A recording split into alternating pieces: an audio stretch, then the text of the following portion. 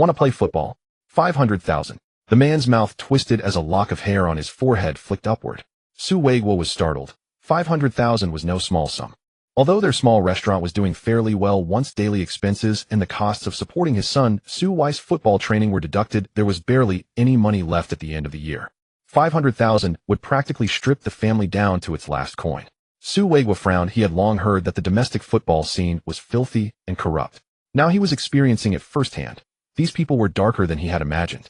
When he was younger, Su Wei would have wanted nothing more than to smash the man before him in the face with a single punch. Yet for the sake of his son's future, Su Wei could only swallow his anger. Coach Lee, can't you lower it a little? He asked, clearly troubled. Coach Lee slanted his eyes at him, blew at his fringe, and said impatiently, Old Su, to be frank, this 500,000 is already a concession for your son. The organization wants to give him focused training because he does have something. As he spoke, he pointed toward the pitch where a group of young players were undergoing trials. Look, several families over there are ready to sponsor the organization with 1 million each, and I haven't even agreed yet. The China League 1 season is about to kick off. If you want a team spot, not a single cent of the sponsorship fee can be missing. Coach Lee put on a grave, earnest expression as though he truly had Su Wei's best interests at heart. Bah, Su Wei cursed inwardly. You know my boy has real ability, yet you still demand money. You dogs will end up behind bars sooner or later, he swore silently. However, outwardly he did not dare show the slightest temper. He turned toward the pitch in the distance where a tall, youthful figure was sprinting across the field. That figure was his son Su Wei, 18 years old, a towering 1.85 m, who had been playing football since the age of 5 and had consistently performed well in training. Every coach who had worked with him said that Su Wei was unquestionably a fine seedling. All he lacked was a larger stage on which to display his football talent. Thinking of this, Su Wei gritted his teeth and was just about to nod and agree to the 500,000 sponsorship fee when Coach Lee suddenly let out a shrill scream, clutching his face in pain. A football had smashed into Coach Lee's face and then bounced to a stop at Su Wei's feet, faintly stained with a trace of blood. Who the hell kicked that ball? Coach Lee clutched his nose. The shot had been so fierce that blood was spurting out. Su Wei, who had been training on the pitch moments earlier, jogged to the touchline, his expression hovering between smile and smirk. Coach Lee, sorry about that, he said lightly. My shot went off. Just as Coach Lee was about to explode, Su Wei had already grabbed his father and pulled him aside far away from the coach. Dad, what are you doing here? I'm here for your football future, of course. I've made up my mind. I'm going abroad to play. What? You're going abroad to play football? Su Wei was utterly stunned, his eyes bulging round. Have you lost your mind? Going abroad to play football? What country do you think you're going to? Spain. I want to play in La Liga, Su Wei replied, brimming with confidence. Su Wei's eyeballs nearly popped out. The last time he had been this shocked was just days ago when host Brazil were crushed 17 by Germany. That match had cost him 1,000 yuan in bets, a sting he remembered vividly. Are you sure this isn't just a whim? Su Wei asked hesitantly. Su Wei's gaze was firm. It's not on a whim. I've thought it through. Playing domestically is pointless. I want to go abroad and see the world. Xiao Wei, this is a big decision. Let's go home and discuss it with your mother, said Su Wei, leading Su Wei away from the pitch. As dusk fell after dinner, Su Wei returned to his room early to rest. Su Wei and his wife, Wei Fenhua, sat facing each other at the dining table. Half the food on the table remained untouched, and both had set down their chopsticks, lost in thought. Suddenly Su Wei spoke. Wife, our son wants to go to Spain to play football. What do you think we should do? How did he suddenly decide to go abroad to play? Wei Fenhua asked, puzzled. Su Wei recounted the events of the trial that afternoon. After listening, Wei Fenhua frowned, anger rising. That's truly outrageous. Exactly. I think giving them 500,000 would be worse than sending our son abroad to try his luck. And how much would that cost? I asked an agency. They said 50,000 would be enough. They'd handle the visa and help arrange trial opportunities with clubs. 50,000. That's not a small amount either, but compared to 500,000 it's much less. Su Wei nodded. Yes, they said that within a month they could arrange trials with 3 to 5 clubs. That's actually quite reasonable. If it doesn't work out, we can treat it as a trip, Wei Fenhua decided. What do you mean if it doesn't work out? My son, the son of Su Wei, will definitely succeed, he retorted, refusing to accept defeat, even in theory. All right. The genes of your Su family really are excellent. Huh? Hearing his wife say this, Su Wei burst into delighted laughter. Meanwhile, in his room, Su Wei lay comfortably on his bed, fiddling with his Xiaomi 3 phone. He could not make out what his parents were discussing in the living room, but he knew they were likely agreeing to his plan of going abroad to play. At that moment, a familiar notification chime sounded in his ears. Congratulations to the host for completing the Football King Development System Main Quest Overseas Trials. Reward 1 basic attribute randomly upgraded to the maximum level. Random selection in progress. Su Wei's lips curved upward. There was not the slightest trace of surprise on his face. Rebirth had not lied to him. The Football King system was truly formidable. In fact, Su Wei did not belong to this era. He had been reborn into this time for just over a week. In his previous life, he had been a diehard football fan, and upon being reborn in 2014, he found himself turned into an actual player. It took Su Wei several days to digest this joke the heavens had played on him. Since he had already been reborn, there simply had to be a system. The first quest to activate it turned out to be going abroad for club trials. Random selection results speed. Host speed has been raised to 100. Speed is one of the most important attributes on the football pitch. Players like Carlos and Bale are renowned for their pace. The host now possesses speed surpassing theirs. Before the system's voice had even finished, Su Wei had already leaped gleefully off the bed. A full 100 points of speed. He felt as if he could take off. Su Wei rolled off the bed, dashed out of his room, rushed past the living room to the doorway, and bent down fumbling to put on his shoes. Su Weigua and Wei Finhua stared wide-eyed from beside the dining area as they watched their son. Su Wei, where are you going at this hour? Asked Su Weigua. Your mother and I have agreed to let you go to Spain to play. Su Wei finished putting on his shoes, straightened up, and flashed a wide grin at his parents. I know. I'm just going out for a couple of laps, he said. In the days that followed, the entire Su family became busy. Wei Finhua packed luggage for Su Wei's departure, while Su Weigua contacted an agency for him, paying the fees and submitting all kinds of documents needed to go abroad. In the blink of an eye, a week passed, and the day for Su Wei to leave for Spain drew near. Originally, Su Weigua had wanted to go along with him, but the cost of living in Spain was far too high. If he went as well, the total expense would be far more than 50,000. And once there, all kinds of daily living costs would have to be budgeted. Given the Su family's current financial situation, it was simply impossible. Moreover, no one knew when they would be able to return, and the family's small restaurant would have to close down, which would be yet another huge loss. After much deliberation, Su Weigua could only let Su Wei go alone. Before departure, he warned him uneasily, Su Wei, once you get there, don't push yourself too hard. If you can stay, then stay. If you can't, just come back home. Su Wei nodded with a faint smile. Dad, don't worry. I'll be fine. Wei Finhua clutched Su Wei's large hand, tears streaming down, as she said, it's not as safe out there as it is at home. Once you get there, be extra careful. Watch your wallet. There are so many thieves abroad. When your third uncle went traveling overseas last time, he even lost his passport. Su Wei helped his mother wipe away her tears, and said with a cheerful grin, Mom, your son is already this big. Who would dare steal my wallet? If I catch them, I'll beat them until flowers bloom all over their faces. You rascals, still so restless. Once you're over there, you mustn't get into fights. If you dare get into a fight. All right, Mom, I won't argue with you. The car's here, we have to head to the airport. Not wanting to hear his mother's nagging any longer, Su Wei got into the car and rushed to the airport. When the Brazil World Cup had just come to an end, the confident Su Wei shouldered a large bag of luggage and boarded a flight bound for Madrid, the capital of Spain. After 14 hours of flight, the plane landed safely at Madrid International Airport. The moment he stepped off the plane, the king of football system rang out by Su Wei's ear. Main quest updated, join a La Liga team. Su Wei was thrilled, thinking to himself that since he had been reborn, merely joining some La Liga team was not enough. He had to go straight to Real Madrid. Reality, however, proved cruel. On the very first day, the agency sent a chubby, greasy, middle-aged man to pick him up at the airport. The man arranged for Su Wei to stay in a small hostel and asked for his mobile number. But over the next few days, the man vanished without a trace. Unfamiliar with the place and the people, Su Wei stayed in the small hostel for 2 days. Just when he thought he had run into a heartless, shady agent, the greasy uncle finally reappeared early on the third morning. With his face unwashed, teeth unbrushed, and no breakfast in his stomach, Su Wei's head felt heavy when the greasy uncle dragged him out of bed. Listen, Xiao Su, it's really hard to get a trial with a La Liga club. These past 2 days I've practically run my legs off. Real Madrid, Atletico, Getafe, Rayo Vallecano. I went to all the La Liga clubs in Madrid. They've watched your match footage, but none of them has given a reply. How about this? Let's lower the bar a bit and get you a foothold first. There's a club here in Madrid called Galacticos Pegasus. I have a pretty good business relationship with them. Why don't you go and give it a try? The greasy uncle rambled on and on. At first, Su Wei was still half-dazed, but when he heard something about a Galacticos Pegasus club, he instantly woke up. What the hell kind of team was that? In his previous life, Su Wei had watched countless Spanish football matches, yet he had never even heard of this Galacticos Pegasus club. He did not even need to ask. With high probability, this team did not even qualify as a Segunda División side. Su Wei guessed it was most likely a third division club. Su Wei did not actually look down on the third division. In theory, the level of play there might well be stronger than China's League 1. But having been reborn, and given that he was after all a speed demon with a pace of 100, it felt beneath him. Besides, the system's quest demanded that he join a La Liga team. No matter what, Su Wei could not bring himself to join this sorry Pegasus side. Su Wei immediately declared with firm resolve, I want to try other La Liga clubs. When the greasy uncle heard this, his expression changed at once, displeasure clear on his face. With your level, if you want to play in La Liga, you'll just have to wait slowly.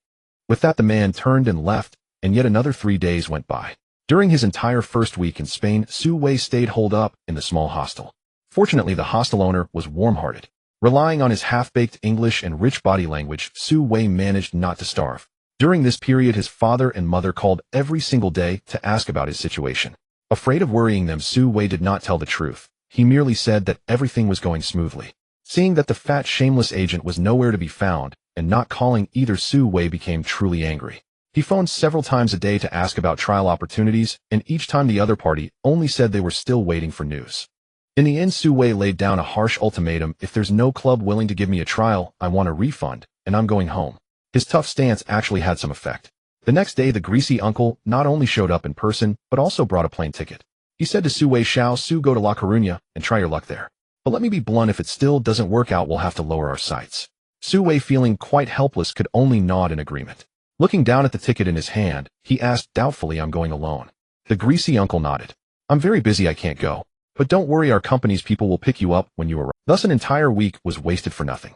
With a sense of regret, Su Wei headed to his second destination in Spain, the city of A Coruña, the capital of the province of A Coruña. Su Wei had at least heard of A Coruña, for this city had once been home to a great team, Real Club Deportivo. What impressed him most was that around the year 2000, this club not only defeated Real Madrid and Barcelona in La Liga to win the league title, but also beat giants like Juventus, AC Milan, Bayern, and Manchester United in the Champions League, earning the nickname Super Depair. However, all of that was more than a decade ago. Nowadays, Deportivo had been in decline for some time, fighting for survival every season and reduced to a genuine La Liga minnow. He departed from Madrid Barajas Airport in the morning, and after an hour's flight, he landed at A Coruña Airport shortly before noon. Dragging his suitcase, Su Wei followed the stream of passengers into the terminal hall. He looked around, searching for the person who was supposed to pick him up. Suddenly, he spotted a white cardboard sign held high above the crowd with 2 large Chinese characters written on it: Su Wei, spelled wrong. They could not even get his name right. Su Wei's brows knitted together, and when he looked more closely at the person holding the sign, he was taken aback. He had not expected his pickup to be a woman, and a very young one at that, looking only a few years older than himself. Dressed in casual sportswear with a bright ponytail tied behind her head, she looked for all the world like a lively student girl. At the sight of this student-like girl, Su Wei's heart sank sharply. Damn it, had he jumped straight into a pit of fire. It was obvious at a glance that this girl did not look reliable at all. Bracing himself, Su Wei walked over to the girl. Seeing him approach, she asked happily, "You're Su Wei?" I am Su Wei," replied, his mood low. Hello, my name is Su Man. Donga has already sent me your video. You play really well," Su Man said with a radiant smile. Su Wei wanted to force a smile, but failed. He knew that with the way he felt right now, any smile he managed would look uglier than crying. "Where do we go next?" Su Wei asked, bewildered. Su Man reached out, snatched his suitcase, and grinned. "I've already submitted your documents to Deportivo La Coruña Club. Now we're just waiting for their response. I've booked you a hotel near the club's training base. Once we hear back, we'll head there for your trial immediately." "Let's go. We'll take a taxi." She grabbed Su Wei's suitcase and gestured for him to follow as they strode toward the airport exit. Inside the taxi, Su Man chattered nonstop, and Su Wei's suspicions were soon confirmed. Indeed, Su Man was a university student currently studying sports journalism at the local Universidad de Coruña. She was in her second year. Her work as a sports agent was merely a part-time gig. All the way she bubbled with enthusiasm, talking and, "Look, that's the Tower of Hercules. Over there is the beach. Did you know? This city boasts more beaches than almost anywhere else. If you'd like to explore, I'd be delighted to be your guide." Su Wei had no heart for sightseeing. With a wry smile, he asked, "How likely is it that he'll get the trial opportunity?" Su Man paused mid-tour, blinked, and replied, "Do you want the honest truth?" Su Wei nodded. She chuckled softly, "I'm not sure. I've never handled a client before. You're my very first." Su Wei nearly choked on his own breath. What a shady agent. Su Man, as if reading his thoughts, added reassuringly, "Don't worry. I've watched your match footage. I can't speak for their opinion, but personally, I think you play exceptionally well." Su Wei turned away, unwilling to reply. Gazing at the distant coastline, he sighed inwardly. "I've truly boarded a pirate ship." Meanwhile, at Deportivo La Coruña's training base, Eduardo, the septuagenarian technical director wearing thick reading glasses, sat before his computer reviewing dossiers of upcoming trialists. Logically, at his age, he should have long since retired to a life of quiet comfort. Yet last year, following dismal results and crushing debt, President Renduaro, who had led the club for 25 years, was forced to step down. Today, Deportivo teetered on the brink of collapse. Even before the new season began, pundits had already branded them prime candidates for relegation. A lifelong servant of Deportivo and a former scout, Eduardo hoped to leverage his expertise to unearth promising talents among the trialists, perhaps salvaging the club from ruin. Yet after reviewing several dossiers and match videos, Eduardo shook his head repeatedly. Today's Deportivo La Coruña held little allure for gifted young players. Sighing, Eduardo moved his mouse and opened a new folder. A document and a video file appeared on. He clicked open the document, and a sharp-featured handsome East Asian youth filled the screen. Su Wei, from Longwa. Eduardo frowned. Longwa, the East Asian nation. He recalled they hadn't even qualified for this year's World Cup. What kind of footballing wasteland could possibly produce elite prospects? Still, Eduardo pressed on. 18 years old. Never capped for the national team. No professional league experience. At this, Eduardo hovered his cursor over the close button. Preposterous. Even at its lowest ebb, Deportivo remains a La Liga side. Yet now anyone dares show up for trials. Without watching the video, he closed the entire folder. After hours of fruitless review, not a single promising candidate emerged. Eduardo removed his glasses, rubbed his tired eyes, rose slowly from his chair, and walked out of his office. While Eduardo fretted over Deportivo's fate, Su Wei stood alone in the lobby of a hotel directly across from the training base. Indeed, Su Wei arrived empty-handed. From the taxi onward, Su Man hadn't let him so much as touch his own suitcase. After over a week in Spain, Su Wei finally felt treated like royalty, a small comfort that lifted his spirits slightly. Though Su Man was a novice in the professional world, her service attitude was impeccable. After check-in, they ascended to their 10th floor room. Su Wei found it thoroughly satisfactory. In Madrid, he hadn't even glimpsed Real Madrid's Santiago Bernabeu stadium. Now standing by the window, he could see Deportivo's training grounds clearly. His La Liga dream had drawn one step closer. As Su Wei gazed intently at the distant training base, Su Man's voice chimed behind him. There's a Chinese restaurant nearby. I'll treat you to dinner. Having rushed from Madrid without breakfast, and finding no meal service on the short-haul flight, his stomach had long been growling. At the mention of food, Su Wei nodded eagerly. They exited the hotel, and took only a few steps onto the... Suddenly a voice echoed in Su Wei's mind. Side quest activated. Righteous intervention. Su Wei froze. A side quest. Righteous intervention. What on earth was that? Had he come to Spain to play football, or to save the world on this? Just as Su Wei stood utterly baffled, the system continued its calm narration. This side quest does not interfere with your main objective. You may accept or decline at will, but be advised such quests often yield unexpected rewards. Su Wei understood instantly. Accept, accept, accept. Rewards meant action. Please observe the area ahead. Su Wei looked up. The sidewalk lay empty save for an elderly man with snow-white hair, shuffling forward. Behind him trailed a wiry, untrustworthy-looking youth with messy dreadlocks, whose hand had already slipped into the elder's pocket. What the hell? Stealing right under my nose, and targeting the elderly. Unforgivable. Thief. Stop him. Su Wei roared, and shot forward like a bolt. Su Man jumped in alarm. By the time she reacted, he was already several meters ahead. The thief, startled mid-theft, spun around, only to see a towering figure charging straight at him, fury blazing in his eyes. He bolted instantly. Clearly no stranger to pursuit, the thief sprinted with practiced agility. Yet Su Wei chasing him couldn't help but smirk. You think you can outrun me? Let me show you Bolt's pace. Su Wei surged forward, surpassing the elder in an instant, then closing the gap in a blink. With precise timing, he delivered a sharp kick to the thief's backside. Terrified and off-balance, the thief tumbled forward, crashing face first onto the pavement. In pain and panic, he glanced back at Su Wei, dropped the stolen wallet, and scrambled away, limping wildly. Su Wei did not pursue relentlessly, but picked up the wallet from the ground, turned around, and handed it back to the old. The old man took the wallet, stared at Su Wei, scrutinizing him up and down, then gave a thumbs up and smiled, saying gracias. Gracias. Spanish. Su Wei did not understand its meaning, and guessed it should be a word of thanks. So he smiled broadly at the old man and quipped, it was just a small effort, nothing to mention. The old man clearly did not understand Chinese, standing there in confusion, still trying to decipher what Su Wei meant. Su Wei waved his hand and jogged back to Su Man. Su Man chuckled and teased, have you finished playing the hero?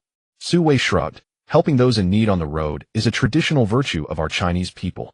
Su Man giggled, her cute dimples blooming on her youthful face. All right, even heroes need to eat. Su Wei rubbed his stomach. After that intense activity, he felt even hungrier. Just as he was about to step forward, a familiar voice suddenly echoed in his mind. Congratulations to the host for completing the side quest successfully, helping an elderly person. The act of bravery task is complete. System rewards are being distributed. Acquired auxiliary skill language talent any language, as long as you hear it you will be able to speak it. Voice talent. Wow. Being able to speak just by hearing it is impressive. Su Wei instantly felt elated. The biggest challenge of going abroad to play football was the language barrier. Otherwise Su Wei wouldn't have been holed up in the hotel for days. He should at least use his 185-meter height and handsome face to charm a few Spanish girls. This football king system has some substance. Su Man treated in a Chinese restaurant. Although it wasn't very authentic and the chef's skills didn't match his father's, Su Wei still enjoyed his meal immensely. After finishing 3 large bowls of rice along with kung pao chicken, mushu pork, and sweet and sour tenderloin, Su Wei felt as if he had come back to life. Su Man looked at the table full of empty plates and was slightly surprised, saying, "Have you not eaten for several days?" Su Wei stroked his chin and smiled. "Don't worry, this meal is on me." Su Man pouted, "Let me handle it."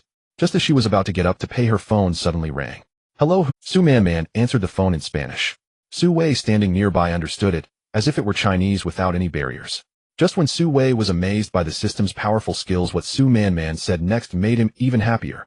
"Is it time for the trial training?" "This afternoon." "That's great." Su Man hung up and happily told Su Wei, "Your trial training is set." Su Wei chuckled, "Got it, I can speak Spanish now too." After the meal they returned to the hotel to rest. In the afternoon Su Man accompanied Su Wei to La Coruña for trial training. Although La Coruña was a weak team in La Liga, Su Wei was still a bit excited. Thinking of the chance to complete the system's main quest, his steps were much lighter than usual. After completing the trial training procedures, Su Man had some urgent matters and needed to leave for a while. Before she left, she asked Su Wei if he could handle the trial training alone. Su Wei had often participated in trial training back in China. Now that there was no language barrier, it was even less of a problem. In a good mood, Su Wei waved his hand, saying, "You go ahead, I can manage." However, Su Man still looked a bit worried. "Hey, if there's any problem, call me. As soon as I'm done, I'll come back right away." Su Wei nodded slightly and strode towards the training field. Upon arriving at the training field, there were already more than 20 young players in various colorful kits lined up in 2 rows. Su Wei approached and asked, "Is this for the trial training?" Someone nodded, and Su Wei immediately stepped into the line. At this moment, the staff responsible for the trial training had not yet arrived, so Su Wei took the opportunity to look around. None of the people here had yellow skin. There were hardly any black players, most were white. "Hey, bro, stop looking around. Jimenez will be here." A tall black guy next to Su Wei reminded him in fluent Spanish. Su Wei glanced at the speaker, who was a head taller than him, probably at least 193 meters. With a shaved head and a dark face, the only white thing visible was his teeth when he spoke. "Who was he?" The tall black guy widened his eyes, looking at Su Wei in disbelief. "Oh, damn, you came here for trial training and don't even know who Jimenez is." "Well, I really don't know." Su Wei wanted to explain that he was just tricked here by a black agent. In fact, his ideal teams were Real Madrid or Barcelona. Before he could finish, the tall black guy shook his head, casting a look of pity at Su Wei. That gaze was like that of a seasoned worker looking down on a newcomer. Jimenez is the current head coach of La Coruña. The black guy paused mid-sentence, straightened up, and pointed ahead with his mouth. Su Wei turned his face to look ahead. At some point, a few people had come to the front of the line, and one of them was someone with a head full of messy white hair and a slightly plump figure. Wasn't this the old man he encountered on the street? Just as Su Wei was quite surprised, the old man smiled and began to introduce himself. "Welcome everyone to La Coruña. I am Eduardo, the technical director here." So this old man was a high-ranking executive of La Coruña, and Su Wei finally understood his identity. Eduardo then began to introduce a middle-aged man with curly hair standing next to him. "This is your head coach, Jimenez." Compared to the kind-looking Eduardo, Jimenez had a much more serious expression. At this moment, he was standing with his arms crossed, silent, and when Eduardo introduced him, he merely nodded. After introducing Jimenez, Eduardo continued, "I hope everyone performs well today and can successfully pass the trial training. La Coruña Club looks forward to your joining." After a few simple opening remarks, the trial training began immediately. Su Wei was not unfamiliar with it. The trial training at La Coruña was not much different from that in China. The first major item was the basic skill test, except for the goalkeepers, who had a dedicated goalkeeper project. Other players had regular tasks like juggling, while moving, dribbling through cones, throwing, and catching the ball, low passes and long passes. Su Wei used to play as a midfielder, but back in China, whenever the team conducted these tests, he would rank among the top players. However, after today's test, Su Wei unexpectedly received only a D-level performance. Looking around at the other players, they were either B or C levels, with a short player named Moreno even getting an A. Su Wei quietly observed for a while, and it seemed he was the only D-level player. Even the seemingly clumsy tall black guy received a C. "Damn, am I that bad? If this continues, I might not even get to join La Coruña." Su Wei was instantly panicked. The first phase of the test has concluded, allowing for a brief 10-minute break. Su Wei sat on the grass, wiping the sweat from his forehead, and involuntarily glanced towards the sidelines. Eduardo and Jimenez were still standing on the sidelines. Su Wei looked at Eduardo and murmured, "This old man, I helped you out at noon. You should help me back. I'm a potential prospect." Su Wei's inner thoughts were beyond Eduardo's hearing.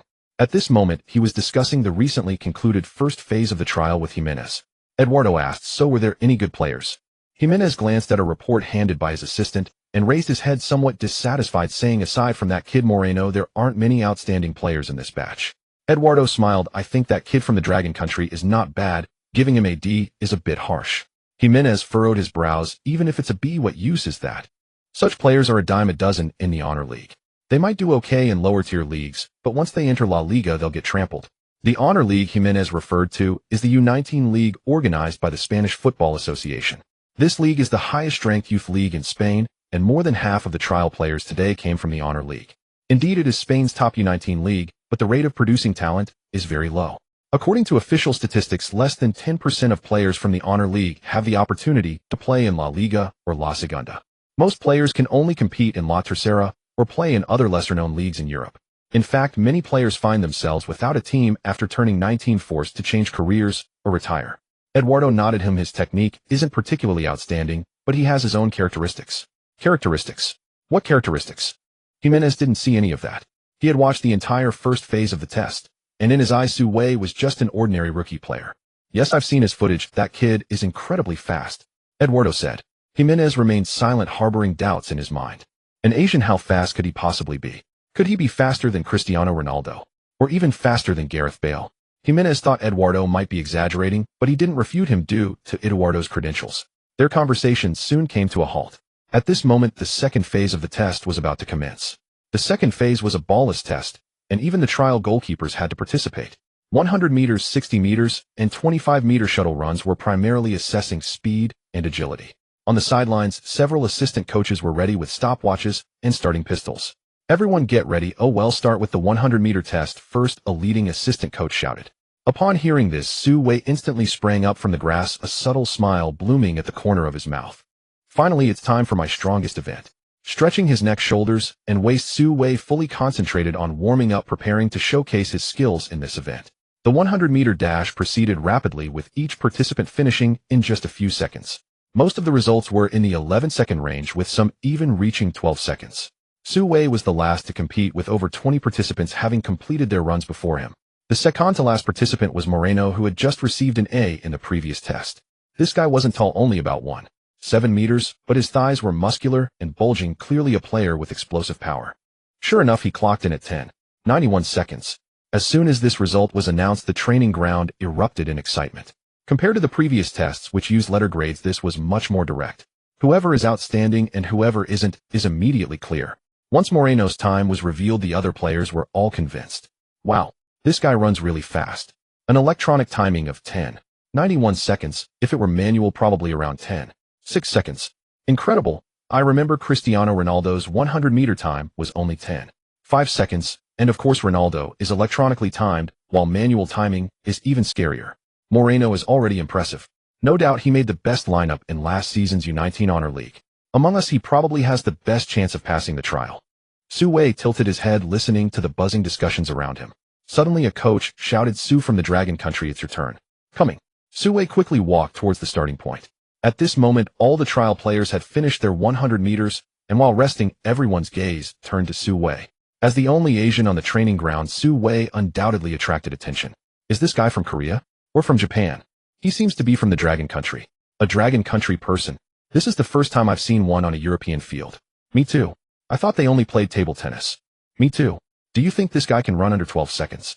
They'll bet €10 that he can't. They'll bet €20. How could an Asian possibly run fast? As the onlookers continued to chatter, Su Wei had already positioned himself on the ground, preparing for the start. The surrounding discussions drifted into his ears. Being able to understand what others were saying wasn't entirely a benefit, and at this moment, Su Wei felt irritated. Damn it, this bunch of idiots, it'll scare the piss out of you later. As soon as Su Wei's thoughts settled, he heard a voice beside him say, "Get ready." Bang. With the sound of the starting gun, Su Wei burst out like a cheetah. 10 meters, 20 meters, 30 meters, 50 meters. Su Wei sprinted as if flying, and the onlooking trial players began to show expressions of surprise. In just a few seconds they had made a preliminary judgment from Su Wei's agile figure. This guy was a running expert. Jimenez on the sidelines was also slightly taken aback. This guy is indeed fast. Having been in the football industry for over 30 years, he had seen countless. He could tell at a glance that Su Wei's 100-meter time was no simple feat. Meanwhile, the assistant coach timing at the finish line was watching Su Wei approach, while occasionally glancing at the electronic timing device. 6 seconds, 7 seconds, 8 seconds, 9 seconds. As Su Wei was about to cross the finish line, he had yet to surpass the 10-second mark. Oh, this is incredible. Was this guy a track and field athlete before? The assistant coach's eyes widened, his body trembling slightly. As Su Wei crossed the finish line, the assistant coach quickly called for a stop, then eagerly rushed to check the electronic timing results. 10 seconds flat. This speed was simply the Usain Bolt of the football field. The assistant coach gasped in surprise. Su Wei's 100-meter sprint time had surprisingly come in under 10 seconds. With such a time, he would have a chance to win a medal in the Olympic finals for the 100 meters. Terrifying. Simply terrifying. The other trial players, upon learning of Su Wei's 100-meter time, were all left in shock. Anyone with eyes could see that Su Wei was incredibly fast. However, no one had anticipated that Su Wei could be this ridiculously fast. This guy actually ran under 10 seconds. With this time, he could easily compete in the Olympics for the 100 meters. My goodness, is he playing as a forward? If he gets an unknown opportunity, I won't be able to catch up with his speed. The tall black guy from earlier walked over to Su Wei, grinning widely, and patted him on the shoulder, praising, "The speed of the Dragon Kingdom is impressive." Su Wei smiled faintly, just performing as expected. On the sidelines, Eduardo asked Jimenez with a smile, "What do you think? There's no player with this kind of speed in the Glory League." Jimenez also smiled. "Yes, this kid from the Dragon Kingdom is indeed beyond my expectations." Next came the 60 meters and the 25 meters shuttle run. Su Wei's results were all first place, and they were overwhelming. Jimenez nodded repeatedly, and Eduardo found him increasingly pleasing to the eye.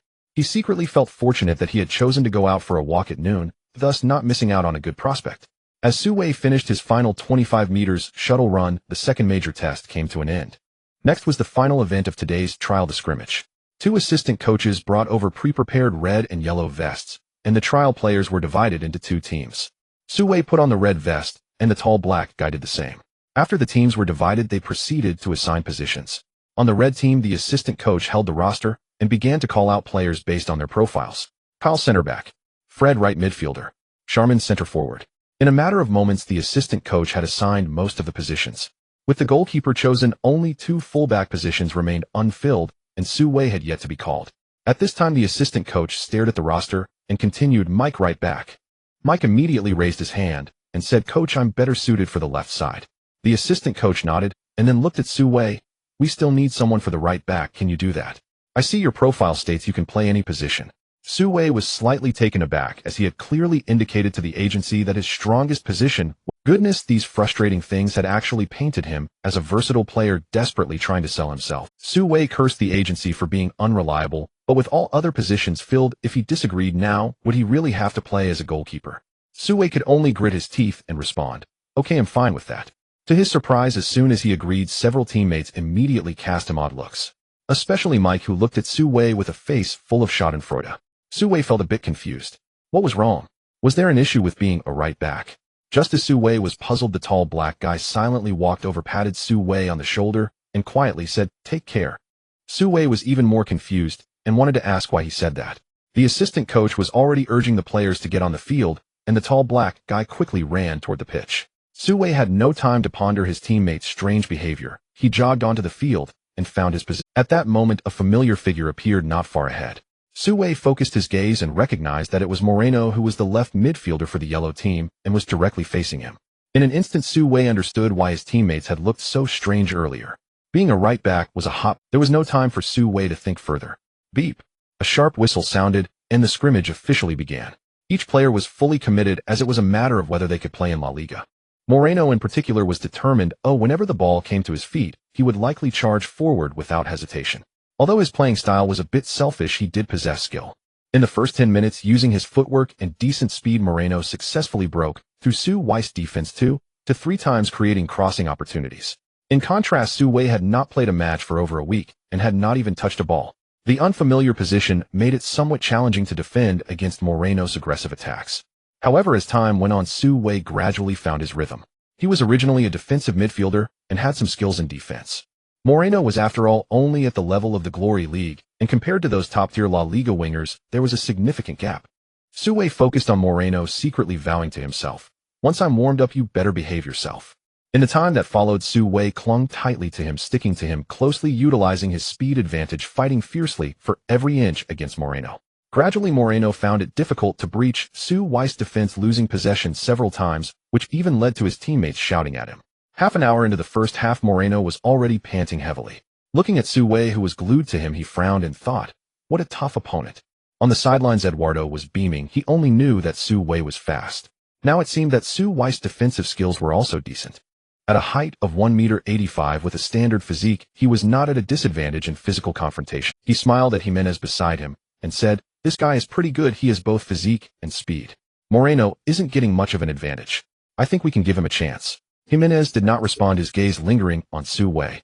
Although Su Wei's performance exceeded his expectations, he wanted to observe further, as every spot on the first team was incredibly valuable. As the head coach, Jimenez had to ensure that every player could contribute to the team. In the blink of an eye, the first half was nearing its end, and the score remained 0-0. Once again, Moreno regained possession on the wing, but failed to help his team score. At this point, he felt a bit anxious and chose to go solo, dribbling past midfield. A few steps later, he looked up and saw Su Wei. Moreno wanted a quick resolution, attempting to split the defenders and use his speed to outmaneuver Su Wei. In the Glory League, Moreno had torn through many teams' defenses with this move. However, today, facing Su Wei, he had run into a wall. Su Wei took a few quick steps, positioned himself in front of Moreno, and easily intercepted the ball. That wasn't the end. After gaining possession, Su Wei made a lateral pass to a teammate in the center, and then turned charging boldly toward the opponent's half. Su Wei charged forward with astonishing speed, leaving Moreno far behind. The teammates in the back line observed Su Wei's performance on the flank, and trusting him, sent a long pass towards him with a powerful kick. Unfortunately, the pass was a bit too strong, landing closer to the opponent's fullback. However, Su Wei was faster than the defender, and both raced for the ball, with Su Wei arriving first. With a deft touch of his toes, Su Wei executed a clean cut past the defender. This maneuver was on an entirely different level compared to Moreno's earlier attempt. It was as if he had passed to a version of himself a few seconds later. Just a brief encounter with the opposing fullback was enough for Su Wei to tear through the defensive line. The opposing goalkeeper shouted in panic, "Quickly close down that kid." Su Wei caught up with the ball, took a few more steps forward, and sent in a cross from the flank before the defending player could reach him. To be honest, Su Wei's cross was far from as beautiful as his breakthrough. The ball was a bit too high and not particularly fast. However, the tall player clearly excelled at heading, and the opposing center back was also limited in ability. The tall player leaped high amidst the crowd, connecting with a header that sent the ball into the net. 1-0. Su Wei's team took the lead. Clap, clap, clap. Eduardo clapped vigorously from the sidelines, a smile appearing at the corner of Jimenez. Eduardo said, "So what do you think? This player from the Dragon Kingdom isn't bad, right?" Jimenez nodded. "He's quite fast and has some fundamentals. With some practice, he should be able to play as a substitute."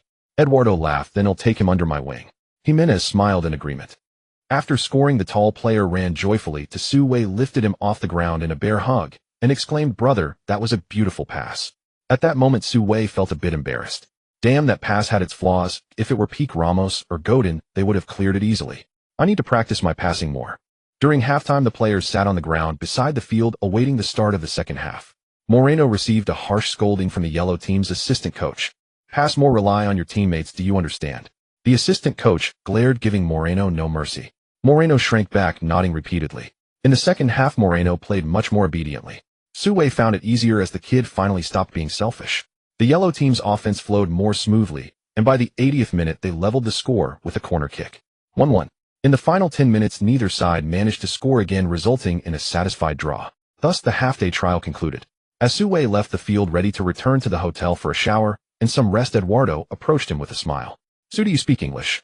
Su Wei looked at the old man and grinned. "I also speak Spanish." Eduardo was momentarily surprised, then joyfully inquired, "Great. Who is your agent?" He continued, "Tomorrow or the day after we can discuss your future." Su Wei's eyes lit up and he cheered, then cautiously asked, "Did I pass the trial?"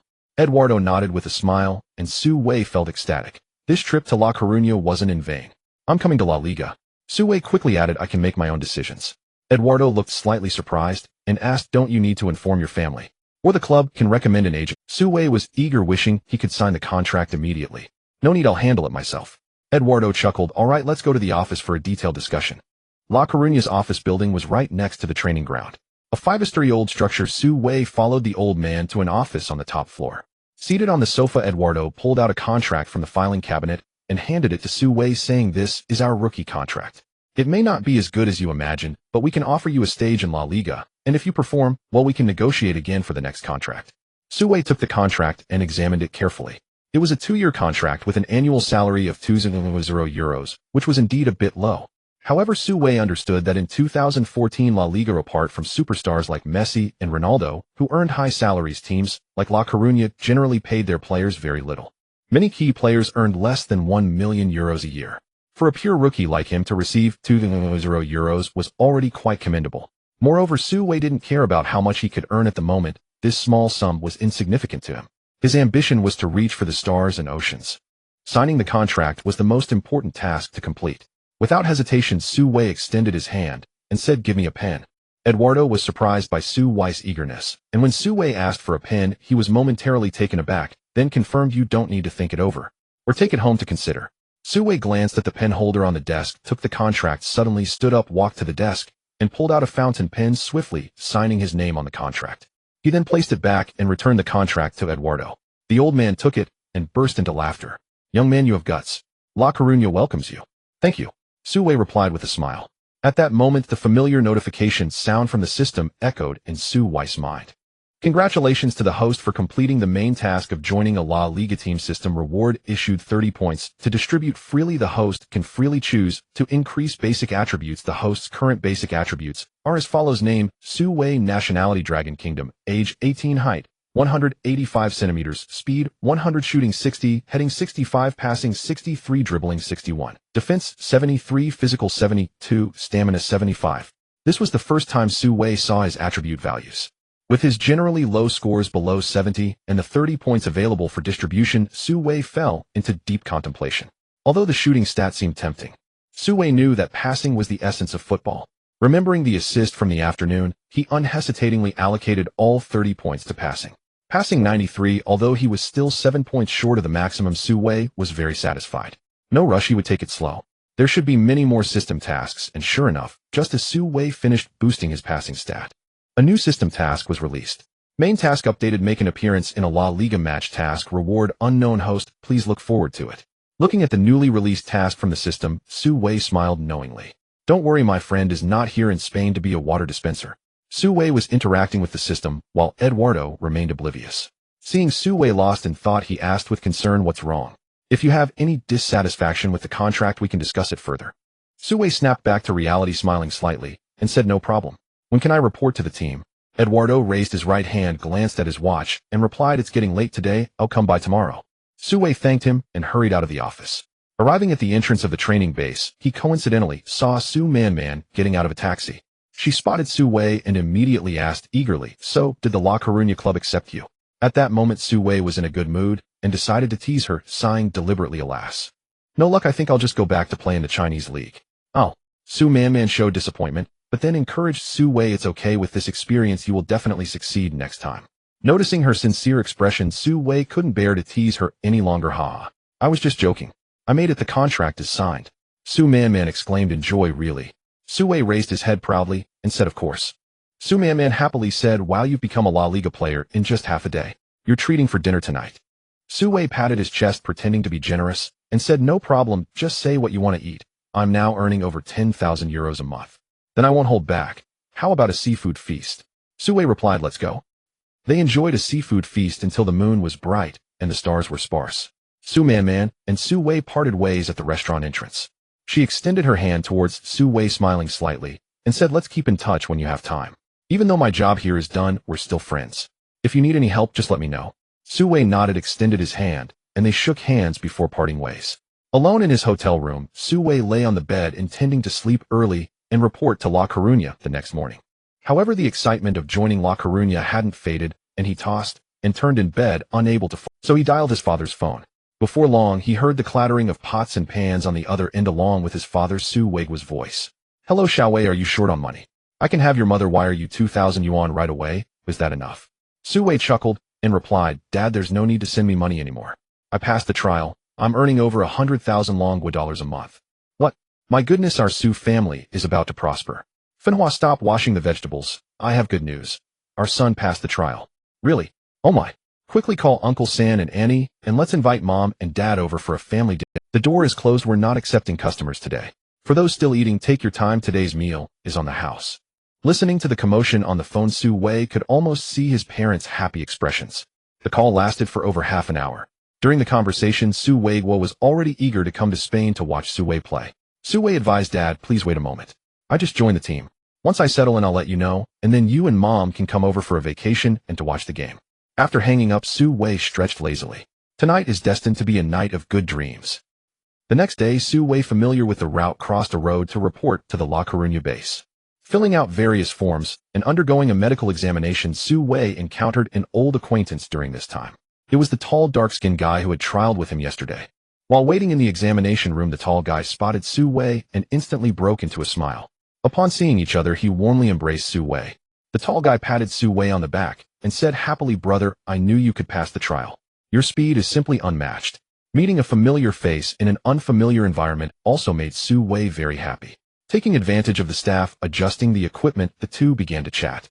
Su Wei learned that the tall guy's name was Sherman, from Cameroon, a few months older than him, and he had also passed the trial.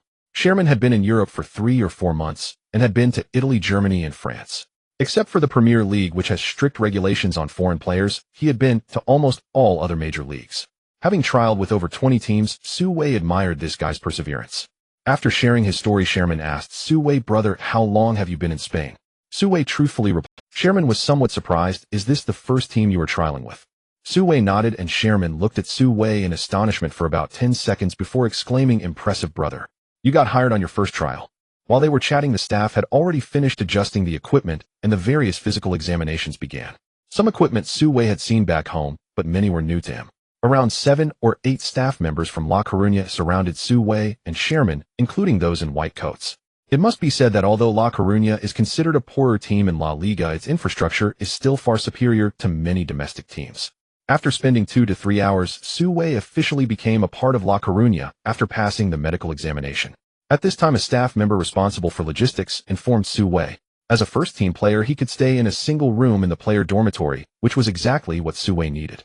Upon hearing this good news, Su Wei checked out of the hotel, grabbed his luggage, and headed straight to the player dormitory. Although the room was smaller than the hotel space, it was quite tidy, consisting of a living room, bedroom, and bathroom, which made Su Wei very satisfied.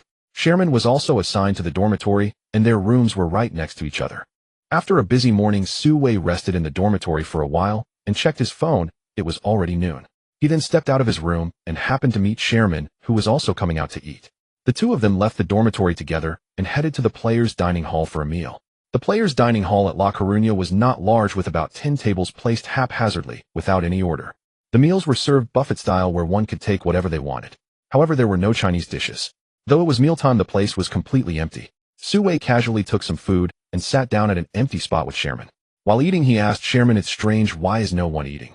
Sherman replied, I heard that the team's pre-match training starts tomorrow, so I think many people haven't returned yet. Just as they were talking, they heard a clattering of footsteps coming from the dining hall entrance. Su Wei and Sherman instinctively looked over and saw a young man with dark skin swaying as he walked in. This person stands about 175 centimeters tall, with dense little braids neatly parted on either side, as if styled in a middle parting. His beard unshaven, a circle of hair grown around his mouth. He is not very old, probably just a little over 20. Wearing a floral shirt, floral shorts, and flip-flops, he looks as if he just returned from the beach. The man entered the dining hall, glanced at Su Wei and Shah Erman, then walked straight to the serving counter. Su Wei averted his gaze and tentatively asked Shah Erman, who is he? Su Wei had guessed correctly, as Shah Erman clearly knew a lot about Laco. He immediately replied in a hushed voice, that's him, Cavallero, a player from Benfica, loaned last year, plays in the front line. Su Wei raised an eyebrow. Loaned? Shah Erman nodded. Yes, don't be fooled by his 22 years. He is a key player for Laco. This guy had an impressive performance in the attack last year, especially on the flanks. He is like a fast horse. Jimenez has repeatedly expressed the desire to sign him, but it is very difficult. Su Wei asked curiously why. Shah Erman noticed Cavallero still at a distance getting food, and lowered his voice even more. This guy's market value has already exceeded 15 million euros on Transfermarkt. Moreover, his salary is not cheap either. Over the years it would amount to several million. Laco simply cannot afford that much money. 15 million is indeed a considerable sum. Su Wei knew that a team like Liga, which is considered poor in La Liga, might not even have a total team value exceeding 40 million euros. Spending millions on a single player is almost impossible. While Su Wei was still getting to know his new teammates, Cavallero had already taken his tray and sat down at a table near the entrance of the dining hall. Su Wei and Shah Erman also stopped talking. About 5 or 6 minutes later, another person walked in. This man greeted Cavallero upon entering, then got food, and quickly sat down next to Cavallero. The two seemed to have a good relationship, chatting while eating. The dining hall was small, and their conversation was not soft. Su Wei could vaguely hear them. However, he did not understand at first. They were speaking neither Spanish nor English. After listening for a while, Su Wei realized they might be speaking Portuguese, and gradually, he surprisingly understood. Su Wei knew that it must be due to the system's skill language talent. "How was your vacation?" the man sitting opposite Cavallero asked. So not much mood. "How did the talks with Eduardo go?" "Very poorly. They didn't agree to give you a raise." "Yes, they keep telling me about the club's difficulties," and Jimenez, I can almost recite what they said. The club is indeed a bit in trouble." "Trouble?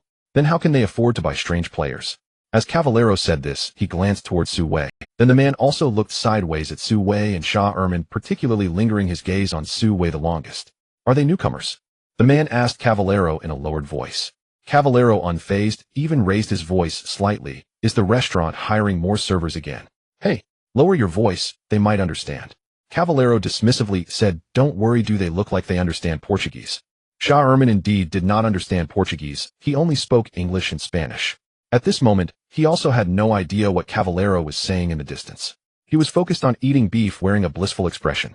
Su Wei, however, heard everything clearly. Despite being psychologically prepared before going abroad, knowing that as a player from a less developed football country, he would inevitably face some mockery and disdain. However, in the more than a week since arriving in Spain, the people he encountered had generally been friendly.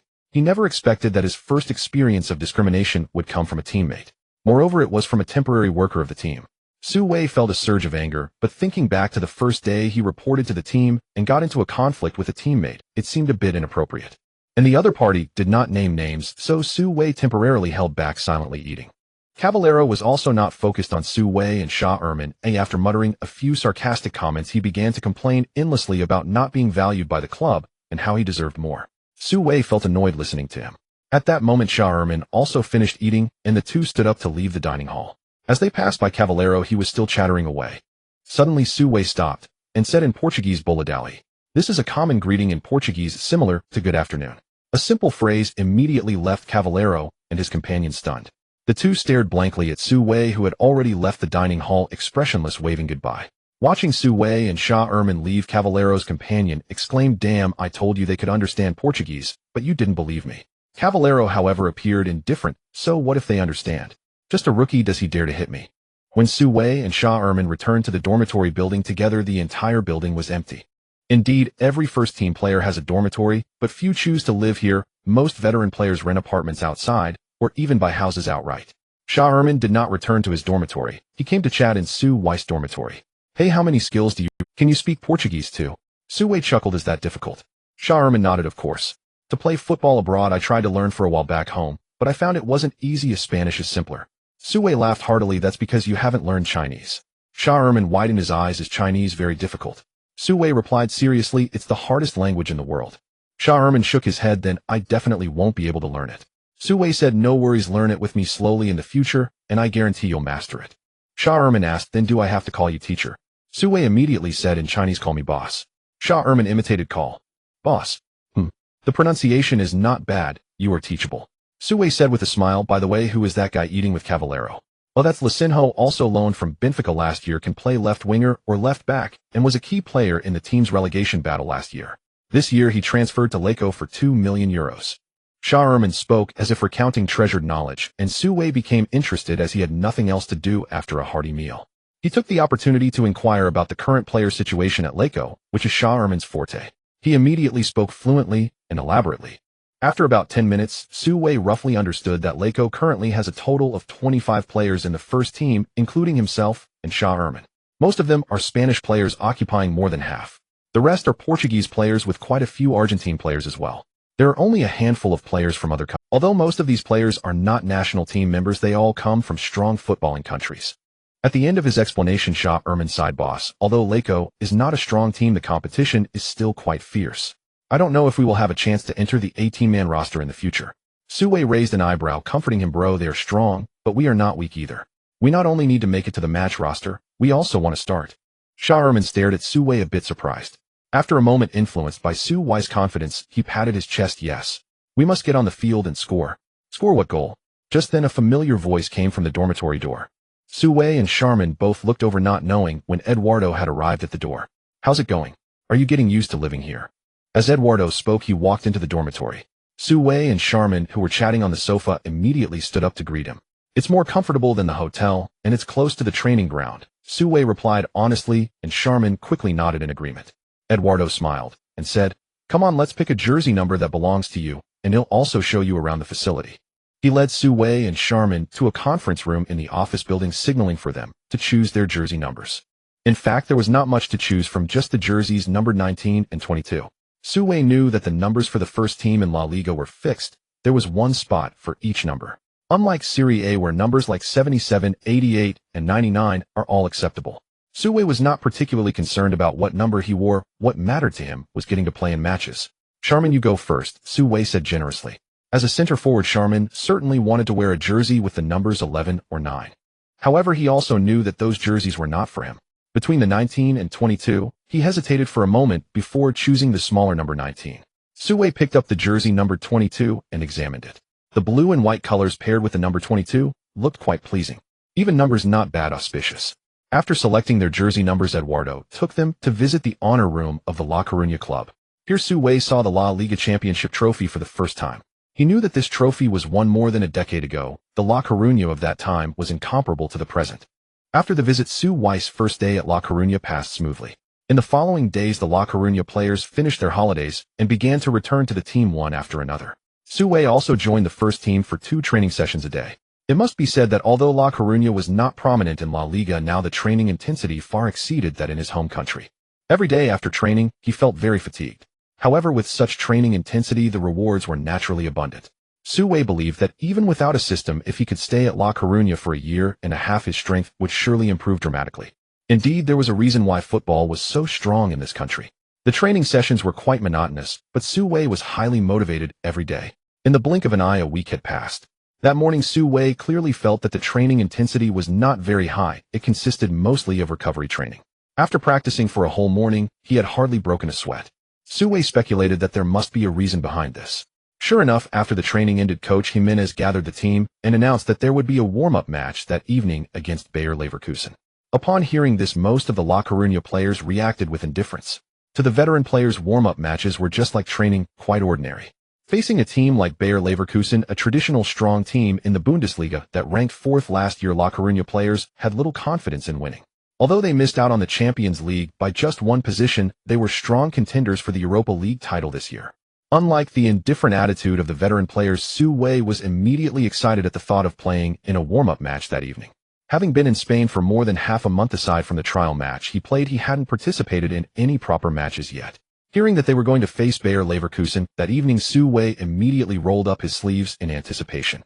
Since there was a match in the evening, the afternoon training was cancelled. Some players went home, while others simply returned to the dormitory to rest. Su Wei also went back to the dormitory to conserve his energy, waiting for the match that night. In the evening, after having dinner with his teammates, Su Wei put on his gear and boarded the team bus, heading to La Coruña's home ground, the Riazor Stadium. The bus sped along the coastal highway. Su Wei hadn't even settled into his seat when they had already arrived at their destination. Through the window, he saw the Riazor Stadium illuminated in the night. Groups of fans were entering the stadium through security. This warm-up match was open to the public. Although there hadn't been much publicity beforehand, some local fans who had received the news still came to watch.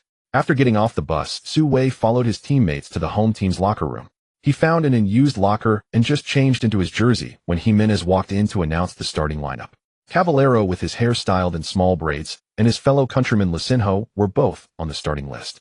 Su Wei stretched his neck, hoping to hear his name from Jimenez. However, until Jimenez read out the goalkeeper Lux's name, he did not mention Su Wei.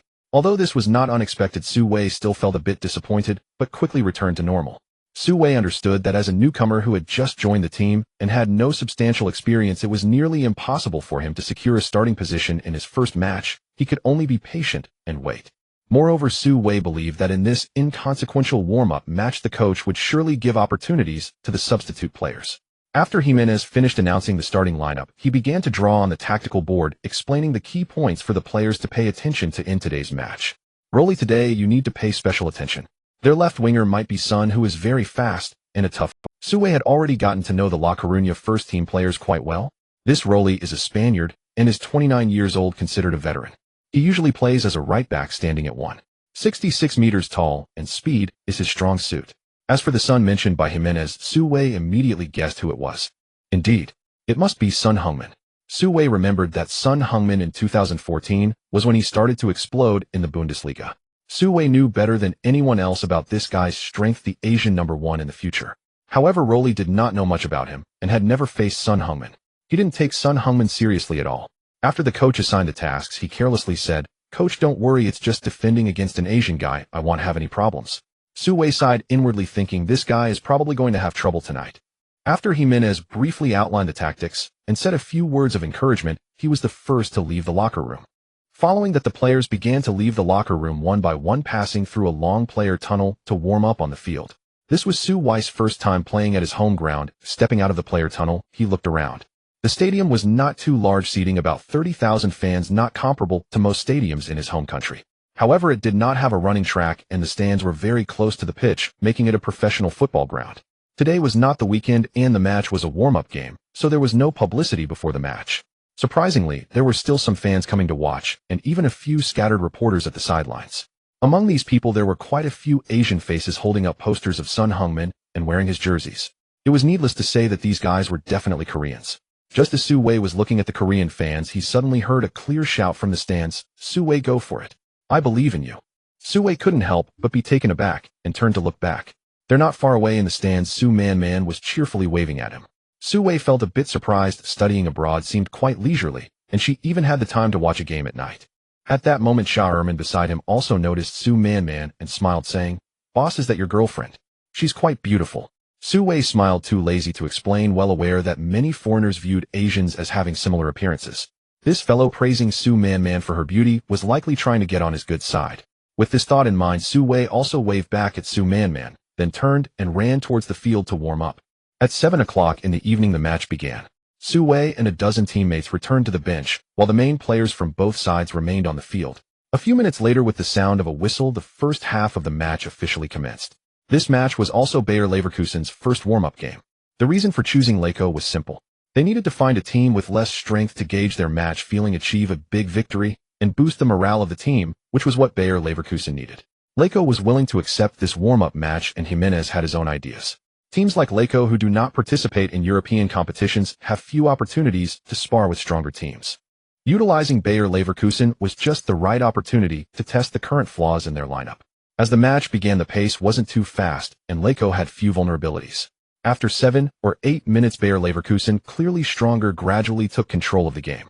Especially on the left flank, Son Heung-min's skills were impressive. His technical movements were simple, yet his footwork was quick and his speed was fierce.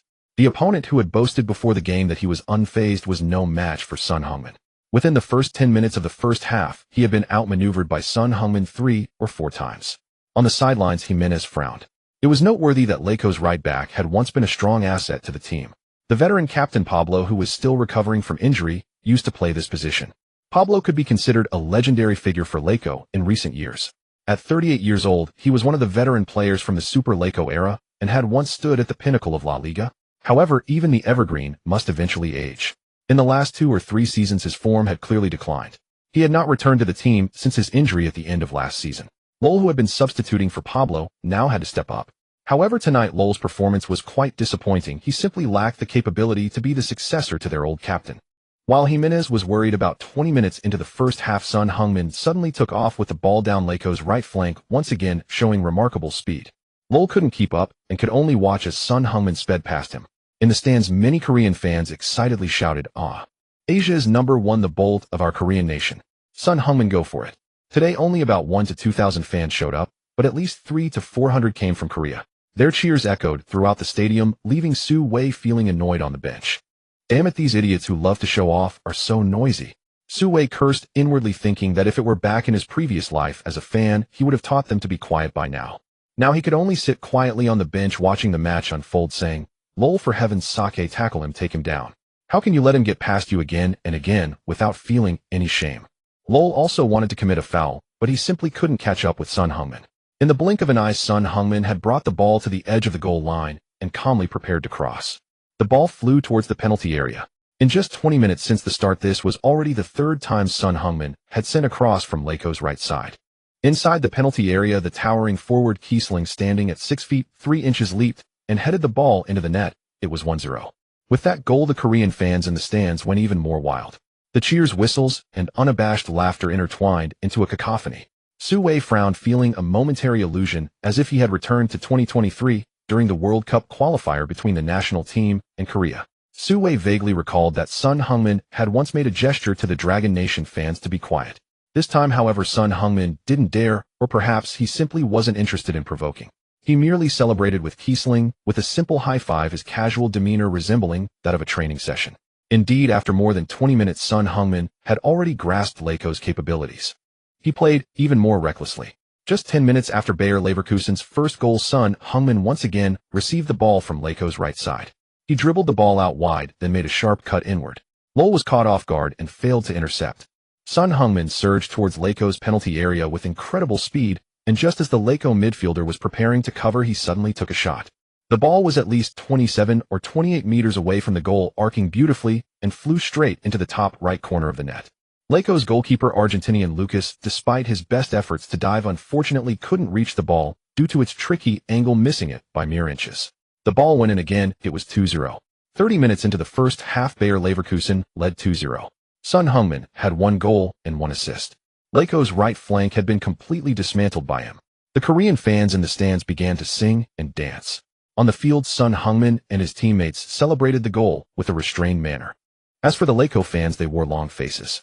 Although they knew their team was likely to lose to Bayer Leverkusen, being down 2-0 within just half an hour was indeed quite embarrassing. Sigh. Lol usually seems pretty good. How could he be so outmatched? He is good, but it depends on who the opponent is. Is that Korean guy really that impressive? Of course, anyone who can start for Bayer Leverkusen is certainly not ordinary. This guy has improved rapidly in the last couple of years, and his market value has risen to over 10 million, and it's still increasing. You have to understand, for an Asian player to have a market value in the millions is quite rare. Sigh. I miss the old captain Pablo. Where is he? I don't see him on the bench either. The captain seems to still be recovering from his injury. I don't know if he will make it back for this season's matches. Sigh. Even if the captain can play this season, what about next season? The season after that? The captain is already 38. We can't always rely on him. We need a strong right back. What has Eduardo been doing this summer? Sigh. Do these guys really think they can get relegated this season? The Leiko fans complained while Jimenez was lost in thought. Lol's poor performance forced him to consider whether he should try someone else for the position. Jimenez turned his head, scanning the bench for a suitable candidate. Unfortunately, he shook his head in his mind upon seeing a familiar face. The veteran players either didn't fit the position at all, or had already been tried in previous matches, and none were stronger than Lol. Just then, Jimenez's eyes lit up as he spotted Su Wei. Wasn't this newcomer the one who played right back during fast and with decent defense? Perhaps he could handle this position. With this thought, Jimenez shouted to Su Wei, "Su, go warm up." Su Wei was filled with overwhelming joy and suddenly stood up. He knew there would be a chance to play, but he didn't expect it to come so soon. Suppressing his excitement, Su Wei high-fived each teammate on the bench. He walked to Shah Erman, and the two bumped fists. Shah Erman smiled and said, "Come on, boss." Su Wei nodded. "He'll go up and play around with him first." Leaving the bench, Su Wei quickly made his way to the sidelines and began to warm up. 5 minutes later, Zaminis waved at Su Wei and he jogged over to the coach. Zaminis placed his hands on Su Wei's shoulders and lowered his voice to give instructions. "Do you see that number 7 on the opposite side? Son Heung-min. Yes, your task is to tightly mark him and not let him have any opportunities. Can you play as a right back?" Again with the right back position. "I'm a midfield genius. This coach really doesn't recognize talent. Forget it, it's good to have a chance to play." Su Wei confidently replied, "No problem, he'll go up and mark him tightly." In the 35th minute of the first half, Leiko made a substitution. Luo Lai went off and Su Wei came on. In the stands, Leiko fans looked confused. Who is this? I've never seen him before. Is he a newcomer? A player from Goryeo, or from the land of the rising sun? At that moment, Su Man, overhearing the discussions of Leiko fans nearby, smiled proudly and said, "His name is Su Wei and he's from the Dragon Country." The Leiko fans were once again stunned. A player from the Dragon Country. In their long-held stereotypes, it seemed that the Dragon Country didn't produce many football players. Su Man didn't care what others thought. Seeing Su Wei take the field, she happily leaned over the railing and shouted loudly towards the pitch, "Su Wei, I believe in you, go for it." Her clear shout instantly drew the attention of the Goryeo fans. They turned to the pitch questioning Su Wei. Is that the new number 22? Who is he? Just as the Goryeo fans were filled with confusion, Su Wei had already jogged to the right flank. With around 10 minutes left in the first half, Bayer Leverkusen, despite leading 20, did not choose to ease off. Relying on the advantage of individual player abilities, they continued to control the rhythm of the game and launched attacks. Especially Son Heung-min, who was in fiery form today, was still full of energy as the first half was nearing its end. Su Wei had been on the field for less than 3 minutes when he faced a challenge. Bayer Leverkusen's midfield completed 3 or 4 simple passes, smoothly getting the ball to Son Heung-min. Today, Bayer Leverkusen's players noticed that Leco's right defense was weak, so they frequently passed the ball to Son Heung-min. Su Wei saw Son Heung-min gain possession again and knew his moment had come, instantly gearing up. Sure enough, Son Heung-min, who had been playing effortlessly in the first half, charged towards Su Wei with the ball. Su Wei also did not hold back and faced him head-on. The two quickly met on the flank. I must say Son Heung-min's footwork was indeed fast. With just a slight feint, he dribbled the ball past Su Wei effortlessly. Su Wei was startled and cursed, "Damn, this guy is quick." He quickly turned to chase after him. Meanwhile, the Goryeo fans in the stands, seeing Son Heung-min successfully break through again, erupted into cheers. Just as they imagined Son Heung-min would charge straight to the Leco goal line and continue to make a miraculous assist, they were surprised to find that the number 22, who had seemingly been left behind, had actually caught up, nearly running parallel to Son Heung-min. What the heck is going on? The Goryeo fans couldn't believe their eyes, staring wide-eyed. It's worth noting that Son Heung-min's characteristic is his speed. The Goryeo fans had never seen a player who could catch up to Son Heung-min after turning. This number 22 was way too fast, leaving them all astonished. As Son Heung-min raced forward with the ball, he noticed out of the corner of his eye that Su Wei was chasing after him. Realizing he was close to the goal line, he took a touch forward, ready to cross. Su Wei had already caught up and executed a sliding tackle. The ball instantly flew out of play, and Son Heung-min, unable to dodge, tripped over Su Wei's legs and fell to the ground. In the stands, all Goryeo fans stood up. What the heck? What the heck? What the heck? Various shouts of disbelief echoed, while Su Wei quickly stood up, brushing off his pants. What the heck, you sand sculpture? With me here, how can I tolerate you guys acting so arrogantly? Several teammates rushed over from the back, high-fiving and hugging Su Wei. Everyone had been tormented enough by Son Heung-min, and with Su Wei avenging them, they all came up to encourage him. At this moment, Son Heung-min slowly got up from the ground. Although he wasn't injured from the fall, he had a mouthful of grass. He spat out twice and involuntarily sized up Su Wei. This guy is from the Dragon Country. He seems to have some skills, but compared to me, he's still not enough. Son Heung-min wasn't arrogant. In his years in Asian football, he hadn't encountered many worthy opponents. Su Wei's emergence did not stir any fear within him. Meanwhile, his teammates were urging him to quickly take the corner kick. Son Heung-min glanced at Su Wei again before quietly running towards the corner flag. Perhaps influenced by being tackled earlier, his corner kick was a bit lackluster. It was too close to the goal, and Leco's goalkeeper easily intercepted it. Immediately after, Bayer Leverkusen launched a counterattack.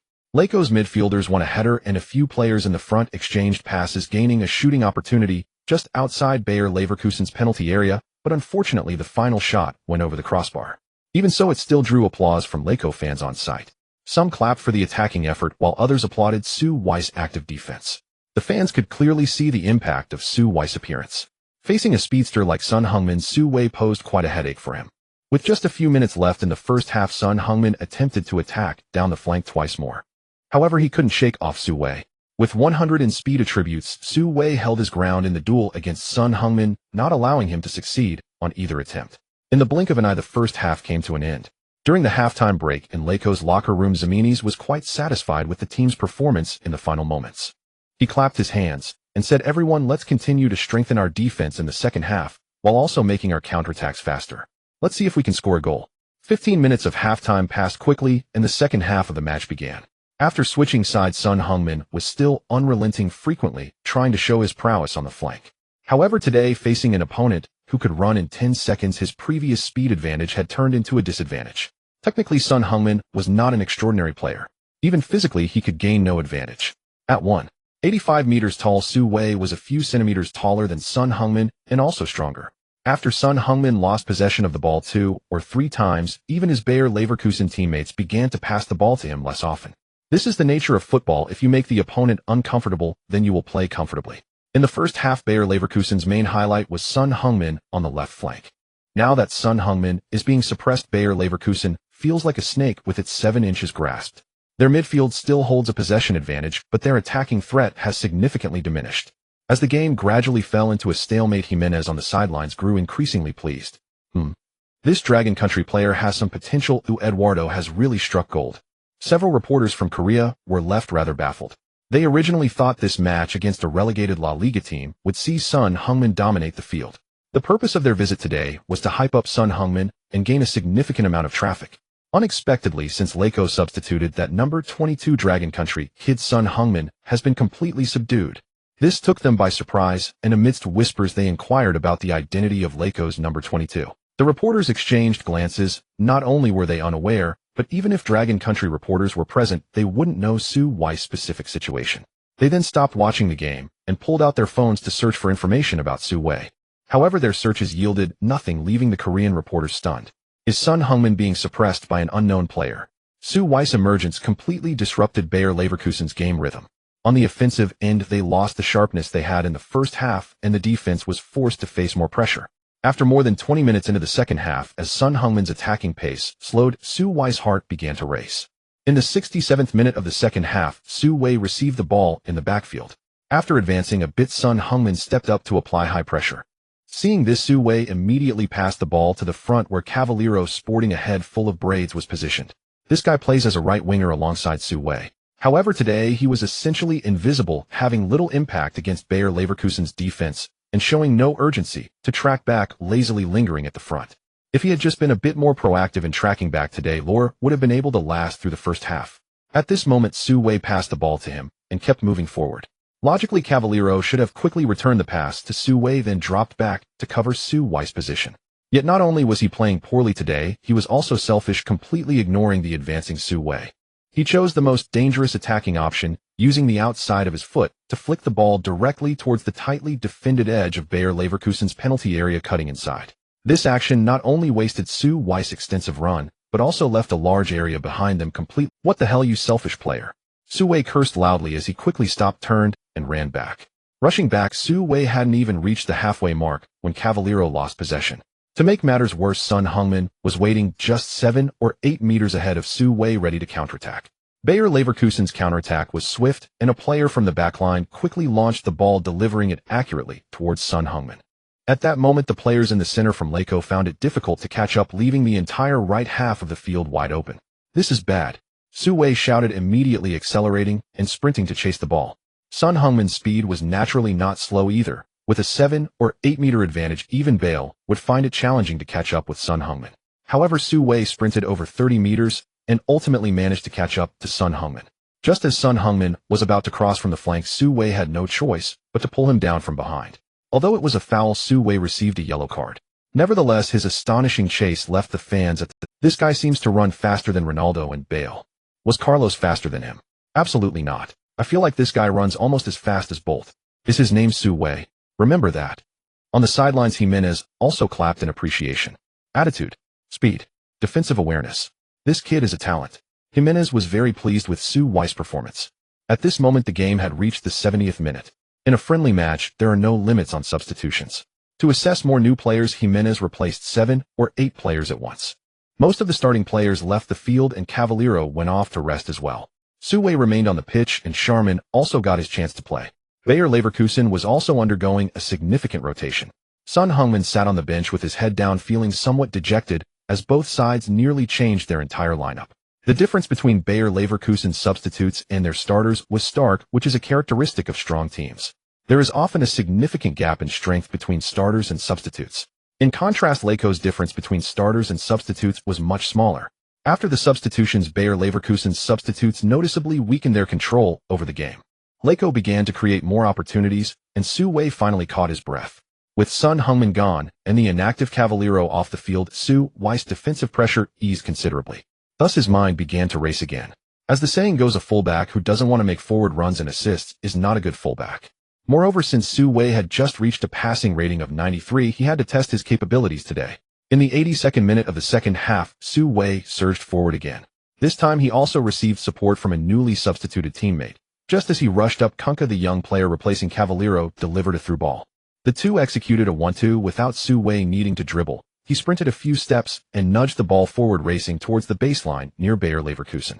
He then aimed for the penalty area of Bayer Leverkusen and delivered a cross. This cross was low and fast, aimed directly at Sharman's head. Not wanting to waste such an opportunity, Sharman, tall and strong, lightly jumped amidst the crowd, nudging the ball with his head, which instantly changed direction and flew towards the goal. The ball was delivered so perfectly that Sharman felt as if it was just like practice, and the ball hit the net. 2-1. Su Wei's assist helped the team pull one back. This result left all Bayer Leverkusen players somewhat stunned. Could it be that the relegated teams in La Liga are this strong? The earlier cross clearly showed that the Dragon Country kid has some skills.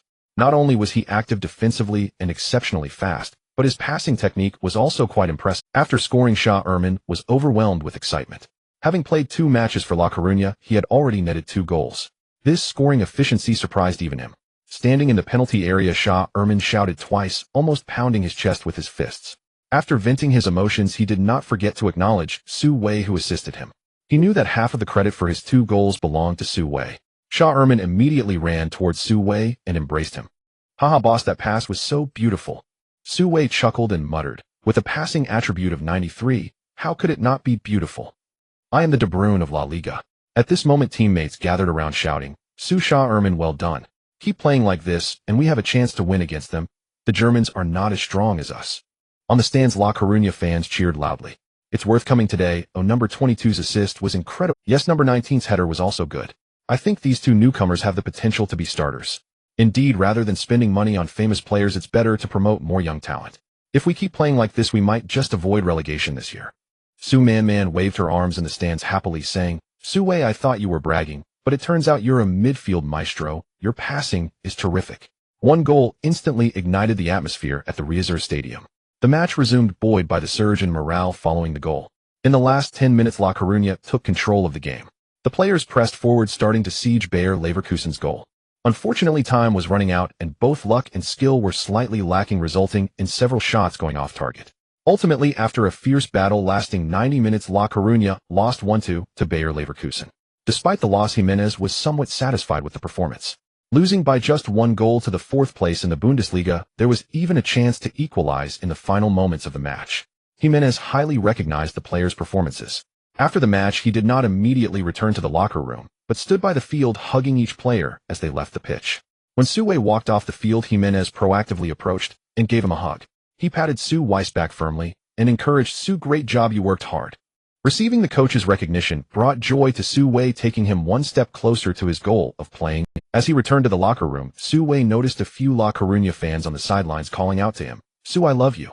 Keep up this competitive form." Su Wei was momentarily taken aback, completely caught off guard. He had not expected that just 1 match into his time at La Coruña, fans were already starting to like him. Indeed, fans everywhere are lovely provided you have the skill. Su Wei stopped, waved at a few of them, and smiled, responding in fluent Spanish, "Thank you, I love you too." The La Coruña fans were pleasantly surprised, not expecting Su Wei to speak Spanish so fluently. A smile spread across their faces. They quickly took out their phones, snapping numerous pictures of Su Wei and posting them on social media. "Everyone look. La Coruña has a Dragon Country player who speaks Spanish." After finishing the warm-up match against Bayer Leverkusen, Su Wei began training twice a day with the team over the next few days. Following his brilliant performance as a substitute in the last match, Jimenez started paying more attention to Su Wei. He often pointed out some of Su Wei's mistakes during training. Su Wei gained a lot from this, although the main line of the system's task remained stuck at making his La Liga debut. However, Su Wei felt he was improving every day, increasingly convinced that his trip to Spain was the right choice. The training intensity in his home country, which felt like play, could not be compared with La Liga.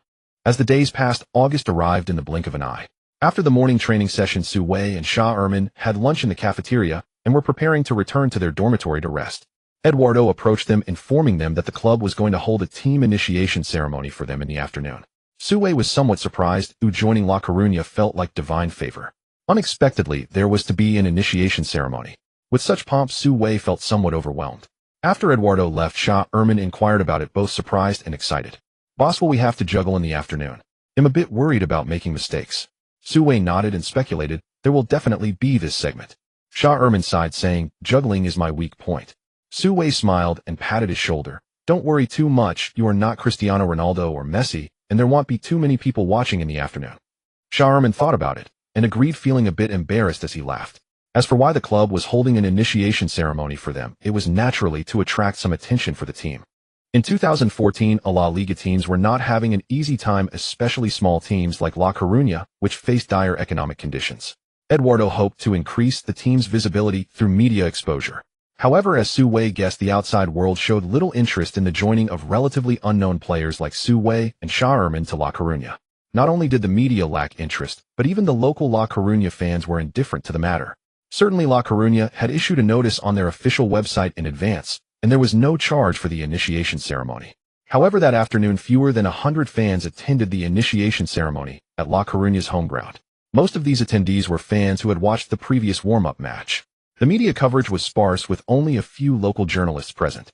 In such a small crowd, Su Wei quickly spotted Su Man, who was standing with the fans in the stands. Today Su Man was still dressed in her school outfit, continuously snapping pictures of Su Wei with her phone. Su Wei thought to himself, did this girl take a liking to me? Why is she always around? Just as Su Wei was daydreaming, the initiation ceremony began. The ceremony was quite formal, with Eduardo presiding over it personally. Following the usual process for initiation ceremonies, Eduardo first welcomed the two to La Coruña on behalf of the club, then showcased the jerseys of Su Wei and shatter. Finally, it was time to showcase their skills. Shatter was a bit nervous and dropped the ball twice during the juggling segment. Fortunately for him, his dark complexion made it hard for others to see how embarrassed he was. When it was Su Wei's turn, applause erupted from the stands. Su, go for it. With a big heart, Su Wei was completely unfazed. Not to mention the few hundred people watching. Even if a few thousand were there, Su Wei wouldn't feel nervous. Having been reborn, who cares about losing face? With a calm mindset and juggling not being particularly difficult, Su Wei skillfully juggled with both feet, completing over 10 touches and finished with a stylish neck stall. The sequence of movements may not be as flashy as those of South American players like Neymar, but it was still impressive. The fans in the stands erupted in applause once more. The next day, a small piece appeared in the sports section of the local newspaper in La Coruña, reporting the news of Su Wei and shatter joining La Coruña. However, this did not create much impact in Spain. Su Man also published an article on Weibo congratulating Su Wei on joining La Coruña. Unfortunately, Su Man is neither a well-known account, nor does she have many followers. Consequently, it did not make a significant impact, with less than 10,000 views and fewer than 100 likes. There were dozens of comments, almost all questioning the news. Su Wei? Who is he? There's no such person in the national team, nor in the youth team. The Chinese Super League doesn't have him, and even in the second division, I've never heard of him. Is it possible for a domestic player to join a La Liga team? I'm skeptical. It must be fake news. No need to look further, it's definitely fake news. The blogger must be trying to gain followers by spreading false information. Such behavior is shameless. That's not how you attract followers. The news of Su Wei joining La Liga quickly faded away amidst the various entertainment news on Weibo. Days passed, and apart from daily training, La Coruña also played 2 friendly matches. The opponents were not too strong. One was Mallorca, and the other was Leganés. Both were teams from the second division. Although La Coruña was often seen as an underdog in La Liga, they performed well against second division teams. Winning 20 in one match and 10 in the other, La Coruña secured both victories. Su Wei also received playing opportunities in these 2 matches and performed relatively well. As a fullback, his chances to shine were limited. If the opposing forwards were stronger, Su Wei could have showcased an exceptional performance. Playing against second division teams, a fullback like Su Wei spent most of the match lingering around his own defensive line. Meanwhile, his teammate Cavallero seized the opportunity, providing 2 assists and scoring 2 goals, mercilessly dominating the weaker opponents. His market value soared by 2 to 3 million on Transfermarkt. After these 2 friendly matches, August was quietly approaching, and Su Wei had been in Spain for over a month. Now the first round of the 2014-2015 La Liga season was upon them. According to the league schedule, La Coruña's first opponent would be Granada. Last season, Granada finished 15th in the league and had to exert great effort to avoid relegation. This season, they were recognized as a relegation-threatened team, with a match scheduled for August 25th to be played at Granada's home ground. The day before the match, Jimenez announced the starting lineup. Su Wei thought that given his recent performance and with the team lacking a right-back, he would surely make the starting list. To his surprise, Jimenez opted to start the veteran Rodinas for the first match. Although disappointed not to be in the starting lineup, Su Wei successfully made it into the 18-man squad. This brought Su Wei some comfort. It was known that the first team typically maintained around 25 players, and making it into the 18-man squad proved he had established his footing in the team. On the day of the match, the entire La Coruña team took a flight to Granada. The distance was over 800 kilometers, flying in the morning and arriving in the afternoon. They had lunch at a local hotel, and in the afternoon Su Wei and his teammates went to familiarize themselves with them. Granada's home ground is named Estadio Nuevo Los Carmines. The pitch was decent flat and well-maintained, every inch of it lush and green. However, the stands appeared quite rudimentary, with 3 sides being open air and not many seats available. After warming up with his teammates, Su Wei returned to the hotel to await the evening's match. Lying in bed, Su Wei sent a message to his parents back in Longwa informing them about his match that evening. Soon after, Su Wei replied, "Xiao Wei, your mom and I are all set. We've got food and drinks at home, just waiting to watch your match." Su Wei smiled and replied in a voice message, "I might not even get to play. You will definitely play today. Oh, I have a feeling." Huh. Su Wei laughed even louder. At that moment, Shulman, who shared a room with Su Wei, chimed in, "Boss, what joyful things are you chatting about with your girlfriend?" Su Wei chuckled, but didn't elaborate. That evening, Su Wei and his teammates returned to Estadio Nuevo Los Carmines. Unlike during the day, the stadium was much livelier now. The stands were packed with Granada supporters. Today, 16,000 fans filled the venue, and while not an overwhelming number, the stadium was not very large either. More than 10,000 fans meant there were no empty seats. Su Wei gazed at the vibrant Granada fans in the stands, feeling a mix of emotions. It's worth noting that Granada has a population of only a little over 200,000, and to see over 10,000 fans show up for a match was something that made Su Wei envious. At 8 o'clock, the match officially began. Su Wei and Shulman sat on the bench. Shulman asked, "Boss, do you think we'll get to play today?" Su Wei looked towards the field and replied, "I don't know, let's wait and see." Playing away, Jimenez was not inclined to take risks in this match. Both Su Wei and Shulman had been performing impressively in recent times. However, in this crucial match, Jimenez still opted for the experienced players. Rodinez remained at right back, and the formation was 4,231. With 2 defensive midfielders and 4 defenders, Jimenez's strategy was to secure at least 1 point away. Granada, on the other hand, deployed a 442 formation. In theory, the player strengths of both teams were not too far apart, yet Jimenez opted for a more defensive setup. Preventing goals away from home seemed not too difficult. However, today, backed by their home fans, Granada played. In the 16th minute, their left winger Juan Carlos cut inside and took a long-range shot, which La Coruña's goalkeeper Lux managed to save, resulting in a corner for Granada. Then Granada's French centre-back Sylvain Marchand scored the first goal of the new season with a header from the corner. Less than 20 minutes into the match, Granada took the lead, sending their home fans into a frenzy. The cheers, whistles, and songs filled the air.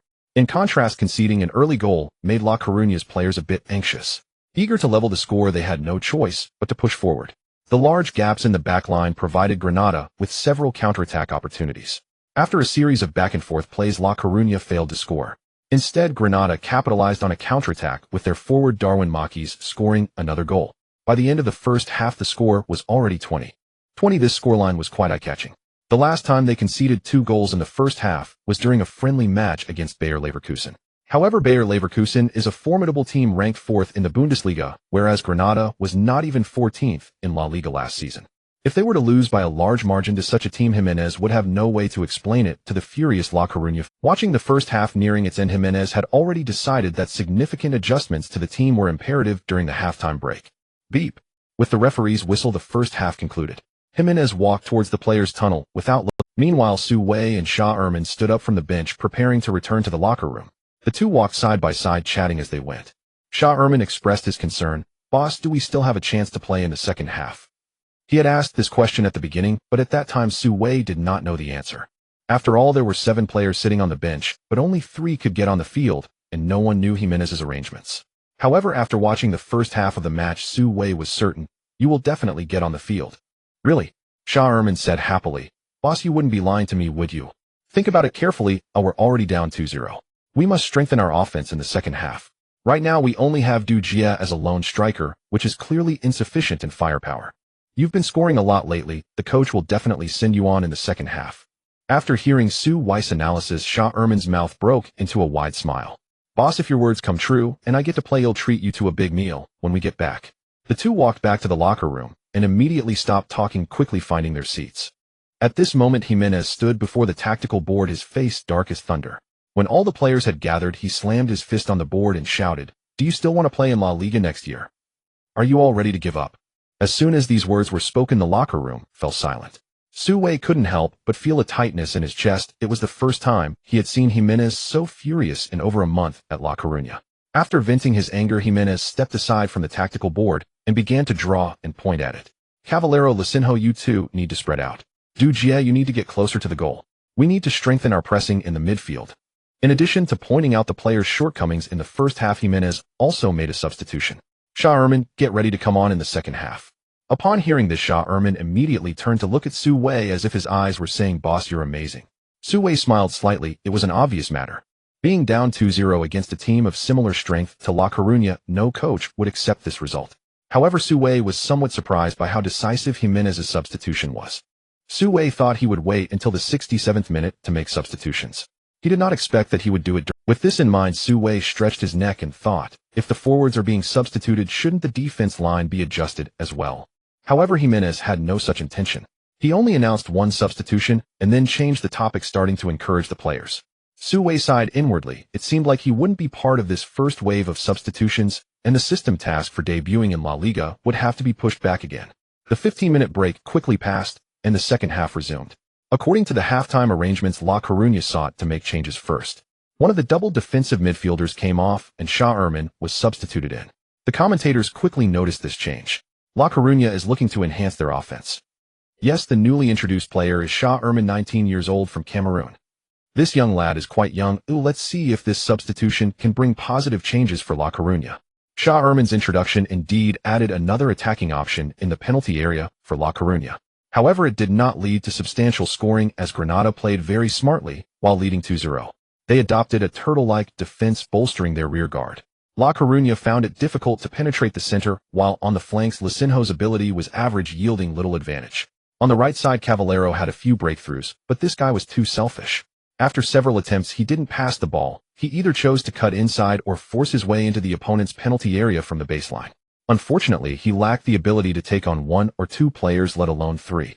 After several efforts, he wasted several attacking opportunities, and La Coruña fell into a situation where they could not break through. Granada was not merely defending. Their two forwards, Darwin Maquis, who scored a goal, and El Arabi, were both quick and posed a threat during counterattacks. Just over 10 minutes into the second half, taking advantage of La Coruña's aggressive push, Granada launched a beautiful counterattack. Maquis and El Arabi charged forward from both sides. Ultimately, Maquis delivered a diagonal pass, splitting La Coruña's defense, while El Arabi surged into the penalty area with a clear shot. Fortunately, La Coruña's goalkeeper Lux came out in time to close off most of the goal. El Arabi's shot hit the post, allowing La Coruña to escape a near disaster. On the sidelines, Jimenez watched nervously. Although they didn't concede a goal, he knew that relying solely on the goalkeeper, La Coruña's defense would eventually concede. Currently, the team's defense line urgently needed a speedy defender to curb the opponent's fast breaks. The thought of speed immediately brought Su Wei's figure to Jimenez's mind. "Su, go warm up," Jimenez shouted without hesitation toward the bench. "Finally, it's my turn to take the field." Su Wei felt a surge of joy and stood up abruptly. 5 minutes later, in the 65th minute of the match, La Coruña made their second substitution. Su Wei replaced the right-back Llorente. As soon as he stepped onto the pitch, the long-lost voice of the system echoed in his mind. "Congratulations to the host for completing the main quest. La Liga debut host receives reward 1 attribute upgraded to max level. Please choose the attribute to be upgraded." While not bad, this upgrade was not random. Su Wei naturally wanted to enhance his shooting and dribbling attributes, but just before he entered the field, Jimenez had already instructed him that his main task was defense. Forget it. For the sake of the team's interests, he had to temporarily sacrifice his personal interests. His football career was just beginning. There would be plenty of opportunities to enhance other attributes in the future. Su Wei silently murmured, "Defense to max level." Instantly, the system alert sounded again. "Defense value 100, is this all?" While Su Wei was still puzzled, he heard a teammate from the center shout, "Su, watch out, Juan is coming." He came to his senses and focused ahead. Not far away, Granada's left winger Juan was charging at him with the ball at high speed. Meanwhile, his teammate Caballero was still jogging leisurely behind Juan. Su Wei frowned. He had to rely on himself for this ball, as he knew how formidable this opponent was. In the first half, it was his cut inside and long-range shot that helped Granada earn a corner, leading to their first goal. Su Wei couldn't afford to be careless and immediately advanced. Juan had some skills. As he ran, he swayed his body, trying to use a feint to mislead Su Wei's defensive focus and then seek to break through. Little did he know, with a defense attribute of 100, Su Wei stood firm like a rock, completely unaffected by any feints. Seeing that the feint was ineffective, Juan immediately flicked the soccer ball with his left foot, preparing to take the outside line and forcefully overtake. This time, not only did he cleanly and decisively intercept the ball, but he also caused Juan to fall flat on his face. "Su, well done." The fans of Laco, who had come from afar, collectively praised. The commentator on site was also slightly taken aback. while the new player from Laco, his defense is quite solid. Do we have his information? A partner immediately lowered his head to search for information. His name is Su Wei, a player from Longwa, 18 years old. Only 18. The substitute players from Laco are simply getting younger and younger. Yes, is Laco planning to stir up a youth storm this year? Jimenez on the sidelines was also clapping nonstop. Meanwhile, far away in the Su family, Su Wei and Wei Finhua were crowded in front of the computer watching the match as there was no broadcast in the country. Su Wei had a hard time finding a live stream online. Although the commentary was a jumble of words, they didn't understand a thing. But upon seeing their son Su Wei take the field, they felt as if they had become 10 years younger. Wife, look at Xiao Wei, he's finally on the field. I see. Haha, Su Wei looks stronger than a month ago. He's also tanned. A bit of tan is good to a man, should look a bit darker. After more than a month seeing their son still on the field, the couple was extremely excited. Quick, call the third one over to see his nephew. Alas, it's too late. By the time he comes, the match will be over. Let's wait for the next time. Next time, let's invite everyone to watch the game together. Su Wei intercepted the ball and took a few steps forward. Ahead, the player with braids Cavallero waved and shouted, pass, quick pass. Su Wei shot him a glance, feeling annoyed. Damn it, where was your enthusiasm in defense? Looking again, several opposing defenders were closing in on the braided player. If the ball were to reach him, he would likely be surrounded. Su Wei immediately swept his gaze across the field and soon spotted his compatriot Lisinho at a diagonal unmarked. Su Wei then made a wide-ranging transfer. The soccer ball crossed half the field, landing precisely on the other side. This pass exceeded 50 meters, yet the landing point was accurate to within centimeters. Such a pleasing pass not only delighted the Laco fans. Granada fans also were taken aback, praising that number 22 passed it so accurately. This beautiful transfer gave Lisinho an opportunity. At this moment, the focus of Granada's defense was still on Su Wei's side. In a flurry, their formation shifted left. Lisinho took a few steps forward and made a direct shot at a 45-degree angle unmarked. In the penalty area, Sharman was closely guarded by an opponent. Although there was no direct chance to score, he still managed to seize the ball using his height advantage. A header directed it to his teammate Du Jie on the front line. Du Jie leaned against the opposing defender and executed a half-turn shot on the ground, sending the ball between the legs of several Granada defenders into the goal. Once Laco successfully pulled one back. The Laco fans erupted in thunderous cheers. Jimenez on the sidelines also excitedly waved his fists. This goal was crucial. They were now only one goal behind. With about 20 minutes left in the match, Laco now had hope of equalizing. On the field, Su Wei ran across half the field to celebrate the goal with his teammates. Lisinho, who assisted the goal, was in a good mood and gave Su Wei a thumbs up.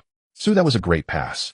Su Wei smiled without saying a word. Such passes were routine for him. Next to him, Cavallero shot Su Wei a glare, still brooding that Su Wei hadn't passed to him. But at that moment, the teammates were all celebrating the goal, and he couldn't say much. The Laco players celebrated for a good 2 to 3 minutes before the match resumed. At this moment, Laco's momentum was building, launching wave after wave of attacks. In the blink of an eye, the match reached the 79th minute of the second half. Laco earned a corner kick during an offensive surge. The bearded center-back Inchua said to Su Wei, Su, I want to try for this corner kick. Move a bit closer to the center. Su Wei nodded, no problem. Inchua ran towards Granada's penalty area, and another center-back, 34-year-old Alberto Lobo, looked ahead, wanting to help out. Seeing his intentions, Su Wei said, you can go up too, I'll handle it back here. Lobo, a bit uneasy, asked, Su, are you sure you can manage alone? Su Wei smiled slightly, making an okay gesture, of course I can. Lobo understood that the team needed to score now. A corner kick was a rare opportunity, and taking some risks was necessary. He immediately ran forward, and in a moment nearly the entire Laco team pressed past half the field. Only Su Wei was left behind, near the midfield. Cavallero walked to the corner flag to take the corner kick. With the referee's whistle, the soccer ball flew into the penalty area, but the kick was a bit too close to the goal. Granada's goalkeeper decisively rushed out and punched the ball out of the penalty area. The home fans cheered loudly. Su Wei stood near the center circle watching ahead, knowing that he had to work again. Sure enough, the ball flew out of the penalty area, and the first touch was claimed by a Granada player who then passed it to their forward El Arabi. After controlling the ball, although 2 or 3 Laco players rushed towards him, this guy surprisingly delivered a beautiful over-the-top ball amidst the crowd. The soccer ball flew over Su Wei's head, heading towards the Laco backfield. Su Wei knew that there must be an opponent pressing in from behind. Sure enough, when he turned around, another Granada forward, Makis, was just a few steps away, sprinting towards the ball. Danger!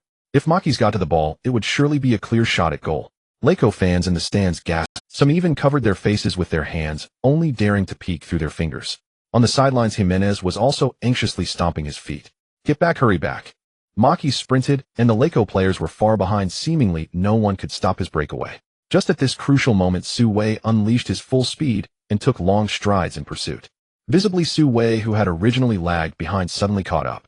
Then, leaning his body, he timed it perfectly, extending his foot to effortlessly intercept the ball without committing a foul. Wow! The Laco fans were astonished. The speed of Longhua. Su Wei's defense successfully saved Laco. This defensive effort was also a crucial turning point in the match. With just over 10 minutes remaining, Laco continued to launch fierce attacks against Granada. Granada's defense was not impenetrable. Approaching the 87th minute, Laco's Argentine attacking midfielder Farina took a long-range shot from the edge of the penalty area, aiming for the bottom right corner of the goal. The Granada goalkeeper managed to deflect the ball, but could not hold on to it as it rebounded into the small box. Du Jia followed up and scored, making it 2-2. Beautiful. Laco never gives up. Coming back from a 0-2 deficit to level at 2-2 away from home was no small feat. In the stands, Laco fans were exceptionally excited, with some even taking off their shirts and waving them in the air. Su Wei also sprinted from the backfield to join his teammates in celebrating the goal. Now Laco's morale was completely lifted, but unfortunately, there was little time left in the match. After a few more minutes of play, Laco desperately sought to take the lead, but was unable to do so. With the referee's whistle, Su Wei's first La Liga match came to an end. In the end, Laco drew 2-2. After the match, Du Jia, who scored 2 goals, was awarded the player of the match. However, those who watched the game knew that Su Wei, who came on as a substitute right back, performed just as impressively as the forwards. Local sports media in Laco rated Su Wei with a high score of 8.5, the second highest of the match, only behind Du Jia's score of 8.9 points. Not only did the media give Su Wei high praise, but Laco fans online were also singing his praises. That kid from Longhua is amazing. I think he's just like Alves. Alves can't run as fast as him, right? Yeah, Alves isn't as solid defensively as he is. He's a combination of Cafu and Carlos. With this kid around, we have nothing to worry about in defense. Thanks to Eduardo for bringing us such a treasure. In the post-match press conference, a reporter asked Jimenez, "How would you rate the players' performances today?" Jimenez smiled and said, "The first match of the new season is always tough, but the players performed well. For example, Du Jia, who was in great form, scored 2 goals. And this being his first La Liga match, his performance surprised me." Jimenez only mentioned the names of these 2, one of whom was Su Wei. After playing against Granada, the entire Laco team stayed overnight at a local hotel. The next morning, after breakfast at the hotel, Su Wei and his teammates took a bus to the airport, preparing to return to La Coruña. On the way, Su Wei just opened his phone and messages flooded in from his parents. "Son, your dad and I are..." There were also messages from Su Man. "Awesome. After just a few days, you've become a starter. From now on, you are my idol." There was also a message from Eduardo. "Congratulations on your first La Liga match. I hope you can do even better in the future." Even that chubby agent sent a congratulatory message. "Su Wei, the whole company is thrilled with your brilliant performance. Can we meet sometime? We'd like to have you take some promotional photos for us. We will compensate you for your time." Su Wei replied to each message. He felt grateful to all those who had helped. Only for that chubby agent, Su Wei simply replied, "I'm busy, let's talk later." After finishing the messages, Su Wei relaxed, gazing at the scenery rushing past outside the bus window, suddenly realizing that he had completed the main quest of entering La Liga. Why hasn't the new quest been released yet? Just then, a familiar notification sound rang in Su Wei's ears. Soccer King System main quest update: achieve a starting appearance in La Liga. Su Wei smiled inwardly, though late it had finally arrived. A starting appearance in La Liga? This quest seemed much harder than just appearing in La Liga. After all, there are only 500 to 600 players in La Liga, but very few can start. The task was not simple, but Su Wei's expression remained relaxed. His goal was to become a soccer king. This starting appearance must be conquered. Returning to La Coruña from Granada, it was already noon. According to the La Liga schedule, Laco would face Rayo Vallecano at home in a week. It should be said that Rayo Vallecano is somewhat stronger than Granada. Last season, they ranked 12th in the league, making them a mid-table team in La Liga. Moreover, just last night, they held Atletico Madrid to a 0-0 draw at home, showcasing solid defensive capabilities. It will be quite challenging for Laco to earn points at home. All Laco players returned to the training base, and Jimenez gave everyone a half day off. However, before dispersing, Jimenez reminded the players to rest well during the holiday to prepare for the upcoming home match. With the team on holiday, some players left the base directly by car. Others stayed at the base restaurant to grab lunch, and in the afternoon, they began to leave the base one by one. Su Wei had nowhere else to go and could only stay at the base. Currently, apart from Su Wei and Shulman, who lived in the player dormitory, most other players lived outside. The dormitory was merely a temporary resting place for them. With the holiday, the player dormitory became quite empty. With nothing to do, Su Wei lay on his dormitory bed, scrolling through his phone and reading local sports news about Laco. The media coverage was almost entirely about the first round of La Liga. Su Wei carefully read through it, apart from Atletico Madrid's 0-0 draw against Rayo Vallecano, which was considered a surprise. Other strong teams had mostly won. Among them, Real Madrid easily defeated Cordoba 2-0 at home, with Benzema scoring in the 30th minute of the first half, and Cristiano Ronaldo sealing the victory in the 90th minute. Barcelona crushed Elche 3-0 at home, with Messi scoring 1 goal each in both halves, performing a brace. The other goal was scored by the 18-year-old Munir, marking his debut in La Liga. Today's media was full of praise for Munir. Many outlets even claimed he was the successor to Messi. Apart from Real Madrid and Barcelona winning, the other two regulars in European competitions, Sevilla and Valencia, faced off in a strong matchup in the first round. In the 44th minute of the first half, Vidal opened the scoring for Sevilla. In the 88th minute, Orban, who came on as a substitute, equalized for Valencia. After an intense 90 minutes, the match ended in a draw. In other matches, Malaga won 1-0 against Celta, won 3-1 against Getafe, and Eibar defeated Real Sociedad 1-0. After the first round, aside from the 5 winning teams, Lecco ranked 6th alongside Granada due to their superior goal difference. The top 6 teams in La Liga are all qualified for European competitions. Seeing this ranking surprised Su Wei a bit. Could it be that there's still a chance to play in Europe next year? While Su Wei was daydreaming about European competitions, he heard Schallmann's voice from outside the room. "Boss, someone is looking for you." Su Wei put away his phone, got up, and walked through the living room. When he reached the door, he saw Schallmann and Su Man standing outside. Su Wei was taken aback, not expecting Su Man to appear at the base dormitory. "What brings you here?" Su Man raised a blue plastic card hanging around her neck. Su Wei focused his gaze and saw the words press card in Spanish on it, along with the official La Liga logo on the front, indicating it was not fake. Su Wei exclaimed, "When did you become a journalist?" Su Man smiled brightly. "I'm interning, can I?" Su Wei remembered that Su Man seemed to be studying sports journalism. He chuckled, "Sure, but what do I have to be interviewed about?" Su Man pouted. "You are the only player from the Dragon Kingdom in La Liga. How can I not interview you? I'm counting on you for my journalism assignment this month." Su Wei shrugged and chuckled. "All right, miss. Reporter Su, come in." Su Man didn't hold back, lifting her phone to take pictures as she walked into the base dormitory. Su Wei turned to Schallmann, who was still standing outside, and asked, "Do you want to join us for a chat?" Schallmann wisely replied, "You two chat, I'll go take a stroll." Not wanting to insist, Su Wei sat down on the sofa in the living room with Su Man. He couldn't help but sneak a few glances at Su Man, who was clearly well dressed today. With delicate light makeup and a seductive red lip, her floral skirt fell just above the knees, revealing a glimpse of her fair legs. Su Wei gently inhaled, catching the scent of flowers in the room.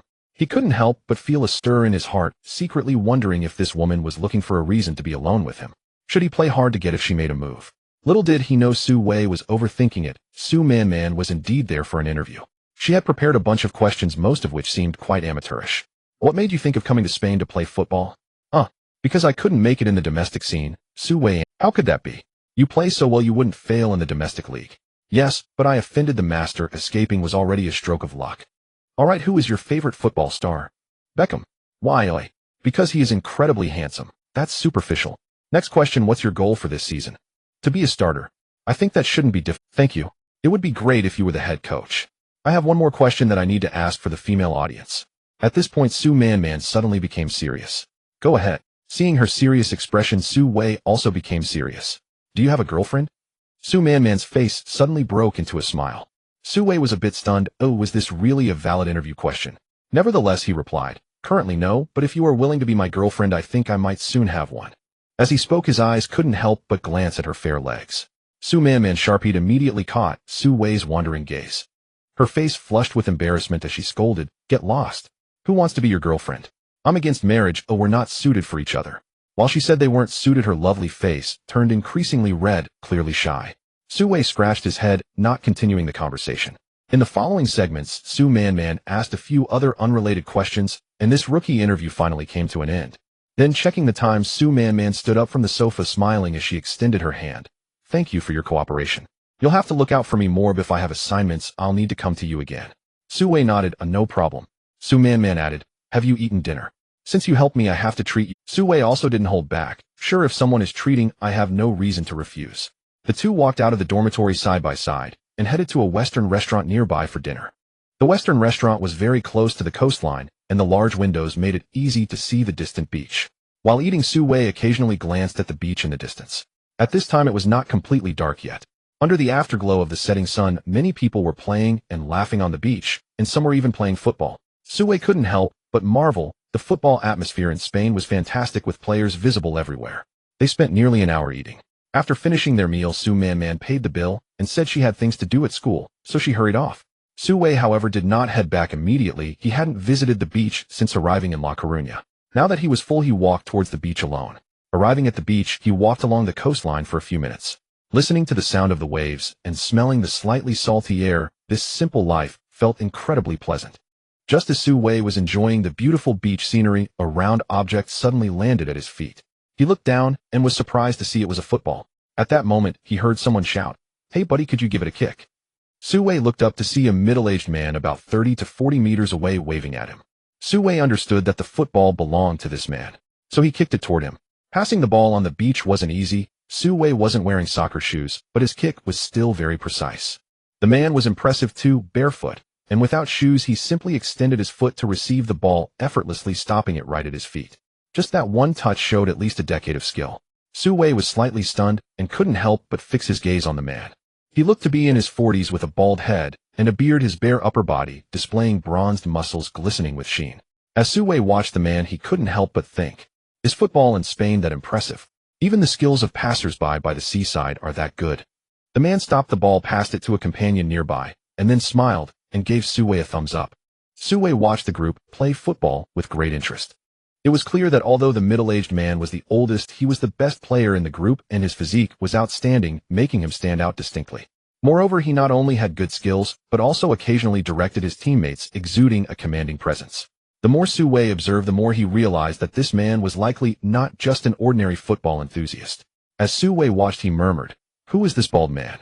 He plays with such flair." He wanted to watch a bit longer, but unfortunately, it was getting darker. There were no lights on the beach, and the group left after playing for a while. As they left, the middle-aged man waved goodbye to Su Wei. By nightfall, Su Wei staggered back to the dormitory. In the hallway, he happened to run into Shulman. Seeing Su Wei, Shulman immediately raised his eyebrows and asked, "Boss, did you seal the deal?" "What deal?" Su Wei asked in confusion. "Your girlfriend." Su Wei realized and laughed. "She's my friend, not my girlfriend." Shulman was taken aback and shook his head, saying, "I don't get it. She came to the base to see you, and she's not your girlfriend." Su Wei shook his head again, not caring what this guy thought, opened the door, and went back to his room, collapsing into bed. A night passed without incident. The next day, the entire team of La Coruña resumed training. In the morning, Su Wei practiced for a while and realized that today's training session was somewhat different from usual. In addition to the regular ball drills, Jimenez focused on offensive practice. The players were divided into groups, some practicing free kicks, others working on shooting, and some honing corner kicks, each group supervised by an assistant coach. Jimenez moved among the groups, occasionally checking on one and then another. Any player who showed the slightest hint of laxity would undoubtedly face his reprimand. Su Wei was also required by Jimenez to repeatedly practice various passing techniques from different angles. There were baseline crosses, 45-degree angled balls into the penalty area crosses, while running, and passes following a teammate's setup. Fortunately, these were Su Wei's strong points, and with a passing attribute of 93, the quality of his passes was assured. Su Wei was responsible for passing while Sharman and Du Jie focused on positioning, and the three of them coordinated quite well. After the morning training session, Su Wei and Sharman headed to the cafeteria at the training base for a meal. They had just finished getting their food and sat down at a table facing each other. As soon as they sat down, Sharman pulled out his phone excitedly, saying to Su Wei, "Boss, we are valued on Transfermarkt." Su Wei was slightly taken aback. He was aware of Transfermarkt. It is a football information website headquartered in Germany. Initially, it was not much different from other ordinary football websites, but later it became an industry benchmark due to its accurate player valuation assessments. Now, even many professionals in the football circle refer to the quotes published on it. Su Wei became interested and asked, "What am I valued at?" 300,000 euros. Sharman replied. 300,000 euros is hardly a ranking in La Liga, and compared to the hundreds of millions of euros valued for players like Ronaldo, Messi, and Bale, it seemed pitifully low. However, Su Wei was already quite satisfied. He realized that having a valuation after just one La Liga match was commendable. If he were still playing domestically, he would probably not even have a valuation. This was not an exaggeration, as Su Wei knew that while domestic players earned substantial salaries, they were virtually worthless in the international market. Not to mention the players from Longwo playing in the China League, even many main players in the Chinese Super League have valuations that do not exceed 300,000 euros. His own valuation of 300,000 was already at the average level of the national team. "What about you?" Su Wei asked casually while eating. Sharman scratched his head somewhat shyly, replying 500,000 euros. Su Wei smiled and did not find it surprising. Charmin hailed from the powerful African football nation of Cameroon and played as a forward, so it was not surprising that his valuation was a bit higher. At this point, Su Wei curiously asked who has the highest valuation in our team. Charmin replied Cavallero. Su Wei nodded. He was aware that the player with the braids had a high valuation. Although this guy played a bit selfishly, he was just over 20 fast and could break through. A valuation of over 10 million was already unique in the team. However, this person was rather impetuous and was on loan. Su Wei felt that he would not stay in the team for long. Who else? Then it's the old captain Pablo. Su Wei had been at La Coruña for over a month, but had yet to meet the old captain Pablo. However, he had heard of his deeds. It was said that he was the only player in the current team who had ever lifted the La Liga trophy, a veteran who had experienced the Super La Coruña. Yes, although our old captain Pablo is almost 40, he is a legendary figure at La Coruña, and even now he has a valuation of 7 to 8 million on Transfermarkt. For a nearly 40-year-old veteran to have such a valuation, Su Wei expressed awe. The two chatted while eating, and time flew by. After finishing their meal, Su Wei returned to his dormitory to rest for a while. In the afternoon, Jimenez organized a scrimmage between the starters and substitutes. The scrimmage was divided into two halves, each lasting 30 minutes. In the first half, Su Wei and Charmin were placed in the substitute team, and Su Wei played as the right back, a position he had recently been accustomed to. Since the substitute team was generally weaker than the starters, Su Wei faced considerable defensive pressure. In the first half, Su Wei did not venture forward much and focused on defending. In his matchup, Su Wei's opponent was the fellow countryman Lisinho, known for his braids. Fully engaged in defense, Su Wei was very ferocious, and Lisinho had little advantage on the flanks. Su Wei marked him tightly, however teammates in other positions were noticeably lacking. On the other side, the braided Cavallero seized an opportunity, cut inside, and scored with a long shot. In the first half, the starters led 10. However, Jimenez was not very satisfied with the performance of the starters, especially the two fullbacks who hardly delivered any notable assists. The defense La Coruña would face on the weekend would be much stronger than in this scrimmage. Rayo Vallecano had forced a draw against Atletico in the first round. Jimenez knew that if the team wanted to win at home on the weekend, they needed to put forth their own elements in the attack. During the halftime break, the players were replenishing fluids on the sidelines. Jimenez approached Su Wei and Charmin, saying, "You two switch your vests and join the red team." The red team was the starters and was likely to secure a starting position in the weekend's match. Su Wei and Charmin exchanged smiles and quickly ran to the assistant coach to fetch red vests to wear. Jimenez also gave Su Wei specific instructions. "Su, take the chance to push forward. Besides defending, I need you to contribute more to the team." "Understand." "Understood, coach." Su Wei nodded vigorously. The second half of the scrimmage quickly kicked off, and Su Wei joined the starting team, significantly reducing his defensive pressure. Recalling Jimenez's instructions, Su Wei did not hold back, frequently pushing forward to participate in the attack. With the presence of the braided player, and now the remarkably fast Su Wei on the right flank, the substitutes had an even tougher time. Moreover, Su Wei was not as selfish as Cavallero. Whenever there was an opportunity, he would immediately send precise passes into the penalty area. Inside the area, Charmin, who was a target, elevated the attacking threat of the starting team. Bang, bang, bang. Charmin scored 2 goals with headers in the second half, and Du Jia also netted a header. Although Su Wei did not score, he utilized his speed and passing advantage to provide 2 assists. 41. The starting team easily won the internal match, and Jimenez nodded frequently from the sidelines. At this moment, he already had an answer in mind for the starting lineup for the weekend match. After a day of training, Su Wei and Shah Erman finished dinner and walked shoulder to shoulder back to the dormitory. On the way, Shah Erman said excitedly, "Boss, I have a feeling we both might make the starting lineup this weekend." Su Wei laughed and replied, "Are you a worm inside Zamini's belly?" Shah Erman said earnestly, "In the inter-squad match today in the second half, we were sent over to the main group as Zaminis kept applauding on the sideline. I think there is a real chance." Su Wei nodded. In truth, he felt the same. From today's training, he had already sensed that Zaminis was keen. After all, at home, and facing a team that was not a traditional powerhouse, it was the perfect opportunity to pick up points.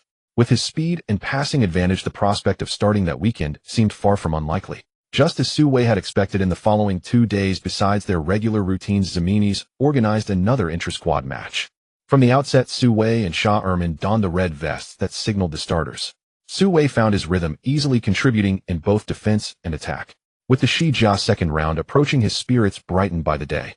It seemed his mission to start in Shijia was about to be realized. That dawn, Su Wei was still lying in bed when his phone began to ring abruptly. Bleary-eyed, he grabbed it. On the other end, Su Manman's excited voice immediately rang out. "Su Wei, my news assignment passed, and I got an A. I'm the only A in the whole class." Su Wei yawned. "Congratulations then." Su Manman continued, "I'll come cheer for you at the match this weekend." Su Wei smiled. Great, you are welcome to come. Su Man hesitated for a moment, and then added, by the way, I updated your news on Weibo back home. Unexpectedly, already over 10,000 people are following you. Su Wei opened his eyes and asked, any female fans leaving comments? Remember, next time you can share my content. Su Man was momentarily speechless and then retorted, oh please, wouldn't your phone explode? Focus on training, don't lose the match this weekend, got it? Su Wei shook his head and said, you're so petty. After hanging up with Su Man, he found he could no longer sleep, so he got up, washed, and stepped out. The dormitory was quiet. Su Wei was about to check the time when he heard Sha Erman snoring next door. Rather than wake him, Su Wei went alone to the cafeteria to eat. When he arrived, because it was still early, the cafeteria was nearly empty. Only one person sat by the window eating. Su Wei glanced once and was taken aback. Bald head, full beard, a black tight vest outlining a muscular physique. Indeed, wasn't this the middle-aged man he had run into on the beach a few days earlier? Su Wei was curious who exactly was this man, and why had he suddenly appeared at the La Coruña base. Su Wei quickly ordered breakfast and sat down beside the bald man, unable to stop glancing over. By coincidence, the bald man turned his head and looked at Su Wei. Their eyes met, and the man instantly recognized him. He offered a slight smile and gave a small nod in Su Wei's direction. Su Wei returned an awkward smile, then bowed his head to eat. He wondered to himself, who was this man? At that moment, another figure entered the cafeteria, Eduardo. Su Wei's brows knitted in puzzlement. That old man is here too. Since arriving at La Coruña, Su Wei had seldom seen Eduardo eat in the cafeteria. He wondered what had come over him to walk in today. Eduardo ordered his food and went straight to sit opposite the middle-aged man. Su Wei strained to listen. Eduardo asked the middle-aged man, how has the recovery been recently? The man chuckled, completely fine. Scoring 2 goals in a match would be a piece of cake. The man said cheerfully, judging by your condition, you must have trained a lot this summer. Getting older means I have to work harder than when I was young, he replied. Eduardo and the middle-aged man were clearly well acquainted. They ate shoulder to shoulder, chatting easily. Su Wei listened intently and perceived Eduardo's considerable respect for the man. He could not help but think that the bearded man was no ordinary figure.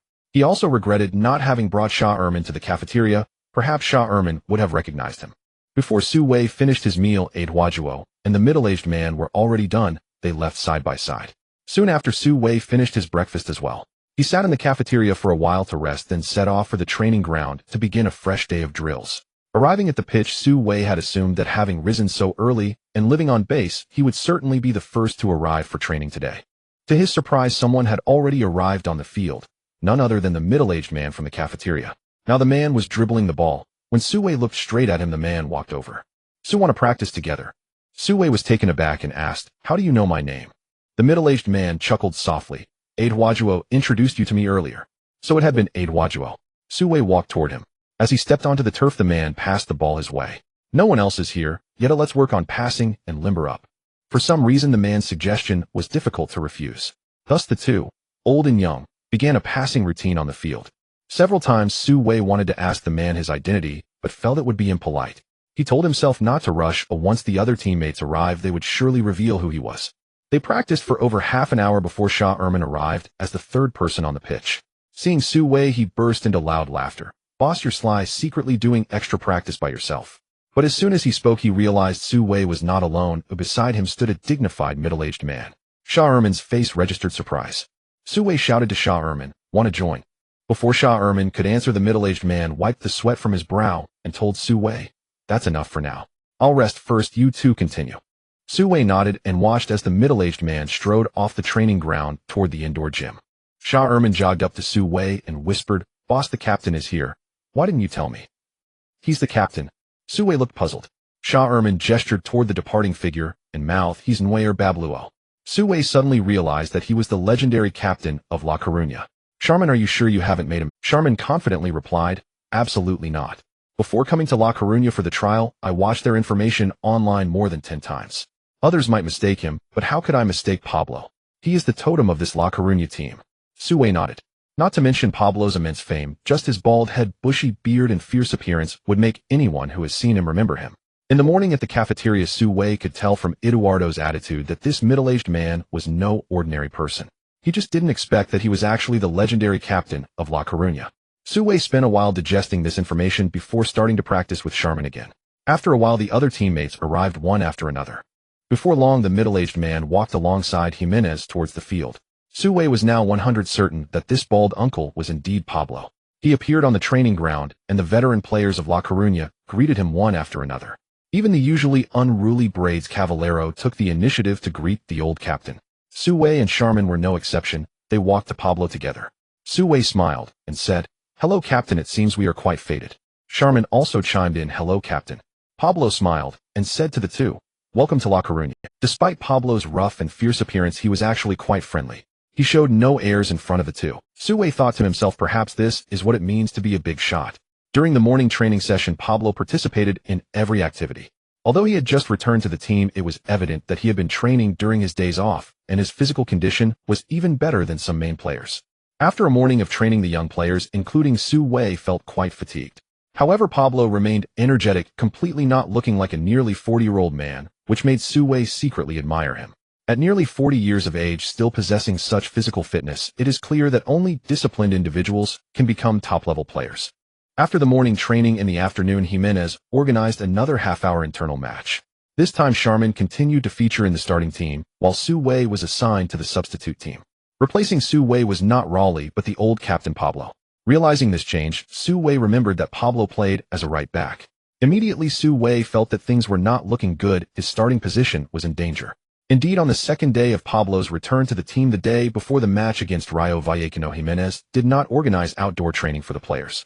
In the morning, they conducted physical training indoors, and in the afternoon, Jimenez held a pre-match preparation meeting for all the players in the conference room. During the meeting, Jimenez played and explained the video of the previous match between Rayo Vallecano and Atletico Madrid and announced the starting lineup for the match tomorrow. As expected, Jimenez aimed to secure a win against Rayo Vallecano at home, deploying a 442 formation as the starting lineup. Charmin and Dugia, who scored 2 goals in the previous round, took up the forward positions, while the attacking midfielder was Farina from Argentina. The single defensive midfielder was Aki, and the 2 center-backs were Insua with his bushy beard and Alberto Lobo. The left back wore the number 3 jersey and was Roberto Canella. The right back was none other than the number 2 old captain Pablo. The goalkeeper was also from Argentina, Rucuz. As Jimenez finished announcing the starting lineup, Su Wei frowned.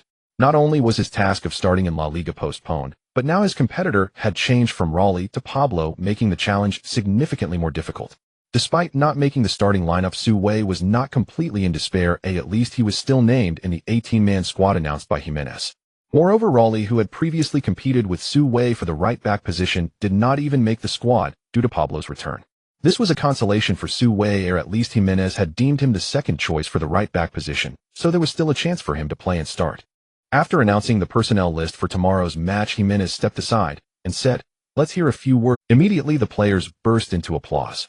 Pablo calmly stood up and walked to the front of the conference room. He raised his hand, and the room instantly fell silent. Then Pablo said in a deep voice, "I am very happy to return to the team and fight alongside my brothers. I hope we can secure a win against Rayo Vallecano at home tomorrow.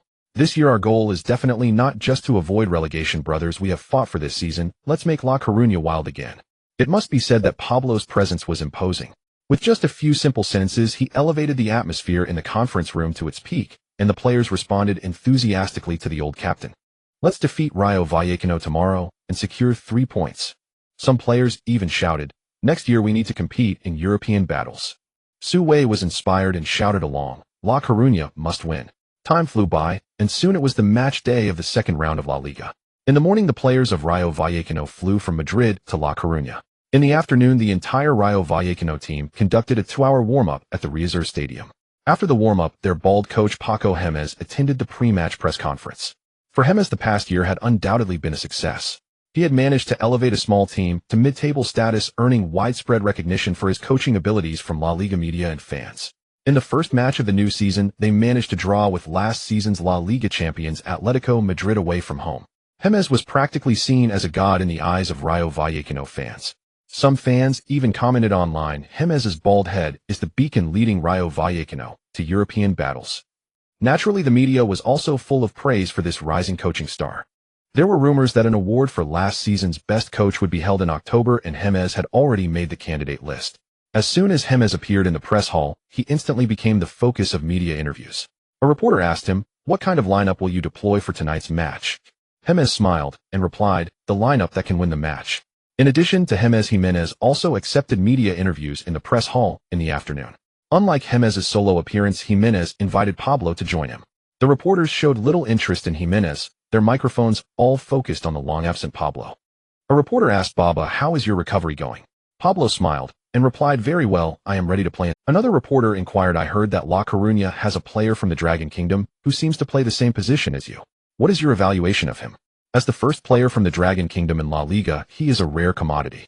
Although Su Wei has only come off the bench once, the media is still paying attention to him. Pablo maintained his smile, saying, He is fantastic. Although I haven't spent much time with him, I see the shadow of my younger self in him." Pablo gave Su Wei a high evaluation. Moreover, it's not just the La Liga media that is focusing on Su Wei. People from the Dragon Kingdom thousands of miles away are gradually learning of his existence. At this moment, night had fallen in the Dragon Kingdom. In a small conference room of a sports video website, the lights were bright. An executive slammed his fist on the conference table, appearing quite angry. "What is going on with your football department? How could you not know that we have domestic players in La Liga?" The person in charge replied defensively, "We didn't know either. How could La Liga suddenly have one of our players?" The executive retorted, "He is a person, not Sun Wukong. Did he just pop out of a rock? How could you not know? I believe it's because you haven't done your job properly." Another person in charge chimed in, "Lee, this really took us by surprise. This Su Wei has never played a professional match in the country before." The executive, evidently knowledgeable about football, widened his eyes in surprise upon hearing this. "What do you mean? Wasn't he sent out by a domestic club for collaboration?" The 5 or 6 people at the conference table shook their heads in unison. "I heard he found an agency himself to try out." The executive was shocked again and suddenly asked, "Is this kid really that impressive?" Everyone exchanged glances, unsure how to respond, as they knew very little about Su Wei. After a moment of silence, the executive asked, "Will he play tonight?" Someone replied, "Not sure, but he has made it to the 18-man roster." At that moment, another person added, "In the last round, he came off the bench." The executive raised his voice a bit excited, saying, "No matter how impressive he is, as long as he can play in La Liga. Even if he just sits on the bench, if the broadcast cameras can capture his face, that will generate traffic. This match must be broadcast." "But we haven't purchased the broadcasting rights for this match." "Oh, we were planning to broadcast the Real Madrid and Barcelona match. Call our Spanish partners right now.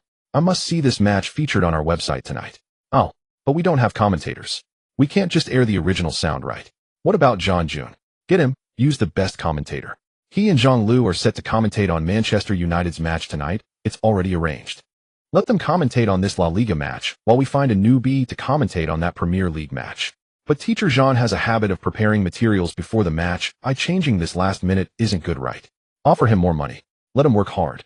You all need to understand traffic. How long has it been since a domestic player appeared in the 5 major leagues? We must seize this wave of traffic. In our online business, it's all about traffic." 2 hours later, a headline appeared on the homepage of the video website. 18-year-old Dragon Kingdom young star ventures into La Liga. Tonight, Pippy TV will bring you exclusive coverage. As soon as this news broke, it immediately astonished domestic football fans who were preparing to watch the game over the weekend. The match hadn't even started, but various discussions were already rapidly brewing online. When did La Liga have our players? Pippy TV wouldn't be making a mistake, would they? Indeed, La Coruña has a guy named Su Wei. Su Wei? I haven't heard of him. There's a blogger named Man on Weibo who is in Spain and interviewed him. Apparently, he just won a La Liga this summer. Oh, there really is a domestic player playing in La Liga. I must stay up late to watch tonight. Meanwhile, at Su's home in the country, Su Wei's third uncle Su Weikong arrived early at Su Weiguo's home carrying a bottle of flying mitai. Su Weiguo had already prepared a feast of snacks, including braised beef, pig ears, marinated chicken feet, and peanuts, all beautifully arranged on the table. Su Weiguo chuckled. "You came over, and you brought wine. Do you think I have no wine for you to drink?" Su Weikong laughed. "This is good wine. Your niece bought it for me last year to show her respect. I haven't had the heart to drink it until today. Let us celebrate. By the way, will Su Wei be on the field tonight?" Su Weiguo grinned. "Of course he will. He played in the last match." Su Weikong chuckled. "Our old Su family finally has some prospects. Next time, let's invite everyone over to a restaurant and have a big celebration." Su Weiguo laughed heartily. "Let's wait for Su Wei to come back.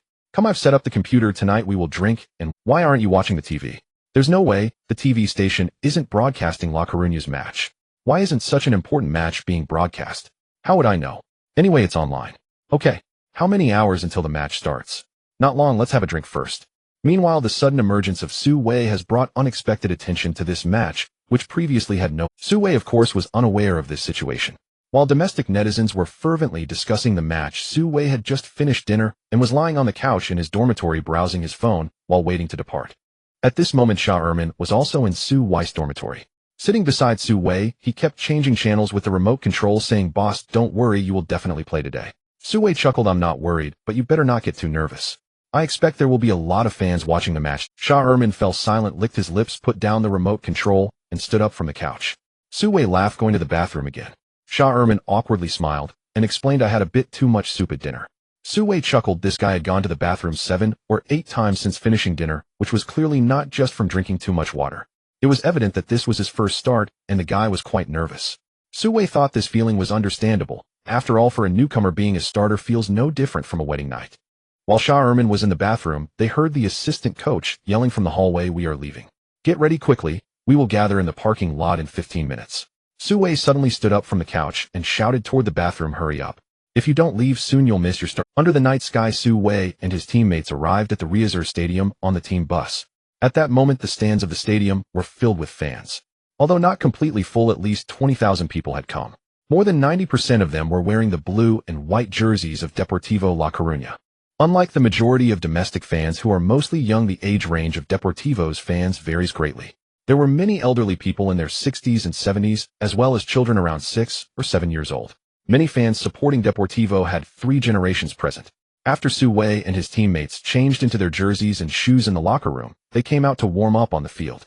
The Deportivo fans in the stands spotted their former captain Pablo, who had not appeared for a long time, and immediately erupted into cheers. Pablo, Pablo, Pablo. Pablo smiled and waved back at the fans. The pre-game warm-up was short, ending in less than half an hour. Just as Su Wei took a seat on the bench, he heard a familiar shout beside him, Su Wei. He turned to see Su Man standing not far from the sidelines, holding a DSLR camera and smiling at him. Next to her was a group of reporters with cameras and microphones. Su Wei understood that she was here for another internship. He smiled back at her as a greeting. Su Man raised her camera and snapped a few quick shots of Su Wei before turning it towards the field. The starting players of Deportivo and Rayo Vallecano had already lined up. Jimenez and Hermes shook hands amicably at the sidelines. At 8 o'clock in the evening, as the referee blew the whistle, Deportivo's second match of the La Liga season officially kicked off. In the commentary booth, the rapid-fire Spanish commentary began. Good evening, viewers. Welcome to the second round of La Liga, the match between Deportivo at home and Rayo Vallecano. Meanwhile, thousands of miles away in the Dragon Country, in the broadcasting hall of Pipi TV, the well-known commentators Jean Jun and Zhang Lu were also watching the match through the monitor and providing commentary. Director Zhang, do you know why we are working overtime today? Yes, this season Deportivo has a young player. Do you know this player? To be honest, I'm not very familiar. I just know his name is Su Wei. Yeah, before coming to the studio, I did some online research, and surprisingly, there was no information about him in the domestic media. He quite mysterious, right? Tonight, let's observe this player closely. That might be a bit difficult. What's wrong? He is not in the starting lineup today. Well, that's fine. Didn't he come off the bench last match? Let's wait. Tonight is different. Deportivo's former captain Pablo has returned, and he plays the same position as Su Wei. Jean Jun clearly had researched the team beforehand, and he was very knowledgeable about the current situation with it. This is indeed a bit of a problem. Pablo is very strong. He is a veteran player who once fought alongside Make and Bellinger back when Real Madrid and Barcelona were not their opponents. Many fans sitting in front of their computers are waiting to see our national players, but please be patient. As Jean Jun said, although it was already late at night, there were still over 100,000 fans who chose to flood into the live stream after seeing the announcement on the Pipi TV website. Many fans were watching the game while leaving comments. Didn't they say there would be a player from the Dragon Country? Why haven't I seen him? He's on the bench. So he hasn't appeared after all. I think Deportivo is short on funds and wants to get a player from the Dragon Country to attract domestic sponsorship. That's possible, but might be another water cooler manager. Let's go. The Manchester United match has started. They did not see the Dragon Country player advertised. Many fans took a few glances after entering, then quickly left. With the top 5 leagues in full swing over the weekend, not many fans would stay up late to watch the match between Deportivo and Rayo Vallecano. In just over 10 minutes, the viewership had dropped from over 100,000 to a few tens of thousands. Moreover, the numbers continued to decline little by little.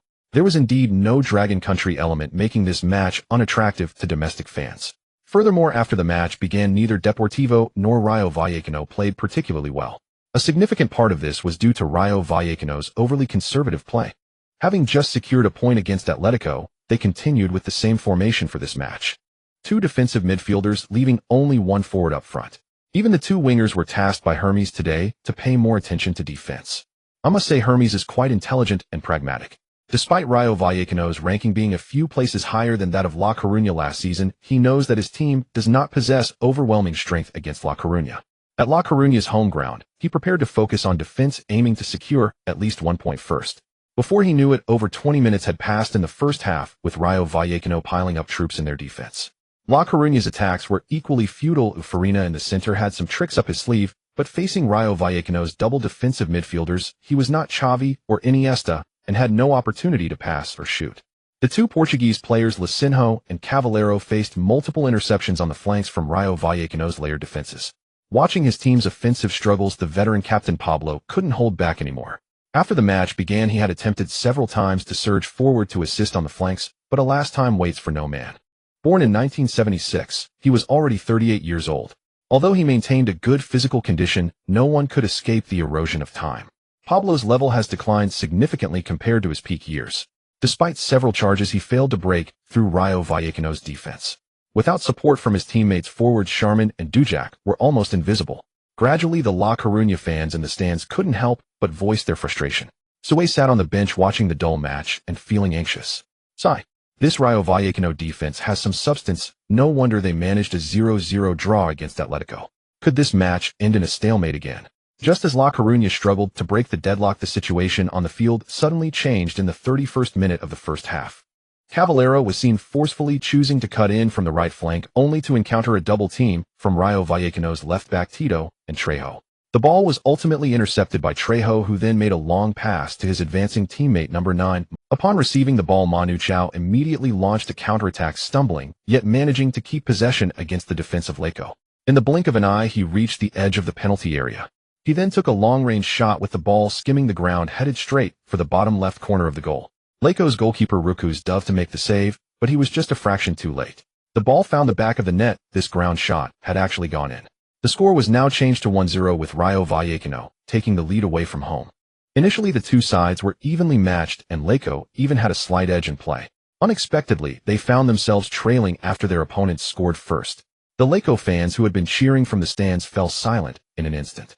In contrast, a small group of Rayo Vallecano fans celebrated loudly, becoming the main theme of the Estadio Municipal de Riazor. The players of Rayo Vallecano meanwhile dashed towards the sidelines and embraced each other in jubilation.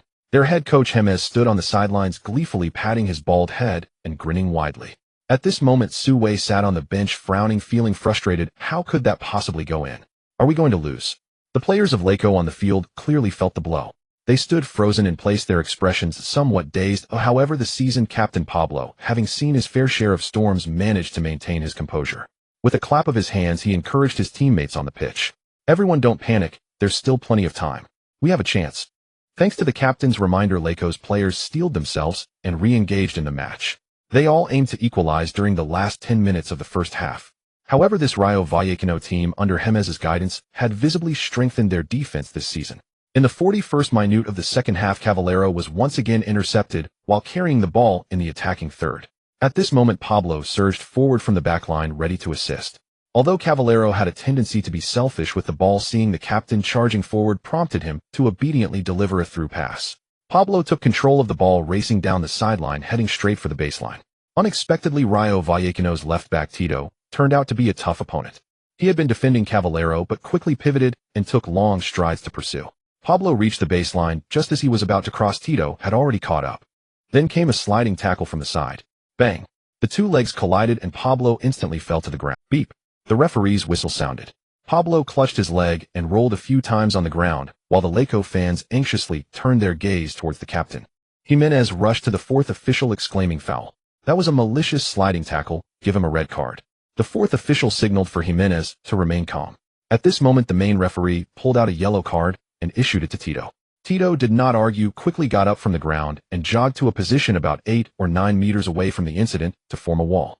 However, this free kick near the baseline for Leco would take some time to execute. This was because Captain Pablo was still lying on the ground with several teammates gathering around him. "Captain, how are you? Do you need to be substituted?" At this moment, Pablo's left ankle throbbed with pain, and he felt an overwhelming sense of frustration. Sigh. If I were a few years younger, I would have easily evaded that defense and made the cross. Pablo stood up, limping, as the team doctor hurried over. Pablo told his teammates nearby, "You all take it easy."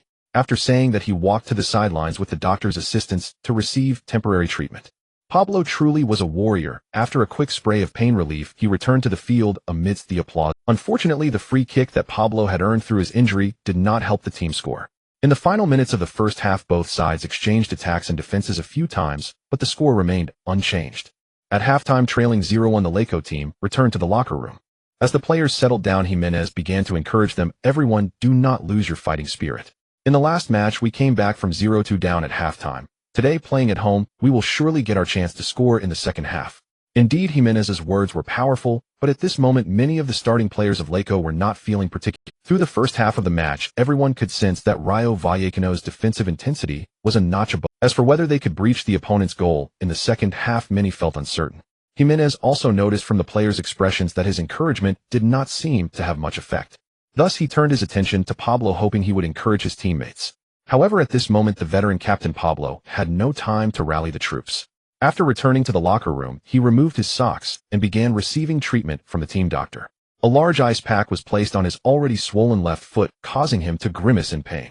After Jimenez finished his speech, he approached Pablo and asked with concern, "How are you? Can you continue?" Pablo replied, "I can." Jimenez nodded. The 15-minute break passed quickly, and the second half resumed with the teams switching sides. Though Pablo was a tough guy, this injury had a significant impact on him. It was evident that in the second half Pablo's range of motion had diminished significantly. His assists were nearly non-existent, and now all of the attacking burden on the right flank rested on Cavallero's shoulders. However, Cavallero faced numerous opponents, starting with Rayo Vallecano's left back Tito, followed by left winger Cucata. Lastly, there was also the left central midfielder Tressoas, who occasionally came over to help. Any one of these three could pose a challenge for Cavallero. Yet any two of them would be enough to give him a tough time. If all three positioned themselves properly on defense, Cavallero would have virtually no opportunity. Unbeknownst to them, over 20 minutes had passed in the second half, and the score remained 0-1. As Laco struggled to break the deadlock, the Spanish commentators couldn't help but remark, "Jimenez needs to come up with a plan. At this rate, this match looks precarious." Indeed, that tackle seems to have affected Pablo a bit. Maybe it's time to consider bringing on that 18-year-old prospect from the Dragon Kingdom. I remember he performed very well as a substitute in the last match. I also think Pablo should take a break. Jimenez, standing on the sidelines with his arms crossed, pondered the same issue. He could see that Pablo had reached his limit, but Pablo did not voluntarily suggest coming off, and there was no immediate courage to replace him. At that moment, after a defensive sprint, Pablo suddenly stopped. He then raised his right hand towards Jimenez. Seeing the helpless and frustrated expression on Pablo's face, Jimenez knew something bad had happened. The team's spirit could not hold up any longer, and Laco had to make substitutions. After the recent charge, Pablo felt increasing discomfort in his legs. Jimenez patted Pablo on the shoulder, simply saying, "Good job," before turning around and shouting to Su Wei on the bench, "Su, warm up." Su Wei's heart leaped with joy, and he immediately stood up to warm up by the sidelines. At this moment, the broadcast camera also focused on Su Wei warming up. This made the domestic fans who stayed up late to watch the game in front of their computers very happy. Wow, Su Wei is finally coming on. What about those who said he was just a water cooler? All of you come out. Laco, you can do it. There are still more than 20 minutes left. Do your best and bring glory to Dragon Country football. At Su Wei's home, his uncle Su Weikong exclaimed excitedly, "Look, quickly, Su Wei is on the field." Su Weiguo was even more excited, his eyes shining brightly. He should have been substituted earlier. Wei Fenhua also leaned close to the computer, staring at Su Wei on the screen, happily saying, "Our son has gotten stronger." Su Weiguo laughed heartily. "Now you can relax, right?" 3 minutes later, in the 72nd minute of the game, the fourth official held up the substitution board by the sidelines. After warming up, Su Wei was called over by Jimenez for some instructions. "Su, go up and push forward. Use your speed to create opportunities for Du Jie and Charmin." Su Wei nodded in understanding. At this moment, Pablo handed the captain's armband to the center back Lobo, then walked over to Su Wei to give him a high five, followed by a hug. He patted Su Wei's back and encouraged, "Young man, go for it. You can do it. Don't worry, Captain, I'll get an assist." "Ah, that's great." Su Wei's words made Pablo chuckle. Su Wei then jogged onto the field, instantly receiving applause from the Laco fans. Su Wei did not disappoint the fans' expectations. As soon as he entered the field, he performed very actively. Although he played as a right back, he covered a large area. Just a minute in, his first touch came near the midfield line. The left defender from Rayo Vallecano clearly did not notice the newly entered Su Wei. Their main focus was still on the braided Cavallero. After Su Wei touched the ball, no one pressed him closely, which made him comfortable. Su Wei immediately took the ball and sprinted down the sideline. After running for 7 or 8 meters, the Rayo Vallecano players finally realized Su Wei was serious. The left back Tito quickly moved towards Su Wei. At this point, Su Wei had already accelerated, and facing Tito Hedon, he executed a clean nutmeg. He used a trick commonly employed by Bale, passing the ball to himself 3 seconds later. I must say, though simple, this move is incredibly effective. With the ball not under his feet, it became a pure race of speed between Su Wei and Tito. Tito wasn't slow either. He managed to chase down Pablo successfully in the first half. But compared to Su Wei, the difference was immediately apparent. In just the blink of an eye, Su Wei had left him behind. At that moment, Tito attempted a foul, but couldn't even grab the hem of Su Wei's shirt. After passing the ball, Su Wei regained control using his speed, disregarding everything else, and charged forward. When he reached the byline, Su Wei slightly slowed down. At this moment, Tito was still 2 or 3 meters away from Su Wei, who calmly glanced at the center and spotted Sharman's position, immediately delivering a cross. The football traced a beautiful arc in the air, flying toward the small penalty area. The pass was exquisite with perfect height, speed, and placement. In the small penalty area, Sharman leaped high, lightly nudging the ball, which slightly changed direction and flew towards the back post of the goal. It was too close for the Rayo Vallecano goalkeeper to react. The ball had already crossed the goal line. 1-1. Su Wei had been on the field for less than a minute when he delivered a perfect assist from the wing. This explosive performance sent the entire Laco fan base into a frenzy. Su, Dragon Country genius. I love you, Su. The Laco fans in the stands collectively shouted Su. On the sidelines, Jimenez's serious expression instantly broke into a broad smile. Thank God, thank Eduardo, this guy is amazing. Thousands of miles away, the domestic commentators Zhang Jun and Zhang Lu also gasped in surprise. Zhang Jun, director Zhang, this should be the first assist by a Dragon Country player in La Liga, right? Zhang Lu, it certainly is. No Dragon Country player has played in La Liga before. Zhang Jun, director Zhang, what's your evaluation of Su Wei after just this brief minute? Zhang Lu answered without hesitation, impressive, extremely fast, and his passing is very precise. Now I understand why Laco signed him, but I'm also a bit puzzled as to why our domestic teams didn't notice him. Zhang Jun sighed, it seems we have plenty of good talents domestically, but we just have too few talent scouts.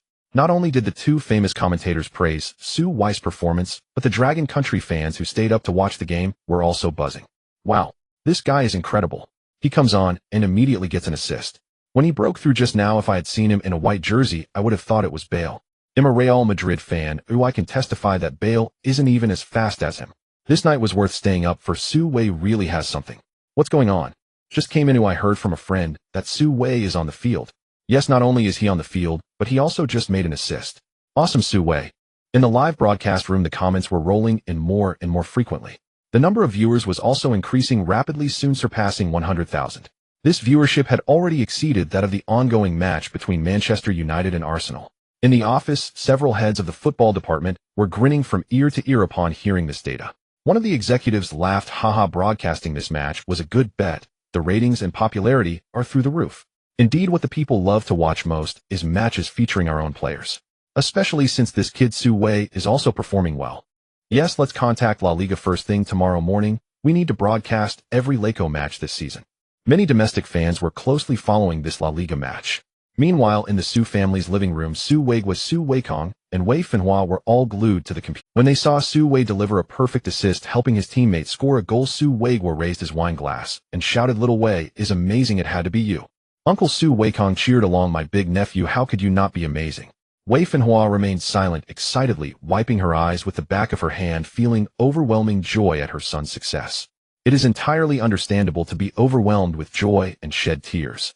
On the field, Sherman was filled with pure excitement after scoring his first goal in La Liga. After the goal, he did not linger in the penalty area. Instead, he opened his arms and rushed towards Su Wei on the flank. Su Wei stood at a height of 1.85 meters with a well-built physique.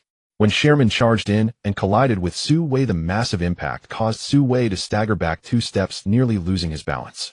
Sherman grabbed Su Wei and gave him a big bear hug. "Boss, thank you for your pass. I scored in La Liga." Su Wei laughed. "Let go, or I won't be able to breathe." Sherman smiled sheepishly and quickly released. At that moment, other teammates rushed over to celebrate. Lobo, wearing the captain's armband, exclaimed excitedly, "Su Sherman, well done." With 20 minutes left in the match, everyone continued to push hard to secure the win. After equalizing, La Coruña's morale surged. The fans in the stands began to cheer for La Coruña non-stop, with chants for another goal echoing throughout. Meanwhile, Rayo Vallecano's coach Jimenez sensed trouble. He anxiously paced back and forth on the sidelines, occasionally shouting at the players on the field. "Kakada, don't push forward, come back. Trezoya's run more to the left. Tito, watch that kid from Longwa, don't let him break free." Kakata was Rayo Vallecano's left winger. Trezoya's was one of the double defensive midfielders positioned closer to the left. Tito was the left back who replaced Pablo early in the game, and Coach James was fixated on the left side. Ever since Su Wei entered the game, his impact was significant, elevating La Coruña's attacking prowess on the right flank. James was now extremely concerned about the defensive line on that side. Similarly, the players of La Coruña also recognized Su Wei's capabilities on the offensive end. The temporary captain Lobo shouted at Su Wei from the back, "Su, if you have a chance, push forward. Leave the rest to us." Su Wei nodded. Rayo Vallecano's attacking strength was average. Apart from their goal in the first half, their attacks were even weaker than La Coruña's during other times. With the support of his teammates, Su Wei could focus more on the offensive end. After playing for another 7 or 8 minutes, the match reached the 80th minute. At this moment, La Coruña, who was gaining momentum, had pushed Rayo Vallecano onto the back foot. However, Rayo Vallecano's solid defensive structure did not give La Coruña many opportunities, and both sides gradually fell into a stalemate. After a few passes, the ball was transferred to the feet of Caballero, who sported a little braid. He attempted to initiate a dribble, but Rayo Vallecano's winger Kakuta was already positioned to defend against him. Moreover, Tito was sprinting towards Caballero, preparing for a double team. Su Wei clearly observed that even if Caballero managed to shake off Kakuta's defense, it would be difficult to get past Tito. Seeing that Caballero was still in possession of the ball and showed no intention of passing, Su Wei did not want this attack to go to waste, so he immediately pushed off the ground and sprinted past the midfield line, quickly moving to the outside of Caballero, making a direct run into Rayo Vallecano's backfield. At this moment, both Kakuta and Tito were focused on Caballero. If Caballero had passed the ball at the first opportunity, Su Wei would have easily torn through Rayo Vallecano's defense. But this little braid was quite stubborn. When Pablo made runs, he would often hesitate to pass due to Pablo's authority in the team. Now, seeing Su Wei making a run, he didn't even lift his eyelids, showing no intention of passing. As Su Wei ran halfway and noticed the ball wasn't coming, he realized that if he continued, he would be offside, so he had to stop. Turning around, he saw Caballero still behind, swaying back and forth, trying to get past Kakuta. Upon seeing this, Su Wei felt furious, also having long been annoyed by this guy's ball-hogging style. In a moment of desperation, he shouted, "Damn it, pass me the ball." This outburst startled Caballero. He looked up and saw that the one shouting at him was the fresh recruit who had just joined the team. Instantly feeling indignant, he was about to explode when he heard the furious roar of La Coruña's fans from the stands. Caballero passed the ball quickly. "Damn it, why are you playing so selfishly? Pass it to Su. Idiot, do you even know how to play football?" Caballero was startled again. He did not expect that the home fans would turn against him. Surprised, he became even angrier and stood still, contemplating what to do next. At that moment, Tito had already spotted Su Wei making a run and immediately turned to sprint towards him. Upon seeing this, Caballero cursed, "Damn it, I'll show you how good I am." Thinking of this, he kicked the ball towards Su Wei. "Damn it, when I made a run just now, you didn't pass. Now that they are paying attention to me, you pass it. What a fool." Su Wei cursed, but still extended his foot to stop the ball. At this moment, Tito had already rushed up from the side, and Su Wei had no time to scold the little braid. He knew he couldn't let Tito get close. His speed was top-notch, but his dribbling and ball control were subpar. If Tito stuck to him, he would definitely lose the ball. Su Wei nudged the ball, and sensing Tito had not yet caught up, immediately turned around and launched a second charge. Seeing Su Wei accelerating again, Tito immediately recalled the scene from 10 minutes ago when he was outmaneuvered. He knew if he didn't act now, Su Wei's speed would crush him once more. Thinking this, Tito took a few quick steps and then slid in, attempting to tackle the ball from Su Wei's feet. Although it was a desperate move, Tito had also calculated it well.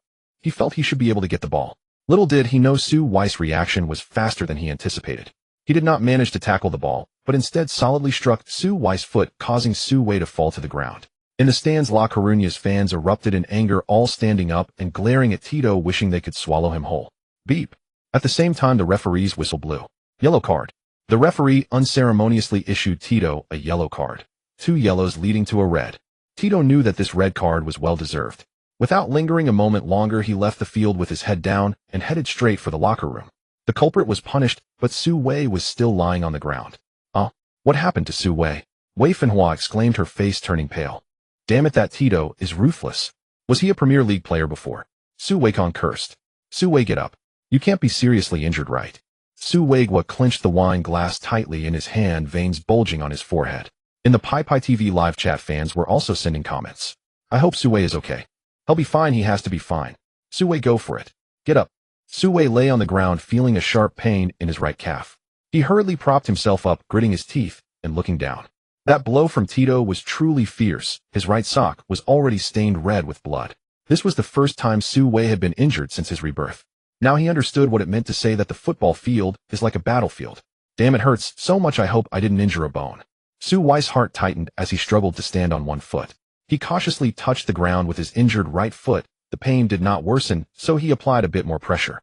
The pain intensified a little, but it was bearable, though it should just be a surface injury. Su Wei let out a long breath as his teammates rushed over. Charmin ran up to Su Wei with a worried look and asked, "Boss, are you okay?" Su Wei gritted his teeth and replied, "I can hold on." The team doctor also arrived, helping Su Wei off the field. After removing his shoes and examining the injury, fortunately, just as Su Wei had predicted, it was only a surface injury. The team doctor treated Su Wei's wound and performed an urgent bandaging. During this time, Jimenez approached Su Wei, silently observing the treatment process.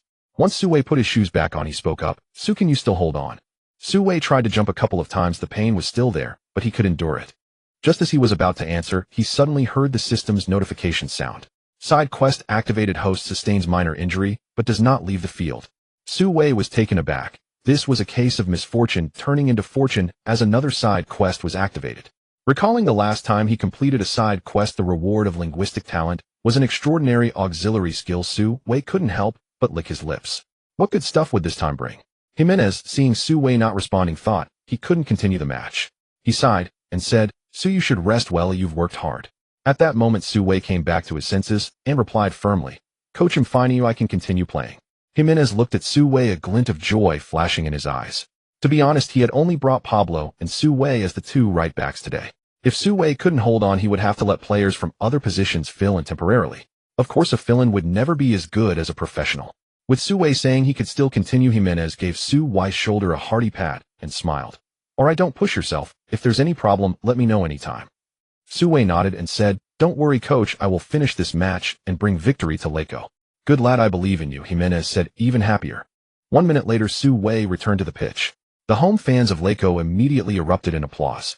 The Su family collectively sighed in relief. Su Wei raised his glass and praised, "Well done sustaining minor injury without leaving the field, truly a member of the Su family." Domestic fans also flooded the screen with comments. "Su Wei, well done, keep it up against them. Score another one, Laco must win." With Su Wei as a rallying point, more than 100,000 new Laco fans emerged in the country, reminiscent of when Yao Ming joined the Rockets.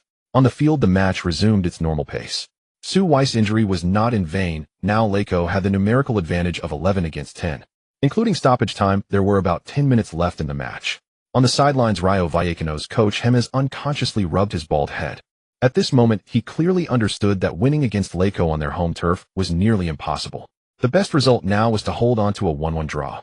With no one to cover the left-back position, Jimenez immediately made a substitution. The goal scorer Minucho was taken off, and a 35-year-old veteran Nacho was brought on to play left-back. With Laco one man up, their attack naturally intensified. Rayo Vallecano, down a man, completely abandoned defense, only hoping to salvage a point away. Rayo Vallecano's tight defense proved effective. Laco's attacks had limited options, often ending with hasty long shots. As the minutes ticked away, the regular 90 minutes had already concluded. At that moment, the fourth official raised the board, and the broadcast camera zoomed in for a close-up. For minutes of stoppage time, which isn't much, Rayo Vallecano's fans all let out a sigh of relief. The less stoppage time there was, the more advantageous it was for them. Laco's fans, however, were a bit anxious. Being a man up at home and not winning would be quite frustrating. The Laco fans in the stands began rhythmically chanting, "Score one! Score one!" The players on the field from Laco also pushed forward, hoping to secure a dramatic win in the final moments. Since returning from injury, Su Wei had been lying low and not making many moves. It's easy to shout the slogan of not leaving the field despite minor injury, but the pain was real. Unless absolutely necessary, Su Wei didn't want to charge forward. After lurking for a minute or two, seeing that there was little time left and the opponent had no decent offense, in the 92nd minute, Su Wei stealthily advanced forward, crossing the halfway line. Perhaps due to not having seen Su Wei for a while, the Rayo Vallecano defenders did not notice him. There was no one near Su Wei. Instead, his small braid was tightly marked by the Rayo Vallecano players. Several players from Laco in the midfield passed the ball multiple times until it reached Farina's feet. As soon as Farina touched the ball, two players from Rayo Vallecano immediately surged forward and back towards the Argentine. Farina didn't have the ability to go past both. He temporarily controlled the ball, quickly scanning for suitable passing options with his peripheral vision. When his gaze swept to the right, Cavallero raised his hand. Just as Farina was about to pass the ball, he suddenly saw Su Wei darting forward behind Cavallero. Farina hesitated for just a second before promptly pushing with the instep of his foot, sending a low diagonal pass towards Su Wei. The ball not only passed in front of Cavallero, but also pierced through Rayo Vallecano's left flank, bypassing Nacho and others. With the ball speeding ahead, Su Wei accelerated and smoothly gained possession. On the sidelines, Jimenez was startled and hurriedly shouted, "Nacho, block him. Don't let him get to the byline." The newly substituted Nacho immediately chased back. Although Su Wei had an injury, running jolted the wound painfully, but his speed was still good. He was still racing ahead. Nacho pushed himself to close the gap to Su Wei, but unfortunately, he was still 2 or 3 steps late. In the blink of an eye, Su Wei reached the vicinity of the byline again. Watching Su Wei sprinting with the ball, Nacho felt a pang of fear. He knew that this kid was not only fast, but also had impressive passing skills. If he managed to cross from the byline, it was likely Laco would turn the game around for a dramatic win, completely ruining a promising situation. He pondered, yet could not stop Su Wei's charge. At high speed, Su Wei glanced up at the penalty area of Rayo Vallecano and found that Du Jia and Charman had both moved into the small box. Meanwhile, the center backs of Rayo Vallecano had all returned to defend, and even the fullbacks on the other side had hurried back to the penalty area. Rayo Vallecano had heavy defenses in the small box. Su Wei instantly felt that passing the ball into the penalty area might not be the best choice. As the end of the match drew near, opportunities could not be wasted, so he quickly looked for a better passing option. A quick glance revealed that Farina, who had just completed a pass, was already making a run into the penalty area from the center. What a great opportunity! With that, Su Wei hooked his foot and made a backward triangular pass. The ball flew quickly and flat towards the penalty spot, catching the Rayo Vallecano defenders off guard. There was no one defending the penalty spot. Farina rushed in, and without waiting for the ball to land, took a pass. The football struck the upper left corner of the goal, and Rayo Vallecano's goalkeeper only turned his head slightly. His hands never extended, as the ball forcefully drilled into the net. 2-1. Rayo had truly turned the tables. Su, what a beautiful pass. Farina, great shot. The Rayo fans cheered loudly, and Jimenez clenched his fists, his hands trembling with excitement. The Rayo players on the bench also stood up collectively. Even Pablo, who had difficulty with his legs, stood up to applaud Su Wei and Farina. Back home, the atmosphere was also jubilant, with Jean Jun and Zhang Lu smiling brightly. Jean Jun said, "I didn't expect Su Wei to be this formidable despite his injury. Not many wingers in the Chinese Super League have such passing skills. Is this Su Wei's second assist today?" "Yes, he's now the team's top assist provider." Zhang Lu exclaimed, "Impressive. Just from these 20 minutes, Su Wei has a bright future ahead." The two commentators praised Su Wei back and forth. Netizens also chimed in, typing furiously on their keyboards. Wow, Su Wei's pass was amazing. With this level of skill, why isn't he playing in the Chinese Super League? What are those coaches doing? Waiting for kickbacks? If they don't pay, how can you expect him to play? They should secure the win now. Let's strive for Rayo to compete in the Champions League next season. It's time to showcase my identity as a Rayo fan for 20 years. Go Rayo, go Su Wei. At this moment, the number of viewers in the live stream skyrocketed, increasing from thousands to over 100,000, and it continued to rise. 18,000, 19,000, 20,000. Unfortunately, the match was about to end, otherwise who knows how many more viewers would join. At this moment at the Riazor Stadium, the Argentinian player was very happy after scoring. He quickly ran to Su Wei, raised his hands, and the two high-fived in celebration. Soon nearby, Du Jia and Charman joined in, and eventually teammates from the backline rushed over to celebrate together, encircling each other in joy. In stark contrast to the Rayo players was the dejection of Rayo Vallecano. With just over a minute left in the match, the end was near. On the sidelines, Jimenez shook his head helplessly. He knew this match had already been decided. The center circle was reset for a kickoff, and Rayo Vallecano hurriedly organized one last attack. As the ball was kicked high into the Rayo penalty area, goalkeeper Lux came out to confidently claim it just as the referee blew the final whistle. 2-1. Rayo secured their first victory of the season. On the field, many Rayo players raised their hands. Su Wei stood still, his right leg still aching faintly. Sigh. Finally finished. This minor injury side quest is considered complete, right? Just as he murmured that, the familiar voice of the system rang out again. Side quest completed, reward being distributed. Congratulations, host, you have acquired Iron Warrior skill, Iron Warrior. What is that?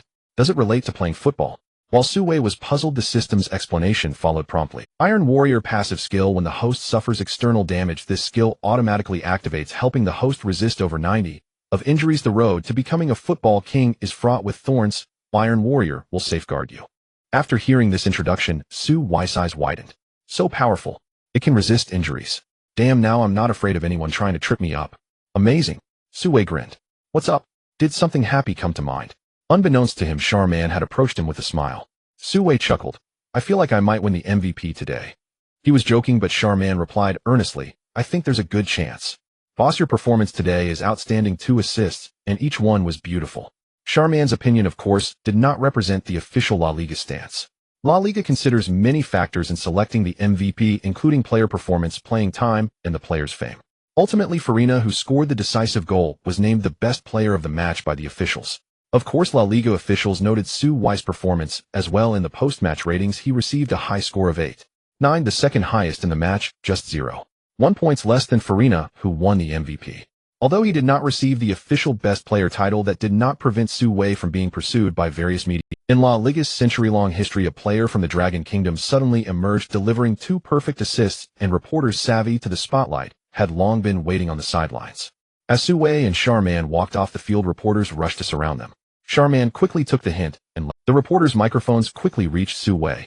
"Su, can we ask you a few questions?" Having won, and with his leg no longer hurting, Su Wei was in a good mood and replied generously, "Sure, ask away. First, may I ask what led you to choose to join Rio?" The first question was quite unique. Su Wei thought to himself, "What a question. I originally wanted to join Real Madrid or Barcelona, but they didn't give me the chance." Of course, such inner thoughts could not be revealed to these reporters. Su Wei smiled slightly. At 18 years old, yet spoke like someone of 28. "Because of my passion, I have loved Rio since I was young. Maka, Tristan Bellerin, they were all my childhood idols." He spoke earnestly, and the reporters found it quite reasonable. After all, Rio was indeed very strong around the year 2000, and at that time Su Wei was just a child. Another reporter asked, "Su, first of all, congratulations on achieving your first La Liga victory. How many years of professional training did you undergo before coming to La Liga?" Su Wei scratched his head and replied, "About 2.5 years. The reporters were momentarily stunned. After a moment, seeing Su Wei chuckling, they realized he was joking. Everyone laughed along, and the atmosphere on site became quite lively. The reporters' questions came one after another, and Su Wei responded without hesitation, jokingly. While he was leisurely answering the reporters' questions, he suddenly caught sight of a familiar figure in the crowd. The graceful figure was Su Man. She held a recording microphone, eager to step forward for an interview, but unfortunately, there were too many reporters, most of them strong male journalists. Su Man attempted several times to squeeze in front of Su Wei, but all her efforts ended in failure. Upon seeing this, Su Wei immediately cleared a path through the crowd and called out loudly, "Make way, let this lady have an opportunity for an interview." Taking advantage of the moment, Su Man squeezed to the front, and before she could steady herself, she thrust the microphone in front of Su Wei. "Su Wei, can you say a few words to the domestic fans?" she asked in Chinese. Su Wei naturally replied in Chinese, "Thank you to the domestic fans for still following our match late at night. I hope you pay more attention to La Liga and support La Coruña. Love you all." Su Wei's Mandarin was crisp and clear, leaving the Spanish reporters nearby bewildered, not understanding what the two were saying. One reporter thought to himself, "It seems I need to learn a few phrases in Chinese." Taking advantage of everyone being in a daze, Su Man hurriedly asked 2 more questions.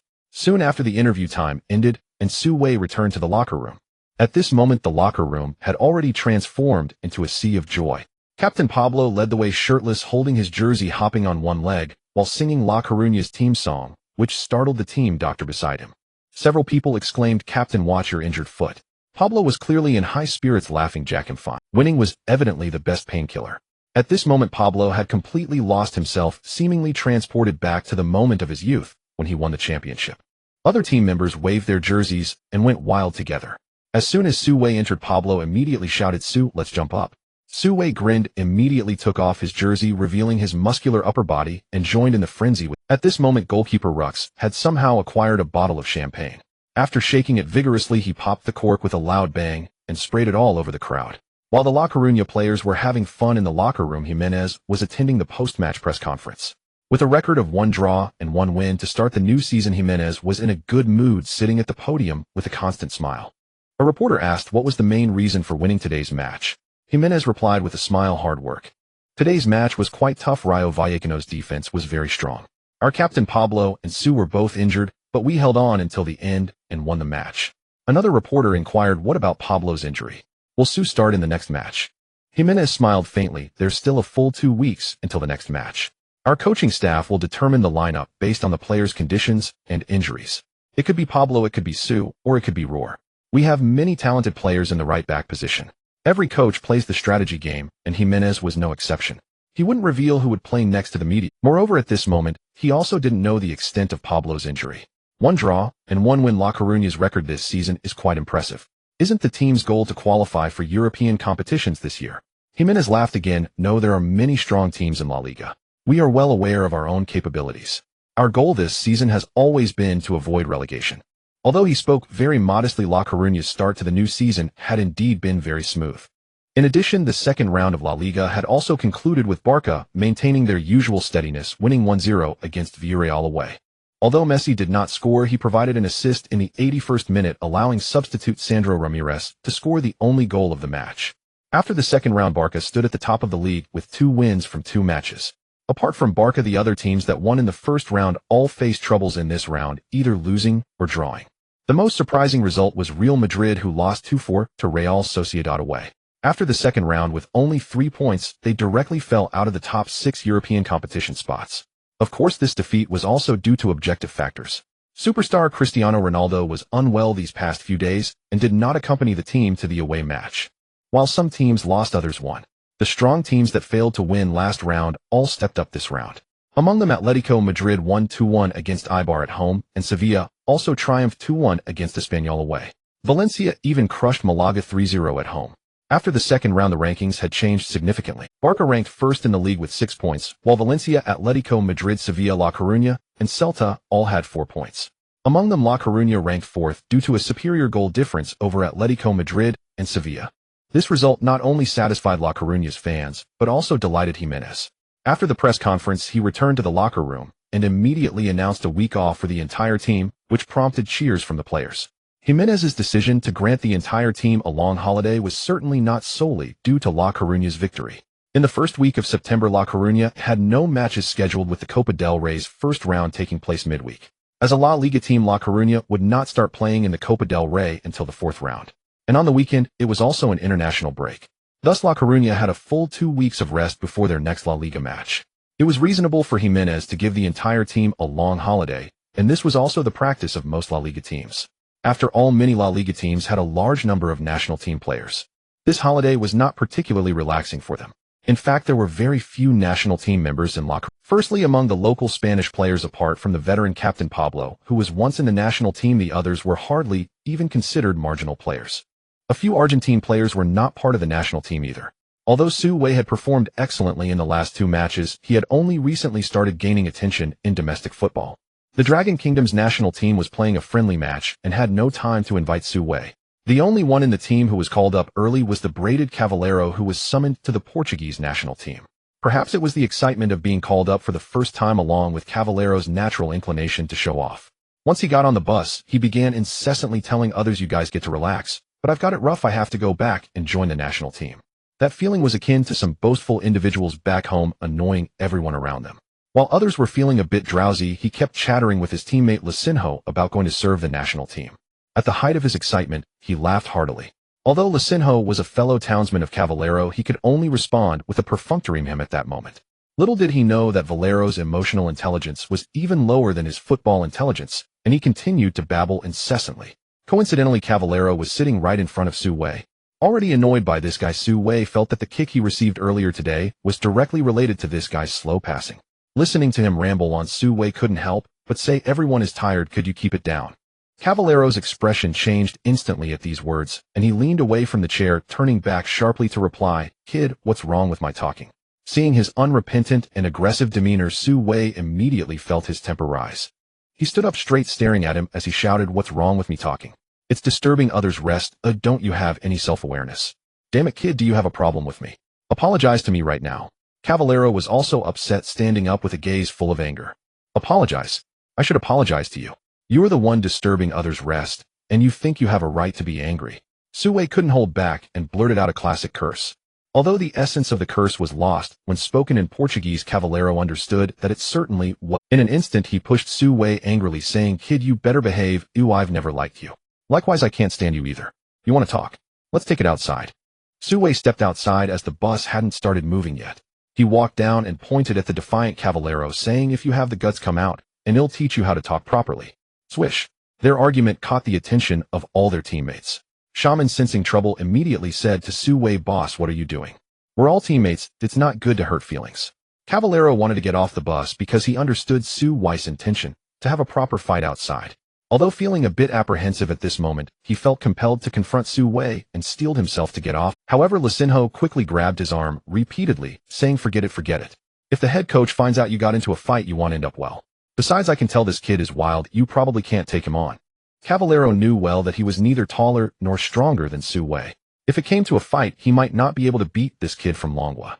Just as Cavallero was caught in a dilemma, a stern voice from the old Captain Pablo came from the back of the bus. Everyone calm down, let's discuss this later.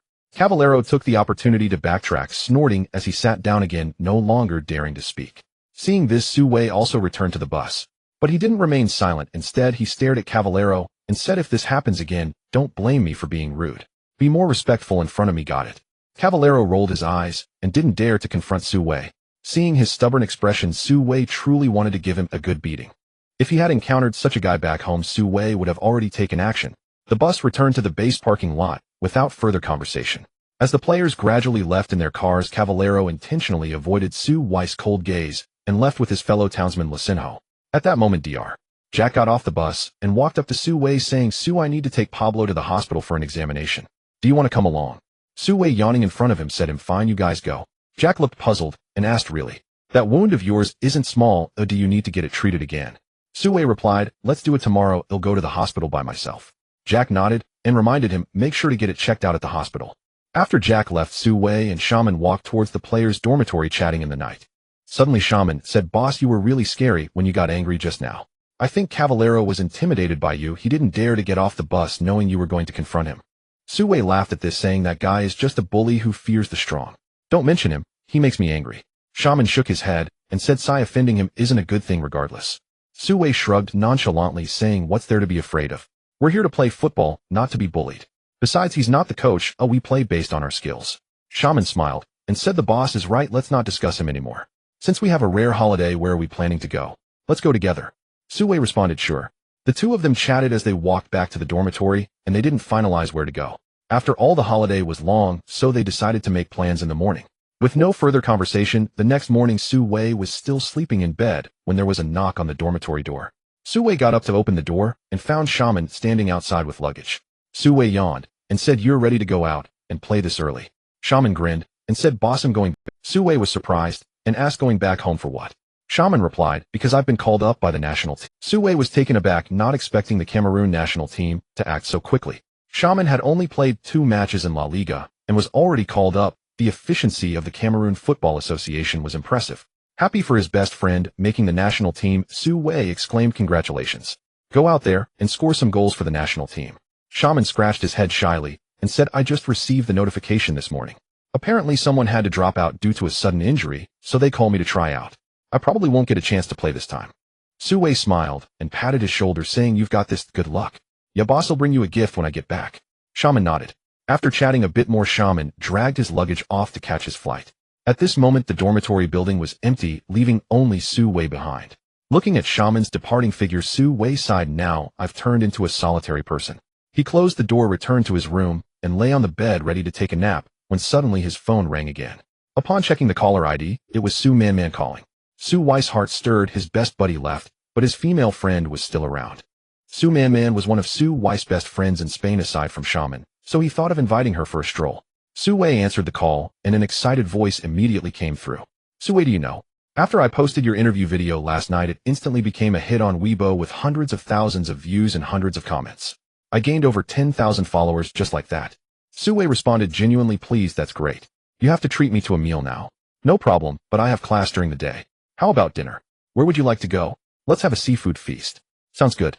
With the knocking at the door and the phone call, Su Wei felt entirely. He got out of bed wondering what to do. Remembering what the team doctor had said last night, he checked the injury on his right leg. The 7 to 8 centimeter wound had completely scabbed over, and when Su Wei pressed it, there was no pain at all. That's incredible. It seemed there was no need to go to the hospital anymore.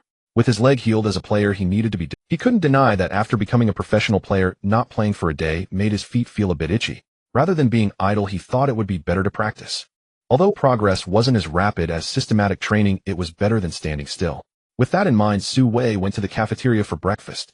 He then returned to the dormitory to change into his training kit and shoes, hurrying to the training ground. Su Wei practiced alone on the field, unaware that someone was watching him from a distance in the office building. Eduardo. All the players were on break, but as a club manager he had not taken a day off. Watching Su Wei on the field from his office window, he wore a satisfied smile. Not bad. The kid is full of energy. Just then there was a knock at the office door. Come in. Jimenez walked in. Seeing the visitor, Eduardo left the window with a smile and gestured for him to sit on the sofa. Soon after, the two sat face to face on the sofa. Eduardo was the first to speak. Congratulations on achieving your first victory of the season. Jimenez chuckled lightly. I must thank the club for their support of my work. Eduardo then asked how is Pablo's. Jimenez replied truthfully, last night Jack accompanied him for an MRI. The situation is okay, there are no bone injuries, just some muscle damage. He should recover in 1 to 2 weeks. Eduardo felt relieved. What about the next match against Eibar? How will we handle it? Jimenez casually replied, Pablo should be able to play. Even if he isn't fully recovered, we still have role, and Su, we have enough manpower for the right back position, so you needn't worry. Ximenes, upon hearing this, did not respond immediately. The scene from yesterday's match quickly flashed through his mind. 2 assists, and he even got the opposing left back sent off. In Ximenes' view, Su Wei's performance yesterday had already surpassed that of the old captain Pablo. Ximenes remarked, this guy has great ability. He doesn't look like he's only 18 years old. Eduardo agreed, saying, yeah, I just saw him practicing. Let's give him more opportunities in the future. Ximenes hesitated for a moment before saying, it's just that he has been with the team for too short a time. If we let him start now, I'm afraid it will affect Pablo's mood. Ximenes' concern was not unfounded. Pablo was the leader in the locker room and held a very high status among the Spanish players. If Pablo had any objections, the harmony of the entire locker room could collapse in an instant. Whether Pablo plays or not, and whether he starts, is a very serious issue. Ximenes had only joined the team this year, so he did not dare to provoke Pablo easily. At this moment, Eduardo smiled, saying, I've worked with Pablo for over 10 years, he's not the petty type. I will explain this matter to him. If you think Su is good, then use him boldly. Pablo is getting older, and La Coruña needs to inject some young blood. As he said this, he paused for a moment, his gaze growing profound. In the past, La Coruña won the La Liga championship thanks to a group of daring and hardworking young players. I still remember Makai, Tristan Valorant, Scaloni, and Pablo. Back then they were all just over 20, and now we also need newcomers to carry the banner of revival. Ximenes certainly knew how glorious the Super La Coruña around the year 2000 was. Listening to Eduardo reminisce about that impressive history, he was instantly touched by the weight of it. He nodded and said, okay, I understand what to do now. In the following days, Su Wei lived quite comfortably. During the day, he practiced on the field, and at night, he would take walks with Su Man. Although Su Man had classes, they couldn't go far. However, over the course of a few days under the guidance of the capable Su Man, Su Wei explored all the unique restaurants and surrounding scenic spots of La Coruña. Good times always pass quickly. In the blink of an eye, a new week was approaching, and the La Coruña players started to return one after another. On the first day of training, the teammates who hadn't seen each other for a long time greeted each other on the training ground, sharing stories of the good places they visited during their holidays. Charmin saw Su Wei from a distance and happily exclaimed, hey boss, I've missed you so much. Su Wei smiled, knowing exactly why he was so happy. During this trip home, Charmin not only played for over 10 minutes as a substitute, but also scored a goal. It was said that with this goal, Charmin's market value on Transfermarkt increased by 200,000 to 300,000, nearing the million mark. As Charmin greeted everyone, he jogged over to Su Wei. Su Wei said with a smile, nice job. You scored right after returning home. Charmin chuckled, just lucky, just lucky. Everyone was quite happy returning from the holiday, except for the little braided Cavallero, who looked listless. Everyone knew the reason. During his return, he didn't get even a minute of playing time with the Portuguese national team, which had stars like Cristiano Ronaldo and Nani. For someone as proud as him, this trip home was quite a blow. Regardless of whether they were happy or not, everyone had. In the new week, La Coruña's lineup was complete. Even Pablo, who had been injured in the previous round, appeared on the training ground. Moreover, he took the lead in training, not missing any drills, and seemed to have recovered well. In the following week, the entire La Coruña team was preparing for the weekend's match. Before they knew it, it was Saturday. That afternoon, Ximenes gathered the whole team in the meeting room for the pre-match preparation meeting. As usual, they first played a video of Eibar's recent matches. While the projection was running, Ximenes stood by. Although Eibar is a newly promoted team, we cannot underestimate them. In the first round, they won 10 against Espanyol at home. In their last away match against Atletico Madrid, they only lost by 1 goal. This is a very competitive team. Ximenes warned the players to remain vigilant. After introducing the opponent's situation, he began to announce the starting lineup. Every player sitting below listened attentively, and Su Wei perked up his ears. Having observed Pablo's good form in training these days, Su Wei saw it all, and he felt the likelihood of starting was low, but still remained full of anticipation. Forwards du Charmin. Even though they were playing away tomorrow, Ximenes was unyielding and still chose a double forward lineup. When Charmin heard his name, He couldn't contain his joy, grinning widely and showing off his bright white teeth. Midfielders Farina Cavallero Lacinho and Otegui. Argentine Farina had performed exceptionally well in the last two matches, contributing both in linking play and scoring. He was named MVP in the last match and would play as an attacking midfielder this round. Although the little braided Cavallero played alone as the highest valued player in the team, his position was quite secure. After announcing the midfielders, he moved on to the defenders. Goalkeeper Lux, left back Canella, center backs Huinsua and Lopo. Ximenes announced all 10 starting players in one breath, identical to the lineup that had beaten Rayo Vallecano. This was quite normal. Generally, when a team wins, the head coach would not easily change the starting lineup. Upon hearing this, Su Wei felt that he would most likely be on the bench again. However, at that moment, he suddenly heard Ximenes continue, right back Su. Su Wei's heart jolted. He couldn't believe he had heard correctly. He was actually starting. Not only was he shocked, but the other players in the meeting room also looked surprised.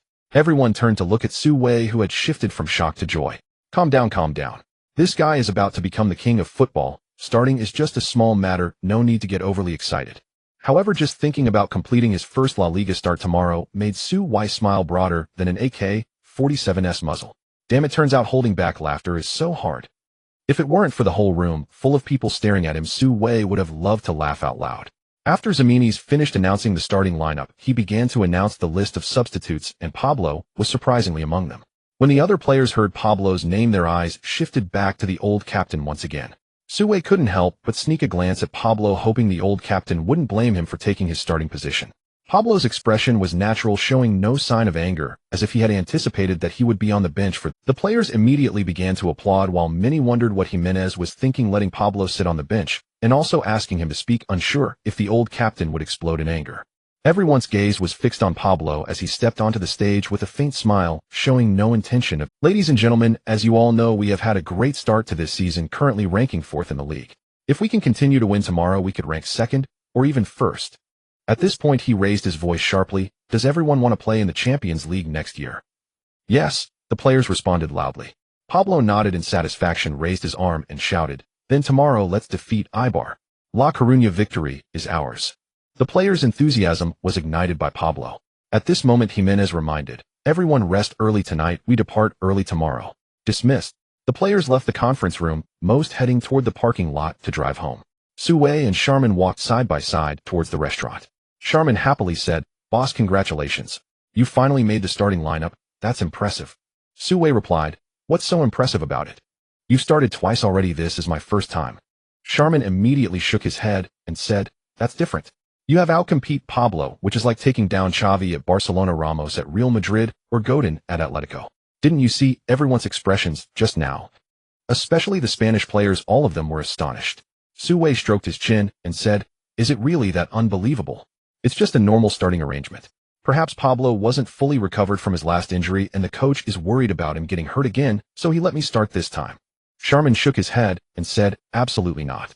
Pablo has been fine in training these past few days. I suspect Jimenez wants to promote you. I appreciate your kind words. Boss, please pass me the ball more tomorrow. Meanwhile, in the conference room, everyone had left, leaving only Jimenez and Pablo. Jimenez turned off the lights and the two of them walked towards the door. Suddenly, they both stopped in unison. Jimenez hesitated for a moment and then explained to Pablo, Eduardo has talked to me recently about wanting to give Su more playing time. Tomorrow's opponent isn't too strong, perfect for giving him some experience. Pablo chuckled lightly and said, Eduardo has already spoken to me. It's time for the young ones to take up the mantle. After 17 years, I can finally sit on the bench and collect my salary. I owe you my thanks. Jimenez felt a surge of joy. Indeed, as Eduardo had said, Pablo was not a petty person. As a veteran who had served the team for 17 years, his perspective was extraordinary. At that moment, Pablo took the initiative to extend his hand to Jimenez, and they shook hands tightly. Pablo added, with Su's ability, I will probably retire soon. When that time comes, I will need to learn more from you about leading the team. Jimenez understood that Eduardo had already paved the way for Pablo's future. Even after retiring, it seemed Pablo would not leave La Coruña club. Meanwhile, Su Wei finished his dinner and returned to the dormitory, lying on his bed. The joy of being a starter had not yet faded. Such a happy event must be shared. He immediately sent a message to his parents informing them of the good news. Unfortunately, neither of his parents responded. Su Wei knew that there was a 6-hour time difference between Spain and his home country, and they were likely asleep. However, Su Wei was completely unable to sleep, so he quickly sent a text message to Su Manman. Soon Su Manman replied, Is this true? You started? Of course it's true. When have I ever lied to you? That's amazing. You started just a few days into that position used to be played by Pablo, who is a legendary captain for La Coruña. Everyone in La Coruña knows him. It's just luck. Can I post this on Weibo? Go ahead. Then in posting it now, this news will definitely go viral. Su Wei was not joking. She acted quickly, and within a few minutes a message stating Su Wei is starting tomorrow spread like wildfire on domestic Weibo. Despite it being late at night, when netizens saw this news, it was instantly shared everywhere. Su Wei's Weibo account soon welcomed a surge in followers and comments came pouring in. Su Wei is starting tomorrow. Is this news reliable? Absolutely reliable. The source is in Spain. Right, I heard she is Su Wei's girlfriend. That's great. Is there a broadcast tomorrow? Pippi Sports will definitely have it. Let's go cheer for Su Wei tomorrow. Let's go in a group. Is there a Su Wei support group? Give me a group number. I want to join you guys. La Coruña victory is ours. In the blink of an eye, another weekend passed. As soon as Su Wei opened his eyes, the first thing that caught his attention was the messages from his parents.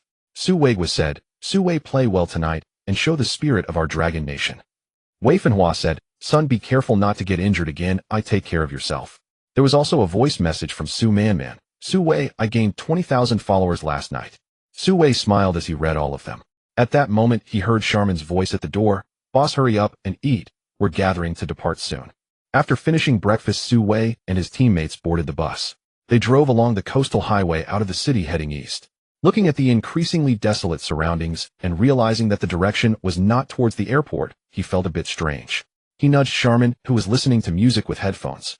"Charmin, aren't we taking a plane?" "Ibar doesn't have an airport, we have to take a bus." "No airport?" Su Wei was surprised. In his impression in Europe, almost every city had an airport.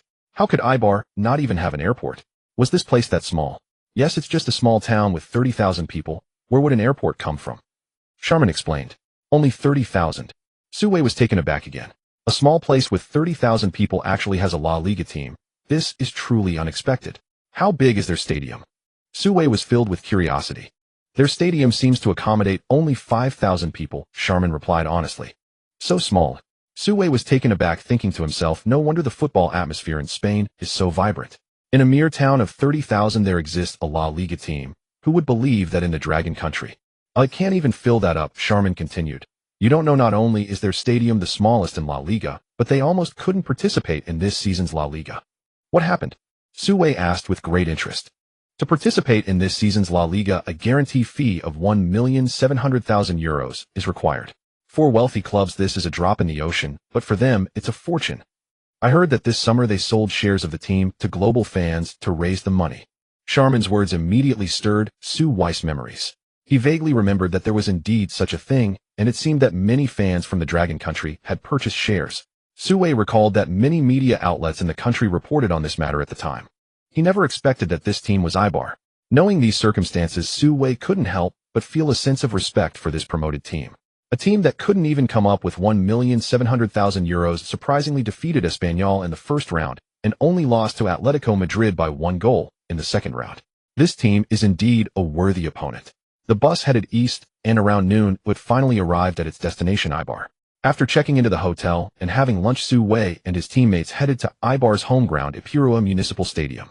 After changing into their jerseys in the locker room and coming out of the player tunnel, Su Wei glanced around. The entire stadium's stands could only be described as clean. Without a roof, the blue-themed seats were only 1 tier high.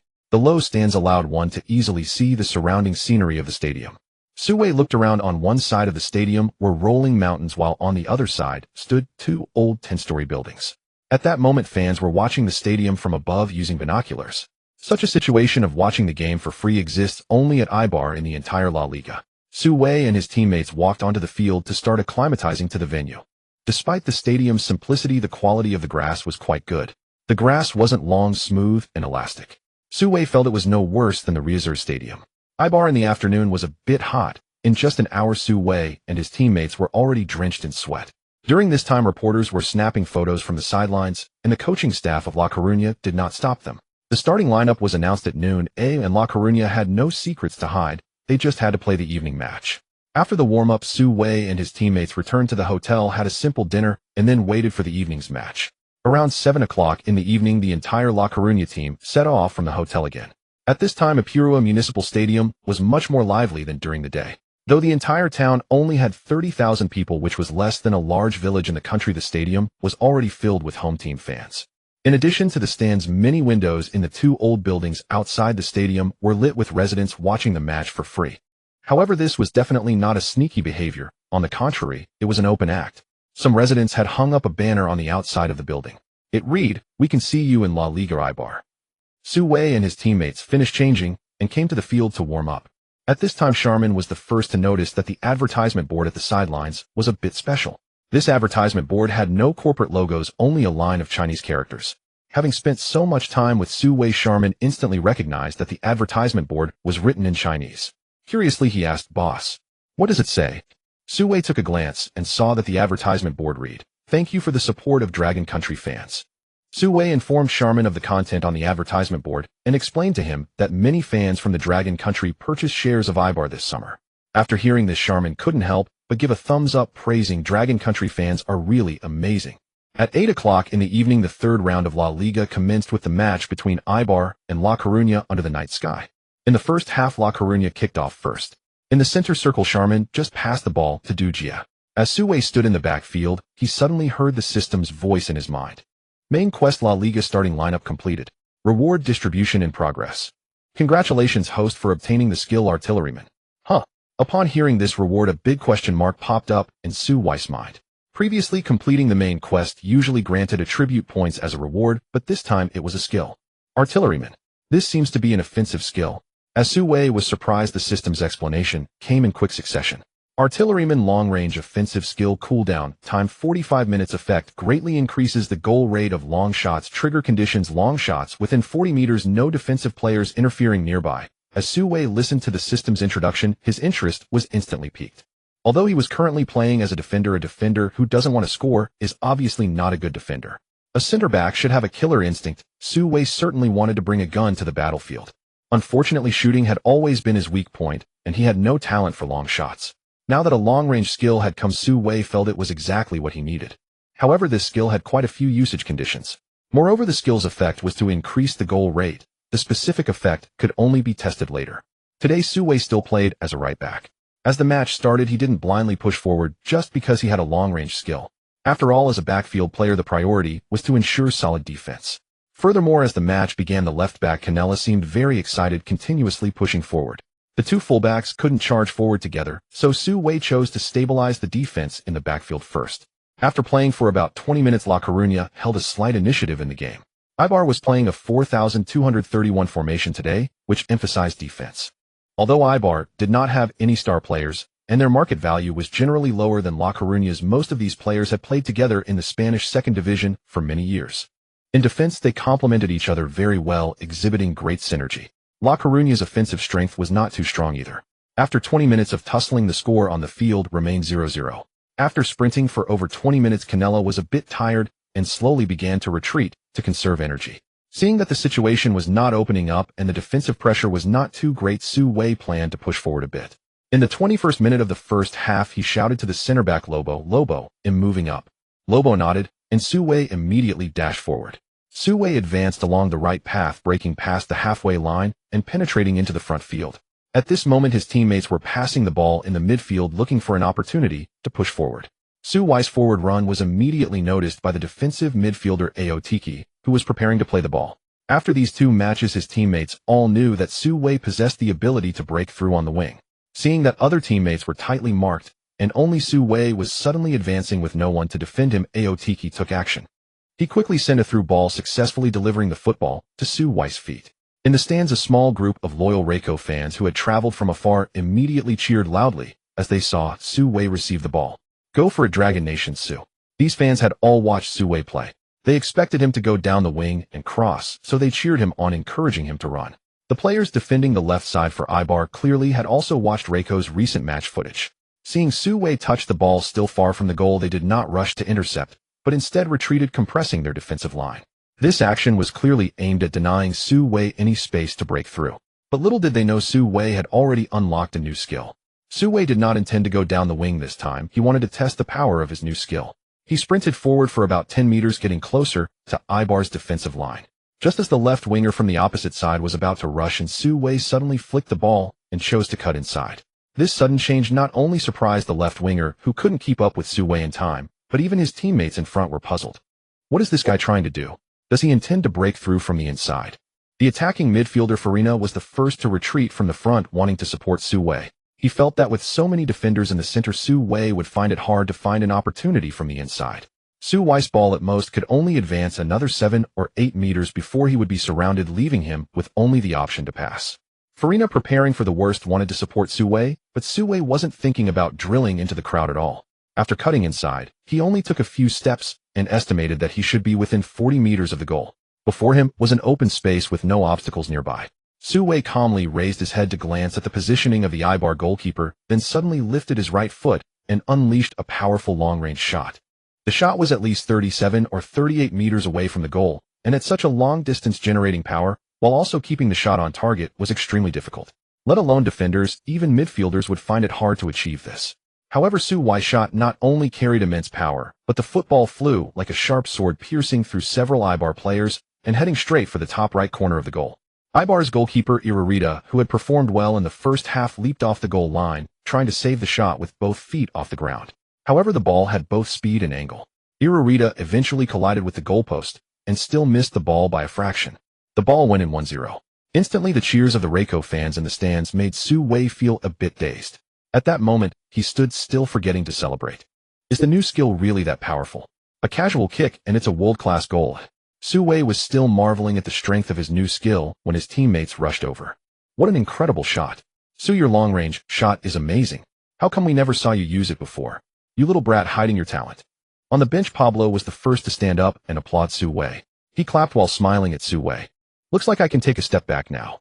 At this moment, although it was already deep night in the country, hundreds of thousands of fans were still watching the match on their televisions. When Su Wei scored this world-class goal, the live broadcast room of Pipiv erupted.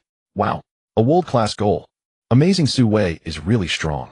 Even though I am a stakeholder in Eibar, I still have to applaud Su Wei. Why didn't Palon call Su Wei back for the national team last week? If we had Su Wei, we would have won against Jordan already. In a warm-up match, why use Su Wei, this big weapon? Why use a sledgehammer to kill a chicken? Yes, it's not easy to have a player like Su Wei. Let him firmly establish himself in La Liga first. In the live broadcast room, there were not only fan comments scrolling across the screen, but also the excited voices of Zhang Jun and Zhang Lu. Zhang Jun excitedly said, "This is the first goal scored by a Dragon Nation player in La Liga." Zhang Lu chuckled, "Su Wei really surprised me. I didn't expect him to score in addition to providing assists." Zhang Jun, do you know who this long-range shot reminds me of? Zhang Lu asked. Who? Zhang Jun, Carlos. Zhang Lu agreed. It's somewhat similar, the speed is fast, and the power of the long-range shot is the same. The only difference is Carlos is on the left, and Su Wei is on the right. The two commentators harmonized perfectly, instantly elevating Su Wei to the level of the Brazilian legend Carlos. Meanwhile, at Su's home, Su Weigua and Wei Fenhua were also glued to the television screen, unwilling to blink. When Su Weigua heard Zhang Jun and Zhang Lu's commentary, he couldn't help but grin widely. Haha, Carlos isn't as handsome as my son. Wei Fenhua remained silent, only chuckling foolishly. Su Weigua said, "Honey, we did the right thing by sending Su Wei outright." Wei Fenhua nodded vigorously. Su Wei is such a promising child. Su Weigua spoke proudly. Of course he is my son, Su Weigua. Su Wei's goal allowed Reiko to finally take the lead, and the players celebrated on the field. On the sidelines, Jimenez appeared somewhat anxious, loudly reminding the players on the field, "Get back, quickly, the match isn't over yet, focus on defense." Jimenez's concerns were not unfounded. Although Eibar was a newly promoted team, their fighting spirit was incredibly strong. In the first 2 rounds, they had scored in every match. Especially in the last round, they even scored at Atletico's home ground, which was enough to show they had some substance. Sure enough, after the kickoff from the center circle with the cheers of the home fans, the unwilling Eibar began a fierce counterattack. Moreover, they played without any impatience. The players' passing and positioning were very coordinated, and their ground combination play was quite impressive. For a moment, Reiko faced several dangerous situations in front of their goal. Fortunately, Reiko's goalkeeper Lux made crucial saves to keep the goal intact. However, Lux could not keep saving every shot from the opponents. As the first half reached the 43rd minute, an Eibar player passed the ball several times in the front field, and it arrived at the top of the arc. At this moment, their number 10, attacking midfielder Alubobolina shot from the top of the arc, and the ball hit Lobo's leg, changing direction and instantly deflecting into the goal. When the score was level. Eibar indeed proved to be a tough nut to crack, just 2 minutes away from leading into the locker room. Unexpectedly, they managed to equalize at the last moment. After the goal, the Ibar players were overjoyed with Alibaba Reina leading the charge as they collectively rushed to the sidelines celebrating face-to-face with the fans. The announcer's elongated tone echoed through the stadium. Alibaba Reina L. The players from La Coruña appeared somewhat frustrated as Lux cursed while retrieving the ball from the goal, slapping it twice, before turning to throw it to his teammate. At the referee's reminder, the Ibar players reluctantly returned to the pitch. Soon in the first half, it was time for the third kickoff at the center circle with Charmin and Dugia standing by the ball. With the referee's whistle, Charmin kicked the ball to Dugia and immediately charged forward. At this moment, there was less than a minute remaining in the first half. Many La Coruña players had lost their momentum. As Charmin surged forward, others did not follow. Seeing that only Charmin was surrounded, Dugia had no choice but to calmly pass the ball back to Farina. Farina, lacking energy, also passed it backward, leading to a few players at the back passing the ball around. With time running low, Su Wei didn't even get a touch on the ball. The referee had already blown the whistle to signal the end of the first half, and the players shook their heads lightly as they walked towards the tunnel. Back in the locker room, as Su Wei sat down, the veteran captain Pablo approached him, extended his right hand, and high-fived Su Wei with a smile, saying, "Su, you did well, keep up the effort in the second half." Su Wei smiled back. At that moment, Jimenez and the assistant coaches walked into the locker room. A score of 1-1 was indeed a bit disappointing, but it didn't eliminate the possibility of winning. Jimenez stepped into the center of the locker room, clapped his hands vigorously, and said loudly, "Conceding a goal was an accident. Everyone played well in the first half. Let's focus in the second half, aim for another goal, and return to La Coruña with a victory." During halftime, it almost turned into Jimenez's personal speech as he reminded the players to strengthen their offensive efforts in the second half. It was clear he was eager to take away 3 points from Ibar. Su Wei quietly sat in his chair listening to the coach's address. While listening, suddenly a system voice echoed in his mind. His eyes brightened, and he felt a surge of joy. Could it be that a new task had arrived?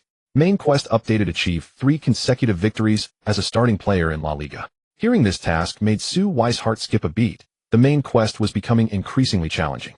With 3 starts, Su Wei felt it was still possible to accomplish this in the near future. However, achieving 3 consecutive wins was indeed quite difficult.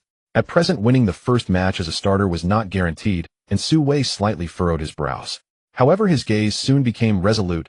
No matter how tough it was, he would strive to accomplish it. After all, the rewards for the task were too enticing. Su Wei thought to himself he had to give it his all in the second half. At this moment, the 15-minute break was about to end. Jimenez shouted loudly in the second half, "Does everyone have confidence in taking down the opponent?" Su Wei sprang up and replied, "I have confidence. We must bring Ibar down." Other teammates echoed in agreement, while looking at Su Wei, each pondering what's up with this guy. He suddenly seems so spirited, like he's been pumped up with adrenaline. Jimenez looked at the enthusiastic Su Wei and recalled his stunning long-range shot from the first half, nodding in satisfaction, muttering, "Yes, young people have the drive. Eduardo was right. La Coruña's hope relies on them. Go for it." Jimenez encouraged at last. "Go for it. Go for it." With a chorus of cheers, the players stood up and gradually left the locker room. The second half of the match quickly resumed. After the break and Jimenez's motivational speech, La Coruña's morale was evidently much better than at the end of the first half. As soon as Ibar's players kicked off from the center circle, La Coruña players immediately pressed forward, initiating an aggressive high press. Charmin and Dugia sprinted ahead. Although Ibar had some ball control ability, they were merely promoted players, and under La Coruña's high press, they quickly lost control of the game. Even Alibaba Reina, the attacking midfielder who scored in the first half, was forced back into defense. Su Wei had been defending for about 10 minutes, and saw that the defensive pressure wasn't too great. He immediately shouted to his teammates in the backline, indicating his intention to push forward. This time, not only did Huaynsua and Lobo in the center nod in agreement, but even Kalani on the other side responded loudly to Su Wei.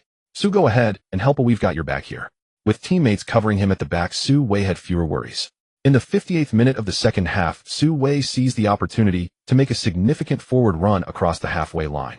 Seeing Su Wei's run, defensive midfielder Otkai immediately sent a pass his way. Su Wei received the ball on the wing, and anticipating a long shot, Ibar's defense rushed up. Su Wei was undeterred. As someone approached to defend, he promptly executed a skillful feint to bypass the defender. In just a moment, he unleashed his speed and surged past his opponent. This display left Ibar fans in the stands utterly astonished. That Dragon Country player is incredibly fast. Yeah, he looks just as quick as Bale. We're in trouble. This guy is about to reach the byline, and no one can stop him. Su Wei raced down the wing with Ibar's left back desperately chasing after him. The Spanish commentator was also caught up in Su Wei's passionate charge. "Wow, Dragon Country's Su is on the move.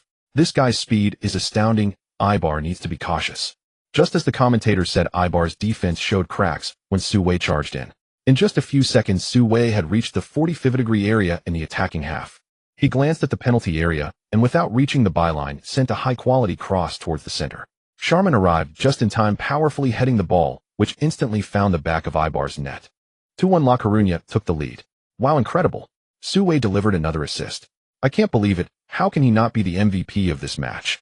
Honey, that was so cool. I want to have a baby for Su Wei, and my fellow ladies, don't hold me back.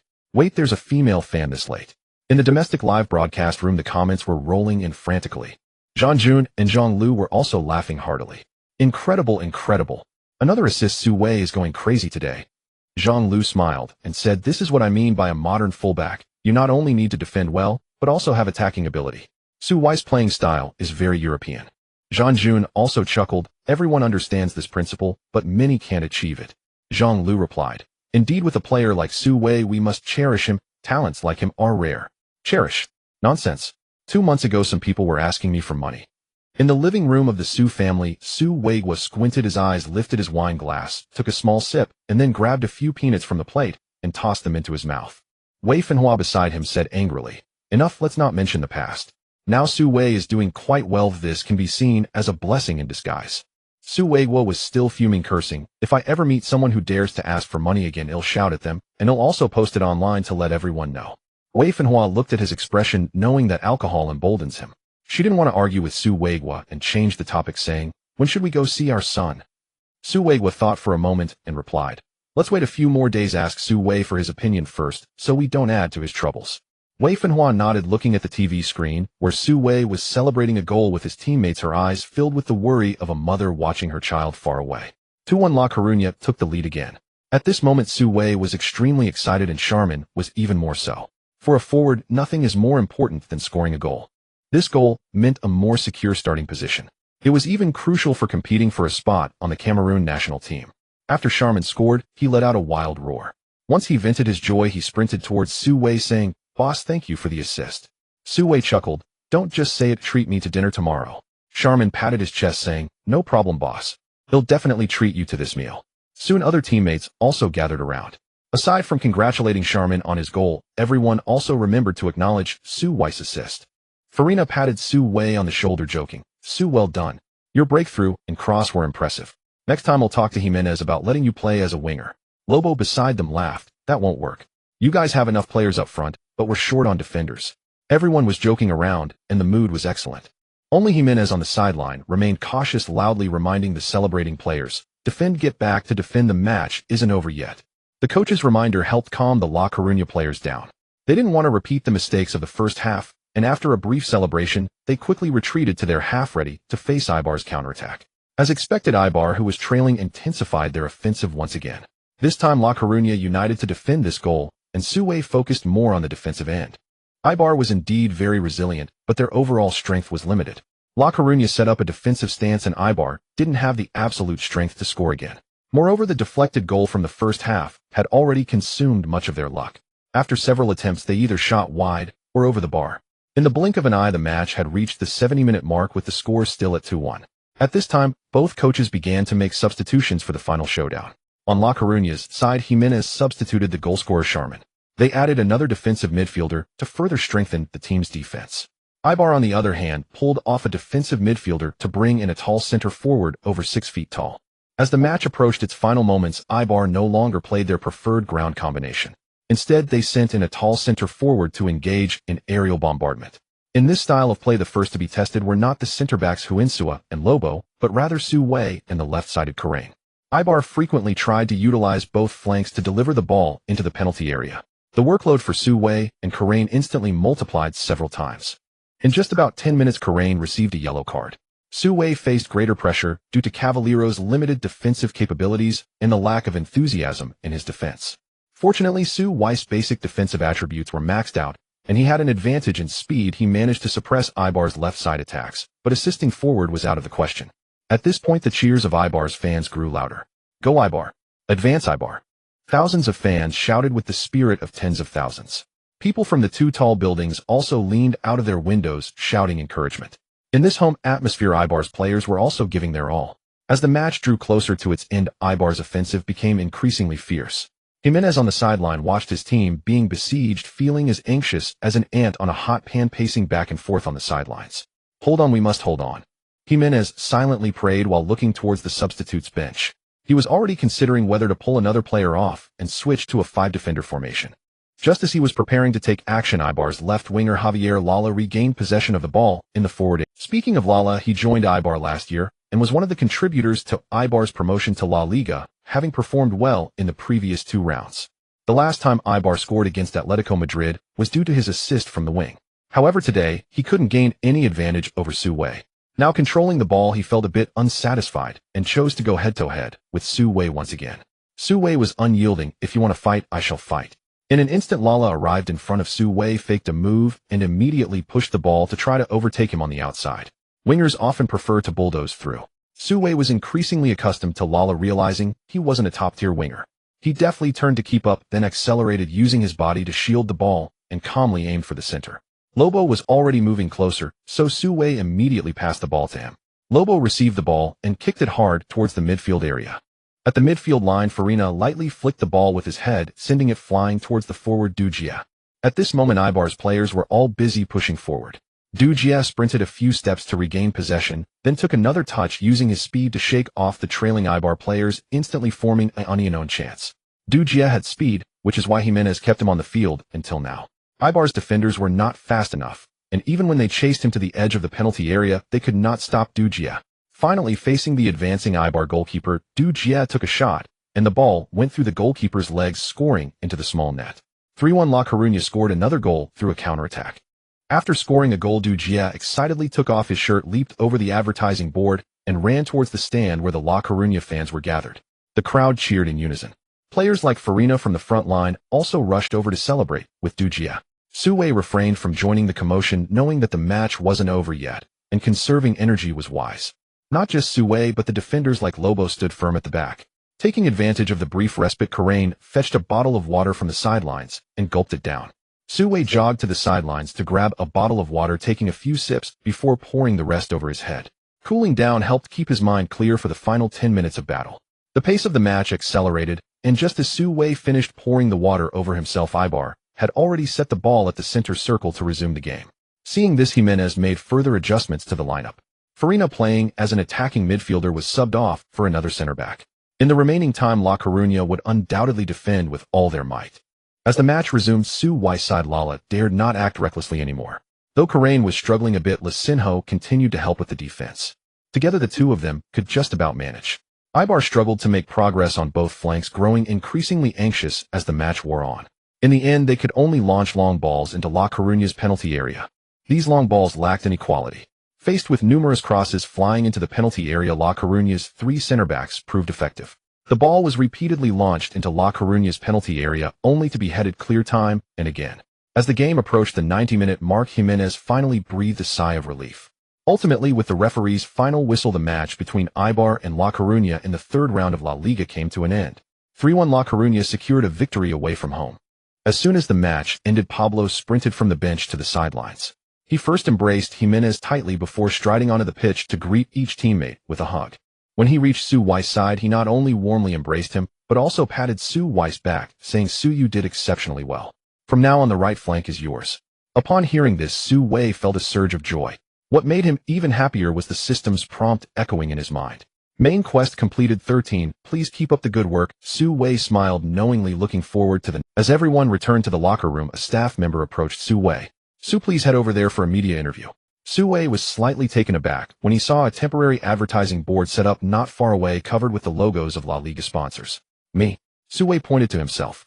In the previous 2 rounds, the only players who had received official interviews at the sidelines were Dugia and Pablo. Su Wei was somewhat surprised to be receiving the same treatment as Dugia and Pablo. "Yes," the staff member confirmed with a smile. "All right." Su Wei followed the staff member towards the advertising board. Flashbulbs went off instantly, and a multitude of microphones were thrust towards his mouth. "Su, congratulations on being named the MVP of this match." Su Wei was momentarily stunned, but calmly replied, "Really? I just found out. Thank you all for your support. Recently there have been so many surprises. This MVP is just average for me. Can you share your feelings at this moment? You are the first player from Dragon Country to receive the La Liga MVP." Su Wei smiled, saying, "Compared to winning the MVP, I am more satisfied with helping the team secure the victory." He was not lying. Ever since the system updated the winning streak task, what he desired most was to keep winning. The title of MVP held no significance for Su Wei.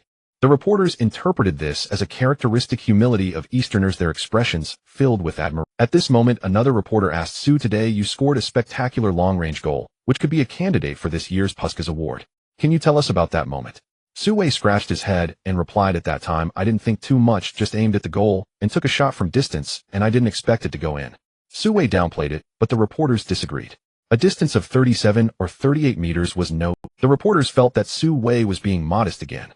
After discussing the current match, another reporter brought up the next round. "Su, in the next match you will host Sevilla at home. What are your thoughts on them?" Su Wei, not particularly concerned about the schedule, was somewhat taken aback to learn from the reporter that the next opponent is the king of the Europa League. Su Wei understood that Sevilla was a strong team in La Liga, a regular in European competitions, and he felt that his winning streak task might be at risk. Despite knowing the opponent was formidable, Su Wei firmly replied, "Sevilla is an excellent team, but we will strive to win at home. Yes, we must win. Regardless of who the opponent is, if they stand in the way of my winning streak, they must be defeated." After finishing the interview with the reporters, Su Wei returned to the locker room. As soon as he stepped through the door, Lobo led the cheer, shouting, "The MVP has arrived." The other players followed suit, chanting MVP. MVP. Su Wei smiled, slightly pondering how to respond to his teammates. He spotted a table in the middle of the locker room about half his height and quickly hopped over to it. He then took off his jersey and shouted, "La Coruña champions! La Coruña champions!" His shout made his teammates burst into laughter. The La Coruña players thought that given their current momentum, they might just become the dark horse of the league this season. Amidst the laughter and cheers, they celebrated for a while longer before all boarding the bus to leave the municipal stadium. Eibar lacked an airport, and since it was late, the entire La Coruña team decided to stay the night in Eibar.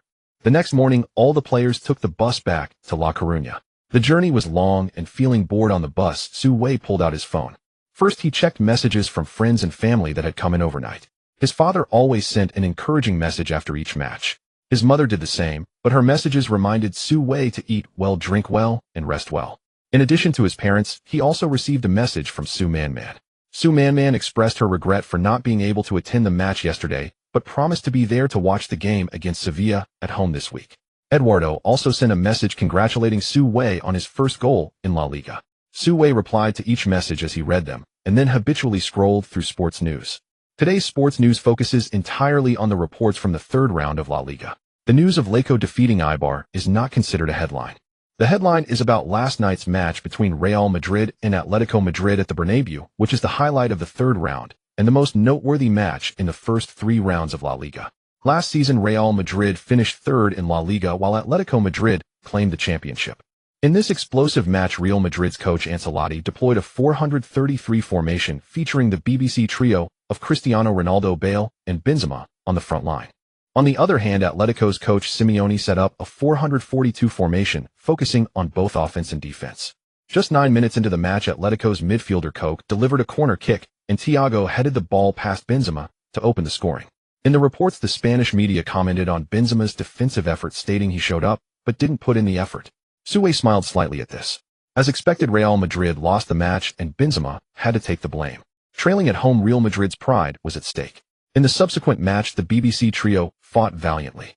This match also marked Cristiano Ronaldo's return after injury. He played aggressively, frequently attempting to break through in the attacking third. In the 25th minute, Ronaldo's efforts finally paid off when he was fouled in the box by Sikera, leading the referee to award a penalty.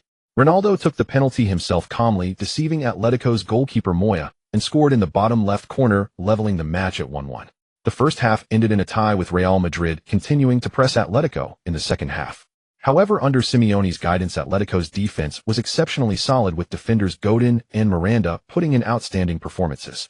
Ronaldo had just returned, and his form wasn't at its peak. Despite attacking for a long time, he failed to score. In the 76th minute, Griezmann made a through pass on the right. Juanfran surged forward to cross Raul Garcia, let it go, and substitute Turan scored with a diagonal shot into the bottom left corner.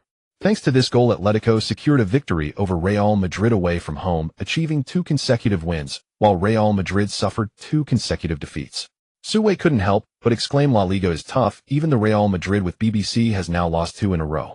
Instantly, Su Wei was reminded of his own task, and he felt that achieving a 3-match winning streak would be extremely challenging. After reading the headline, he continued to check other news. In other matches, the games from last night were also mostly concluded. Barcelona, who had maintained a winning streak, won again this round, defeating Athletic Bilbao 20 at home. Substitute Neymar scored 2 goals in the 78th and 84th minutes, both assisted by Messi.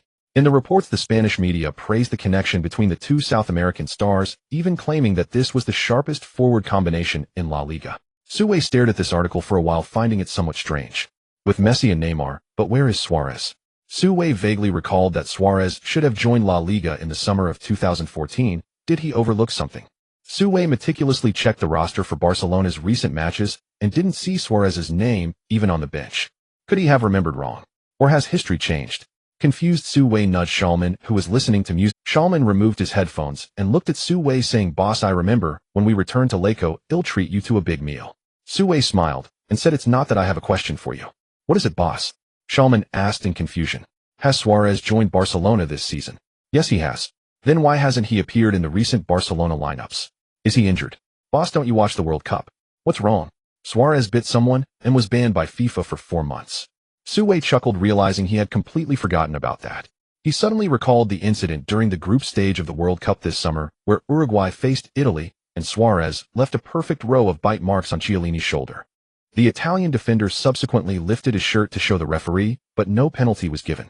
Following the match, FIFA investigated the biting incident and banned Suarez for 4 months. Counting from June during the World Cup, he still has over a month left before he can play. After laughing, Su Wei couldn't help but sigh that Barcelona's squad this season is quite formidable. Even without Suarez, they've already won 3 in a row. Once Suarez's ban is lifted and he returns, Barcelona with the MSN combination will undoubtedly become even stronger. The bus sped down the highway while Su Wei leisurely scrolled through the news.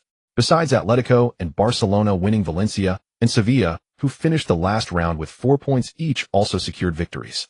Valencia defeated Espanyol 31 at home, while Sevilla won 20 against Getafe. Meanwhile, Celta, who were in the European competition zone in the previous round, drew 22 at home against Real Sociedad. This makes them the only team among the top 6 that did not win this round. After 3 rounds, Barcelona has 3 wins, ranking first. Atletico, Valencia, Sevilla, and Laco all have 2 wins and 1 draw each with 7 points. Valencia holds second place due to goal difference. Laco and Sevilla both have a goal difference of 3, but Laco has 1 more goal scored, placing them third, while Atletico ranks 5th. After this round, Laco has moved up 1 place from the last round and is now in the Champions League zone. However, the Spanish media is not optimistic about Laco when analyzing the league's trends.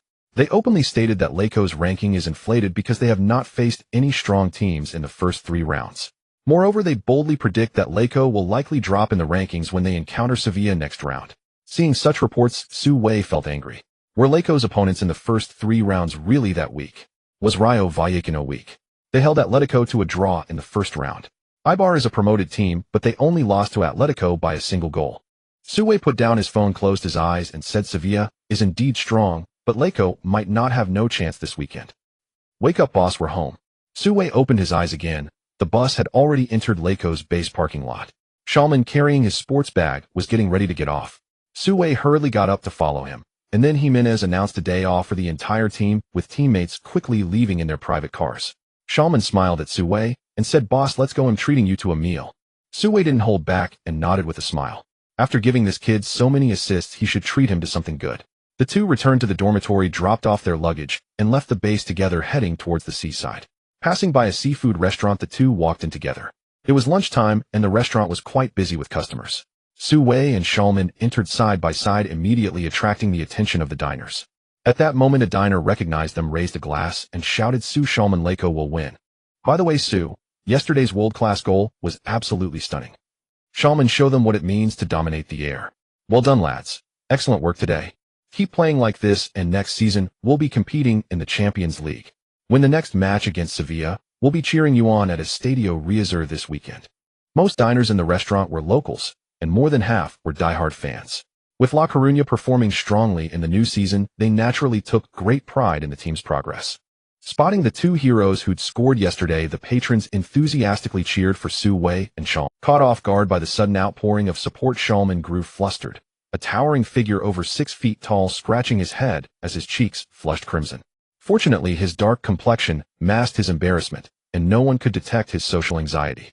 Su Wei, by contrast, remained utterly unruffled. Having been reborn, he'd witnessed far grander spectacles. He smiled faintly, raised a thumb toward the crowd, and declared, Thank you all for your support. Deportivo is champions. Clap, clap, clap. The diners erupted into applause. This year I want to see Deportivo rise again. Go Su of Dragon Nation. Amidst the cheers, Su Wei and Shulman found a quiet corner to sit down. Moments later, a portly middle-aged man approached their table holding a menu. He introduced himself with a warm smile as the restaurant's owner. Su Wei was mildly surprised the restaurant lay close to Deportivo's training complex, and he dined here shortly after arriving in La Coruña with Su Man. Back then, young waitstaff had taken their orders. Now the owner himself had stepped in. Could it be that the restaurant was short-staffed today? Puzzled, Su Wei ordered several dishes with practiced ease. The owner jotted each item down, but lingered, then pulled out his smartphone with a knowing grin. May I take a photo with you both? Su Wei instantly understood why the owner had come in person. Of course, he replied cheerfully, rising to his feet, Shulman following suit. The rotund owner snapped 3 or 4 photos with the pair. Su Wei asked, "Is that enough?" Plenty, plenty, the owner beamed. Don't let me delay your meal. I'll send over a generous lobster dish as a gift. Su Wei accepted graciously, thank you very much. Meanwhile, in a corner of the restaurant, a man in sandals and a floral shirt, wearing sunglasses, had just finished his meal and dabbed his mouth with a napkin. Like the owner, he didn't leave immediately. Instead, he watched Su Wei and Shulman with keen interest, murmuring softly to himself. Su, the Chinese player valued at 300 on Transfermarkt. If we could sign him, it'd be an app. When the owner returned to the kitchen, the man in sunglasses summoned a waiter and pointed towards Su Wei's table. Settle my bill. And there's 2. After paying, he strolled calmly towards Su Wei, and Shulman paused before Su Wei and extended a friendly hand. Hello, Su. Su Wei, deep in conversation with Shulman, was startled by the unexpected voice. He looked up to find a stranger extending his hand in greeting. Assuming the man was a fan, Su Wei instinctively rose and shook his hand. From his jacket pocket, the man swiftly produced a business card and handed it over. Su, pleased to meet you. Please keep in touch. Puzzled yet polite, Su Wei accepted the card and glanced at it curiously. A pristine white rectangle bore only a name, Austin, followed by a mobile number. Beneath the text stretched an abstract emblem, an inverted sword. Its hilt formed a crown, an image Su Wei recognized instantly. Deportivo's club crest featured a similar crown, symbolizing royalty, a motif recurring across many La Liga crests. Peering closer, Su Wei noticed fine print beneath the emblem, Real Club Celta de Vigo. So this man represented Celta, but his card bore no title or designation. Still uncertain of the man's intent, Su Wei hesitated, until Austin smiled and asked, Su, who's your agent? May I have his contact details? I'd like to speak with him. Su Wei paused, then answered honestly, I don't have an agent, at least not yet. Austin blinked, his expression flickering with disbelief. Su Wei explained he'd only arrived in Europe this summer and hadn't yet secured representation. Austin grinned, I see. Then you'll need to find one soon. Su Wei nodded thoughtfully, just as the first dishes began arriving. Austin added, I won't disturb your meal further. Let's talk again sometime. He shook Shulman's hand once more, then turned and strode briskly from the restaurant. The man's abrupt appearance and equally sudden departure left Su Wei utterly bewildered. Sitting back down, he stared at the card again and muttered, Who is this guy anyway? Could he be scouting you? Trying to lure you away? Shulman ventured. Su Wei waved a dismissive hand. Nonsense. My contract runs 2 more years, and the release clause stands at 8 million. Unless Deportivo decides to let me go, no club would pay that much to sign me. Exactly, Shulman nodded, grinning. After last night's world-class strike, Jimenez won't even consider releasing. 8 million is steep, but hardly astronomical. Who knows? You might surpass it sooner than expected. Su Wei laughed heartily. That'll take until the year of the monkey, or beyond. Shulman, however, leaned in earnestly. Not necessarily. Let me check your current market value. Wasn't it 3,000 last time? I guess maybe 5,000 now. As he ate, Shulman scrolled through Transfermarkt on his phone. A few minutes later, he exclaimed in astonishment, Boss, you've broken the 1 million mark. Su Wei recoiled slightly. 1 million meant little at Real Madrid or Barcelona, but at Deportivo it placed him firmly in the mid-tier. He still trailed stars like Pablo Cavallero, Dujek, and Farina, but had already overtaken former rivals. Yet domestically, such a valuation would rank him among the nation's elite. Stunned, Su Wei murmured, Truly, it's that high. Shulman rotated his phone screen and slid it across the table. Would I lie to you? Transfermarkt updated the figures this morning. See for yourself. Su Wei looked, and there it was, precisely 1,000. A quiet thrill stirred within him. So I'm worth this much now. Meanwhile, in an office at the Laco base, a middle-aged man with gold-rimmed glasses sat on the sofa, chatting. This man was Haji, the manager of the business department at Laco. Haji smiled and said excitedly, You know? Early this morning, 2 companies from Longwood inquired about the price for our billboard for the next match. Eduardo smiled and replied, That's great news. Haji sighed. I've been at Laco for 10 years, and this is the first time a Longwa company has approached us for advertising. I was almost in disbelief when I received the call. Eduardo said such occurrences will become more frequent in the future. Haji chuckled lightly. I hope so. However, they have been asking me whether Su will start in the weekend match. Eduardo thought for a moment and replied, I'm not entirely sure. Even if you ask Jimenez now, he probably won't be able to give you a definite answer. After all, there are still several days until the weekend match, and anything could happen in the meantime. Haji nodded and said, at least we can ensure he will be on the 18-man roster. We will see him at the Riazor Stadium during the weekend match. That should not be a problem. Given his recent performances, it shouldn't be difficult for him to play. Haji replied, okay, that reassures me. We can give the Longwa fans some peace of mind. Eduardo looked at him and continued, many La Liga teams are struggling financially this year, and we are facing considerable financial troubles as well. With clients coming from the East, you need to put in more effort. Don't worry, as long as Su continues to perform like this, I am confident we can double our revenue. Eduardo smiled, he has that capability. Haji chuckled, yes, that kid is indeed impressive. After saying that, he stood up. I need to leave now. Oh, I have to discuss contract details with friends from Longwa. Eduardo got up and escorted Haji to the door. At that moment, the office phone rang. Eduardo hurried a few steps from the door to the desk and picked up the phone. The voice of the security guard at the entrance of the base came through. Mr. Eduardo, Austin is here. He says he wants to see you. Austin. Eduardo not only recognized him, but was also very familiar with him. Austin had been his subordinate years ago. Back then, Austin had just graduated from school, smart, ambitious, and diligent. He used to be around Eduardo all day and referred to him as teacher. Eduardo once thought he would be his successor. However, as Laco's performance declined year by year, he switched to Celta, another team in the Galicia region, after they dropped to the Segunda Division a few years ago. Although Eduardo was unwilling to call him a traitor, his approval for Austin had significantly declined, and they had lost contact since then. Recently this summer they reconnected because Celta wanted to recruit Dugia. Eduardo also knew that Austin was now responsible for player acquisitions at Celta, and was reportedly well regarded by the Celta owner, with rumors suggesting he might be promoted to the sports director position. Let him in. With this thought, Eduardo returned to his desk and sat down. A few minutes later, Austin, dressed casually, as if he had just returned from the beach, entered the office. Hi teacher, long time no see. Austin greeted Eduardo as soon as he entered the room. Eduardo replied expressionlessly, if you are here to catch up, welcome. If you're here to discuss Dugia's transfer, let's skip it. We have decided to renew his contract. Austin walked directly to the desk, removed his sunglasses, revealing a glimmer of cunning in his eyes. We can discuss Dugia slowly, but today I want to talk to you about Su. Before Austin could finish, Eduardo's expression grew increasingly grim. Su is also not for sale. I must warn you not to attempt to contact him privately. We will not accept any offers. If you have the ability, please activate his buyout clause. Austin was slightly taken aback. Having known Eduardo for over a decade, it was rare for him to see Eduardo with such a serious expression. Austin awkwardly said, teacher, understood.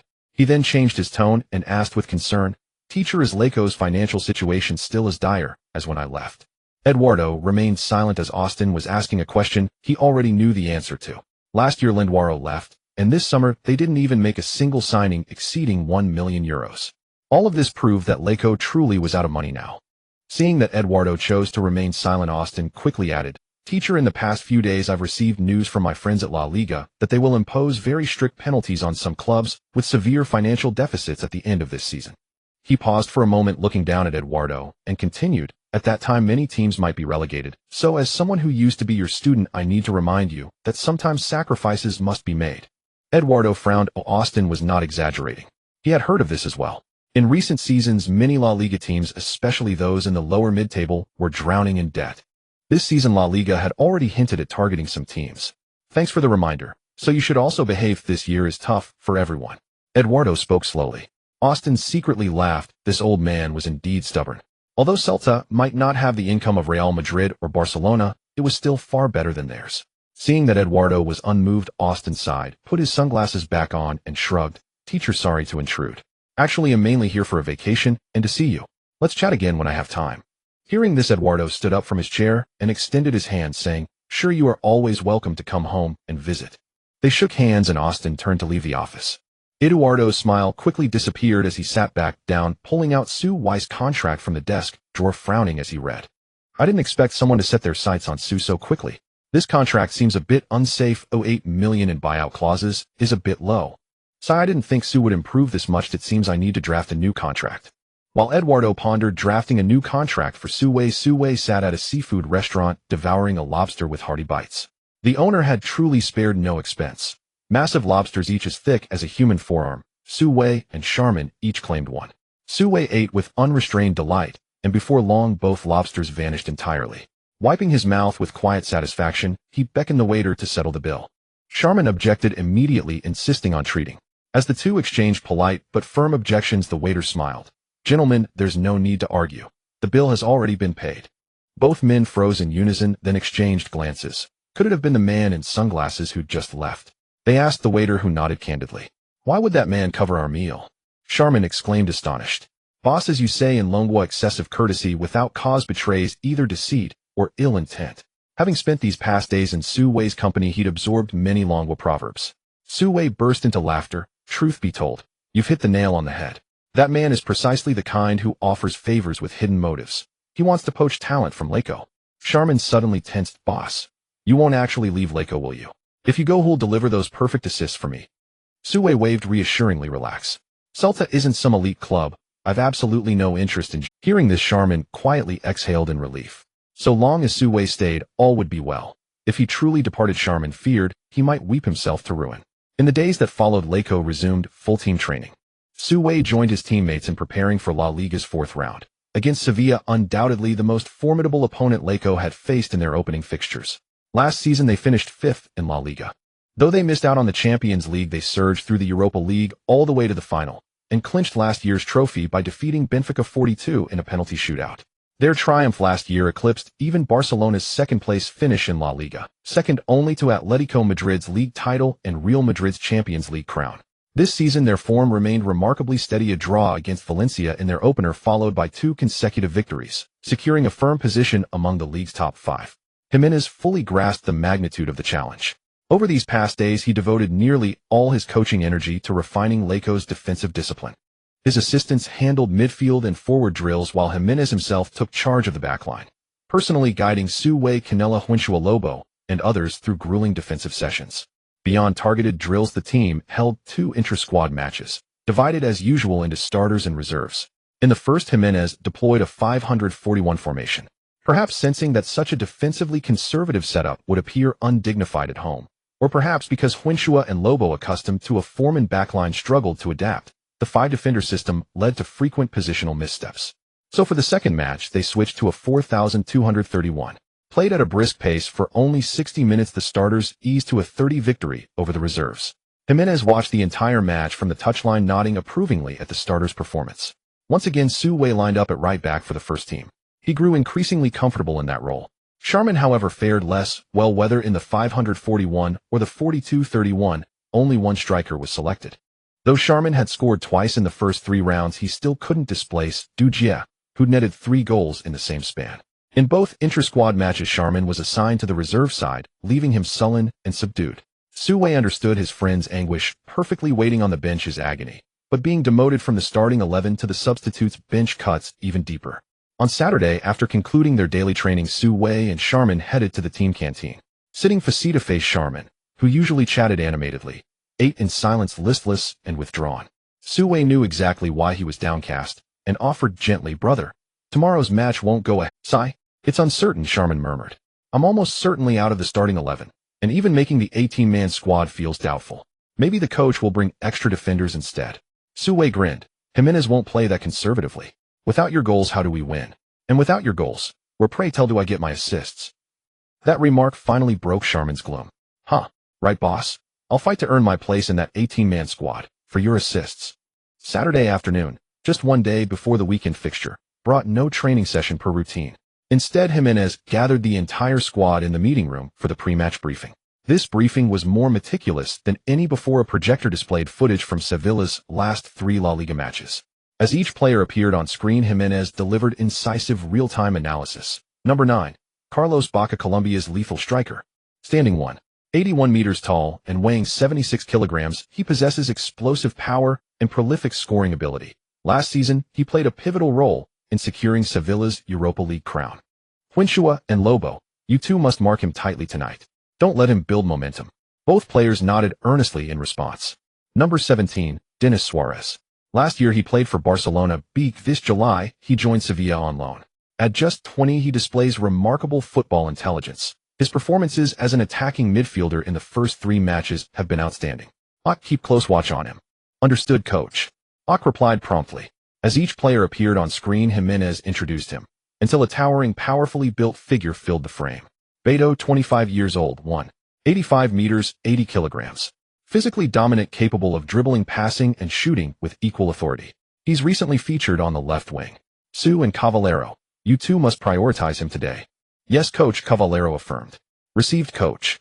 After replying, Su Wei glanced instinctively toward Cavallero across the room, and thought wryly, yes indeed. Count on your defense, and we're doomed. Then his gaze returned to the screen. Beto. No need to study his physique, even his broad, heavily muscled face betrayed a fearsome, tenacious presence. Su Wei committed Beto firmly to memory as his primary adversary tomorrow. Jimenez continued dissecting Sevilla's strengths, one player, one tactical nuance at a time. After more than an hour, he turned to analyzing patterns behind Sevilla's recent goals.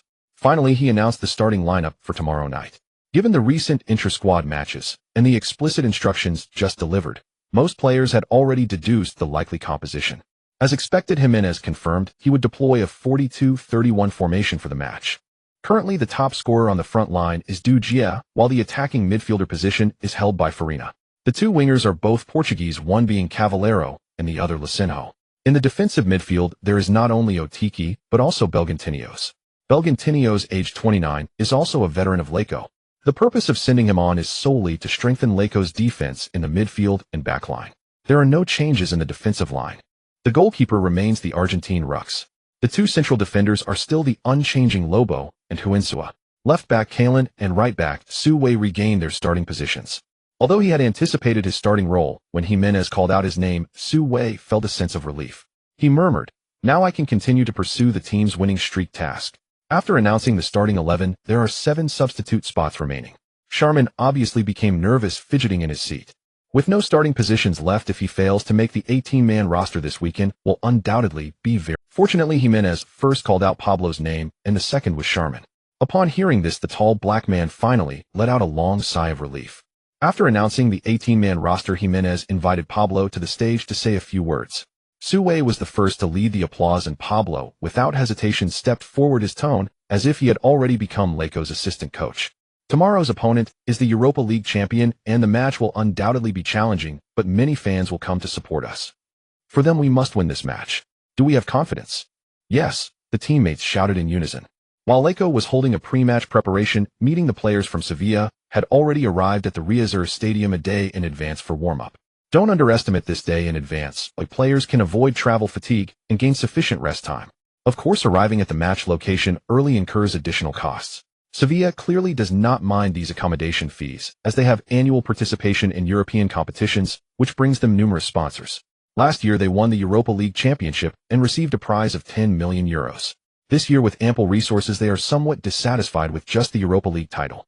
Sevilla's head coach Emery arrived at Laco full of confidence. After finishing the adjustment to the field in the afternoon, he attended the pre-match press conference alone. A reporter asked, "What are your thoughts on tomorrow night's match?" Emery replied with a smile, "Laco has had a good start this season, but our only goal tomorrow is to win."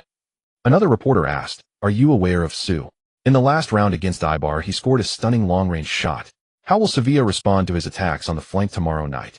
Emery smiled. "I've seen that goal, and it left a deep impression. However, such goals shouldn't happen every day. There's a lot of luck involved. If he starts tomorrow, I doubt he will have space for long shots, right?" "Huh, just kidding. We have many excellent players on the left flank, such as Tolo and Tremulanas. We will not only defend against Su, but also against Cavallero and the rest of Laco's players." Throughout the 20-minute press conference, Emery maintained a smiling demeanor.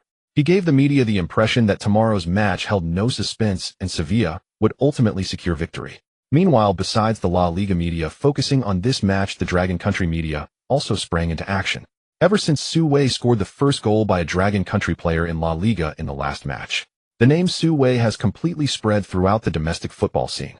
Now, if someone goes online and asks who Su Wei is, they will surely be looked down upon.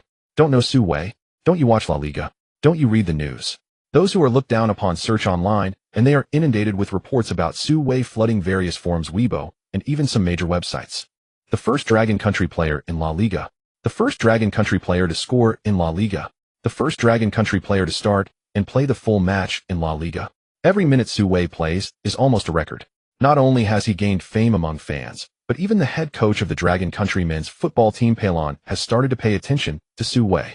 After participating in the recording of a domestic football program, a host asked him, "Have you noticed that a young Dragon Country player has emerged in La Liga recently, aged 18? Pelon responded, "You mean Su? Of course I know." Now Spanish fans are discussing his stunning long-range shot. The host then asked, "Do you have plans to bring him into the national team?" Pelon nodded, "Of course we have been keeping an eye on him. If he continues to perform, well, we will definitely extend an invitation during the next training camp. As for whether he will come or not, I can't say for sure. Compared to the media and the national team, they are still observing from within the country." Meanwhile, the more proactive entrepreneurs have already begun to contact Laco Club. In just a week, 6 or 7 Dragon Country companies have purchased advertising boards at the sidelines for the Laco versus Sevilla match. Haji, the marketing manager of Laco, has been dreaming and laughing these days. Time flies and soon it's the weekend. Under the night sky, the match between Laco and Sevilla is about to begin. Under the night sky, the lights of the Riazur Stadium shine brightly, with over 20,000 fans flooding into the stadium. Colorful flags intertwine and various banners flutter in the wind in the stands. Laco, go fight. Go confront. Go strive. Emery, do you feel the pressure? Laco was once the La Liga champion, and it will be again in the future. Among the various slogans there is also a Chinese slogan. Su Wei, the pride of the Dragon Country. This banner was displayed by a small group of Dragon Country fans studying and working in Laco. Although they are few in number, only dozens, the striking Chinese characters are very eye-catching in the stands. The La Liga commentator on site looked at the packed audience and couldn't help but exclaim, "I haven't seen Laco's market so vibrant since 2000. Another commentator immediately responded, "Yes, tonight Laco might just win the Europa League championship." Amidst the anticipation of the crowd, the match kicked off promptly at 8 o'clock. Amidst the cheers of all the fans, Su Wei and his teammates stepped onto the field. After a coin toss, Laco, playing at home in the first half, took the first kickoff. In the center circle, Du Jie and Farina stood together, and with the referee's whistle, the match officially began. Du Jie passed the ball to Farina, who received it and immediately sent it to the defensive midfielder Atiki. Atiki controlled the ball, leisurely dribbling, while loudly reminding his teammates around him, "Take it slow, don't rush." Atiki aimed to slow down the tempo as instructed by Coach Jimenez. If they could avoid conceding early and maintain a draw in the first half, perhaps they could sneak a goal against Sevilla in the second half and actually win this match. This was Jimenez's plan, but the Sevilla players were not going to give La Coruña any chances. Seeing La Coruña passing the ball in their own half, Sevilla's fierce players Baca Vitalo and Denis Suarez all surged forward to initiate a high press. The atmosphere on the field instantly tightened, and the Spanish commentator elongated his tone. "Oh, Sevilla is playing very aggressively right from the start, launching a high press. Let's see how La Coruña responds." Another commentator quickly added, "Indeed, their coach Emery stated in the pre-match press conference that they must secure all 3 points. Haha, that's what makes the match more exciting." Sevilla's high press was clearly well-drilled, with players having distinct roles and strong individual abilities. La Coruña's passing in the back quickly broke down. Soon the ball was forced to the feet of goalkeeper Lux. Just as Lux touched the ball, Sevilla's forward Baca charged forward. Seeing this situation, Lux dared not choose to pass on the ground and could only launch a long kick towards the front. The ball flew towards the midfield area, where Farina and Sevilla's defensive midfielder Iborra both contested for the header. Unfortunately, Farina was only 1.77 meters tall, whereas Iborra stood at 1.95 meters. The two were simply not on the same level in this aerial duel. Iborra firmly overpowered Farina in the air and directed a header forward to Denis Suarez. Atiki quickly closed in, trying to stick to Denis Suarez. Little did he know this guy was as slippery as an eel, effortlessly spinning past him. Successfully shaking off the defender, Denis Suarez immediately advanced through the center. La Coruña's other defensive midfielder Beltran quickly approached Denis Suarez from the side, ready to block his. However, despite being just over 20 years old, Denis Suarez had high football intelligence. As Beltran drew near, he seized the opportunity and sent a precise through ball into the penalty area. This ball accurately reached Baca's feet, and inside the box he used his strong physique to hold off Huen Swaya and unleashed a low shot. The ball skimmed along the ground, heading straight for the bottom left corner of the goal. Lux dived to save it at the first moment, but the angle was too sharp and the speed too fast. He could not prevent the goal. 1-0, just over 2 minutes into the game, Sevilla took the lead. That goal came too quickly, didn't it? La Coruña's players looked as if struck by lightning, each of them unable to believe what had just happened. The La Coruña fans in the stands fell into silence. Only a small number of away fans cheered joyfully. On the sidelines, Sevilla's coach Emery instantly warned. Already confident about this match, he now believed even more that his team would climb into the top 3 of the league, possibly even contend for the La Liga title. Jimenez, however, shook his head, knowing the opponent was strong, but conceding so early was unexpected. Now he just hoped his players could maintain their composure and not concede a second goal. Otherwise, this match would turn into a one-sided massacre. Jimenez was not the only one with such concern. Far away in Longwa, hundreds of thousands of fans were glued to their screens watching the match through various channels. What the heck? How did La Coruña concede so quickly? Sevilla is a bit strong, and La Coruña can't hold them off. Of course, they're the Europa League champions. This is my first time watching La Coruña play. They can't lose, right? Losing is normal. As long as it isn't a humiliating defeat, I can accept it, given that the opponent is much stronger than La Coruña. Go La Coruña. Go Su Wei. Honestly, most fans did not have high expectations for this match. A draw would be considered a good outcome. As long as it wasn't a 3-0 or 4-0 loss, they could accept it. But Su Wei felt differently. Watching Boca Denis Suarez and others celebrate recklessly on the field, he frowned slightly. Damn it, we're behind so quickly. No way, I have to give it my all in this match, otherwise our victory in the last match will be wasted. With thoughts of the winning streak in mind, Su Wei's blood was already boiling.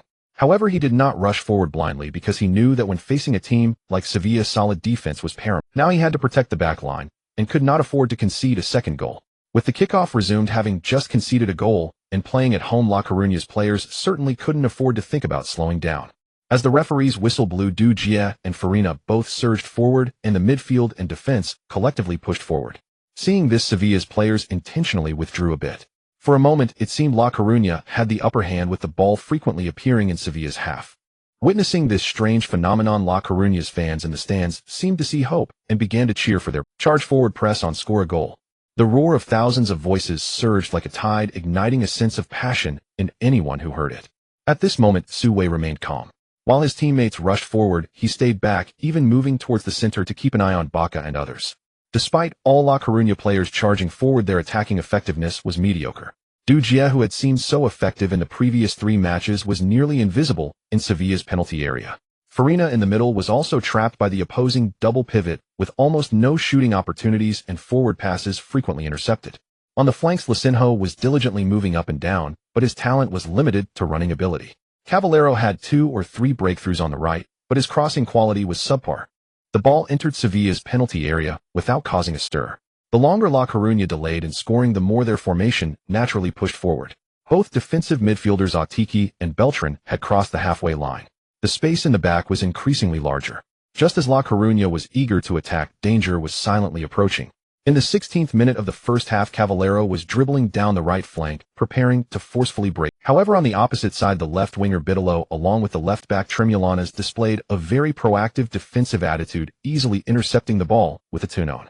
Bitolo gained possession and glanced towards the central area. Boca was ready to launch, and Bitolo immediately lifted his foot for a long pass, showcasing his impressive skill. The football soared across Sevilla's half, crossing the midfield towards Lobo, who was trailing at the back. Lobo turned to chase the ball, with Boca also pursuing from behind. It was evident that Boca was slightly faster than Lobo. After running about 10 steps when Lobo reached the ball, Boca had already caught up, their shoulders brushing against each other. Boca used his shoulder to push hard, leveraging his strong physique to nudge Lobo off balance, nearly causing him to fall. Seizing this opportunity, Boca tapped the football with his toes, surpassing Lobo and instantly forming a clear shot on goal. At this moment, the situation was extremely perilous, with a clear path ahead for Boca. Although Lobo hadn't fallen, he could no longer keep up. The fans of Laco in the stands were all on their feet, eyes wide with worry as they gazed towards the pitch. If Boca scored again, Laco's chances in this match would truly be over. All the fans' gazes were fixed on Rucuz, who stood on the goal line. The Argentine had now become Laco's lifeline. Seeing Boca charging fiercely from a distance, Rucuz knew he couldn't afford to sit back, and immediately dashed out of the goal. Just as he reached the edge of the penalty area, preparing to face Boca's imminent union, he caught sight of a blue and white figure rapidly approaching Boca from the side. Almost simultaneously, the blue and white figure converged with Boca right in front of Rucuz. Rucuz spread his limbs ready to block Boca's shot, but he didn't see the football.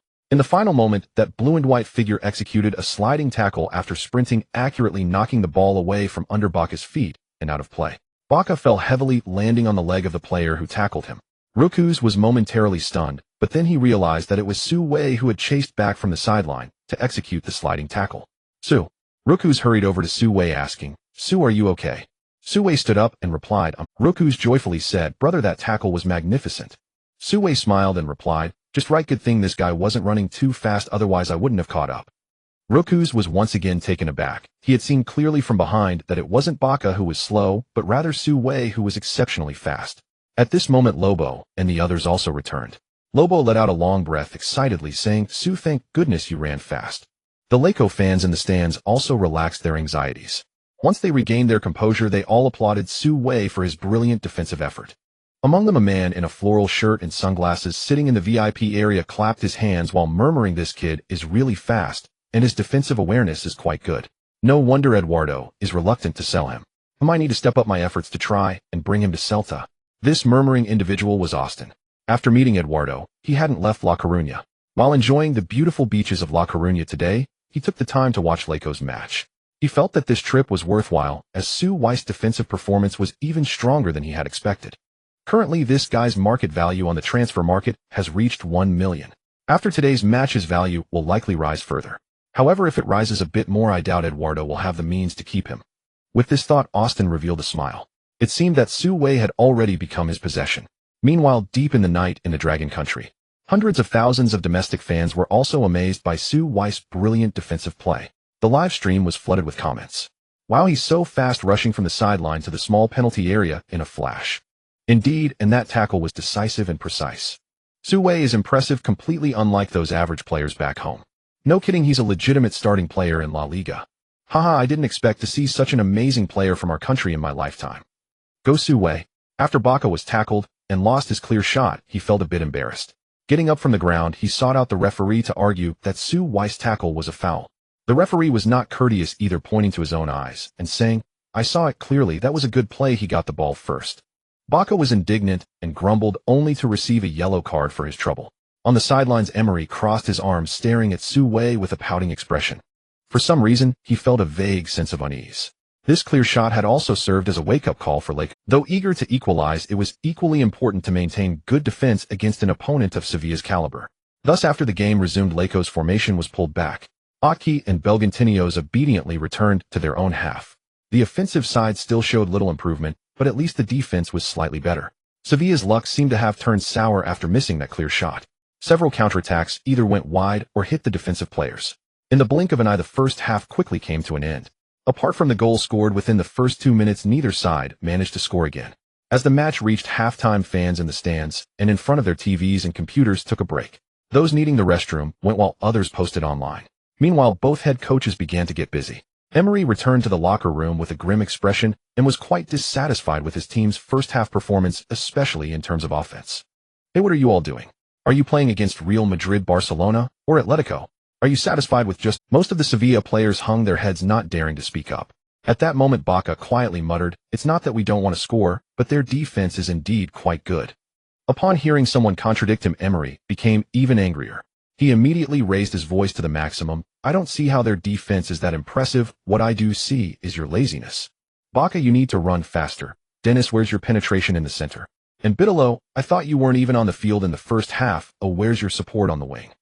On the other side, in the Rayo Vallecano locker room, the situation was quite the opposite. Despite trailing 0-1, the players and head coach Jimenez were relatively satisfied with the score. Not being significantly behind meant that there was still a chance to turn the game around in the second half.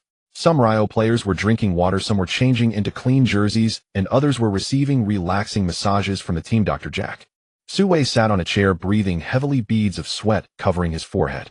I must say, having played 4 matches, this one was the most intense. Although he hadn't made many forward runs in the first half, the physical exhaustion was greater than in any previous. Shaman handed Su Wei a bottle of water and quietly said, boss, that chase back in the first half was really impressive. I almost thought we would be down 0-2.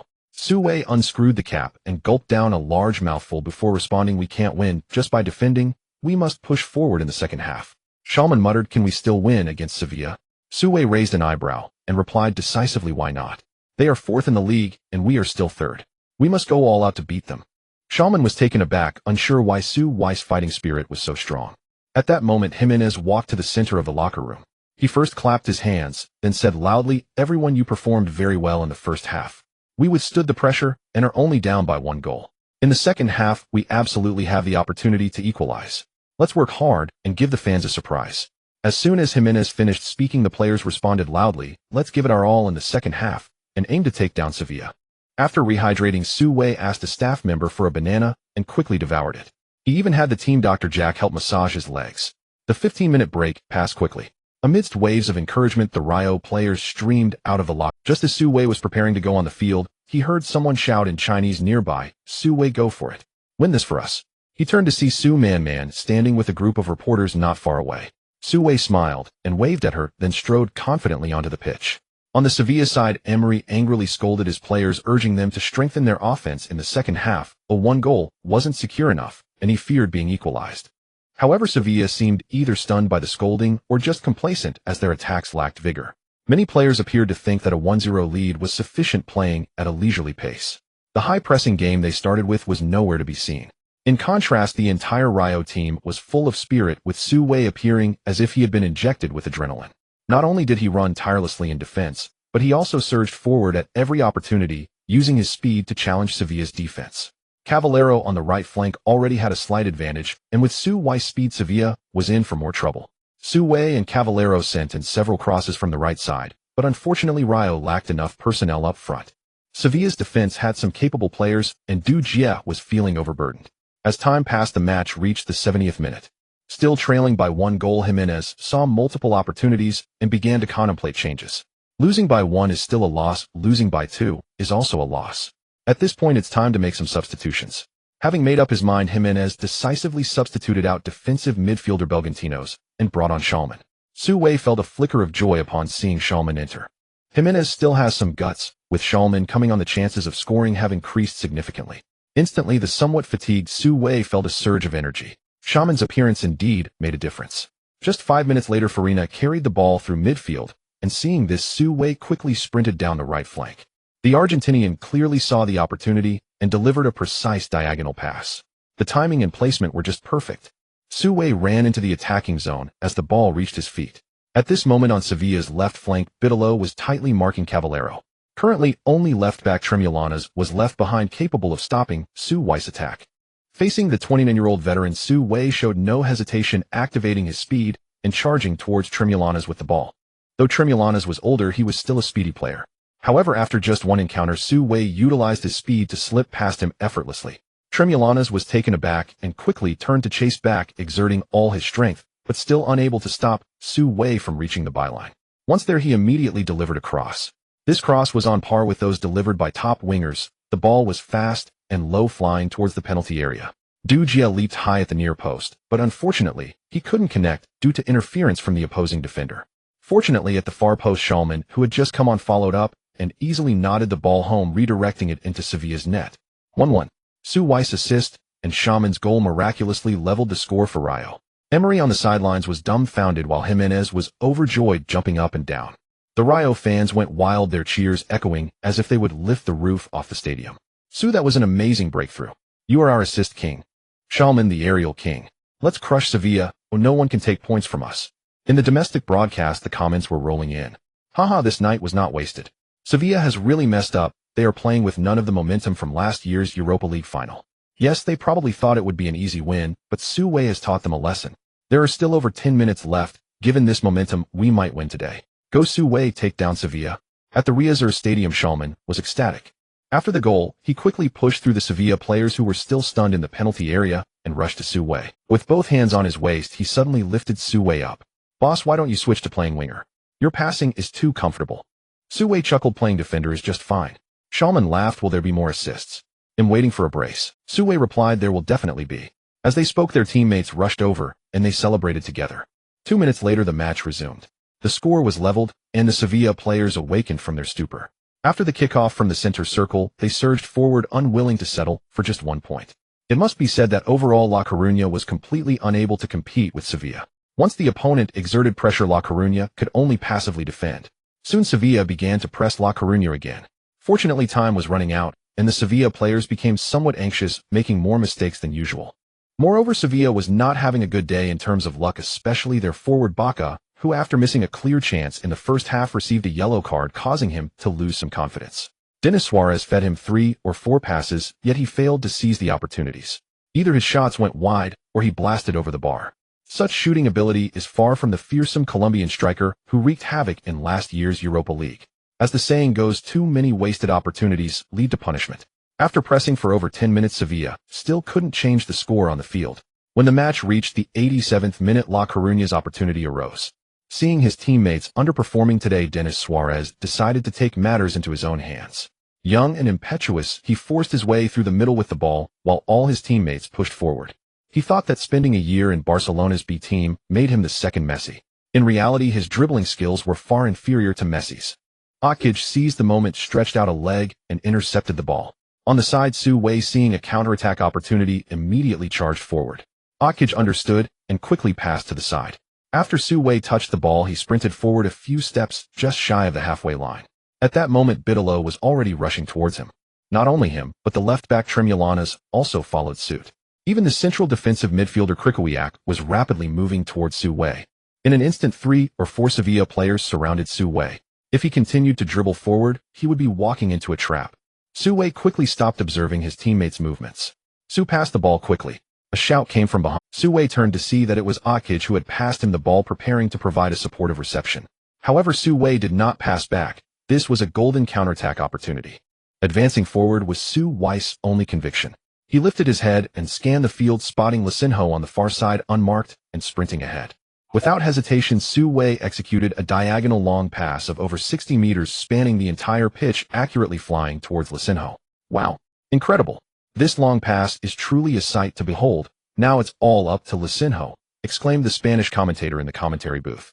Meanwhile, La Coruña fans in the stands stood up, stretching their necks to catch a glimpse of Lisinho. Today, Lisinho had limited options against Sevilla's defense. At this moment, with an opportunity for a counterattack and Su Wei attracting a wave of defenders, the path ahead was wide open for him. Lisinho seized the opportunity, sprinting wildly and successfully reaching near the goal line. Unfortunately, as he attempted to cross, Sevilla's right back Coke caught up, stretching his leg to block the ball, which instantly went out of bounds. Even though he couldn't deliver a cross, La Coruña fans still applauded Lisinho for winning a corner for the team. Now, with the match nearing its end, this corner kick made both teams' players tense up. Emery shouted from the sidelines, urging his players to return to the penalty area to defend. La Coruña disregarded everything. Almost all players surged forward, flooding into Sevilla's penalty area. Outside the box, only Su Wei and Rampage remained near the halfway line on guard against a counterattack.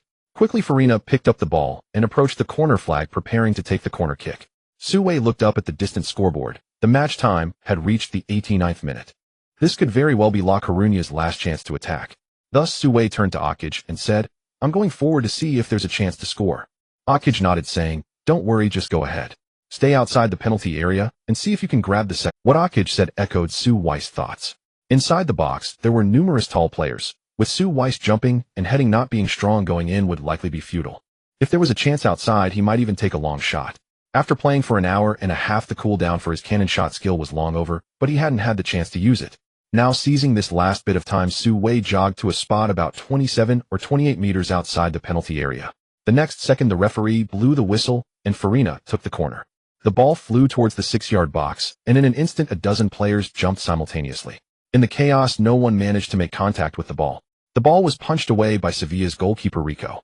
The ball flew straight towards Su Wei. The Sevilla players in the box were momentarily startled. Clearly, they had all seen the video of La Coruña's last match and knew Su Wei had the capability for a stunning long shot. Realizing this, 2 or 3 players immediately rushed out of the box to try and block Su Wei. However, no one could move as fast as the ball. After Su Wei touched it, those 2 or 3 players hadn't even arrived. At that moment, Su Wei put all his strength into it, raising his foot for a powerful long shot. Although this shot wasn't as far as the last match, the difficulty was no less. At this moment, the box was crowded with players, forming a wall, though any slight deviation would hit a human sandbag. However, Su Wei's shot clearly activated the system's passive skill. The ball flew like a cannonball, choosing an incredibly tricky angle between the crowd, heading straight for the upper right corner of the goal. This shot had speed and angle, plus the numerous players in the box blocked Rico's view. When the ball flew towards the goal, he didn't even have time to make a save. Is it an A? Su Wei looked towards the goal, feeling certain that this long shot would score. The next second, he heard a loud bang. Damn it! Su Wei couldn't help but curse. He never expected such a beautiful long shot to hit the crossbar. Su Wei then remembered that the long shot skill of the cannonade was not guaranteed to score. Damn it! Just as Su Wei was feeling frustrated, the ball had a change of fate, hitting the crossbar and then rebounding back into the 6-yard box. and it landed squarely on Sharman's face. Instantly, the ball deflected and changed direction, swiftly drilling into the net before everyone's eyes. The ball went in 2-1.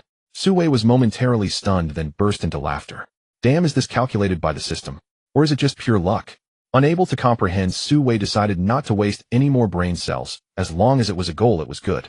With hope for the main quest rekindled, he joyfully spread his arms and sprinted towards Sharman in the penalty area. At that moment, Sharman was covering his face, writhing in pain.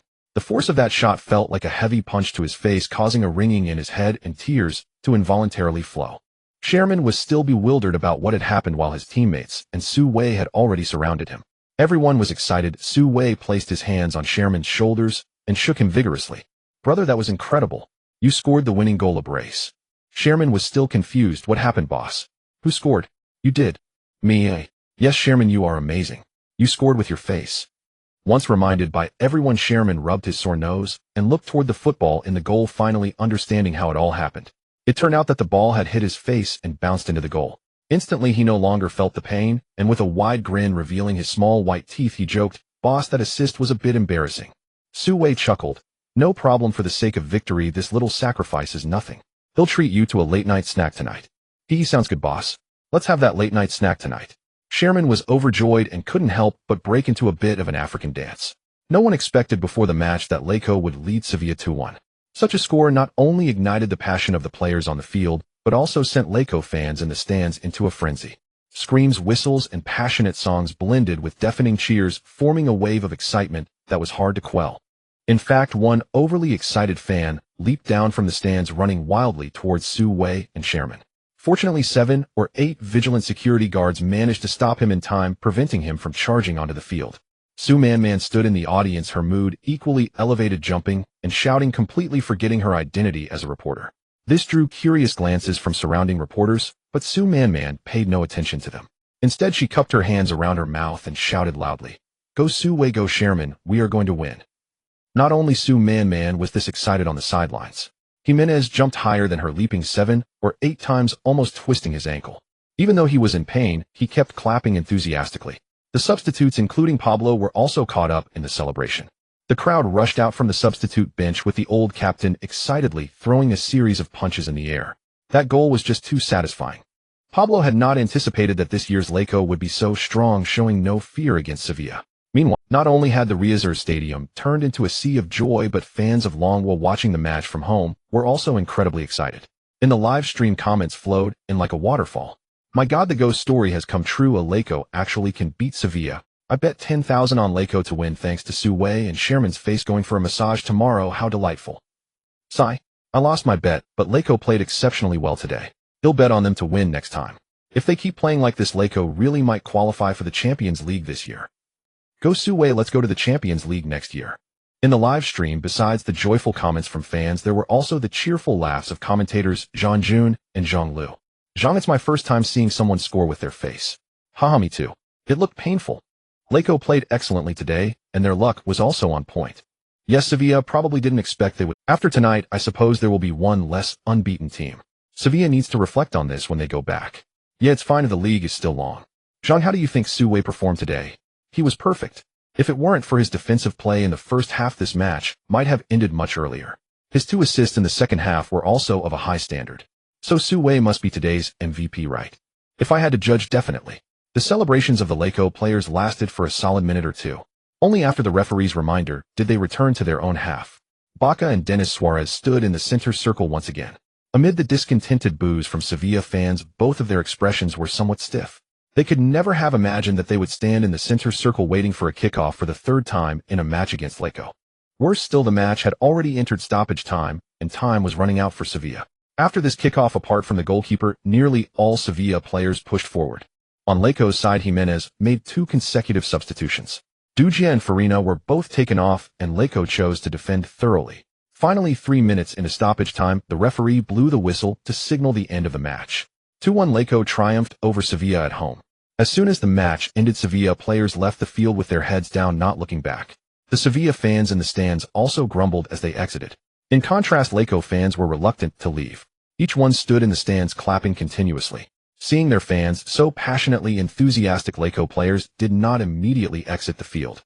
Under the leadership of the old captain Pablo Su Wei and his teammates formed a line circling the field to thank the fans for their support. Even so, many fans still remained in the stands. Finally, the old captain picked up a loudspeaker urging the fans to head home quickly so they wouldn't be late for work the next day, and only then did the crowd begin to leave in droves. With the fans gone, Su Wei followed his teammates back to the locker room, while Sherman stayed on the sidelines for a media interview. Although Zhang Lu awarded the MVP of the match to Su Wei, La Liga still favored the player who scored more goals. With a brace, Sherman naturally earned the title of MVP for this match. He also participated in interviews with various media outlets in front of the advertising boards. Could you share your thoughts on winning MVP for the first time? Sherman smiled and replied, thanks to La Liga and my good brother Su, it was his 2 assists that helped me earn this title. Can you tell us about the last goal? We find it quite incredible. Sherman bashfully said, Su's long shot was so beautiful, I just happened to be in the right position and the ball went in. I'm not quite sure what happened at that moment, and my teammates all said that goal was scored by me. The reporters were amused by Sherman's honesty, bursting into laughter. After finishing the interview, Shah Erman returned to the changing room. Seeing his teammates celebrating their victory, he eagerly joined in. Su Wei and Lucas each grabbed a bottle of champagne, launching an indiscriminate attack. Seeing Shah Erman arrive, the two exchanged glances and almost simultaneously flanked him instantly, giving him a champagne shower. What the heck? Shah Erman shouted, and the key point was that this phrase was in Chinese. With Su Wei, he had picked up several Chinese, for instance, phrases like what the heck, oh my damn it, etc. Su Wei told him that these phrases were all good words in the Dragon Country, encouraging him to use them freely. Whether feeling sad, happy, excited, or shocked, all these good words could be used. At that moment, Shah Erman's exclamation of what the heck left his teammates bewildered, except for Su Wei, the one teaching him Chinese. Shah Erman, it seems you are speaking Chinese. Lucas asked. Shah Erman nodded. Yes, my boss taught me. They are all good words from the Dragon Country. You can learn them too. What the heck and oh my boss said they're both good equivalent to the English word beautiful. Oh, is that so? Then we indeed need to learn them. Oh my. What the heck?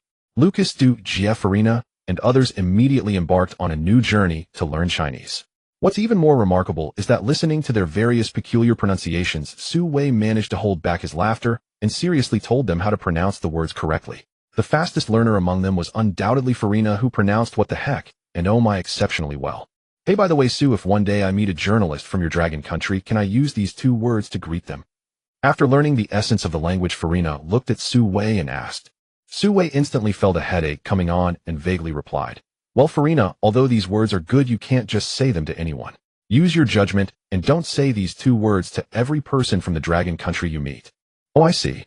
Farina seemed to understand, but he was determined that if he had the chance to meet a journalist from the Dragon Country, he would definitely say oh my and what the heck in front of the camera. After all, they are all good words from the Dragon Country, and making some friends from there would be quite nice. Then the players continued their fun for a while, and after attending the press conference, Jimenez returned to the changing room. Looking at the messy changing room, he merely smiled slightly and did not scold the players, then made a quieting gesture to everyone. Instantly, the players quieted down. Everyone, first of all, thank you for your efforts tonight. I am proud of your having achieved such a great victory. You should be given a few days off, but in the coming week, we will have a week of double matches. So tomorrow morning, we will rest for half a day, and the team will train as usual in the afternoon. Don't play too wildly tonight. Dismissed. After hearing Jimenez's words, Su Wei went to take a shower, then returned to the base with his teammates on the bus. Upon reaching the dormitory, Su Wei did not forget his promise. He put down his gear, called Shah Erman, and together they went to a small restaurant near the beach for a late-night snack. During dinner, his phone kept ringing. Friends and family back home sent congratulatory messages, and Shah Erman was the same. The two spent almost half of their time replying to messages. Until late at night, the two finally returned to the dormitory to rest. The next day, when Su Wei got up, it was almost noon. After washing up, he went to the team cafeteria with Shah Erman for a meal. The cafeteria was not crowded. Su Wei got his meal and ate while scrolling through his phone. He opened the sports news interface and found that the match between La Coruña and Sevilla was headlining. A photo of Shah Erman scoring with his face prominently appeared in the news report. Su Wei almost burst out laughing and said to Shah Erman, "Brother, you're famous. The news is full of pictures of your goal." Shah Erman, clearly having seen the news report, already sighed and said, "Sigh, boss, you've made me a bit embarrassed." Su Wei laughed even louder. "Haha, what's there to be afraid of? As long as you're not embarrassed, it's others who are embarrassed. With your luck, Jimenez will definitely make you a starter in the next match." Upon hearing starter, Shah Erman immediately perked up. "Really?" Su Wei nodded. "This is the luck theory, which coach doesn't believe in it." Shah Erman became excited. He as long as I can start, I can score with my face every game." Su Wei rolled his eyes. "You're dreaming. After reading the news about Shatter scoring with his face, Su Wei continued scrolling for the next update. Last night, all matches of the fourth round of La Liga had concluded. Among them, Barca won 50 against Levante away. This match was also Neymar's first start of the new season. Although the S and MSN was still at home taking care of kids, the power of M and N was still terrifying. Messi scored 2 goals and assisted once, while Neymar scored 1 goal and assisted once. Adding the goals from Rakitic and Pedro, Barca's attacking strength was indeed terrifying. The Barca of 2014 is truly strong, Su Wei couldn't help but exclaim. Besides Barca winning, Valencia, currently ranked second in the league, also decisively defeated Getafe 30. The biggest contributors to the victory were Rodrigo and Andre Gomez, who were loaned from Benfica this summer. Last year, the two helped Benfica win both the league and cup championships, and now they scored all 3 goals together, with the news praising Valencia for spending money wisely. Apart from Barca and Valencia winning, Real Madrid, who had suffered 2 consecutive losses in the new season, made a comeback in this round. The BBC trio of Bale, Cristiano Ronaldo, and Benzema wreaked havoc at Cordoba's home ground. Cristiano Ronaldo scored 3 goals alone, completing a hat trick. Bale also scored twice, while Benzema, despite not scoring, provided 2 assists. On the other side, James Rodriguez, the hottest player at the World Cup in Brazil this summer, also finally scored. He not only scored a goal, but also provided an assist. This made Real Madrid fans feel that the club's expenditure of €80 million for his transfer fee was not in vain. In the end, with the outstanding performances of numerous star players, Real Madrid achieved an astonishing score of 72. Su Wei was also shocked by Real Madrid's formidable strength. A match with 7 goals truly showcased the unfathomable strength of the Galactic Fleet. Of course, not all strong teams sail smoothly. Atletico, who had just defeated Real Madrid last round, encountered strong resistance and were held to a 22 draw at home by Celta. It is said that after the match, Simeone scolded for a full hour in the changing room. Celta. Upon seeing this team, Su Wei immediately thought of the sunglasses-wearing man he encountered at the seafood restaurant. He vaguely recalled that this guy was from Celta. After finishing reading the news report, he glanced at the standings. Barca was currently at the top with 4 wins out of 4 matches, totaling 12 points. Valencia had 1 draw and 3 wins, ranking second with 10 points. La Coruña also had 1 draw and 3 wins, but their goal difference was much lower than Valencia, placing them third. Atletico, with a draw in this round, accumulated 8 points and ranked 4th. Sevilla, despite losing, still had 2 wins, 1 draw, and 1 loss, accumulating 7 points and ranking 5th. Villarreal also had the same record with 2 wins, 1 draw, and 1 loss, also totaling 7 points. Next were the teams with 6 points, totaling 4. Among them, Celta had 1 win and 3 draws, while Real Madrid had 2 wins and 2 losses, both included. Su Wei casually scanned through and could see that the strong teams were generally ranked toward the top. Even Real Madrid, who had lost 2 games, was still ranked 7th, and their point difference from the Champions League zone was only 1 point. It seems La Coruña must continue winning to maintain their top 6 position for European competitions. This was also Su Wei's goal. The main task of consecutive victories had been completed 2/3. The next match was crucial for Su Wei. Winning equated to completing the task, while drawing or losing would mean the previous 2 matches were in vain, and he would have to start all over again. Contemplating this, Su Wei scrolled through his phone again to see who the opponent was for the next round. Soon he found the answer online. On September 25, 2014, Thursday, at 9 p.m., at the Estadio Municipal de Riaz, or Celta de Vigo versus La Coruña. Su Wei was slightly taken aback. The figure of the sunglasses-wearing man reappeared in his mind, and it turned out that the next round was indeed against Celta. After having dinner, Su Wei called Charmin to the training ground. The coaching team, led by Jimenez, placed great emphasis on the players' physical recovery. Training twice a day primarily consisted of recovery exercises and tactical training that did not consume much energy. After the afternoon training, there was still time for players to receive massages from the team doctor in the therapy room. Even the confrontational matches that Jimenez loved so much were cancelled in recent days. With the scrimmage called off, it was unclear what lineup Jimenez would deploy for Thursday's match. Su Wei was not worried about this. Regardless of whether Jimenez played with 3, 4, or 5 defenders, there would always be a right back. Su Wei was confident that no one was competing with him for the starting position. In contrast, Charmin felt a bit anxious and murmured, will the coach field a single striker or 2 strikers against Celta? This question kept resurfacing in his mind. If they played with 2 strikers, Charmin felt he would secure a position. If they went with a single striker, he didn't think he could compete with Dugia. During the pre-match preparation meeting on Wednesday afternoon, Jimenez gathered the players in the conference hall, first analyzing the opponent's situation and then announcing the starting lineup for Thursday. One by one, names were read out by Jimenez. Forwards, Dugia, Charmin. Upon hearing his name, the anxiety Charmin had felt for days finally settled. Right back, Su Wei. Su Wei smiled slightly. The outcome was as expected. After the preparation meeting, the players returned to their dorms to pack their bags and boarded the bus to the airport. Celta and La Coruña both belong to the Galicia Autonomous Community and are only about 500 kilometers apart.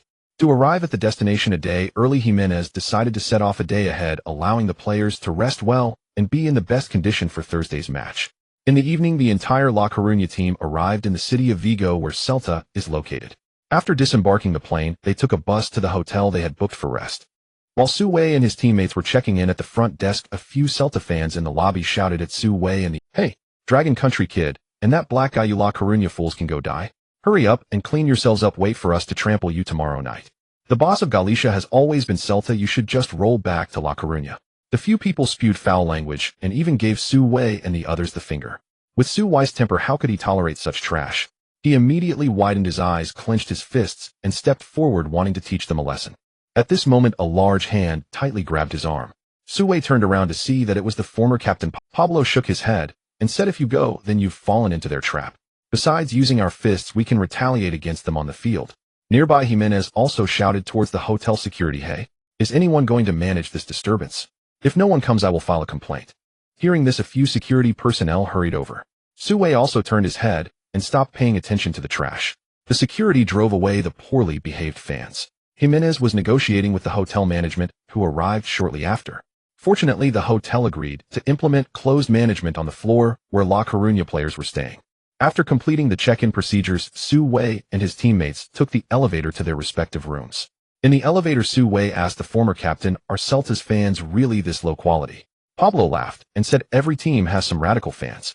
Moreover, La Coruña and Celta are both from Galicia. You have to know that derbies always stir up emotions." Su Wei nodded in understanding. Not to mention, European teams have histories of over 100 years. Many teams from the same region are sworn enemies.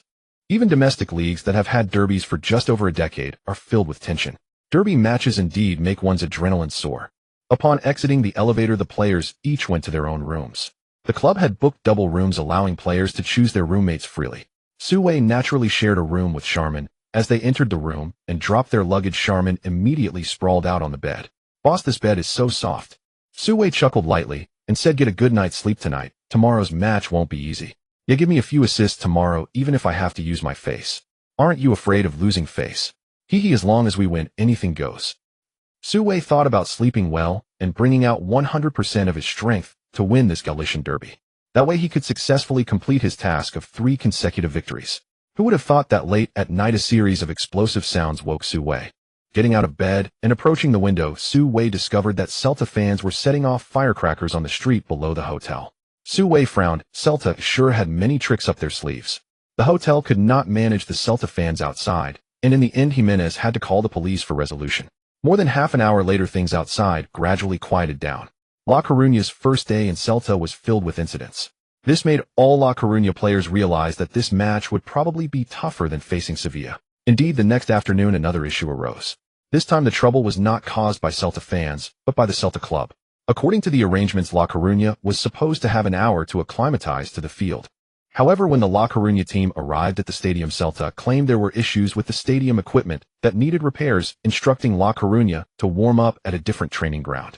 Jimenez naturally disagreed and argued until they lingered in the parking lot for over an hour. It wasn't until after 4 in the afternoon that La Coruña players were finally allowed to enter the Balados Municipal Stadium. However, this caused a significant delay from the original plan. The warm-up lasted only half an hour and was hurriedly concluded due to the late hour. Jimenez, filled with resentment, went to attend the pre-match press conference. He unreservedly shared his experiences from the past 2 days with the media. Even if Celta would suffer penalties from La Liga due to this incident in the future, it had little to do with La Coruña, because the Galician derby between La Coruña and Celta was already on the verge of erupting. 3 hours after the press conference, the Balados Municipal Stadium welcomed the derby battle between La Coruña and Celta. As soon as Su Wei and Charmin stepped onto the field, several extreme fans threw a banana at them. Seeing the bright yellow banana, Su Wei knew that these extreme fans were up to no good. The act of throwing a banana at Shah Erman, a black man, was telling enough. Just when Su Wei thought that this discrimination would anger Shah Erman, he bent down, picked up the banana nonchalantly, and ate it right away. "Boss, this banana tastes pretty good." Su Wei couldn't help but smile at his demeanor. It reminded him of Alves at Barcelona, who was also mocked by extreme fans during a corner kick. Then Alves took it lightly, as well, bending down to pick up the banana and eat it. Sherman, after eating the banana, just go after them. Pablo is right, since we can't solve it with our fists, we should hit back hard on the field. Don't worry boss, I must score twice in this match, just make sure to assist me. No problem, you can trust my passes completely. The two chatted casually as the match was about to start. At that moment, in the center of the VIP section of the main stand, Austin and Celta's owner Carlos Mourinho sat side by side. Austin wasn't wearing sunglasses today, his blue eyes were fixed intently on the Rayo Vallecano half. Carlos Mourinho also gazed in that direction, his focus locked on Reyes, number 22 player. Then he asked, "Is that kid Su?" Austin nodded. "That's right. 18. From the Dragon Nation." "Yes. Is he really as impressive as you say?" "I was being conservative in my assessment." Carlos Mourinho seemed somewhat skeptical. Having managed a football club for decades and seen thousands of players from around the world, he had never encountered a truly impressive player from the Dragon Nation. If it weren't for Austin constantly messaging him since yesterday, Carlos Mourinho wouldn't have bothered to come watch this match. He even canceled a business banquet for it.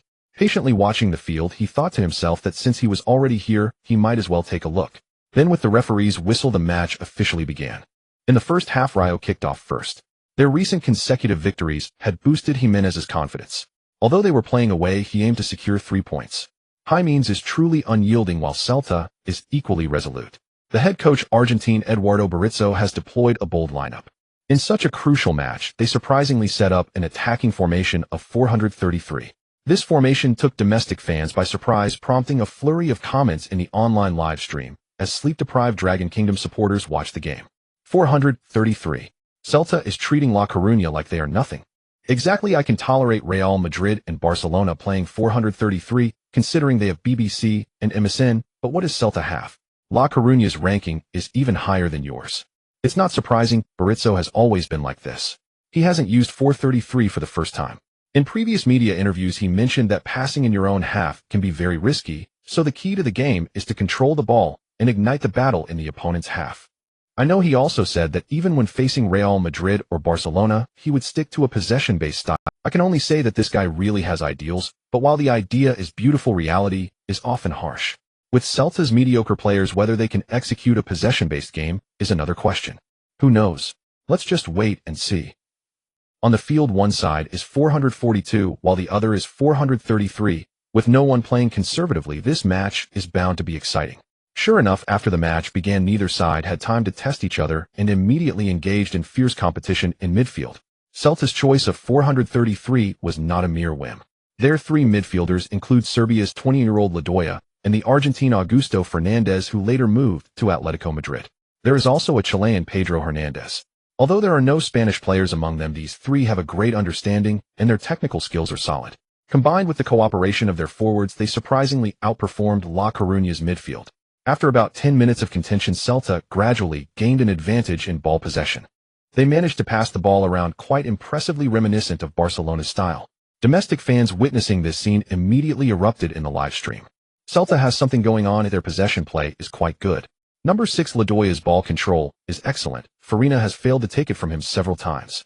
And these 2 South Americans' Nans have very refined footwork. Where did Celta learn this possession play? Don't you know? Their head coach last year was Enrique. No wonder this 433 feels somewhat like Barcelona's. There's a foundation here. No wonder they brought in Berizzo this season. This is a continuation of the possession-based style. After 10 minutes, the ball began to frequently circulate in La Coruña's half. La Coruña was also forced into a defensive stance, with Celta often focusing on attacks through the center. Even when they moved to the flanks, they targeted La Coruña's left side. As a result, Su Wei had few opportunities to showcase his performance and appeared quite ordinary. In the stands, Carlos Mourinho furrowed his brow and couldn't help but complain to Austin, "I don't see anything special about that guy. There are plenty of players of this level in La Liga, and even in La Segunda, I can't just spend €1 million because of his skin color." Austin smiled. He knew the boss had numerous businesses and usually didn't have time to watch a match in full. As for Su Wei's performance in the previous rounds, he was even less informed. However, Austin was quite confident in his judgment. Su Wei was definitely not an ordinary player. A transfer fee of over $1 million was indeed justified. Boss, he hasn't shown his true potential yet. You will definitely feel that coming tonight was worth it. Just as Austin finished speaking, changes occurred on the field. Several Celta players in the attacking area were passing the ball with great enthusiasm, and for a moment they all thought they were the second coming of Xavi or Iniesta. A casual sideways pass was intercepted by OTG, who seized the opportunity to break through from the midfield. In an instant, La Coruña was set to counterattack. On the right flank, Su Wei saw the opportunity and immediately activated his sprint mode, racing forward like a maniac. If someone were timing him, they would find that Su Wei's dash could rival Bolt and Gatlin. Just a few seconds later, Su Wei, who was still behind, had already overtaken the ahead Cavallero. He instantly transformed from a fullback into a winger, pushing forward at the front of the team. Moreover, Su Wei was still running, and he was getting faster. Cavallero momentarily froze watching Su Wei, who was pulling away. He could only slow down, cursing inwardly. This bastard, is he running so fast to steal the glory? The little braid was unhappy, but OTG was delighted. Midfielders Du Jia and Charmin were also running forward, but the faster Su Wei was clearly a better option for a pass. Immediately, OTG delivered a diagonal long pass, sending the ball from the backfield towards Su Wei. Unfortunately, although he realized his position, his long pass was careless and could not be compared to Su Wei. Su Wei sprinted forward with his long legs, making a desperate attempt to chase the ball. Meanwhile, Celta's left back Carlos Planas, who had been lagging behind, rushed toward the football from an angle. Standing at 175 meters tall, he graduated from La Masia and transferred from Barcelona B team to Celta this July. As a pure fullback, his greatest attribute is his speed. Moreover, he was the closest player to the ball's landing point, several meters nearer than Su Wei. Seeing this, Celta fans looked on from above, all believing he would reach the sideline in time to control the ball and easily neutralize Reyes' counterattack. Thus, the home fans remained calm. Some fervent fans even shouted loudly, "Planas, teach that kid from the Dragon Kingdom a lesson, let him know what La Masia's speed is." However, their joy did not last long. Before they could utter a second taunt, Su Wei had delivered a harsh slap to their faces. In the next moment, they were astonished to find that something seemed amiss. Despite Planas being so close, that kid from the Dragon Kingdom was running incredibly fast. Like a bolt of eastern lightning, he arrived at the ball's landing point ahead of time. Planas sensed something was wrong and chose to slide tackle at the last moment, hoping to send the ball out of bounds. However, he was still a step too late. Su Wei stretched his foot to poke the ball forward and immediately jumped, not only evading Planas' slide, but also breaking through along the sideline. Huh, what just happened? Why is that kid from the Dragon Kingdom running so fast? Did he take drugs? Damn, was he an athlete before? We're in trouble. Celta fans jumped anxiously, while the players on the field were even more flustered. The defenders in the center quickly moved toward the sideline, preparing to provide cover. However, Su Wei's speed was simply too fast. Before the backup defender could arrive, he had already surged along the sideline, close to Celta's baseline. At this moment, no one could stop Su Wei. He calmly glanced at the penalty area and delivered a high-quality cross. At the near post, Salmon leaped to head the ball forcefully towards the goal. The football was deflected by Celta's goalkeeper Sergio Alvarez, but at the far post, Du Jia followed up and calmly slotted the ball into the empty net, instantly breaking the opponent's goal. 1-0 in the 16th minute of the first half. Rayo broke the deadlock first. The Spanish commentator on site excitedly elongated his tone. Su Salmon, Du Jia, the speed of the counterattack was too fast, a beautiful goal. Reyes' recent form is on fire. The commentator praised Reyes' counterattack, and a small portion of Rayo fans who had traveled from afar cheered joyfully. Du Jia, well done. Su, great job, Salmon. Rayo will win for sure. Hearing the cheers of the Rayo fans, Celta fans were, what just happened? Weren't we dominating Rayo just now? How did we concede a goal on their single counterattack? Celta fans could not accept the reality before them. They could only watch helplessly as Su Wei, Du Jia, and Salmon celebrated the goal wildly in front of them. Meanwhile, in the domestic live broadcast room of Pippy TV, the chat exploded once more. Su Wei is so incredibly fast. If that ball had been a moment slower, it would have been intercepted by Celta's number 21. Celta's 433 formation is not working. It's far inferior compared to Barcelona and Real Madrid. Yeah, they might as well stick to a traditional 442 or 4231. Why try something fancy? In today's Galician derby, I think Rayo has a chance. In the VIP area of the stadium, Austin smiled and said, "Boss, what do you think? Is he still in good form? $1 million transfer fee is not too expensive." Carlos Mourinho nodded. This kid has something special. He's only 18, and behind him is a huge Asian market. We should decisively take action to secure him. But will Rayo let him go? That doesn't depend on them. It's merely a matter of how much money is involved. From what I know, Reyes' financial situation is dire, and as long as we offer, they will have no choice. All right, go boldly with this matter. Carlos Mourinho, a seasoned figure in the field, recognized Su Wei's potential value just from this attack. Just as Austin said, €1 million is indeed a bargain. On the pitch, Rayo players huddled together. This goal significantly boosted their morale. Wearing the captain's armband, Lobo shouted, "Everyone, let's play like this, attacking their counter and exploiting their weaknesses. We must win this match." Understood, Captain. After the kickoff in the center circle, Celta, now trailing, continued their possession play. Rayo, on the other hand, remained vigilant, giving no opportunities. It proved that not all teams could master possession play. 10 passes could be executed beautifully, but if just one was misplaced, it would be fatal. Clearly, Celta's players lacked the ability to win the match solely through passing. Throughout the rest of the first half, they still maintained control on the field. Their possession rate soared to 72, while Rayo barely had 30. However, in terms of scoring opportunities, Rayo even had more. The reason for this was undoubtedly Celta's average possession level. Additionally, Reyes' counterattacks from the flanks were exceptionally effective in the first half. Especially on the right, determined to complete their winning streak, Su Wei seemed to be fueled with adrenaline. Whenever there was an opportunity, he raced against Celta's left side players, making it a nightmare for Planas and others. As the first half approached the 38th minute, eager to equalize, Celta once again made a passing mistake. Rayo quickly organized a counterattack with 2 or 3 quick passes forward, and without any hesitation the ball was sent to the right flank once more. This time Su Wei advanced again. In the 45-degree area on the sidelines, he received a pass from Farina, and without any hesitation delivered a cross from the spot. With a passing attribute of 93, it played a significant role at this moment. The football drew a beautiful arc in the air, accurately finding Salmon in the penalty area. Salmon did not disappoint his title of aerial dominator. He jumped high, overpowering Celta's center back, and nodded powerfully towards the goal. The football thudded heavily against the underside of the crossbar and instantly rebounded into the net. 2-0. Rayo scored again. After scoring, Charman was overwhelmed with excitement, immediately rushing towards Su Wei with a strange cry.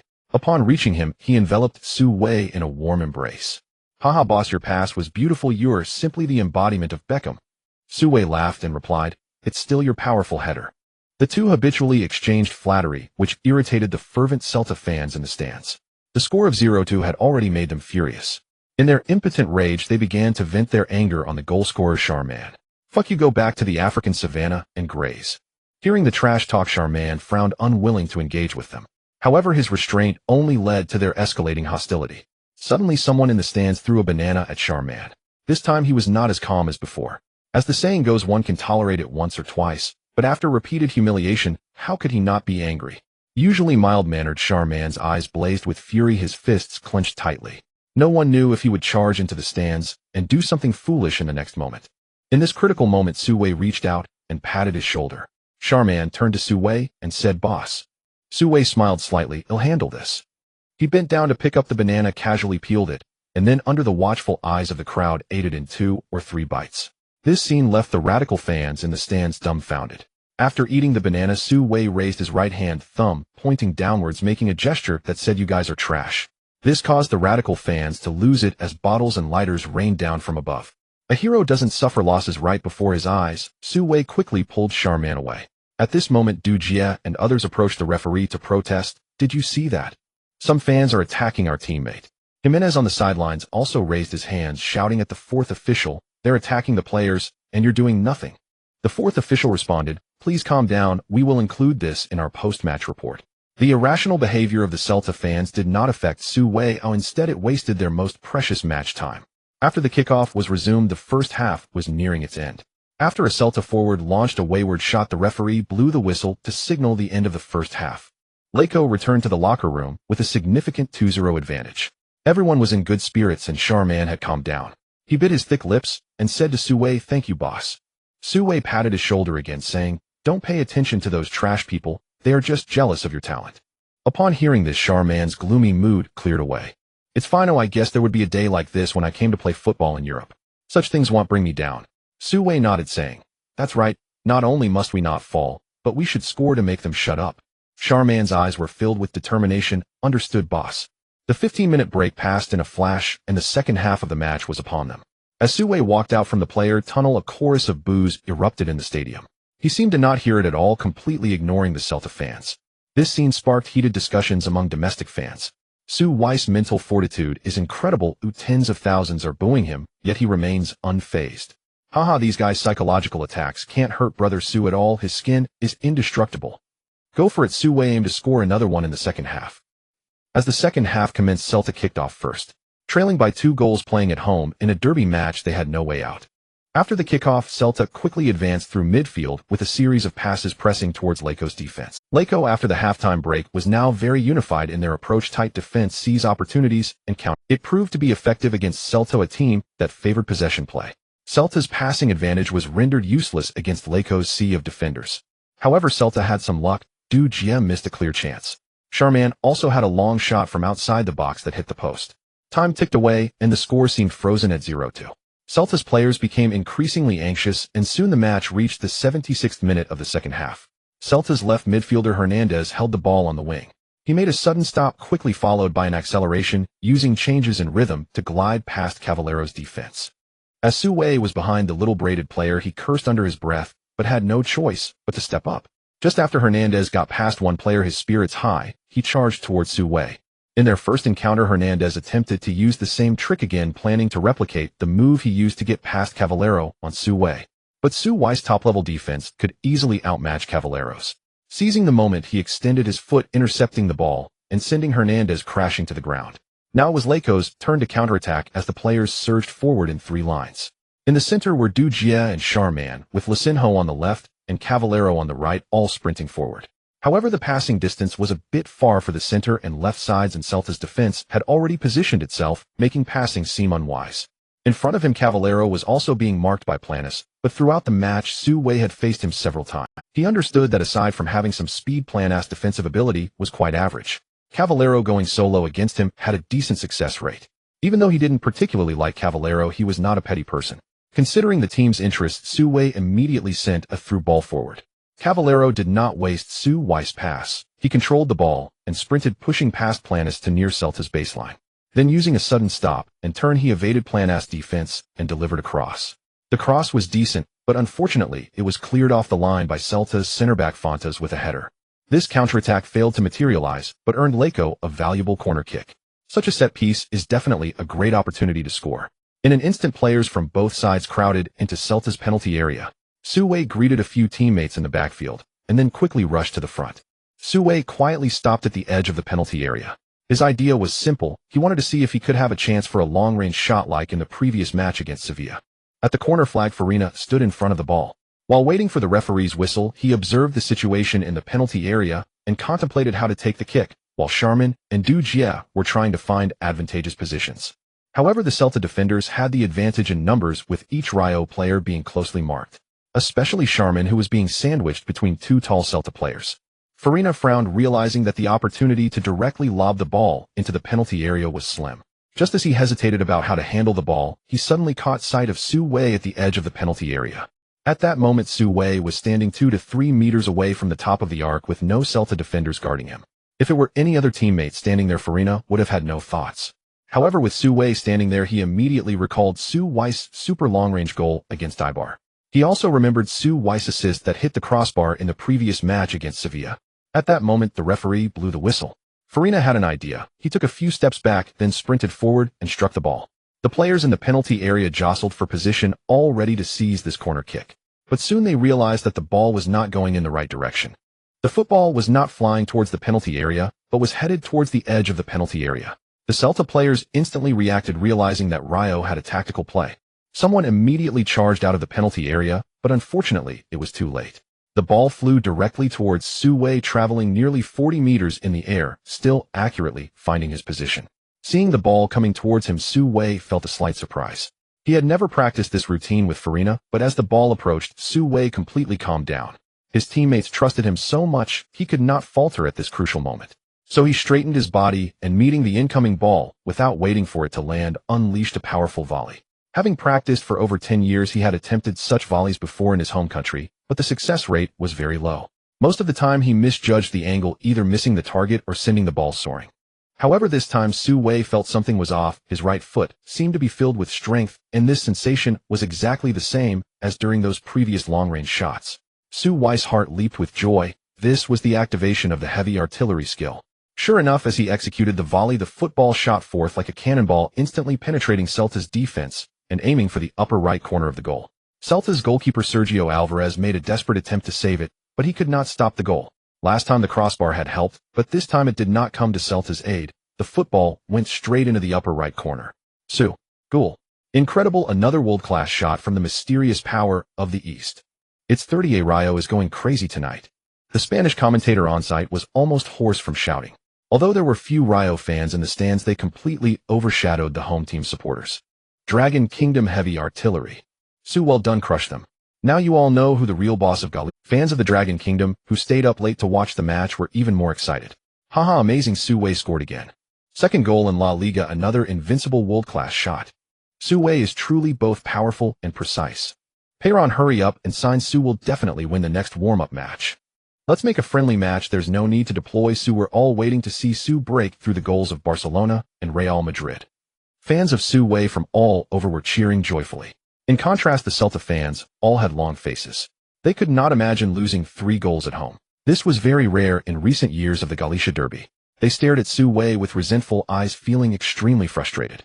The group in the front row cursed. How is this guy so powerful? He's everywhere in both defense and off. On the field, the goalscorer Su Wei was celebrating the goal with his surrounding teammates at the edge of the Celta penalty. Sharman grinned widely and said, "Boss, your goal completely stunned those garbage players." Su Wei replied, "They should be quiet now." Farina approached, patted Su Wei on the shoulder and smiled. "Not bad, I just wanted to give it a try, but I didn't expect you to actually score." Su Wei smiled and said, "Thanks for the assist, Farina." Farina replied, "Keep playing well, there will be plenty of assists in the future." With 2 goals down, there might still be a glimmer of hope. With 3 goals down and the match nearing 80 minutes, the game had completely lost its suspense. In the stands, many furious Celta fans began to leave one by one.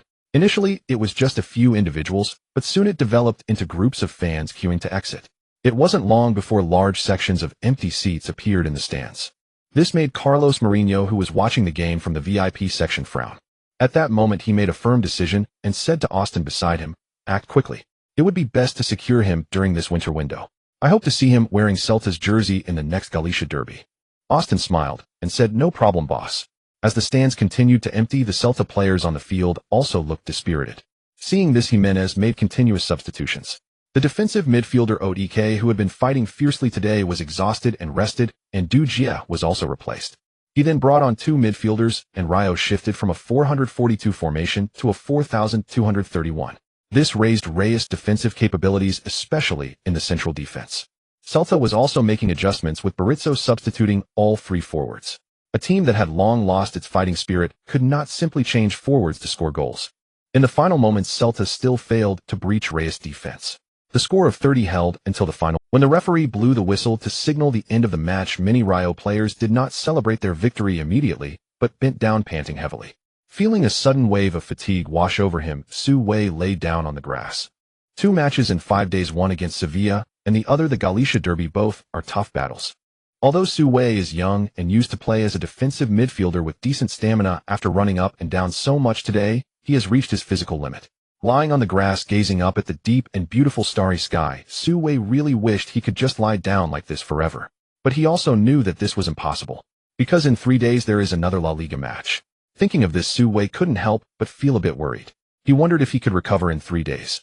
At that moment, the system's prompt sounded in his mind. Congratulations to the host for completing the task of 3 consecutive starting wins. Su Wei was so excited that he immediately turned over and stood up. What reward is there this time? As he anticipated, the system's prompts continued to come. Task rewards are being distributed. Congratulations to the host for obtaining Vitality Surge. Another skill, Vitality Surge. What is this strange thing? Just as Su Wei was puzzled, the system's explanation followed. Vitality Surge, passive recovery skill. Does the host often feel weak in the limbs, as if their body has been hollowed out? No need to take medicine or any supplements, just sleep soundly, and the next day the host can greet each day full of energy. Su Wei was overjoyed. He was exhausted, and a skill to recover physical strength had just arrived. This is exactly what he urgently needs. Filled with joy, he strode off the field. At this moment, what he wanted to do most was to have a good sleep. But the reporters on the sidelines would not let Su Wei go easily. As soon as he reached the sideline, they swarmed around him. "Su, congratulations on scoring your 2nd goal in La Liga. Can you talk about that goal?" First of all, I have to thank my teammate Farina. His pass was fantastic. I felt like it was as easy as taking a pass. Some unfriendly things happened in this match. May I ask why you chose to eat the banana at that time? Is that bananas are meant to be eaten, it's just that they were too stingy to provide more than one. "Su, in the next match you will face Atletico Madrid at home. What is your evaluation of this match? Is it them? This will be a bit tough. I know Atletico Madrid was the league champion last year, but we will give them trouble." The reporters wanted to ask more, but Su Wei had already smiled and parted the crowd, striding towards the line. Knowing that their next opponent is Atletico Madrid, he should conserve his energy and prepare for the next contest. Back in the locker room, Su Wei briefly celebrated the victory with his teammates. Perhaps due to the recent series of high-intensity matches, the teammates were somewhat fatigued, and the celebration quickly came to an end. After Jimenez attended the post-match press conference, the whole team returned to the hotel to rest. Jimenez also noticed the players' exhaustion, so he announced that they would fly back to La Coruña early the next morning. Upon reaching the hotel, Su Wei lay on the bed as usual, opened his phone, and replied to messages one by one. Friends and family back home, including Eduardo, sent congratulatory messages. After a flurry of operations, Su Wei yawned. Just as he was about to rest early, the landline phone by the bed suddenly rang. Su Wei picked up the phone, and the voice of a female receptionist from the hotel came through. "Is this Su?" "Yes, what can I do for you?" Su Wei found it strange. Why was the front desk calling him in the middle of the night? "Are you free now?" Mr. Austin said he knows you and wants to talk to you." "Austin?" Su Wei immediately remembered the guy in sunglasses he had met recently at the seafood restaurant. To be honest, he was already feeling drowsy and had no intention of meeting a stranger. But then again, since he had treated him to a seafood feast, he might as well meet him, then find an excuse to hurry back to. So Su Wei asked, where is he?" Faintly, he heard Austin telling the receptionist, "Tell him I am waiting for him in the lobby lounge." Soon the receptionist's voice came through again. "He said he is waiting for you in the lobby lounge." "Okay, thank you." Su Wei hung up the phone and got out of bed. On another bed, Charmin asked, "Boss, what's up?" Su Wei replied, "A friend is looking for me. I'll be right back." Taking the elevator down to the lobby, he looked around and found the hotel lobby empty at night. Only a blonde beauty was standing at the front desk about to ask her where Austin was. In a dim corner far away, a vague head emerged from behind a sofa. "Hi, Su, I'm over here." As Su Wei walked towards Austin, he couldn't help but think, what is this guy being all mysterious for? The corner was not lit, with several large sofas arranged. Austin was still wearing sunglasses, sitting with his back to the front desk. As soon as Su Wei sat down opposite him, this guy immediately spoke up, "Sorry to disturb you so late. I wanted to find you in your room, but was afraid it wouldn't be good if your teammates saw me." Su Wei said, "No problem, thank you for treating me last time." Austin asked, "Have you found a manager yet?" Su Wei replied, "Honestly, there have been quite a few matches recently, so I haven't had time to look." Austin continued, "If you don't mind, I can recommend one for you next time." Su Wei smiled and said, "Sure thing." He knew that Austin was definitely not just here to recommend a manager. He probably had something more important to discuss. So Su Wei took the initiative to ask, "Mr. Austin, what exactly do you want to talk to me about?" Austin got straight to the point. "Originally, this matter should have been negotiated with your manager later, but today our boss Carlos Mourinho watched your match and is very impressed with you, so I had to come to see you." Carlos Mourinho. This name is quite interesting. Su Wei recognized it separately, but combined he was completely baffled. However, since this person is Austin's boss, he must be the owner of Celta. "The owner of Celta is interested in me." While Su Wei was puzzled, Austin continued, "I am responsible for player acquisitions at Celta, and we hope that you can join Celta during this winter transfer window." Su Wei frowned. It really was an attempt to poach him. No wonder this guy was acting all mysterious. If it were 2 months ago, Su Wei would have definitely agreed. Now he was living comfortably at La Coruña and had no intention of transferring. Before Austin could finish speaking, Su Wei immediately interrupted, "I'm sorry, Mr. Austin, but I am not prepared to leave La Coruña." Austin was taken aback for a moment, and then said meaningfully, "Su, don't rush, let me finish. What is your annual salary at La Coruña? We can offer you more than they do." "Is that so? Are you sure they offer more?" Su Wei chuckled, preparing to make Austin back down. He casually mentioned a figure. "The management of La Coruña offered me a salary of 500,000 euros a year." Austin, upon hearing this, licked his lips and said, "Damn, you play so well that they offer you 50,000 euros. It seems Eduardo really has no money. However, our boss said that we can negotiate within 1,000,000 euros. Su Wei was stunned.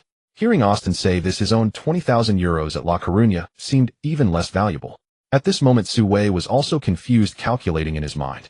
1,000,000 euros based on the current exchange rate is almost 800,000 Dragon Country coins. While that's quite a lot, 1 year's salary could buy a well-decorated apartment in cities like Beijing, Shanghai, Guangzhou, and Shenzhen. If it were other young players, they would mostly choose to change clubs for such treatment. Yet Su Wei quickly calmed down. Joining Celta midway, he wondered if it would have any negative impact. First of all, La Coruña would definitely not let him go, especially since there was a penalty clause in the contract. The Celta club might not be willing to pay this penalty, and if they hesitated to pay it, he wouldn't be able to leave La Coruña. Although 1,000,000 euros is indeed a considerable amount, Su Wei had another idea. Could he use this situation to negotiate a salary increase with La Coruña? He remembered that when signing the contract, there was a clause called contract reconstruction. This rule stated that salary negotiations could be reopened, but it was somewhat troublesome as it required initiating labor agreements. Thinking of this, Su Wei smiled again and said, "What you can offer, I believe La Coruña will also give in the future, and every player has bonuses, image rights, and so on. These are all money." Austin frowned upon hearing this. He knew very well the dire financial situation of La Coruña, and they could barely guarantee wages for a month, so where would bonuses come from? As for image rights, that's even more absurd. Of the nearly 500 players across the 20 teams in La Liga, more than half do not have image rights. Players like Su Wei, who are just starting out, definitely wouldn't have any personal image rights. Austin, being a smart man, quickly realized that Su Wei seemed unwilling to continue the discussion. So he laughed, stood up, and said, "It's getting late, I won't disturb you any further. Can I have your number for a detailed chat later?" Su Wei smiled, shook hands with him, and provided his phone number. Although he had no intention of joining Celta, he thought it would be nice to get to know Austin, who knew what would happen in the future. After bidding farewell to Austin, Su Wei returned to his room from the lobby. On the big bed, Sharman was already fast asleep. Feeling both tired and drowsy, he quickly fell asleep. Sleeping Su Wei was unaware that the system's skill vitality surge was silently replenishing his bow. Every muscle was undergoing self-repair at a visibly rapid pace. When the first rays of morning sunlight streamed through the window and illuminated Su Wei's face, he opened his eyes, stretched lazily, feeling exceptionally comfortable. It felt as if he hadn't played a match the previous night. Haha, indeed, I am full of vitality. Su Wei knew that it was the system's skill at work. In his joy, he suddenly sat up from the bed. On the adjacent bed, Sharman was still sound asleep. He quietly got out of bed, went to the bathroom, freshened up, and then headed to the dining area for breakfast. Along the way, he didn't see a single teammate. Upon arriving at the dining area after resting for a while, and seeing that it was still early before departure, Su Wei decided to hit the gym in the hotel and lift weights. The gym in the morning had few people, and he tried out the equipment one by one. Before long, he was starting to sweat a little. At that moment, another person walked in, and it was none other than the old captain Pablo. Upon seeing Su Wei jogging on the treadmill, Pablo was somewhat surprised. "Su, you're exercising so early." Su Wei got off the treadmill and smiled. "I woke up early, had nothing to do, so I came to get some exercise." Pablo thought to himself, how can this kid have such good stamina? He played 90 minutes yesterday, and this morning, he seems unscathed. Though he had his doubts, he still kindly reminded him, "Su, be careful to rest, don't overdo it. We have to play against Atletico in 3 days." Su Wei smiled and replied, "No problem, Captain, I can handle it." The two lifted weights in the gym for over an hour, and Pablo curiously observed Su Wei for an hour. In the end, he reached a conclusion. Youth is indeed good. The young lad recovers incredibly fast. Around 10 in the morning, the entire La Coruña team boarded the bus heading to the airport. After a night's rest, most of the main players still had not recovered from their fatigue. Many boarded the bus and immediately closed their eyes to rest. However, Su Wei was energetic and originally wanted to chat with Sharman sitting next to him. Unfortunately, after this guy sat down, he quickly put on headphones and fell asleep again. Out of boredom, Su Wei had no choice but to take out his phone and start browsing. After looking around, he unknowingly opened the sports news. By the end of yesterday, all matches of La Liga's 5th round had been completed.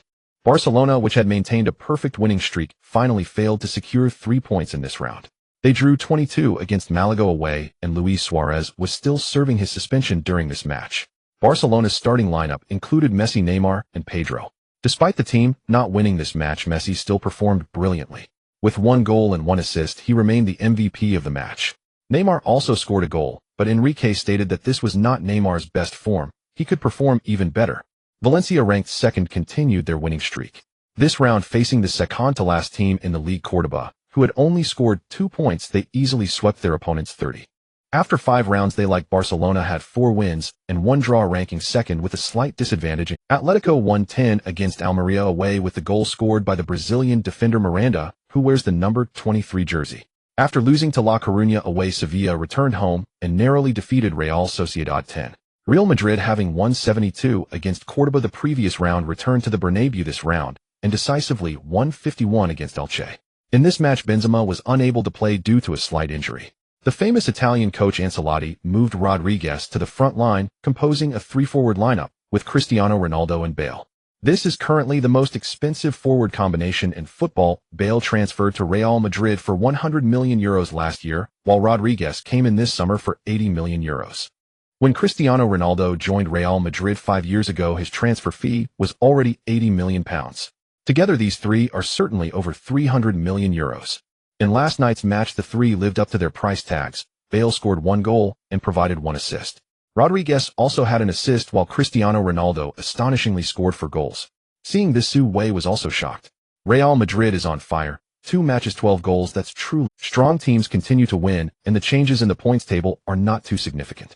After 5 rounds, Barcelona has accumulated 13 points, ranking first.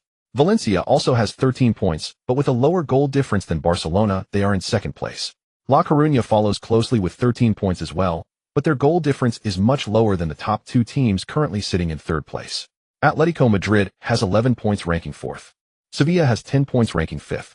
Real Madrid has secured 9 points after 2 significant victories and currently sits in sixth place. Besides seeing numerous reports about Barcelona and Real Madrid, the traditional powerhouse teams, Su Wei also noticed several reports about the Galicia Derby. Almost all of these reports featured Su Wei's photos as the main narrative. There are photos of Su Wei's last-minute volley as well as images of him giving a thumbs up to the aggressive Celta fans.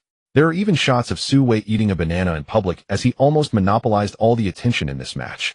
The headlines of the media reports are exceptionally sensational.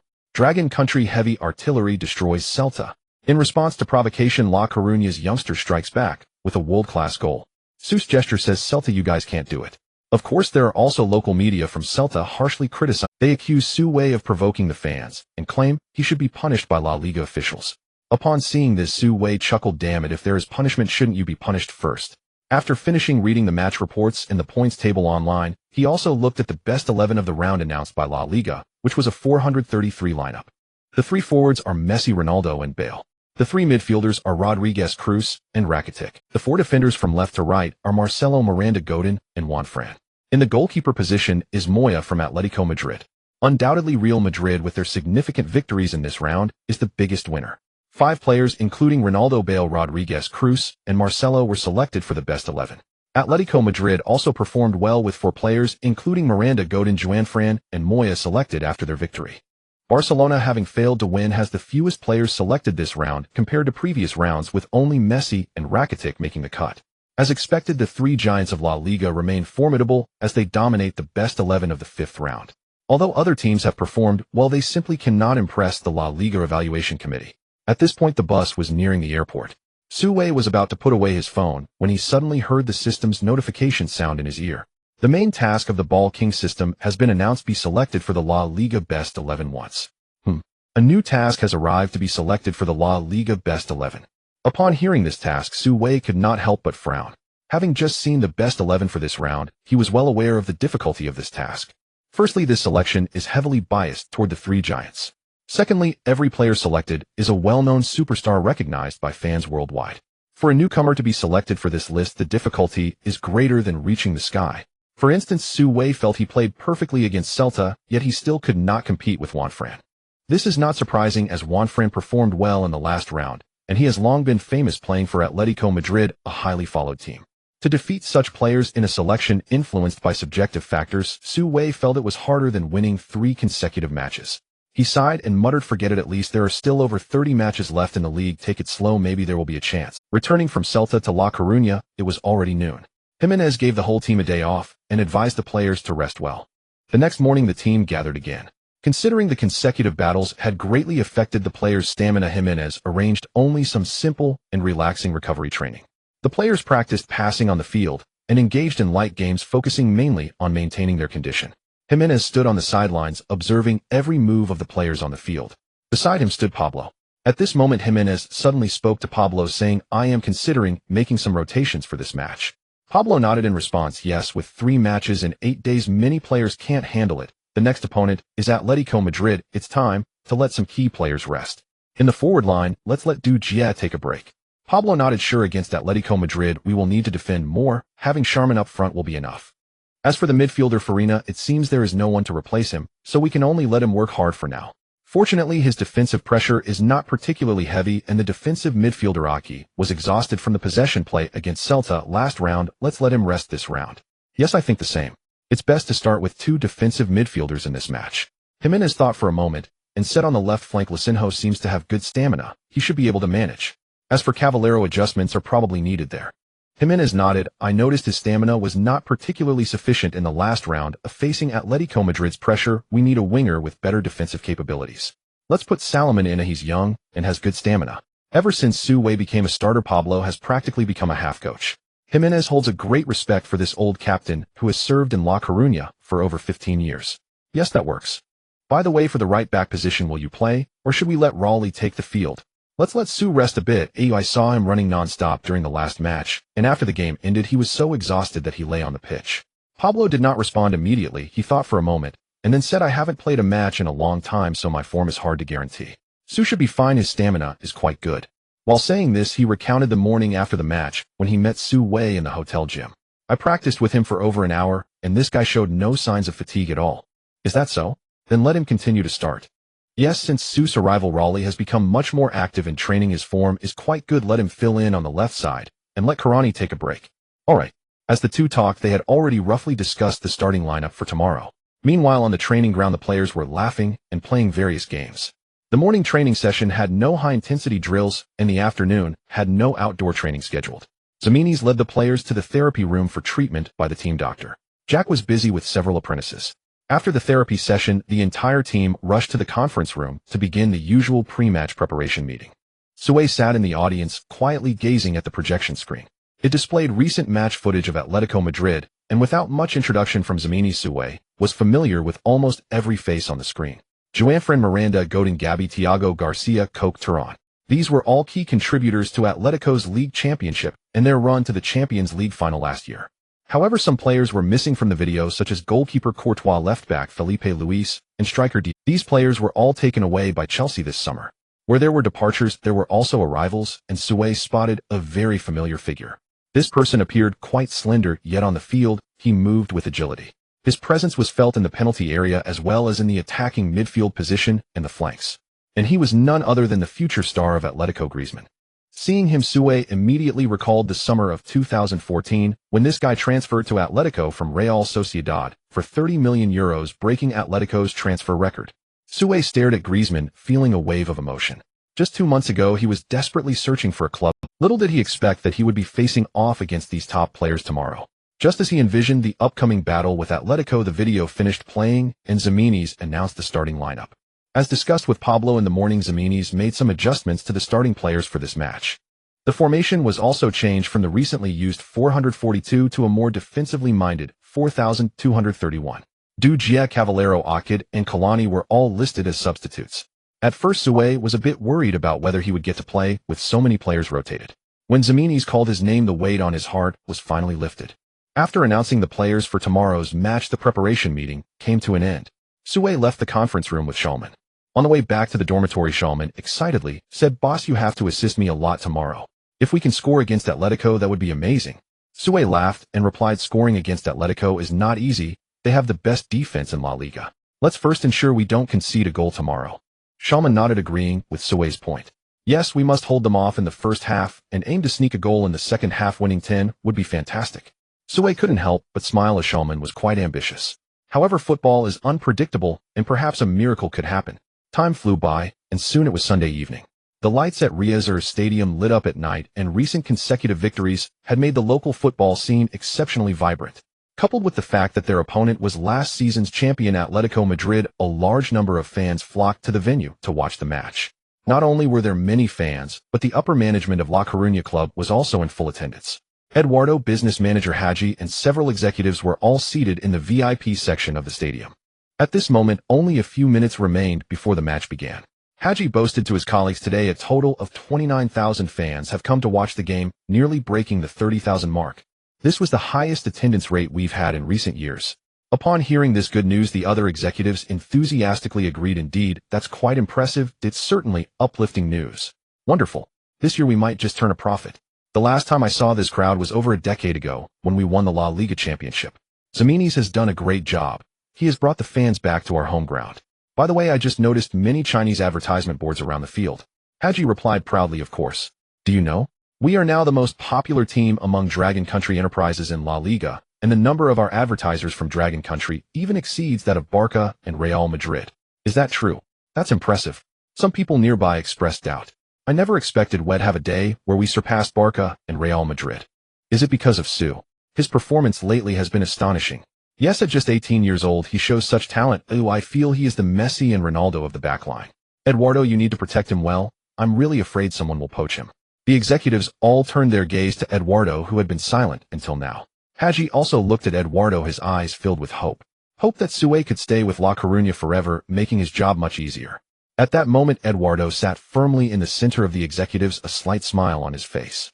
"Don't worry, everyone, even if I leave La Coruña, I won't let him go. Eduardo replied firmly. Upon hearing this response, everyone broke into smiles and Haji let out a sigh of relief. The players have entered the field and Su Wei is also in the starting lineup. As someone reminded them, the executives of La Coruña focused their attention on the center of the stadium. Under the stadium lights, the La Coruña players in blue and white stripes, and the Atletico players in red and white stripes all began to take the field. Among them was Su Wei wearing the number 22 jersey. As soon as the La Coruña players stepped onto the field, a wave of enthusiastic cheers erupted from the crowd. Amidst the cacophony of Spanish shouts, there were also clearly discernible voices in Chinese. Su Wei, go for it. Su Wei, let's aim to defeat Atletico tonight. Su Wei, let's show the world our dragon country strength. Hearing those cheers, Su Wei turned to look, and he saw a large group of fans in La Coruña jerseys with the number 22. During his last home game, Su Wei had seen these compatriots before, but there weren't many of them back then. Tonight there were groups of 600 or 700 all in matching outfits, creating quite a spectacle. Su Wei was taken aback, never expecting so many Dragon Country fans to come to Riazor Stadium to support him. With this thought, he waved to them. This elicited another round of enthusiastic cheers from his compatriots. Su Wei, I love you. When you come back to visit, I want to have your baby, so I'll keep my word and won't go back on it. It was evident that this was a shout from a Dragon Country girl. Su Wei's face changed, and he hurriedly ran away. Meanwhile, far away in the Dragon Kingdom, hundreds of thousands of fans were glued to their computer and television screens, eagerly watching the clash between La Coruña and Atletico Madrid. In the live broadcast room, the voices of commentators Zhang Jun and Zhang Lu resonated. Director Zhang, this is our third meeting this week. Can you still hold up? It's no problem. I heard from the director that even before the match started, over 500,000 fans had flooded into the live room. If they can hold up, I certainly have no issues. Indeed, in the past, La Liga had Messi and Cristiano Ronaldo, which made it immensely popular in our country. Now with the addition of Su Wei, even if it means staying up late, we can't ignore La Liga. Everyone can watch, but remember not to cheer too loudly when Su Wei scores, or it might disturb the neighbors. Haha, there's not much to be done about that. When the emotions run high, one must shout a few times. However, tonight Su Wei will face greater pressure in defense, and scoring might be difficult. Yes, Atletico has a much stronger overall strength compared to La Coruña. If La Coruña can secure a draw today, it would be a commendable result. Let's wish La Coruña and Su Wei well, hoping they can bring a visual feast to the audience. Beep. With the referee's whistle, the 6th round of La Liga between La Coruña and Atletico officially kicked off. Atletico was the first to kick off in the first half. At the center circle, Griezmann passed the ball to Turan. Their formation quickly unfolded, revealing a clear 42-31 setup to the fans. It must be said that unlike Barcelona and Real Madrid, which often use a 433 formation to thoroughly crush their opponents, Simeone's tactical system is very pragmatic. Despite Atletico's strength, they have never considered themselves part of the three giants. Lowering their stance to face any opponent, focusing on defense and pressing, is the core philosophy of Simeone's coaching. Today, facing a La Coruña team that is clearly weaker, he still adheres to this style of play. Up front, after Costa's departure, there is still the Croatian veteran Mandzukic to rely on. However, today he opted for the younger and faster Griezmann. In midfield, the two defensive midfielders are standard Gabi and Thiago, both of whom were absolute starters in last year's Champions League final. In the attacking midfield position is Saul Niguez, born in 1994 and just turned 20 younger than Saul Niguez was loaned to Rayo Vallecano last year for development. This season, Simeone brought him back and began to experiment with him, taking the lead in Atletico's attacking front. Saul Niguez has not disappointed, excelling in attack with both passing and shooting abilities, and more importantly, he possesses incredible stamina. In defense, he is also a formidable barrier, earning high praise from Simeone. It's important to note that in Simeone's team, whether you are a winger or an attacking midfielder, if you can't defend, you will be sitting on the bench.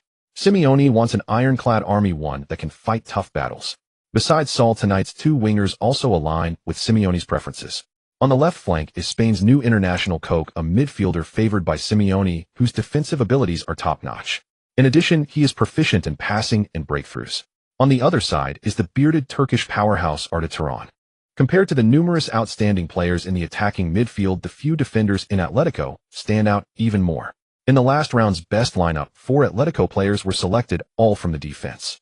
Miranda, Godin, and Fran are all absolute mainstays from last year's epic battle against Real Madrid. As for the other two, goalkeeper Moya and left-back Ansaldi, both are not to be underestimated. Ansaldi is an Argentine veteran, a compatriot of Messi. He started with Newell's Old Boys and has since played for the Russian powerhouse Zenit St. Petersburg. Though he does not play in a mainstream league, he frequently appears in European competitions and has been a regular for the Argentine national team, finally being brought to La Liga by Simeone this year. Moya, at 31, is in his prime as a goalkeeper. This summer Atletico acquired him from Getafe to fill the void left by Courtois' departure. It has proven to be a very successful signing, as Moya performed well in the first 5 rounds, conceding only 4 goals with 2 clean sheets. La Coruña, facing an opponent of this caliber, is at a disadvantage in almost every position. After kickoff, La Coruña attempted to control the ball in their defense, but Atletico gave them no breathing room. From Griezmann at the front to Turan and Koch, on either side they pressed high. The defenders of La Coruña struggled to maintain possession, almost getting the ball intercepted by Atletico several times, leading to counterattacks. Thus, for safety, Sake La Coruña, upon gaining possession, had to frequently resort to long clearances to quickly kick the ball past the halfway line. This way mistakes are minimized, but they have almost no control over the ball. From the start, it was almost Atletico pressing La Coruña to play. Su Wei had anticipated this situation, and after the kickoff he honestly stayed in the back, focusing on defense first. Meanwhile, Koch on Atletico's left flank was very active, attempting several times to break through from Su Wei's side. But Su Wei is no pushover. With maxed out defensive attributes and quick speed, he held his ground against Koch. Additionally, with the absence of the player with the little braids, the substitute Sailorman, despite his limited abilities, displayed a commendable attitude in defense. Once the match started, he dropped deep, continually assisting Su Wei in defense. Through their cooperative efforts, La Coruña's right side defense was as solid as a rock, with Koch's several attempts yielding no results. However, Atletico's players were all seasoned veterans. Seeing Su Wei's side secure, they promptly shifted their offensive focus to the other flank. On the left flank was the bearded Turan, a player full of energy, seemingly unaware of fatigue, as he continuously attacked La Coruña's left defense. Tonight, La Coruña made a change on the left side, with Carange, who had been a starter in previous matches, sitting on the bench. Veteran Raleigh was called upon, but Raleigh is neither a traditional left back nor particularly strong. Facing the Turkish powerhouse's fierce assaults, Raleigh appeared overwhelmed. Even though Lisinho was trying hard to help defensively, Turan frequently delivered the ball into La Coruña's penalty area from the left. Fortunately, in the penalty area, Griezmann's ability to score was not as strong as Costas. With Lobo and Ginsuya fully obstructing him, the score remained 0-0. However, this stalemate did not last long. As the first half progressed to the 21st minute, Turan started to find his rhythm, receiving another pass from a teammate in the back on the left flank. PSI.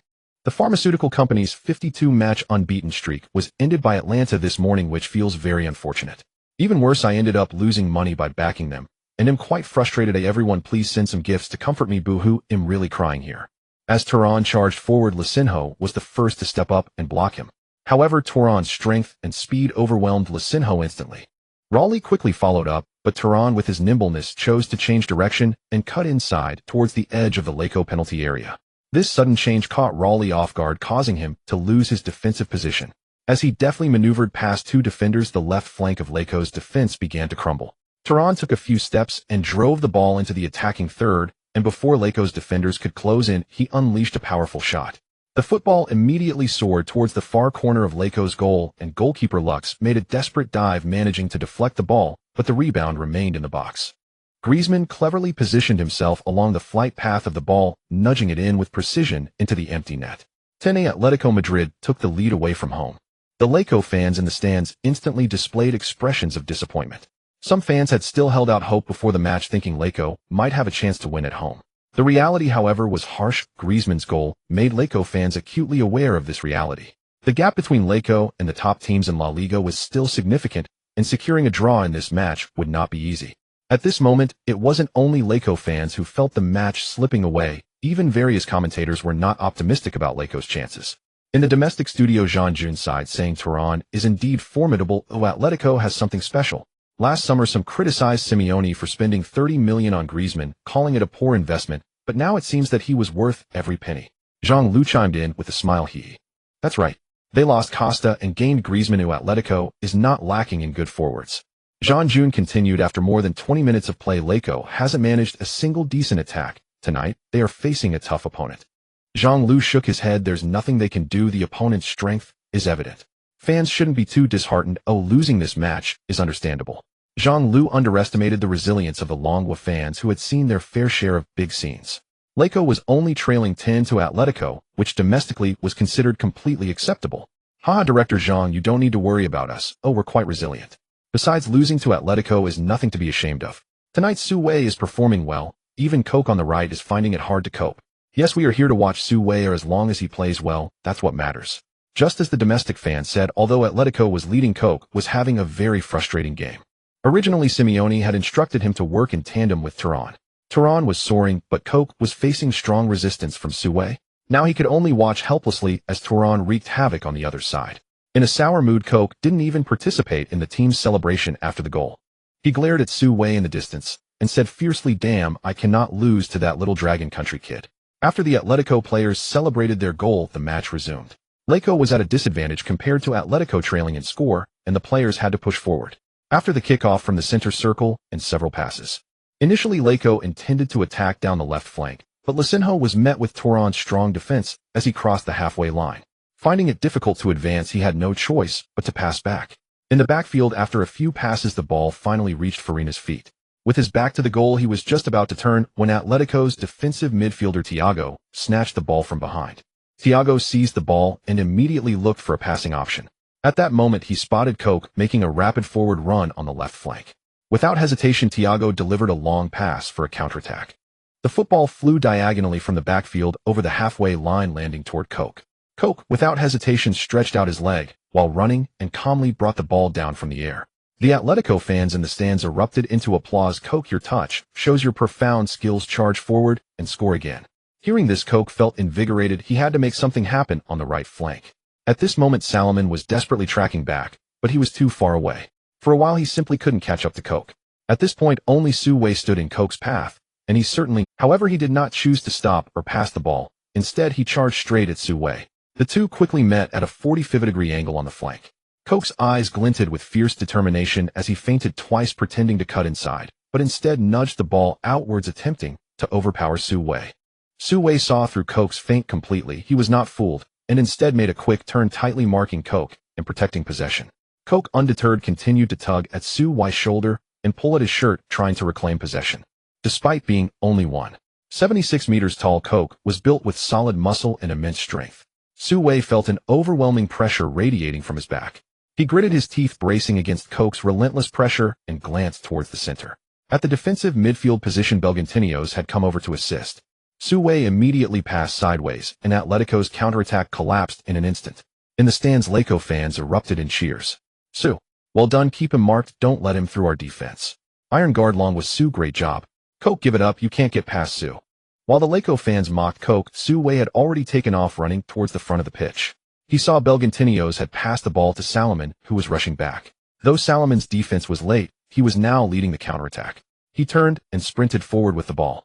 Su Wei knew that with Salomon's abilities, it would be hard to break through Atletico's defense. At this moment, he sprinted forward with all his might, wanting to assist him. Behind, Coke's attack had failed, and he instinctively engaged in defense. After playing alongside Simeone for many years, Coke's defensive awareness was absolutely outstanding. The moment Su Wei took off, he immediately knew what Su Wei intended to do. So without any pause, he turned and chased after Su Wei. If it had been an ordinary fullback with Coke's speed and explosiveness, he would surely have been able to keep up. But Su Wei's speed was clearly not ordinary, it was Olympic level. His long legs propelled him forward with astonishing speed. Just after running a mere 10 meters, Coke found himself left far behind, and he could see the gap widening. Fuck. Did that little Dragon Country kid grow up on fertilizer? How can he run so fast? Coke could only watch helplessly as Su Wei sprinted away, crossing the halfway line, then overtaking Salomon. "Bro, pass the ball." Su Wei overtook Salomon from the outside, shouting a phrase in Portuguese. At this moment, Salomon was in a confrontation with Ansaldi, and he was shocked to see Su Wei forcefully overtaking him. Just a moment ago, Su Wei was far behind. How could he have caught up so quickly? Such speed would even make Bell kneel down to Su Wei in admiration. However, Salomon knew this was a great opportunity to counterattack, so he did not hesitate and immediately sent a direct through ball towards Su Wei. In an instant, a simple yet classic two-known combination was executed. After touching the ball, Su Wei charged straight toward the Atletico Madrid goal line. At this moment, the most flustered person was none other than Ansaldi. He quickly abandoned Salomon and turned to chase after Su Wei. After a few steps, he realized that in pure speed, he was no match for this young player from the Dragon Kingdom. The opponent was wearing Nike AJ shoes while he was in grass sandals. There was simply no comparison. In the blink of an eye, Su Wei tore through Atletico Madrid's flank. Under Su Wei's influence, the entire Atletico Madrid defense shifted towards him, especially Godin in the penalty area, who took 3 steps to sprint towards the flank, ready to cover. He had just arrived at the edge of the penalty area, and before he could reach the flank, Su Wei had already passed the ball out. With a thud, the football flew over Godin's head. As an experienced center back, upon seeing the trajectory of the ball, Godin's heart suddenly skipped a beat. This pass is of great quality, it's dangerous. Godin hurriedly turned his head looking towards the inside of the penalty area, realizing he could only rely on his partner Miranda to clear the ball. After passing the ball, Su Wei stood on the flank glancing towards the penalty area, quietly saying, "Shulman, I've done my utmost, now it's up to you." At the near post of the small penalty area, Miranda and Shulman jumped almost simultaneously. Miranda, standing at 185 meters, had excellent jumping ability. Meanwhile, Shulman, who was 195 meters tall, jumped even higher, overpowering Miranda and directing the ball towards the near post.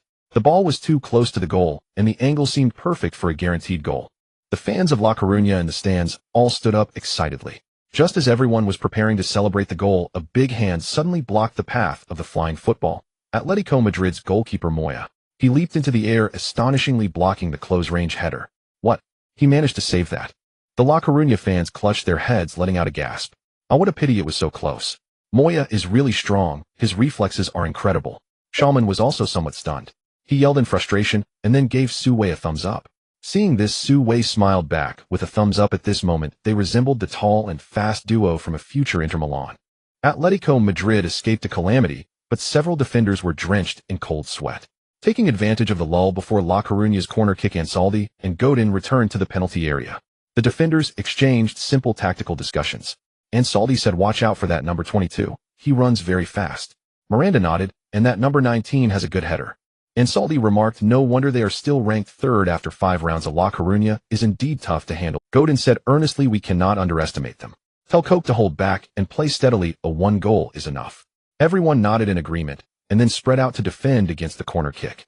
Farina walked to the corner flag, placed the football down, and involuntarily glanced towards the edge of the penalty area. He saw Su Wei making his way over, ready to see if he could find another opportunity for a long-range shot.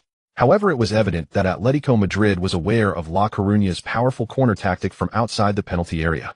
As soon as Su Wei reached the arc, Griezmann had already come up to mark him, closely sticking to him like glue. Su Wei attempted to move around, switching positions back and forth, but Griezmann followed him like a shadow. Su Wei expressed his helplessness. He never expected that after just a few rounds he would already be subjected to personal marking. Seeing that Su Wei was being tightly marked on the outside, Farina abandoned the idea of passing to him and chose to send the ball directly into the penalty area. This type of stationary aerial ball defense was Atletico Madrid's strong suit. Even though La Coruña had the aerial powerhouse Shulman, they wouldn't gain any advantage. Moya seized the moment, charging out from the goal line, leaping high to securely catch the ball in midair.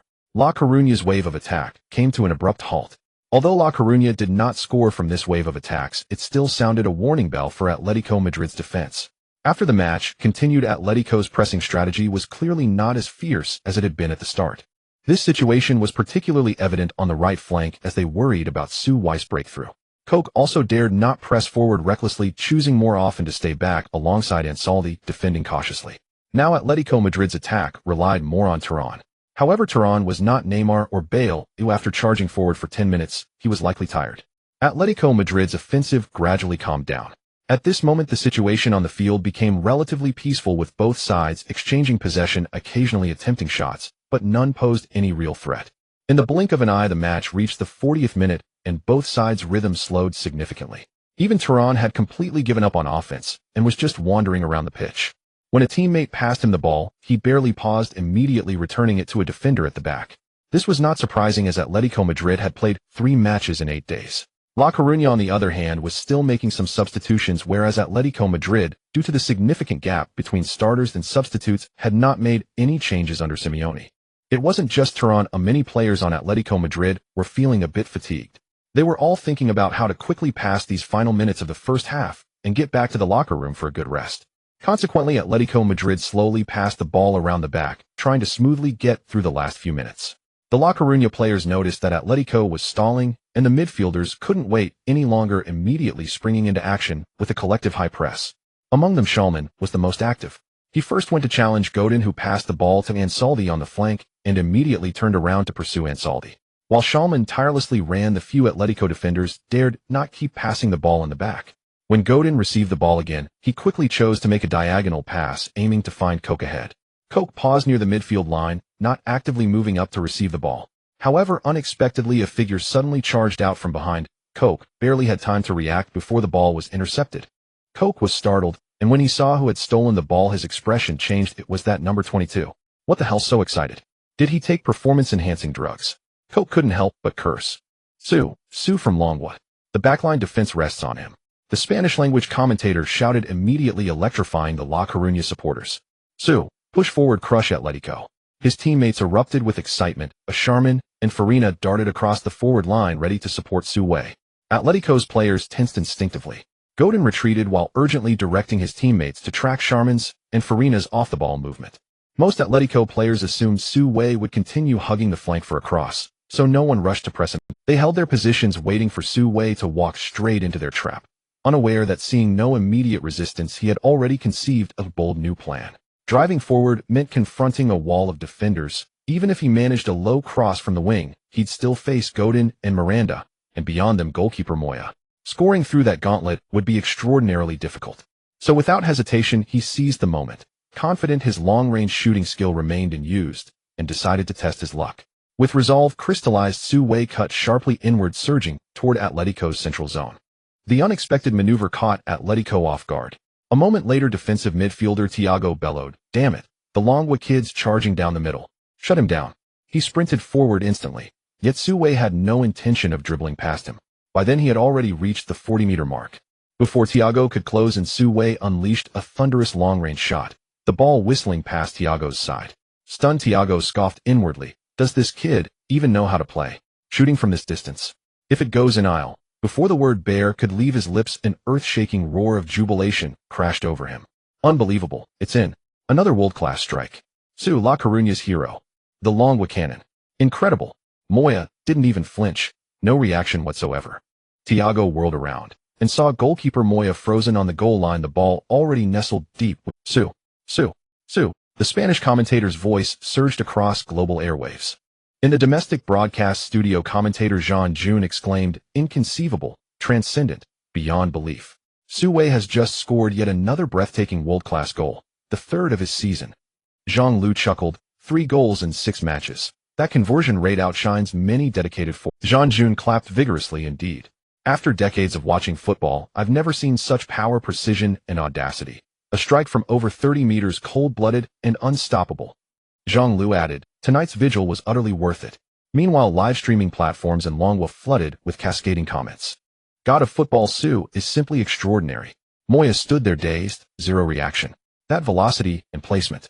Absolutely peerless." They grew complacent in the final minutes. When it was 10-0, Atletico's players probably thought victory was sealed. In the end, it's all about God of football, Su's brilliance. We're eagerly awaiting October's friendly against Thailand. Hopefully Su Wei will return. Return for what? It's just a warm-up match, to assess players. Does Su Wei's current form even need assessment? Exactly. Unless Coach Pelletier is blind, he needs no further evaluation of God of football, Su. Back in the Su family living room, Su Weigua and Wei Finhua stared at the television, beaming with pride. "Haha, Xiao Wei's game keeps getting better and better." Su Weigua beamed.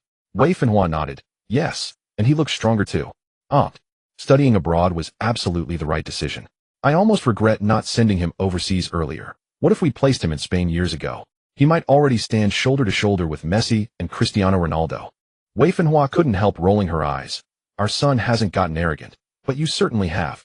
Next thing you know, you'll strut out the door like you own the world, and get a sound beating for your trouble."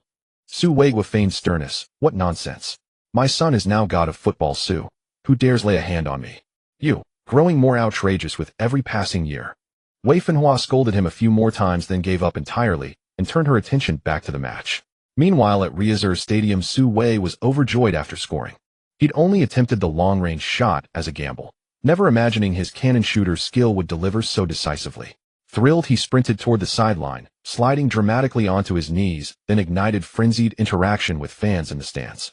His teammates surged after him, and the group celebrated exuberantly along the touchline for nearly 2 or 3 minutes, only returning to the pitch after repeated prompts from the head referee. Once play resumed, barely any time remained in the first half. After Atletico's final attempt, an errant long-range effort by Tehran, the referee blew the whistle for halftime. On the touchline, Simeone strode silently toward the tunnel, his face ashen. Meanwhile, Jimenez remained rooted beside the pitch, embracing each departing starter warmly.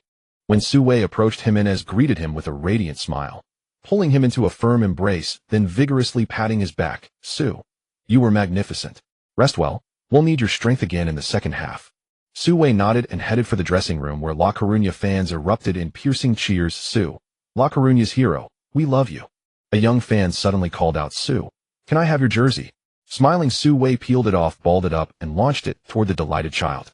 The boy waved his prize triumphantly at his parents. I got it. I got Su's jersey. Back in the dressing room, Su Wei sat bare-chested on a massage table, catching his breath. Teammates rehydrated nearby. Some received muscle-relaxing massages from physiotherapist Jack. Tonight's match demanded far greater intensity than any prior fixture. To compensate for technical limitations, La Coruña's players had fought relentlessly throughout the first half. Spotting Su Wei resting nearby, a teammate called out, Su, brilliant work. Let's aim for another goal in the second half. We can beat Atletico. Su Wei smiled, then hurried to his locker to retrieve a fresh jersey. Just as he finished changing, Charmin handed him a bottle of water. Su Wei accepted it, unscrewed the cap, and took 2 measured sips. Charmin grinned broadly. Boss, I need serious long-range shooting lessons from you. That world-class strike was steadier than my penalty kicks. Su Wei replied, absolutely, but you'll teach me heading in return.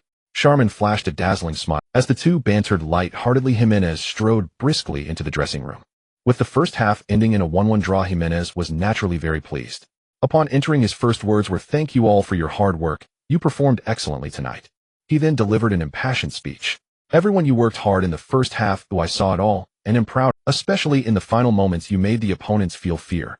As the second half begins, we must continue to fight against them. No one can casually take points from La Coruña. Jimenez became increasingly excited, his face turning red. He aimed to use his emotions to ignite the players' fighting spirit. At this moment, he didn't need to rally them forcefully, as Su Wei's goal was the best motivation. The La Coruña players were filled with confidence. Atletico Madrid is just so-so, we have a chance to defeat them. Meanwhile, on the other side, Simeone's face was grim. What are you all doing? He roared angrily, causing Atletico players to feel a chill. If you can't even win against La Coruña, you can forget about winning the league this season, let alone the Champions League. Hearing Simeone's words, Godin and others showed expressions of shame. Koch felt even more guilty. He bore significant responsibility for the goal conceded in the first half. Everyone, pull yourselves together for the second half. Oh, we must take all 3 points from this match. Simeone's admonition was concise and clear, and the Atletico players all expressed their agreement. Godin said in the second half, let's move more and strive to score another one against them. Thiago applauded and said the opponents are not as strong as we imagined. The goal we conceded was just luck on their part, a long-distance shot that was fortuitously deflected by that lad from the Dragon Country. In the second half, let's fight hard, and we will definitely win. The 15-minute break quickly passed, and the second half reignited the battle. Just like the start of the first half, Atletico immediately showcased their signature high press. Griezmann, Saul, Turan, and Koch charged forward almost as if the entire team was on the offensive. The two defensive midfielders, Gabi and Thiago, also pushed up to assist near the midfield. In an instant, La Coruña found it extremely difficult to play the ball out. In their panic, La Coruña made several passing errors in the back. Once Atletico intercepted the ball, they launched a counterattack in the attacking half. Saul and Griezmann both had successive shooting opportunities. Fortunately, Saul's shot grazed the post. Griezmann's shot was on target, but the goalkeeper Moya performed heroically, making a side dive to deny the ball. Relying solely on the goalkeeper's assistance, it was clear they could not hold on until the 90 minutes were up. Just as La Coruña's entire team was being defensively battered, the second half reached the 61st minute. Atletico was on a roll, but Saul was holding onto the ball too much in the center. La Coruña's defensive midfielder Bergantinos made a successful tackle to regain possession. La Coruña launched a counterattack with Bergantinos passing the ball to Salomon. Salomon started his run with the ball, but soon encountered Koch's obstruction. At this moment, Su Wei once again made a significant forward run from the back, having developed good chemistry with Salomon over the course of the match. As Su Wei passed by Koch, he quickly sent the ball forward, and the two executed another beautiful 1-2 play. Su Wei touched the ball and dashed across the half, charging towards Atletico's backline, while Koch could only trail behind, eating dust. After more than an hour of play, Atletico was well aware of the threat. Su Wei posed on the flank, prompting several defenders not to slack off. Not only did left-back Ansaldi rush up to prepare for an interception, but even Thiago in the center approached quickly to team up with Ansaldi for a two-known defense. Su Wei played smartly. Seeing Atletico heavily guarding the flank, he didn't recklessly charge in. Halfway through his run, he shifted direction and passed the ball to the center, where Farina waited. After receiving the ball, Farina took a few steps forward and then sent a through ball into the penalty area. The ball reached Charmin's feet, though Charmin's footwork was not as exceptional as his heading ability. However, Godin and Miranda had their focus entirely on Su Wei on the flank, failing to mark Charmin closely. Charmin calmly shot between the two, the strike resembling a penalty. Even if Moya was in good form today, he couldn't stop such a powerful shot from close range. 2-1 La Coruña surprisingly took the lead.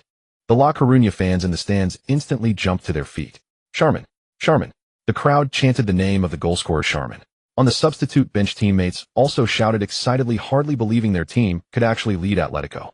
Pablo even rushed to the sidelines, embracing Jimenez in a moment of joy. The La Coruña executives in the VIP area were all elated. Eduardo, you really picked the right young talents. Indeed, those young talents are quite useful. Next summer we should bring in a few more. Eduardo smiled, without speaking. Not all young talents are as remarkable as Su Wei and Charmin. This year has truly been a treasure find. After Charmin scored, he immediately ran to the edge of the penalty area to high-five Farina in celebration, and then the two ran to hug Su Wei on the flank. The Spanish commentator on site did not hold back on his praise. Farina's pass was truly beautiful, highly penetrating.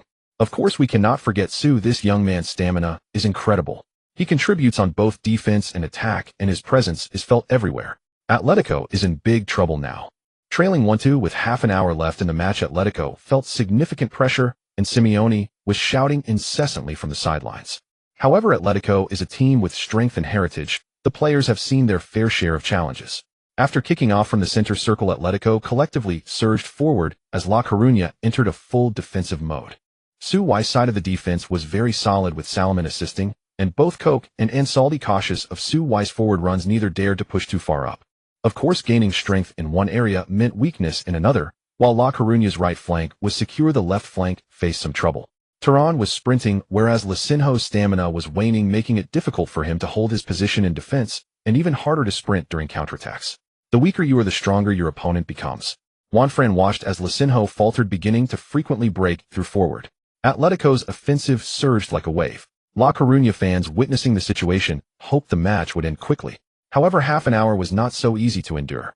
After more than 20 minutes of relentless attacking, when the match reached the 85th minute, their opportunity finally arrived. P.S. brothers, are we going to get blacked out again tonight? In the FA Cup, Manchester City is now trailing Manchester United 0-2. Tung Sheng is remarkable, as he really predicted correctly that he would bring the championship back to Old Trafford.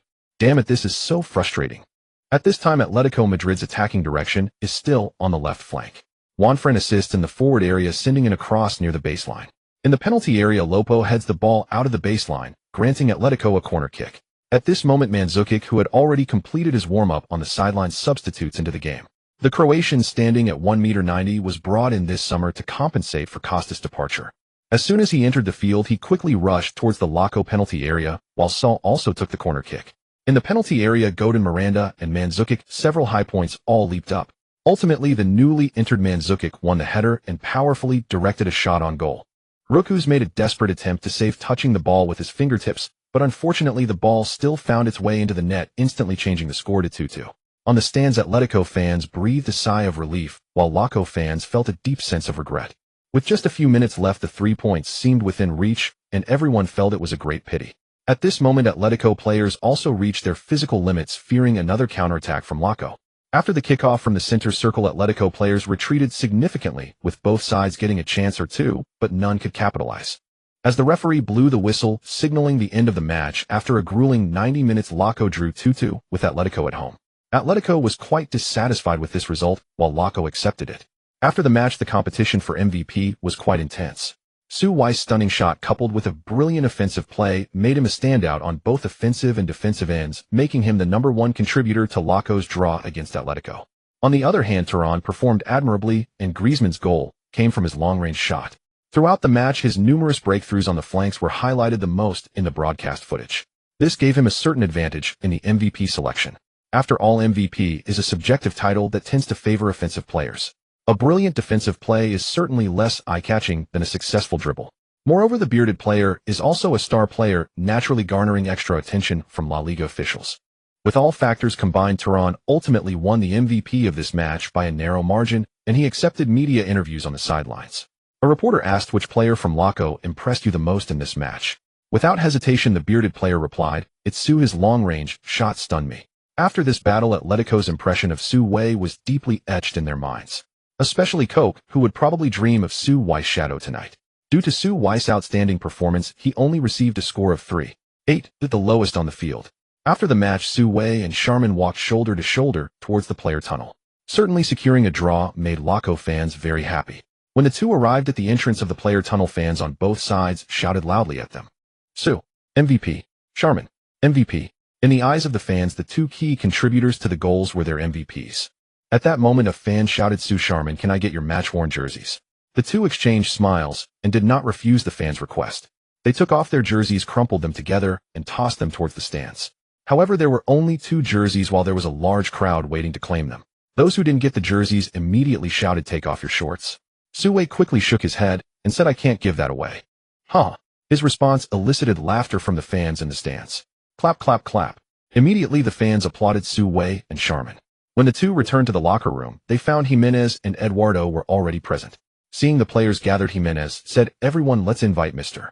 Eduardo to say a few words. Su Wei and the others applauded, and Eduardo smiled and waved his hand, signaling for everyone to be quiet. Then he looked around at everyone and said with a smile, thank you all for your hard work tonight. Your performance was excellent. We managed to draw with the defending champions Atletico, which is an important moment for Laco.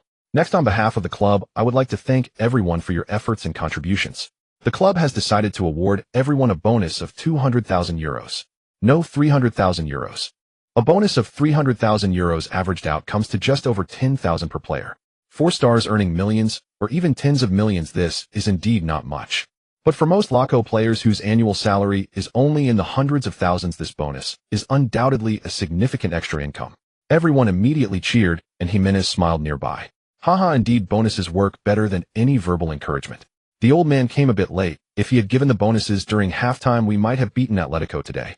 After announcing the bonus, Eduardo encouraged the players a bit more, then left the locker room with several executives. Watching the club executives leave, Jimenez said, all right, having drawn with Atletico and received the bonuses, I believe everyone is in a good mood.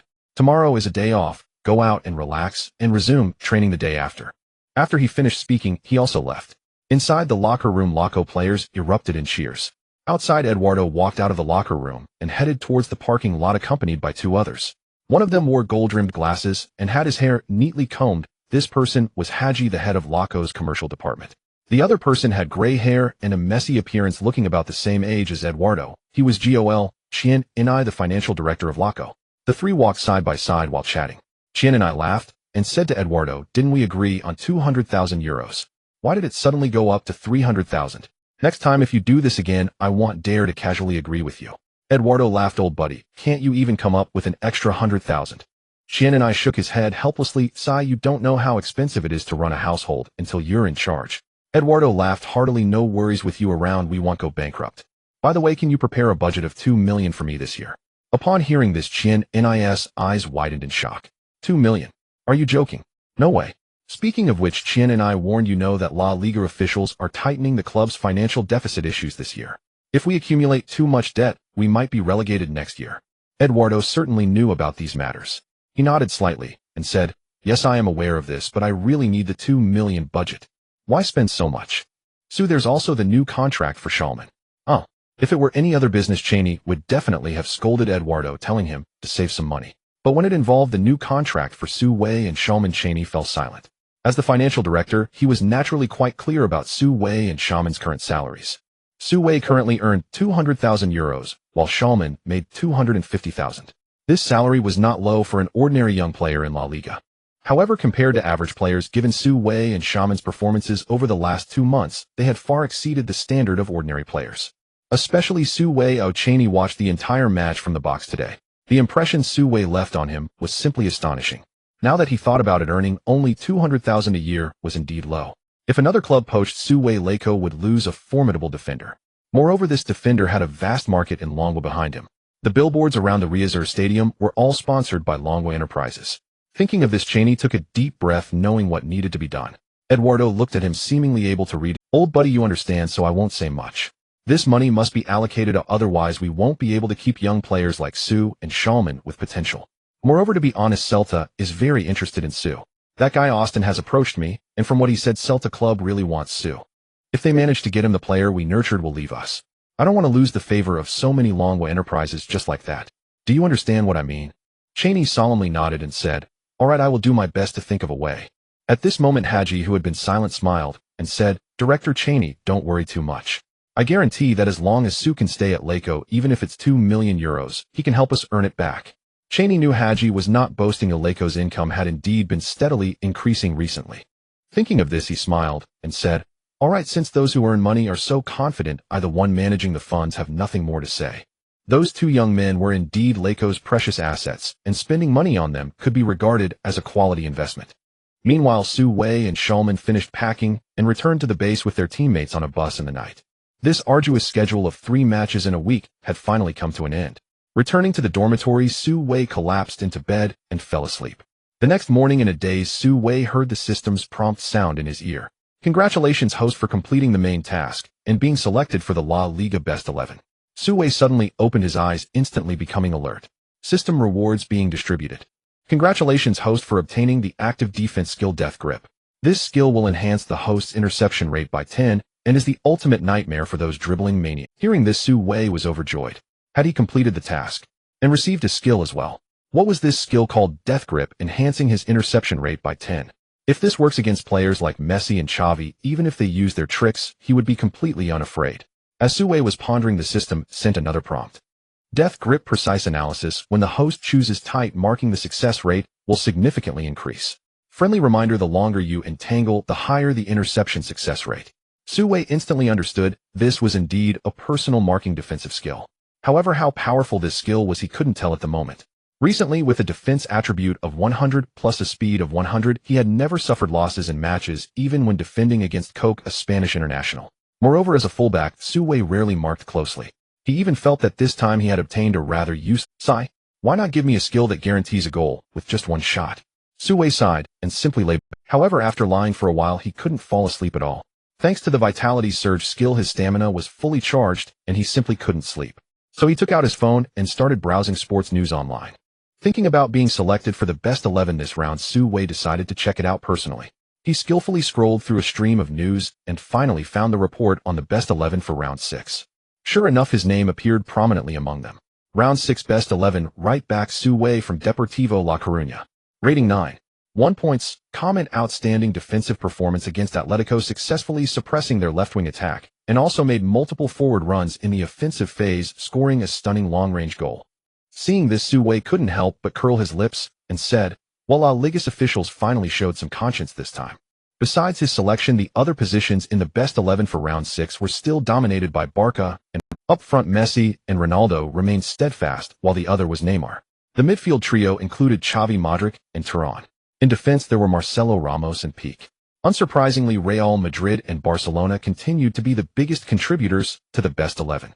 After reading this news, Su Wei felt that his selection for the best 11 was hard-earned. As for the goalkeeper position, there was a bit of a surprise. Neither Bravo from Barca nor Casillas from Real Madrid made the cut. Instead, it was Kiko Casilla from Espanyol who was selected. Su Wei thought to himself that Casilla must not have conceded any goals this round, and he likely hadn't conceded in the previous round either. Only in such a scenario could he compete with the star players from Barca and Real Madrid. After looking at the best 11, he scrolled back through the earlier news.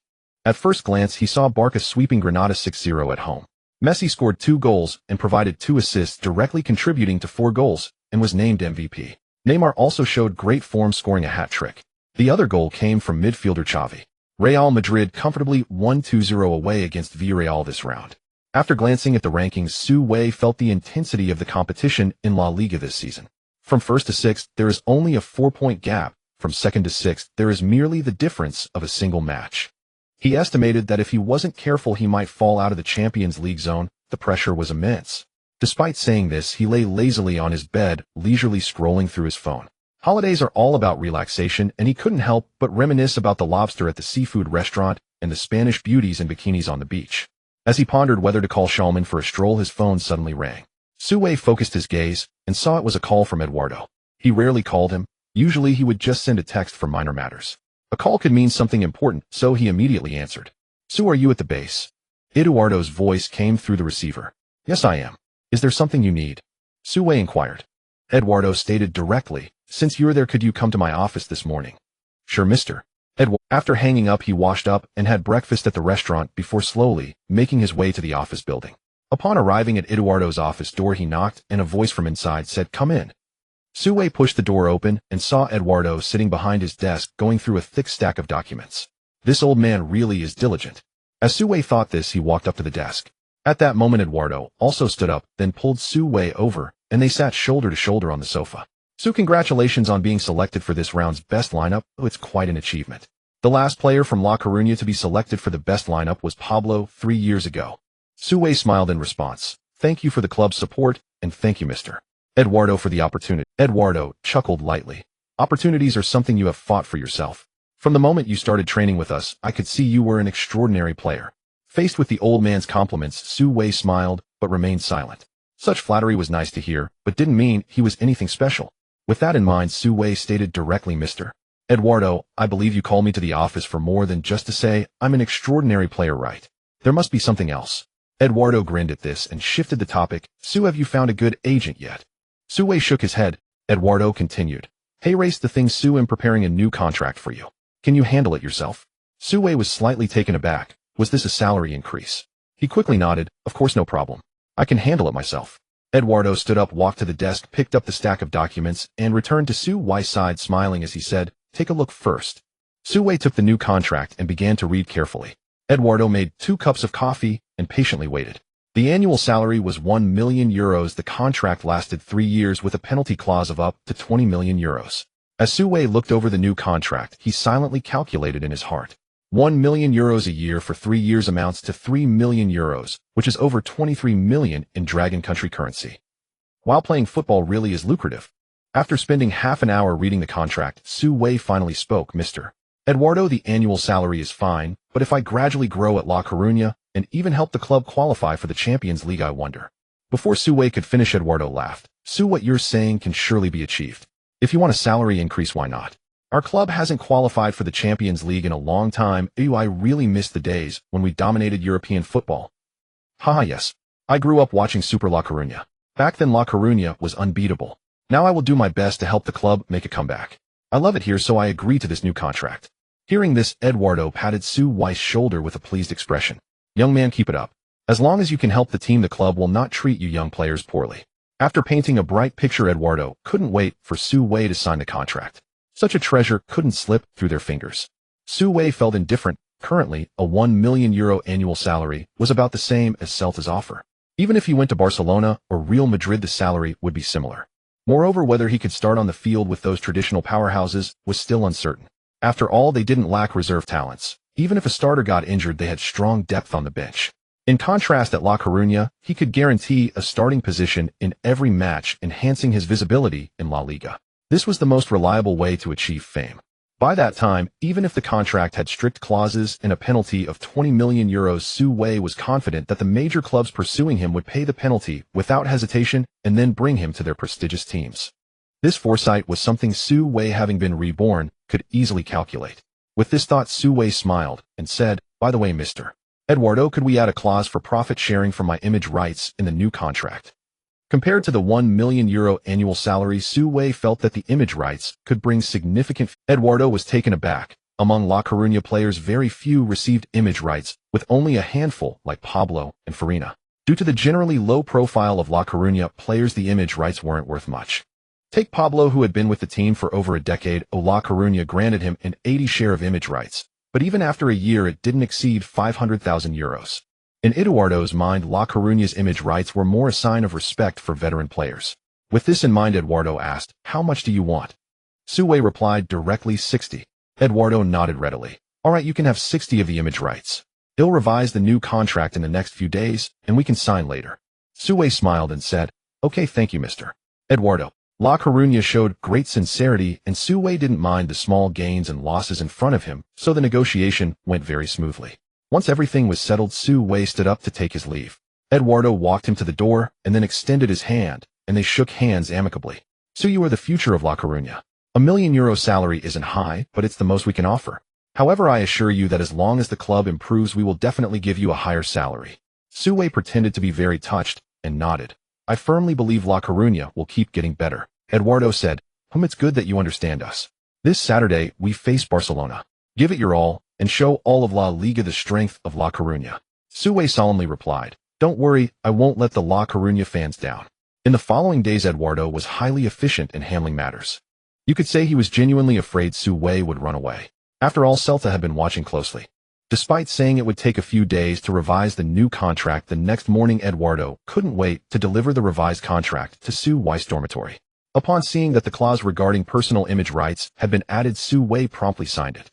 He felt great knowing that starting next month he would be a Dragon Country player with an annual salary of 1 million euros. He knocked on the door of the neighboring dorm called Shulman and invited Su Man. The three of them enjoyed a lavish seafood feast at the most luxurious restaurant in La Coruña. At the dinner table, Charmin gazed at the emperor crab, larger than his own face, alongside translucent slices of Liberian ham and fatty toro tuna, so rich its marbling seemed ready to spill over. "Boss, did you just find a wallet?" Su Wei countered. "Does anyone really find a wallet with over 1 million euros? Seeing their puzzled expressions, he shared his good news. Su Man beamed. "Congratulations. You've only been in Spain for 2 months, and already struck it rich." Charmin gasped. "Holy hell, boss. You're incredible. 1 million euros. My goodness. Gourmet feasts every single day, and still not enough to finish. Boss, are you about to buy a house and car and move out? Then I'll be all alone in the dorm." Su Wei chuckled. "Don't worry. I have no plans to move out yet. The dorm's perfect training's right next door and meals are served straight in the canteen. No hassle. As long as the club doesn't kick me out, I'll gladly enjoy this free accommodation." Charmin exhaled in relief. "Then I'm at ease." After listening, Su Man said, "Su Wei, you're clearly on the path to becoming a global superstar. Soon you'll need bodyguards just to step outside. Will I still get to interview you?" Su Wei shook his head. "Superstar? Bodyguard? I'm still just me. If you ever need anything, just come find me. No barriers." Su Man extended her slender hand. "Then we'll make a pinky promise. I'm afraid that when you truly become a global icon, you'll forget little old me, the rookie reporter." Su Wei smiled. "Fine. Pinky promise it is." Their fingers curled together. Watching beside them, Charmin suddenly felt utterly superfluous. Rest days always fly by. Before they knew it, Thursday had arrived, and with it full team recovery training for Deportivo La Coruña. This match would mark the final league fixture of September. Deportivo were set to travel to Camp Nou to face Barcelona, the current leaders of La Liga. Last season, Barca had fallen short in both the domestic league and the Champions League. This season, however, their form blazed with unprecedented intensity. In their first 6 matches, they'd won 5 and drawn 1. Remaining undefeated, often triumphing by emphatic margins. Neymar, who had transferred to La Liga last summer for 57 million, had now fully integrated into the squad. Over recent games, his performances had grown increasingly commanding. In the previous match against Granada, yet beyond Neymar, Barca's most terrifying weapon remained Lionel Messi, not merely a prolific scorer, but also a masterful playmaker and assister. La Liga's official post-match evaluation awarded him a perfect 10 out of 10. Though Deportivo had recently defeated Sevilla and held Atletico Madrid to a draw, external commentary unanimously favored Barca's victory in this clash. Moreover, pundits predicted not just a win, but a resounding, humiliating rout. For such a high-stakes examination, manager Jose Luis Ultra naturally treated the match with exceptional gravity. Upon returning from break, the first training session saw players drenched in sweat on the pitch, rigorously preparing under assistant coach's guidance. Ultra and assistant coach Pablo huddled quietly at the sideline. Ultra asked, "What's your take on Saturday night's match against Barca?" Pablo paused, then replied candidly, "To be honest, if we can simply avoid being swept aside, that'll be a success. Their midfield and forward line are devastating. We simply cannot contain them." Ultra chuckled at his honesty. "Not even a chance at a draw." Pablo shrugged. "Of course, I tell Lojo and the others we're aiming for 3 points, but privately. As long as it's not a humiliating defeat, I'll accept it." Ultra's smile faded. Indeed, before the media and the squad, he too declared full commitment, determined to secure all 3 points. Yet earning 3 points at Camp Nou, given Deportivo's current strength, was near impossible, akin to scaling heaven itself. Consider this: Neymar's transfer fee alone nearly equaled the combined market value of Deportivo's entire squad. Ultra's foremost concern was no longer how to score against Barca, but how to prevent them from scoring one more. Musing, he said, "We'll deploy the same defensive scheme we used against Atletico. First and foremost, shore up our defense." Pablo shook his head. "That won't work. Atletico has no Leo. If we fail to neutralize Leo, stacking defenders will be futile." Ultra nodded. He agreed. Against Barca, the absolute priority was shutting down Messi. "Then should we assign a dedicated marker to him?" He turned to Pablo for his opinion. Pablo affirmed, "Absolutely essential. We need an agile, tenacious defender, someone who can shadow Leo relentlessly. Only then might we return from Camp Nou with dignity intact. Otherwise, it will be a shameful, crushing defeat." Ultra asked, "Who do you suggest, Ortiguera or Bergantinos?" Both were Deportivo's starting defensive midfielders. Pablo vigorously shook his head. "Neither. I know them well. They stand no chance against Leo." Ultra pressed, "Then who else?" Pablo didn't answer immediately. Instead, he glanced across the pitch towards Su Wei and smiled faintly. Right now, only Su can shoulder this responsibility. No one else possesses the individual defensive prowess to trouble Leo. Ultra blinked in mild surprise, then said, I don't doubt Su's unknown ability, but he's always played on the right flank. Can he adapt to marking Leo centrally? Pablo hesitated, then replied that, I'm unsure. Let's test him over the next 2 days. Truthfully, I can't think of anyone else capable of unsettling Leo. Ultra fell silent, contemplating. Indeed, scanning Deportivo's entire backline, Su Wei appeared the sole candidate capable of performing a miracle. If Su moves centrally, he'll cover right back. Pablo pointed to himself and grinned. I'm not yet too old to play. Facing Barca, I'm fired up. After all, I took them down over a decade ago. Ultra smiled too. Very well, so be it. Let's trial Su in central midfield over the next 2 days. If he excels there, he'll be tasked with man-marking Leo. He's the only one who might deliver the unexpected. Without delay, Ultra and Pablo put their plan into motion. That afternoon, Deportivo held an intra-squad match. Players were split into red and yellow teams, though Ultra never explicitly designated which was first choice and which was reserve. Nonetheless, everyone instantly recognized the red team, featuring Ruko Lojo, Farina Dudge, and Sharman, the core starters. The yellow team consisted almost entirely of reserves, and Su Wei had been assigned to it. When Su Wei learned from an assistant coach that he'd been placed on the yellow team, he froze for several seconds. What on earth? After making the team of the week last round, I'm relegated to the bench this time. Just as Su Wei struggled to grasp the situation, Ultra approached. Su, have you ever played as a defensive midfielder before? Su Wei thought, this is my bread and butter. Yes, I played it frequently back home. Ultra's expression brightened slightly, reinforcing his confidence in Pablo's suggestion. Good. You'll partner Bergantinos in a double pivot, and your sole assignment is to mark Farina Mantoman. Understood. Mantoman. Hearing the Spanish term, Su Wei instantly recalled his newly acquired skill, Death Entanglement. A quiet intuition stirred. This intra-squad match held far deeper significance than it first appeared. Fine. Time to test just how formidable this new ability truly is. Su Wei have arrived. The match soon began with Jimenez standing at the sidelines, arms crossed, his sharp gaze sweeping over the players on the field. The main team clearly had the upper hand, firmly controlling the ball after several exchanges, launching an assault on the substitute team. This was exactly the scenario Jimenez relished. It would certainly be the same when facing Barca on Saturday. He was eager to see if Su Wei could withstand the pressure and contain the opposing team's star player. Su Wei kept in mind the head coach's instructions, sticking closely to Farina like an adhesive bandage as soon as he stepped onto the field. Before Farina took the field, Jimenez had also instructed him to be more aggressive in holding the ball. Players, especially those like Farina with decent footwork, all wanted to shine on the pitch.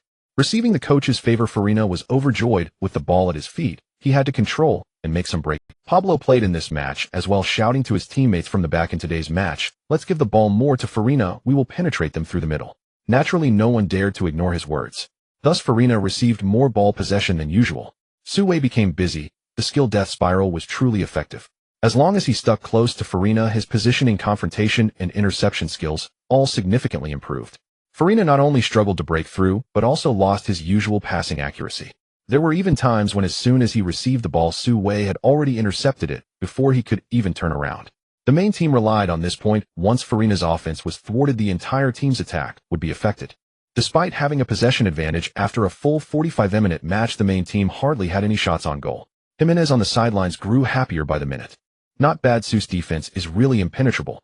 It seems he wasn't just talking nonsense about playing as a defensive midfielder before. Perhaps he can lead the team to create a miracle on Saturday. After the training match, Jimenez immediately approached Su Wei and asked with concern, Su, how do you feel about your new position? Su Wei smiled, it's all right.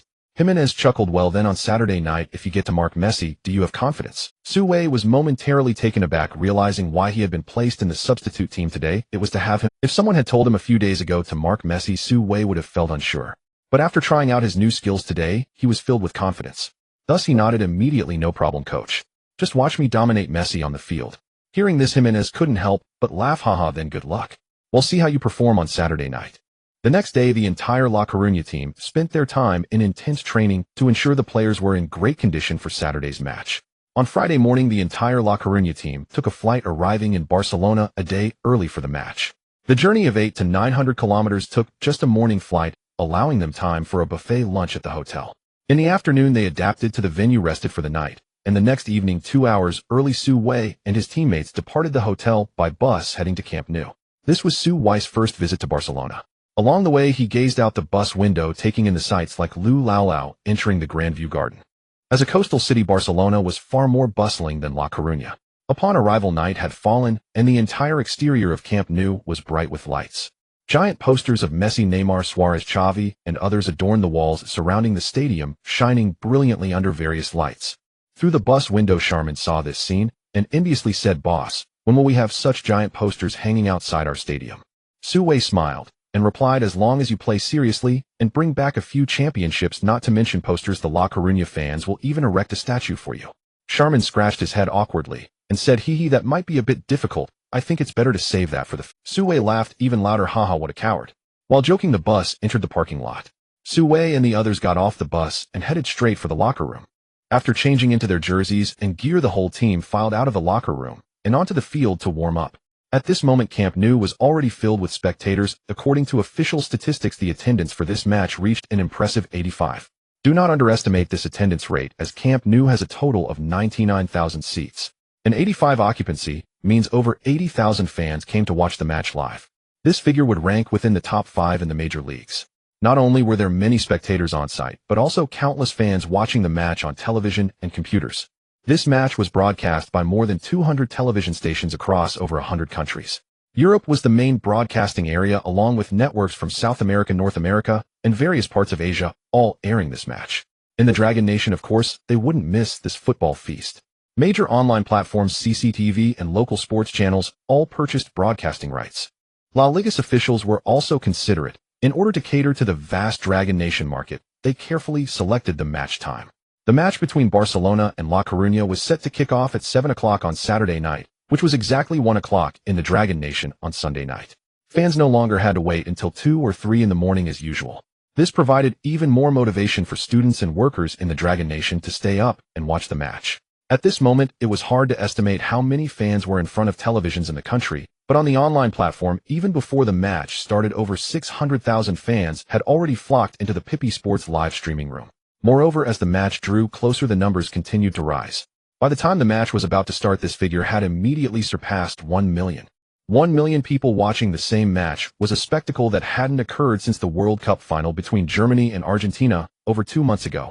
Amidst the anticipation of the crowd, at exactly 7 o'clock local time in Barcelona, the clash between La Coruña and Barca officially kicked off. The starting players from both teams appeared before the spectators. For La Coruña, compared to the previous match against Atletico Madrid, there were significant changes in the lineup. Jimenez had strategically arranged a 4,231 formation. In the right-back position, the veteran captain Pablo started. The right winger, continuing the strategy from the last game against Atletico Madrid, was Salomon, who had performed well defensively. Up front, Du Jia served as the starting center forward, while Charmin sat on the bench. For the two defensive midfielders, one was Otiki, and the other was Su Wei. Before the match, Jimenez clearly instructed Su Wei that today his task was to mark Messi tightly. Yet on the side of Barcelona, there were no changes for La Coruña.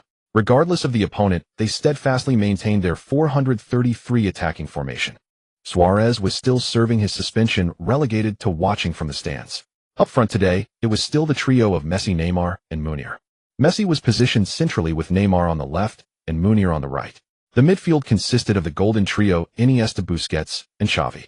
In the backline were Alba, Pique, Mascherano, and Alves. The goalkeeper was Bravo. Not only did the starting lineup shine with star power, but even the substitutes included talents like Pedro Rakitic and Ter Stegen. The La Coruña supporters couldn't help but think about the disparity in players. Alas, with this lineup, they should at least aim to avoid a defeat. La Coruña wished to keep the score down, but Barcelona had other plans. In 2014, Guardiola had left nearly 2 years ago, yet Enrique inherited Guardiola's tiki-taka. Moreover, with Neymar's arrival, the current Barcelona team played with even more aggression and possession. Once the match began, La Coruña's midfield and forward players realized they had no chance of reclaiming possession from their opponents. Consequently, they chose to abandon the midfield. All players retreated into their half, forming a defensive wall, leaving only Duhé to disrupt near the halfway line. Even having given in like this, La Coruña's situation was still dire. Just under 3 minutes into the match, little Iniesta dribbled past Salomon on the right. He then passed the ball to Neymar, and the two executed a 1-2 play, with Iniesta cutting into the penalty area and unleashing a shot. The ball grazed the right post, barely missing the goal. Instantly, applause erupted from the Nou Camp crowd. Meanwhile, the La Coruña supporters broke into a cold sweat. Barcelona were tough to play against. Iniesta's brilliance was only temporary. His role today was primarily to link up with the players in the forward line. The biggest threat from Barcelona still resided with Messi. By the 10th minute, a unified chant rose from the new camp: Messi, Messi, Messi. Hearing the fans' cheers, Messi began to exert himself. Midfielder Xavi passed the ball, and Messi received it with his back to the goal at the edge of the penalty area. Without turning, he sensed a defender closely marking him from behind. Messi paid no mind, having played in La Liga for so many years he had experienced this kind of close marking countless times. He shrugged his right shoulder, first feinting to the right, and then quickly pulling his body back to the left. This maneuver was Messi's signature shoulder drop. Although the movement seemed simple, Messi's speed was incredibly quick. On the La Liga pitch, 99% of defenders struggled to keep up with him. At the moment Messi turned, he felt the opportunity was there. He even began to consider whether to take a long shot from the Messi corridor. Alternatively, he could continue penetrating into the penalty area for a 1-2 or 1-3 combination. Little did he know a long leg suddenly appeared in his path. The ball was instantly poked away, rolling towards the sideline. Messi lost possession, which left him quite surprised as he involuntarily glanced up at the person in front of him. It was a young man with a face that resembled that of an East Asian and was notably taller than him. Indeed, under the night sky the two locked eyes, and Su Wei stared fiercely at Messi, his gaze as if he intended to devour him alive. Messi felt a tightening in his chest and instinctively avoided Su Wei's fierce stare. Then Su Wei spoke fluently in Spanish. "Leo, you won't get past me here. When the match is over, I will make you the worst player on the pitch." Messi was taken aback, thinking to himself that this young man seemed to have a vendetta against him, though he couldn't recall having offended him. After a pause, Messi replied, "Your name is Su, right? I've watched your matches and your defense is indeed commendable, but if you want to completely stop me, you're still lacking." "Oh." Before he could finish, Messi felt a sharp pain in his foot and immediately fell to the ground, crying out in agony. Su Wei, uninterested in listening to his rambling, brushed past him, taking advantage of the referee's momentary distraction to deliberately step forcefully on Messi's foot. The impact was significant, causing Messi to grimace in pain. Beep. At the same time, the referee from a distance rushed over, blowing his whistle. After inquiring about the situation, he prepared to pull out a yellow card for Su Wei. However, he ultimately only issued a verbal warning without showing the card. Prior to the match, the La Liga officials had discussed with the referee team about a particular issue. The focus was primarily on the Dragon Country elements, including goal-scoring performances from players like Messi and Neymar.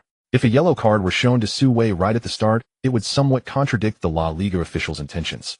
Meanwhile, Sharman approached Su Wei and asked, "Boss, what happened? I have a feeling the referee is going to give you a yellow card." Su Wei shrugged and replied, "It's nothing. I just accidentally stepped on Messi's foot." "Oh, boss, why did you step on him? I saw you successfully defend just now." His shoulder drop didn't even fool. If it were allowed on the field, I wouldn't mind letting him roll out of here with a few bruises." Sharman was even more shocked. Hearing Su Wei's tone and seeing the fierce expression on his face felt reminiscent of when he had once aggressively confronted Caballero. "Boss, do you have a grudge against Messi? Does national resentment count?" Su Wei countered. Having been reborn from 2024 back to 2014, he felt a deep indignation towards Messi's actions in the Dragon Country's southern port. He believed that any citizen of the Dragon Country with a normal sense of morality would not easily forgive Messi's arrogance and rudeness, except for those spineless individuals who had been kneeling for too long.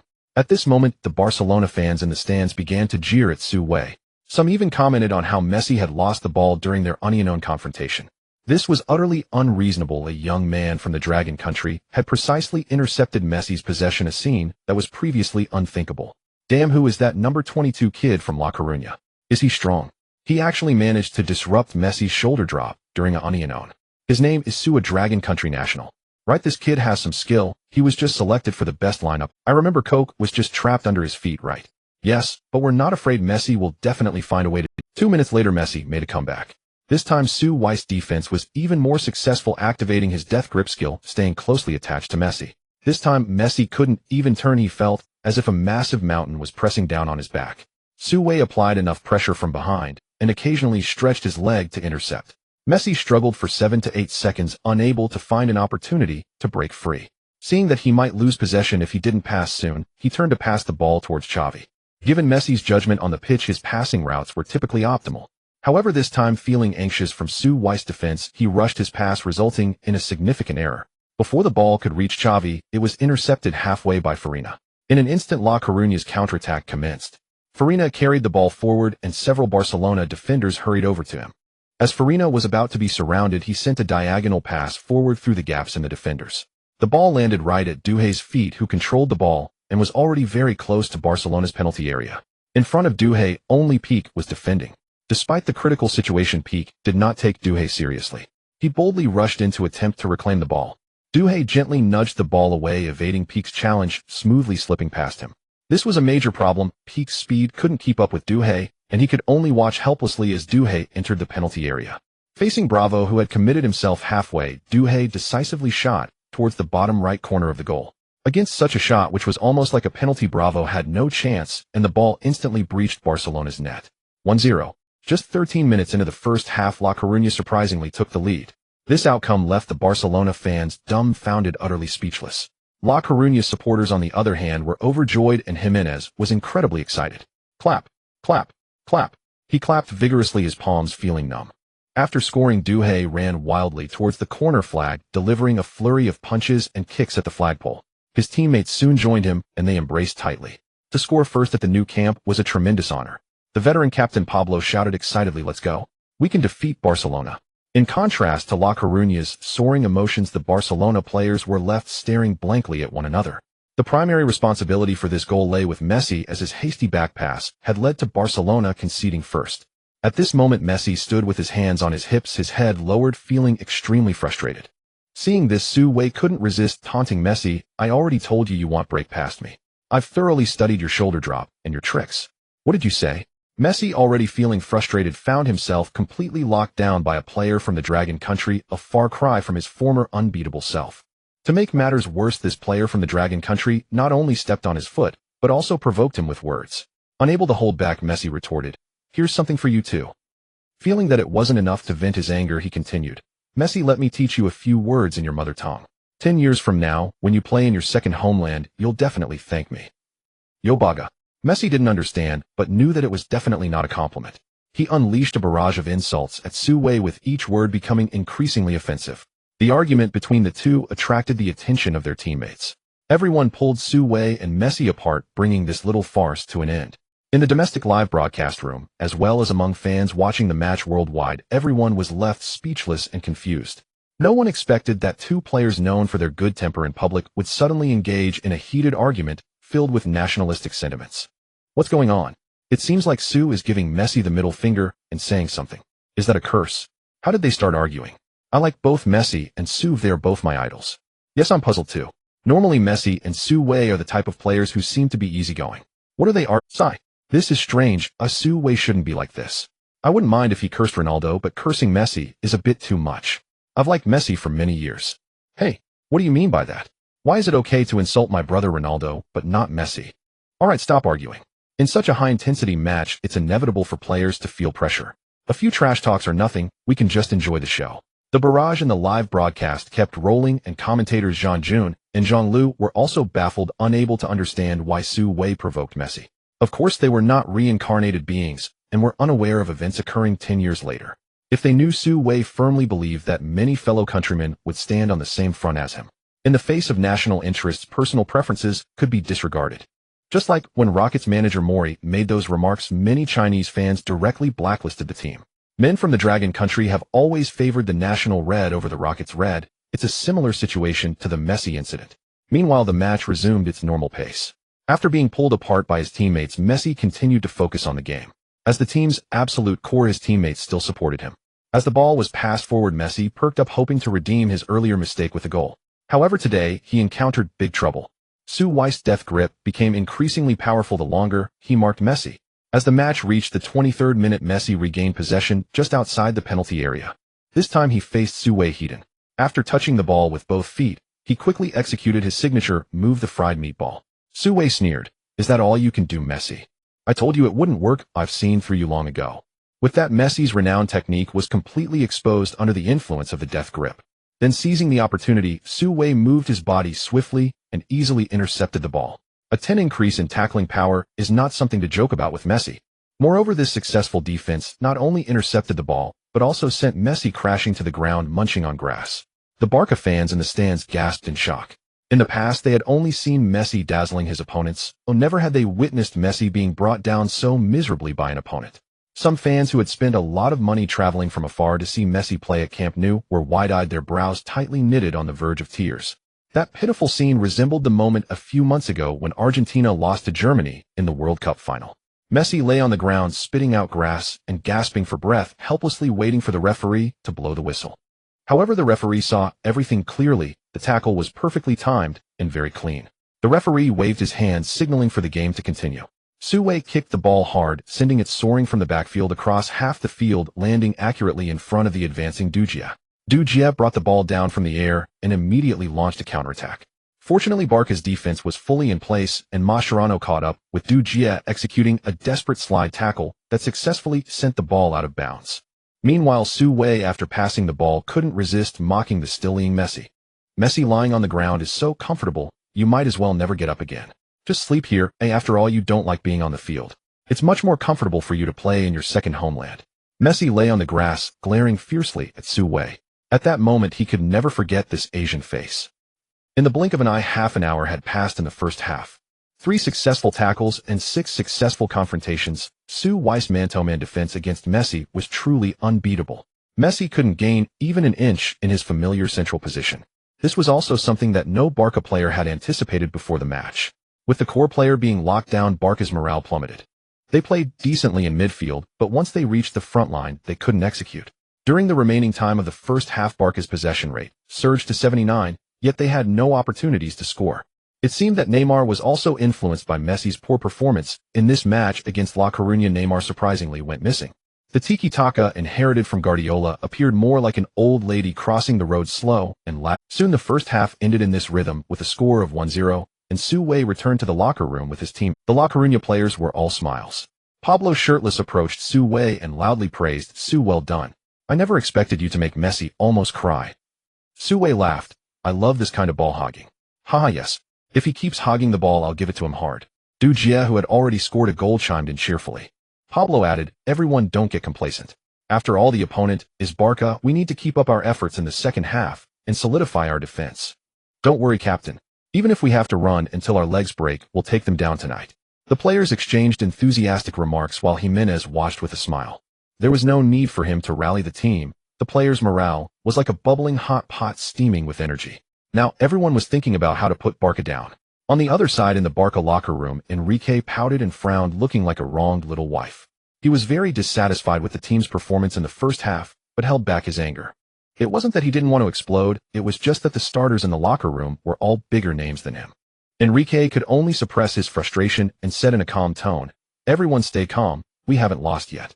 There are still 45 minutes in the second half, and we have the chance to win this match." At this point he paused for a moment and continued, "Today the opponent's defense in the midfield is quite targeted. In the second half, we should try to play more along the wings. Neymar, Munir, you two need to take on more responsibility." Enrique was being quite tactful. Every Barca player could tell that he was indirectly pointing out Messi's poor performance. Messi, with a dark face, remained silent throughout. Enrique didn't dare to continue. He shifted the topic, saying, "On the defensive end, we should also pay attention to their counterattacks. We shouldn't recklessly push forward. Sometimes holding our position and waiting for teammates to support is better." After he finished speaking, he noticed that Pique's expression was even worse than Messi's. Enrique hurriedly changed the subject, clapping his hands alone. Everyone, let's give it our all. In the second half's 45 minutes, we will definitely have a chance to take the lead." 15 minutes of break time passed quickly, and the second half reignited the flames of battle. In the players' tunnel, Barca came out slightly faster than La Coruña. Walking at the back were Pique and Messi. Pique complained angrily, "Who does he think he is? He just arrived a few days ago, and is already babbling, thinking he's Guardiola or Rijkaard." Messi, lost in thought, replied, "Forget it, we really didn't play well today." Pique snorted, still expressing his dissatisfaction with Enrique. At that moment Messi said, "In the second half, let's tell the teammates to play more along the wings. That Dragon Country kid is tough to deal with." Pique looked at Messi as if he were a stranger. Then the players of Barcelona stepped onto the field, and Su Wei followed closely behind his teammates. This time they were quite special, not only wearing their own No. 22 jerseys, but also discovering Su Man and a group of Chinese fans raising a huge flag. And that flag was none other than the 5-star red flag of the Dragon Nation that Su Wei had been longing for. "Su Wei, we all came to Barcelona to cheer for you, and we brought this national flag. Do you like it?" Su Wei instantly smiled and waved to Su Man and the others. "I really like it. From now on, please raise this flag every time you support me so that I can see it at all times." "Sure, no problem. You must do your best and strive to win against Barcelona. We aim to win the La Liga championship this year." Su kept challenging Messi in the second half. Listening to the cheers of the Rio fans, Su Wei felt deeply moved. He gathered his emotions and stood firm in his half, waiting for the kickoff. Suddenly, a familiar notification sound echoed in his mind. The mainline task of the King of Football system has been updated. Score in 3 consecutive matches. Su Wei was stunned, then muttered, "Damn. This mainline task update is dragging on and getting more ridiculous. We're asking a defensive player to score in 3 consecutive matches. Why not just let me wear my underwear outside and show you?" Complaining aside, Su Wei knew that once the system task was completed, the rewards would be mouth-watering. Taking advantage of the fact that the second half had not yet started, he pondered how long it would take to complete this task. After a quick glance at the system taskbar, Su Wei's eyes lit up. He remembered that in the match against Celta, he scored from a corner taken by Farina, and against Atletico Madrid, he had scored a long-range shot. In the last 2 matches, he had already scored twice. So if he scored one more tonight, the task would be complete. Thinking of this, Su Wei felt quite excited. However, he quickly calmed down. Although it was only 1 goal away, this was at the Camp Nou. In the first half, he hadn't even crossed the halfway line once. Wanting to score would be harder than Ten Hag getting sacked. With this thought in mind, Su Wei gazed ahead, where Neymar and Messi were standing in the center circle. The referee held the whistle but had not blown it yet. The 2 South Americans whispered to each other, with Messi gritting his teeth, saying, "Brother, I'm completely useless in the middle. That Dragon Nation player is really tough. I can only draw fire for you." Neymar frowned. "Yeah, I noticed that in the first half. That kid's defense is a bit tricky.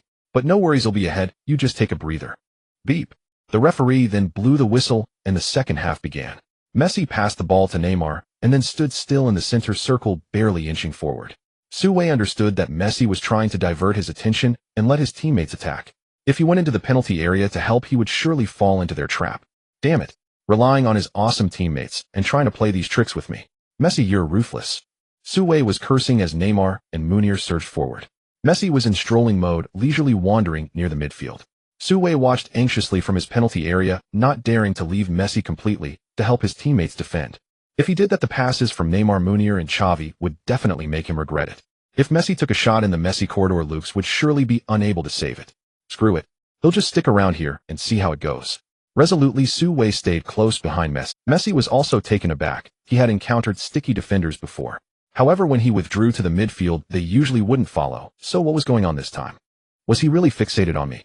The more Messi looked at Su Wei, the more displeased he became, his brows furrowing deeply. But Su Wei was no Enrique. He wasn't afraid of him. As he followed Messi around, he kept spouting trash talk. Such a scene made commentators from all over the world. In the domestic commentary room, Jean Jun laughed. Su Wei's defense today, I would call it deadly entanglement. Jean Lu displayed her signature smile. I wonder if this kind of defense is easy to get beaten up. I think Messi won't be able to get past Su Wei if their physiques are just not on the same level, Jean Jun said seriously. Jean Lu laughed again. That's for sure. On the field, Messi continued to stroll. After receiving the ball, he usually made a quick pass, not daring to carry it for too long. Neymar and Munir were leading the attack. Perhaps because Suarez was about to return, Munir felt a bit of pressure, performing mediocrely today, completely lacking the brilliance he had at the start of the season. Barcelona's attack relied more on Neymar. He took on the burden alone, putting immense defensive pressure on the veteran captain Pablo. As the second half reached the 58th minute, Neymar was on the right flank, first getting past Salomon, then facing Pablo's defense, he feinted and chose to cut inside. Arriving at the side, he curled a shot towards the far corner. The ball drew a beautiful banana curve, cutting through the Rio penalty area, hitting the far post and bouncing into the goal. Luke's on the goal line didn't even have time to make a save. Neymar, MVP. The Barcelona fans in the stands erupted into cheers. After enduring so long, they finally scored. Messi looked at Su Wei beside him, smirking arrogantly, as if to say, Dragon Nation player defending me alone is useless. We have other bombers on the team. Su Wei understood the meaning behind Messi's expression and immediately replied, I admire their goal, but how about you score one? If you score tonight, you'll eat the ball raw. Messi. He was so angry he could spit blood, but found himself unable to do anything about Su Wei. The game restarted with a kickoff from the center circle. The score of 1-1 gave the Barcelona players hope for victory. Unconsciously, everyone chose to push forward. Messi continued to stroll near the midfield, while Su Wei kept a close watch on him. As the second half reached around the 65th minute, Su Wei had been entangled with Messi for over an hour, and the deadly entanglement was growing stronger. Messi received a pass from the backfield from Peak with his back to the goal near the center circle. Normally, he should have released the ball immediately to let Neymar and the others attack, but in order to regain the lead quickly, or perhaps because he had not been intercepted by Su Wei in the second half, he had forgotten the pain after healing the wound. Almost reflexively, he turned to follow the direction of the ball, ready to take a few steps forward. But at that moment Su Wei, who had been lying in ambush behind him, pounced like a tiger, taking 2 or 3 steps to accurately poke the ball. In the next second, Messi realized he had lost possession of the ball again. He felt something was wrong and turned to chase after it. However, Su Wei let out a sneer, accelerating past him to reach the rolling ball. This was Su Wei's first long-distance sprint at Camp Nou during this match. Under the night sky, he resembled an unstoppable cheetah. Several players from Barcelona's backline were also chasing the ball. However, their speed couldn't compare to Su Wei's, and he seized control of the ball ahead of Mascherano. Su Wei maneuvered the ball without letting it stop at his feet, allowing it to fly freely across the field. He aimed to compete with the opponent in speed. If it came down to technical dribbling, he couldn't even compare to Peak. Run fast, Su. Take down Barcelona. The Rayo fans in the stands all stood up. P.S. Thanks to the great author of The Dragon, who loves to eat mother and son rice, for the generous gift. I'll try to write more, but I have other books to attend to as well. I hope everyone understands. Also, I focus more on quality in my writing rather than just quantity, so if you think my writing is decent, please send some small gifts. Your comments, 5-star ratings, and gifts are my motivation to create. Thank you all for your support. Amidst the cheers of the fans, Su Wei ran faster and faster, as if he were riding on the wind. Messi exerted all his strength to chase from behind, but he couldn't even touch the tail lights of Su Wei's car. Back then, Kaká was the one walking the dog, while Su Wei seemed more like the one mercilessly tormenting it. The Barcelona fans wept even more fiercely witnessing this scene. The once invincible Messi in their hearts was brutally dominated by Su Wei. Several Argentine girls who traveled thousands of miles to Camp Nou cried their hearts out. It was foreseeable that after tonight Su Wei would become the public enemy of all South America, for he had defeated the top football king in their hearts. Meanwhile, Su Wei was still sprinting at full speed. With his dash, several players from Barcelona's defense had already been left behind, with only Peak trailing at the back, still capable of stopping Su Wei. At this moment, Peak was in a panic, watching Su Wei charge like a fierce tiger, his forehead sweating. Unintentionally, memories of being outmaneuvered by Du Jia in the first half flashed through his mind. Peak hesitated, moving backward, but dared not rush forward to pressure him. He decided to hold his position, first waiting for his teammates to support him before attempting to surround Su Wei. However, this moment of hesitation gave Su Wei the opportunity. In the blink of an eye, he had sprinted nearly 30 meters, arriving at a distance of about 25 to 6 meters from the Barcelona goal. Standing at the edge of the arc, Peak finally realized that neither Mascherano nor Busquets could catch up with Su Wei. If this young man from the Dragon Country continued to charge, he would penetrate the penalty area. Thinking of this, Peak gritted his teeth and rushed towards Su Wei. He had already made up his mind that if he couldn't stop this ball, he would resort to foul play. He simply couldn't let Su Wei pass him easily. However, before he could even step out of the arc, the next scene left him utterly bewildered. He saw Su Wei running and suddenly unleashing a powerful shot. What the heck? What's going on? Shooting from that far? Can this guy even play football? Peak was dumbfounded. After playing for over 20 years, he had faced countless top forwards. In an unknown situation where passing him would result in a clear shot on goal, 99% of opponents would choose to continue the breakthrough. However, today he encountered a different type. This young man from the Dragon Country actually chose to shoot from distance, the least likely way to score. Yet Peak had no idea that Su Wei possessed the cannon shooter skill and feared he might not get past him. Moreover, even if he got past Peak, there was still the Barcelona goalkeeper to contend with. It was better to take a powerful shot, directly catching Barcelona off guard. In a flash, his shot was heading towards the goal. Bravo had already stepped forward with one foot, preparing to block the imp. Little did he know that the next moment the football flew towards the goal like a cannonball. FCK. In a rush, Bravo dove to make the save. Unfortunately, the shot came unexpectedly with immense power, and the angle was towards the upper left corner of the goal, nearly a dead angle. Bravo was powerless to stop it, only able to watch as the football pierced through Barcelona's net. 2-1. Su Wei's powerful shot from 26 meters helped La Coruña regain the lead. Su. A sensational long-range shot. He just scored a world-class goal. My God, this is unbelievable. Can this kid score this kind of goal every time? It's just bizarre. The Spanish commentators went wild, even shaking the commentary table. Meanwhile, the La Coruña fans in the stands danced joyfully, collectively chanting Su Wei's name. Su, Su, Su, hero of the Dragon Country, MVP. The Barcelona fans were momentarily stunned. To hear the name of a player from the Asian Dragon Country echo through Camp Nou was a surreal experience for them. On the pitch, after scoring the world-class goal, Su Wei stood at the edge of the arc, excitedly clenching his fist. This was already his 4th goal of the season, and by far the most gratifying goal for him. This goal not only put La Coruña back in the lead against Barcelona, but also successfully completed his system task of scoring in 3 consecutive matches. He waved his fist, focusing on waiting for the system's reward. However, after waiting for a while, the reward was still delayed, but his teammates rushed over to him. Du Jefferina and others shouted a series of Chinese exclamations. What the FCK? No way. Damn it. Su, you're amazing. Scoring a world-class goal is like a routine for you. I love you. Several of them gave Su Wei big bear hugs. Then Lucinho Salamanaki and even the old Captain Pablo from the back line joined in. One by one they rushed towards Su Wei, hugging him, embracing him, piling on top of him, nearly suffocating Su Wei with their enthusiasm. On the sidelines, Jimenez jumped 3 feet high, yelling like a monkey, "Oh, oh, oh, oh." All the players on the La Coruña bench stood up, joining in the celebration. Among them, Charman's voice was the loudest. "Boss, you're incredible. Camp Nou is your backyard." Even Cavallero, who had many conflicts with Su Wei, couldn't help but applaud, secretly thinking this guy really plays. Not only was it a shock at Camp Nou, but Barcelona fans worldwide were also left agape. When it was 1-0, they could still explain it away with bad luck. But at 2-1, they could find no excuses. Watching the broadcast camera zoom in on that sharply featured Asian face, they felt a hint of fear in their hearts. This guy is the bane of Messi, the nemesis of Barcelona. Within the Dragon Country, it was already a joyful sea of celebration. In the live broadcast room, Jean Jun excitedly shouted, "Su Wei is amazing. He is the first player from the Dragon Country to score against Barcelona. This kid's future is limitless. If anyone asks who can break the universe of Barcelona's goal at Camp Nou, we will answer Su Wei can. He did it, and he is the first Dragon Country player to achieve this honor." Various comments from fans flooded the screen. "I thought today would be a crushing defeat, but I was too hasty. La Coruña might actually win today. Su Wei is incredible. He truly is a defender with a knife. 3 matches, 3 goals. This isn't just a defender with a knife. This is a defender with a gun. This is a defender with an Italian cannon."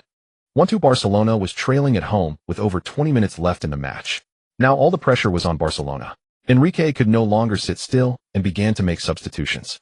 The first unfortunate one was Munir. Even Messi had no hope today, and this imposter had even less. Not long after the kickoff from the center circle, Pedro replaced Munir, who had performed poorly in this match. And it didn't stop there. Just 3 or 4 minutes later, Enrique substituted the highly mobile Rakitic for Iniesta. Enrique kept making substitutions, but dared not touch Messi, who had been completely locked down by Su Wei today. Jimenez also wanted to make changes. He knew many players were already quite fatigued at this point. However, there weren't many capable players on the La Coruña bench.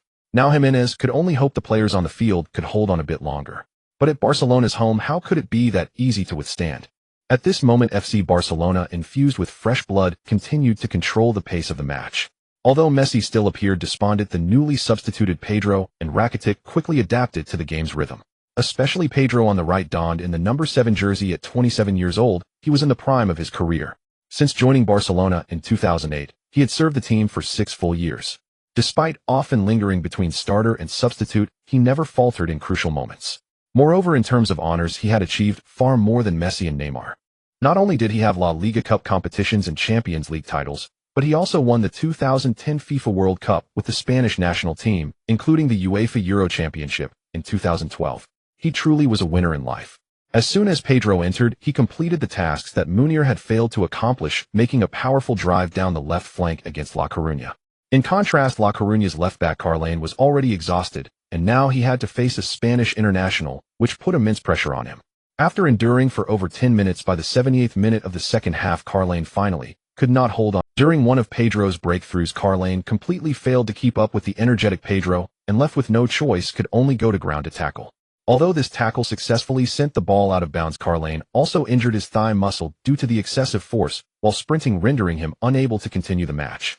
Seeing this, Jimenez was forced to make a substitution. Glancing at the bench, he sincerely lacked players for the left-back position.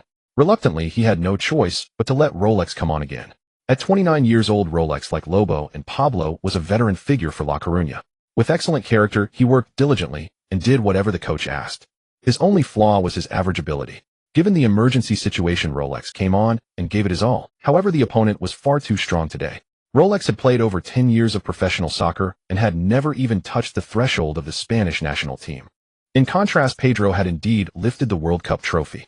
Moreover, as the match approached its final moments, Barcelona was trailing, and their left-back Alves frequently moved forward to assist in attacks. With Pedro and Alves on the left flank, Rolex was not able to withstand their combined efforts. He had only been on the field for 5 or 6 minutes when the match reached the 85th minute. Pedro and Alves executed a brilliant 1-2 combination on La Coruña's left side. Alves successfully penetrated to the baseline and delivered a cross into the La Coruña penalty area. The ball was received by Neymar at the back post, who unleashed a volley. The soccer ball struck the ground, rebounding and changing direction to slip into the goal, equalizing the score for Brazil. As soon as the ball entered, there was little time left in the match.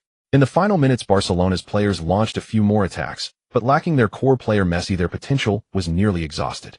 In the dying moments, Busquets rushed into the penalty area and took a shot, but unfortunately it hit the crossbar. Ultimately, the score remained 2-2 until the final whistle. When the referee blew the final whistle, Messi was the first to leave the pitch without turning back. This match was undoubtedly a nightmare for him. After the match, La Liga officially rated Messi with a score of 5-1, marking the lowest score for him in recent years. However, La Liga still gave Messi some face, because 5-1 was not the lowest score. Pique received a score of 4-9, to the lowest in the match, and he felt this time he was indeed taking the blame for his good friend. Meanwhile, Su Wei scored a remarkable 9-2, the highest score in the La Coruña team, yet surprisingly not the highest overall. Given that Neymar scored twice, he was awarded a score of 9-3 and took home the MVP of the match. Upon learning the scoring results, La Coruña fans felt indignant on behalf of Su Wei, believing he should have been the true MVP of the match. Otherwise, how could La Coruña possibly manage to hold Barcelona to a draw at Camp Nou? For this reason, La Coruña fans vented their frustrations online for over a week. However, Su Wei was not bothered by such matters. Compared to these superficial accolades, he was more concerned about what system rewards he would receive for scoring another goal. Though delayed, the reward arrived after the match. Upon returning to the locker room, Su Wei heard that familiar notification sound. Congratulations, host, for completing the main task, scoring in 3 consecutive matches. System rewards are being issued. Congratulations, host, you have obtained the skill dual-footed monster. Dual-footed monster. Su Wei immediately understood what this skill entailed, and he couldn't help but feel delighted. As is well known, most players are right-footed, preferring to dribble, pass, and shoot with their right foot, while very few are left-footed. Even rarer are those who through talent and training can perform equally well with both feet. Players who can use both feet interchangeably are referred to as dual-footed monsters. Being a dual-footed monster certainly offers many advantages, as there is no weak foot.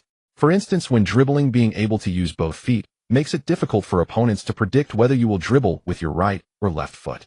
Additionally, when presented with a shooting opportunity, if it happens to be on the weaker foot, the shot's power will certainly not match that of the dominant foot.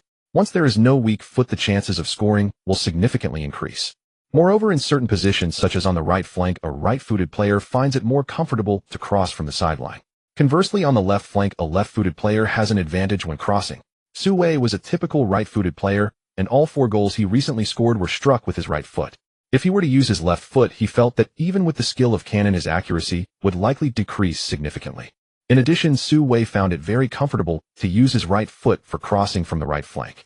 If he were to switch to the left flank while the defense might hold up, making a cross would be quite uncomfortable for him with his unbalanced feet. Now that the system had suddenly granted him the dual-footed monster skill, Su Wei felt that his abilities were about to soar to a new level. He buddy is now a dual-footed monster with no weak foot. How awesome. Thinking of this, Su Wei couldn't help but laugh aloud in the locker room. His teammates thought he was happy because they managed to draw with Barcelona. Little did they know at that moment Su Wei was thinking, Barcelona and Messi, just wait in the second half of the season. When we meet again, I will make you bloom like peach blossoms.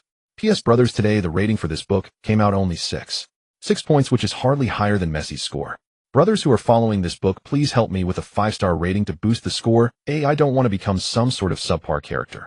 After finishing the 7th round of La Liga against Barcelona, the entire team of La Coruña rested for a night in Barcelona. The next morning, all the players took a flight back to La Coruña.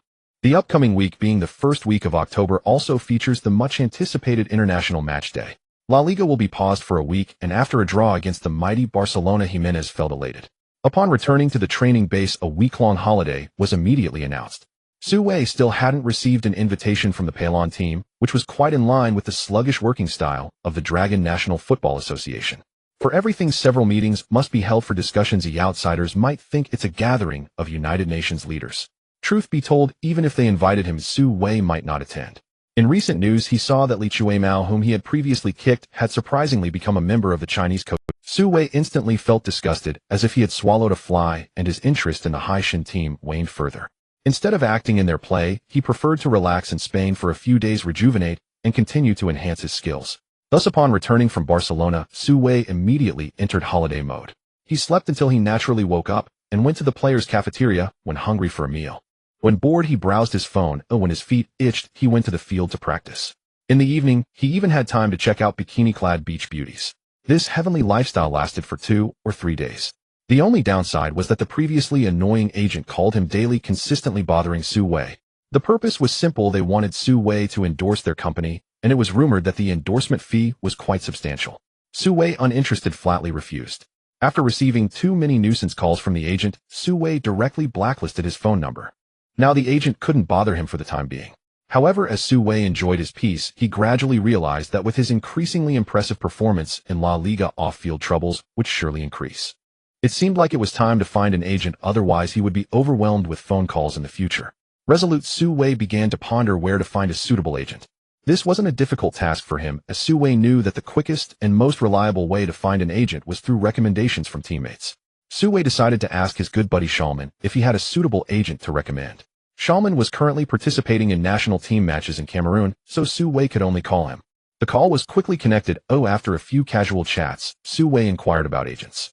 Shaman immediately recommended his agent Vigrilli. Shaman mentioned that this person was introduced to him by a teammate from the Cameroon national team. A Dane, he had been working as an agent in Europe for many years and had numerous resources, with the legendary Itu being one of his clients. When Su Wei heard that Vigrilli had represented Itu, he knew he must be experienced. He promptly asked Shaman for his contact information, and after hanging up, Su Wei called Vigrilli. Once connected, Su Wei stated his purpose, and Vigrilli was very pleased, indicating that he was currently in Denmark and would go to Spain in a couple of days to meet Su Wei and discuss things in detail. Although Vigrilli said he would be free in 2 days, unexpectedly the next afternoon he appeared at the La Coruña training base dressed in a suit and carrying a small briefcase. During their first meeting, Su Wei scrutinized the man. Standing at 1.9 meters tall with a broad face and thick eyebrows, he was in his 40s, a typical representative of Northern European appearance. Speaking fluent English, upon seeing Su Wei, he immediately exclaimed in "How?"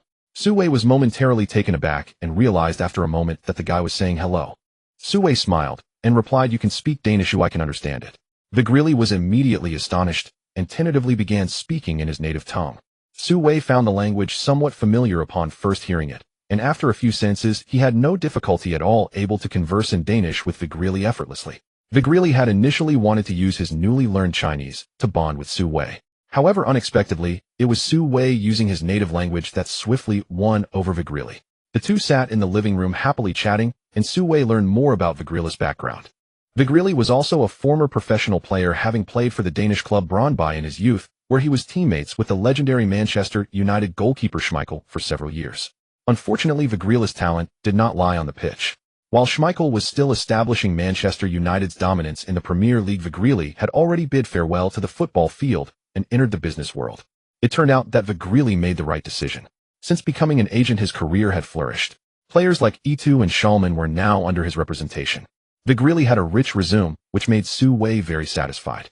The two talked heartily for an afternoon and confirmed their collaboration, signing a simple agent contract. Before leaving, Vigrilli happily extended his hand and said, "Su, don't worry. I will make you a top star in Europe, just like the cheetah Itu." Su Wei secretly chuckled to himself. While Vigrilli was undoubtedly impressive, his vision seemed a bit limited. Indeed, while Itu was very successful, he was still far from Su Wei's ultimate goal. Thoughts aside, Su Wei sincerely thanked him. "All right, thank you, and he'll trouble you in the future." Time flew and 2 days passed in the blink of an eye. Although Vigrilli had a limited vision, his efficiency was commendable. On the third day after confirming their collaboration, he brought good news. That morning, while still on holiday, Su Wei received a call from him. "Su, are you there? I have good news for you." Su Wei lay in bed and asked, "What good news?" "There's a business opportunity. A clothing company wants you to be their spokesperson. Would you be available to come to Denmark?" Su Wei was taken aback at first, then perked up and asked, "How much is the endorsement fee?" 60,000 euros with a 1-year contract. "It's very simple. Just cooperate with them for half a day of shooting." 60,000 euros roughly equated to 500,000 Dragon Country coins, which was about half of his income for 6 months at La Coruña. The most crucial point was that it would only take half a day. This money had to be earned. No one dislikes money, and Su Wei was no exception. He had been in Spain for over 2 months and had received his salary only once. Su Wei decided to earn this money and send some back to his parents to improve their living conditions. He quickly replied, "No problem, I'm free today." "Great, book your flight and let me know the flight number. He'll pick you up at the airport." Time to earn money quickly, as Spain is quite far from Denmark. Su Wei was in a hurry to leave and had to make a layover in Amsterdam, Netherlands. After 7 or 8 hours, he finally arrived alone in Copenhagen in the evening. After getting off the plane and dragging his suitcase, he arrived at the arrival hall. Su Wei searched for Vigrilli's figure among the crowd, but did not see him.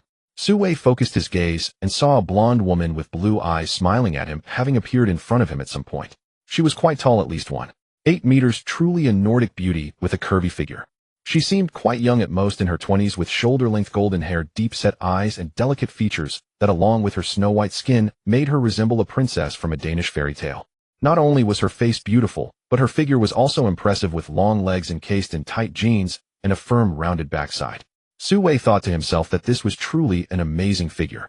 Aisha, the Nordic beauty. Recently, he had seen many beautiful Spanish women on La Coruña beach. However, in comparison with the Nordic woman before him, Su Wei immediately understood the difference between fine and coarse grains.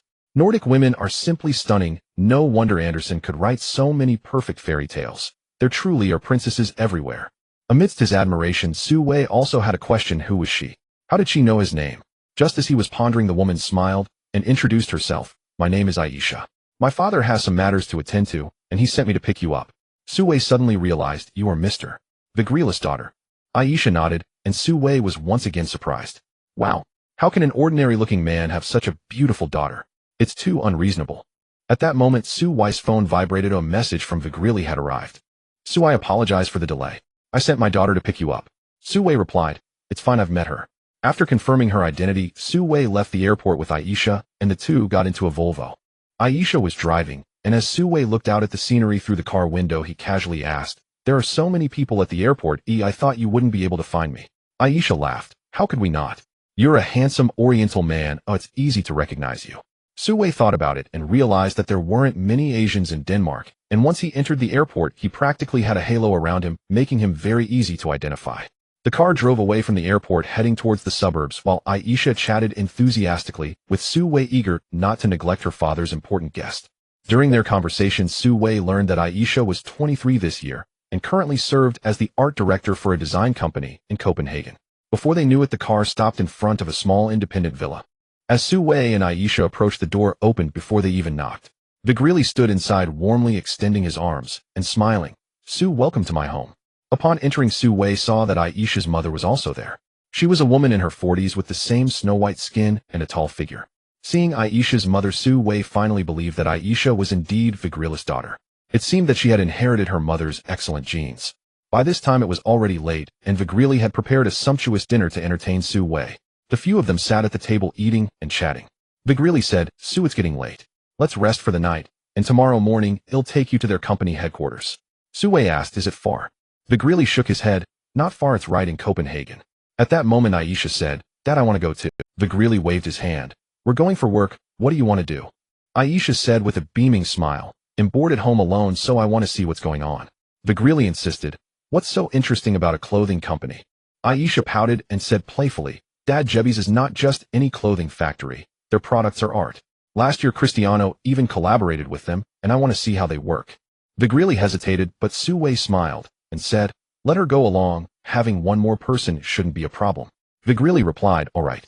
Then let's all go together tomorrow. Yay? Dad is the best. With the permission granted, Aisha jumped up and winked at Su Wei in thanks. After dinner, Aisha's mother prepared a clean guest room for Su Wei. They had a quiet night, and the next morning Su Wei was woken up by Vigrili. After breakfast, he drove Su Wei and Aisha to the sponsoring company Jebi's Group. Upon arrival, guided by the staff of Jebi's Group, the three entered the corporate office building. The Jebi's Group was indeed a wealthy company. The office buildings in the factory area were constructed just like those in the bustling CBD. They took the elevator winding through various corridors until they reached a conference room. Just as they sat down, a group of executives in suits and ties arrived. One of them took out a prepared contract and handed it to Su Wei. So we are looking forward to this collaboration. We worked with Cristiano last year. This year we are collaborating with more people in the football industry, including Ibra, Zidane, Neymar. We hope that through working with you we can make more Asian friends love our products. The executive kept talking, but Su Wei only noted a few names. See Ronaldo, Ibra, Zidane, Neymar. These are brands that are willing to collaborate with. They must be reliable. Su Wei had never opposed endorsing for others. He only feared that the products he endorsed would be subpar and harm consumers. Since Cristiano, Ibra, Zidane, and Neymar all had business dealings with this company, it must be one of the top companies in Europe. Immediately, Su Wei confidently opened the contract, ready to glance at it and sign. But at that moment, he suddenly caught sight of a few English words. Men's underwear. Requires upper body nudity for the shoot. Su Wei's eyes widened in shock. What the hell is this? He quickly confirmed and realized that the endorsement was for the underwear brand under Jebi's group. Su Wei felt that this situation was a bit strange. Cough. Everyone, please wait a moment, I need to discuss something with my manager. Hurriedly, Su Wei pulled Vigrilli aside into the corridor outside the conference room. Aisha, not knowing what was happening, followed along out of curiosity. Without caring that Aisha was right there, Su Wei directly confronted Vigrilli. Why is it an underwear endorsement? Wasn't it supposed to be clothing? Vigrilli replied, puzzled. What's wrong, Su? Isn't underwear clothing? That statement didn't seem too unreasonable. After a pause, Su Wei steeled himself and said, you can't say it that way, as shooting an advertisement requires being completely undressed. Upon hearing this, Vigrilli couldn't help but laugh out loud, saying, Su, you are too reserved. Don't we players often celebrate shirtless on the sidelines during matches? Moreover, Cristiano shot an advertisement here last year. He isn't as reserved as you. After all, he is a man from the Dragon Country, truly unrestrained. Aisha chimed in with a smile. Yes, my dad is right. Because of that, Cristiano gained a huge wave of female. After hearing the father and daughter, Su Wei remembered this matter. Just as he was about to say something, Aisha suddenly asked, Su, you aren't insecure about your body, are you? Su Wei was taken aback, feeling that this girl was using a provocation tactic. He then shot a meaningful glance at Aisha and retorted, Aisha, you must be joking. My physique is not inferior to Cristiano's, okay? Oh, are you serious? Aisha was immediately intrigued. What woman wouldn't love a physique that rivals C. Ronaldo's? You'll find out soon enough if it's true. Su Wei teased, raising Aisha's curiosity. He then glanced at Vigrilli and said, I'll take this job, but I need more money. There was no need for Su Wei to worry about the financial aspect of Vigrilli. Personally discussed matters with the executives of GB's. I must say this guy is quite adept at being an agent. Through a persuasive approach, he made the GB's executives realize just how great Su Wei's commercial potential was and how booming the Asian market is. Once the Dragon Country customers each buy a pair of your underwear, your bonuses for next year or even the year after will be secured. The GB's executives murmured among themselves, and after some discussion, they finally agreed to raise the endorsement fee to €1 million to be paid in full this month. Showing off his muscles to earn €1 million was certainly a good deal. The contract was finalized in the morning, and the GB's group began arranging the shoot in the afternoon. Companies associated with C. Ronaldo do indeed possess strength. The filming location was right in the office building in a photography studio spanning several hundred square meters. With restrooms, changing rooms, and makeup rooms all available, Vigrilli and Aisha stood by the stage waiting. Su Wei walked alone into the changing room to change clothes, while several male staff members stood by holding the outfit. Su Wei saw that they were just ordinary boxer shorts, which eased his mind. After putting on the boxer shorts, he revealed his well-built muscles. Just as he was about to walk out of the changing room, a staff member came over holding a thick pad the size of a palm. Su, do you need this? Su Wei replied, what is this? The staff member mimicked inserting it into his pants and smiled. They all need it. Su Wei immediately understood and nearly burst out laughing. Seriously, this thing is for faking it too. You see this physique of mine, do I need that? The staff member glanced at Su Wei below and immediately gave a thumbs up. After leaving the changing room, he arrived at the shooting location. Not only were there photographers, but there was also a director. Su, show off your bicep on the left arm. Su, give us a celebration move like when you scored in the Barca goal. This guy is amazing. Do you work out every day? Your physique is almost catching up to Cristiano. Perfect, let's do another set. As Su Wei showcased his muscle lines under the lights, Aisha and Vigrilli stood by the stage watching. Aisha's eyes wandered, wanting to look, but feeling shy. She quietly moved a bit closer to her father Vigrilli, maintaining some distance, which gave her the courage to carefully examine Su Wei on stage. Especially when she saw below Su Wei's 8-pack abs, which were bulging. 2 rosy spots quickly appeared on her fair face. Oh, Asian men can be that well endowed. Didn't they say they all? Aisha's mind raced with thoughts, and the more she looked, the more astonishing it seemed. She truly didn't expect Su Wei's physique to be so magnificent, and being an athlete, a man like this must surely be every girl's dream boyfriend. The shoot lasted for 3 to 4 hours, busy until dark before it was finally completed. On the way back, it was still Vigrilli driving. Su Wei and Aisha sat in the back seat, and soon Aisha candidly said, Su, I'm almost a fan of your Su Wei was stunned, turning his head to look at Aisha with suspicion. Aisha covered her small mouth and laughed, saying, don't look at me like that. I saw you during the shoot, and I think once you retire, being a model would be no problem for you. Su Wei scratched his head, saying, I can still play for another 10 or 8 years. Let's talk about that later. Is this your first time in Denmark? Aisha instinctively wanted to get closer to Su Wei, actively inviting him to go out and have fun. Su Wei shook his head, saying, no, maybe next time. My vacation is almost over. Aisha looked a bit disappointed. All right, then I'll come to Spain to watch your match when I get the chance. Sure, you're welcome. The 2-day trip to Denmark ended quickly, and after spending another night at Vigrilli's home, there was barely any time to appreciate the beauty of Copenhagen.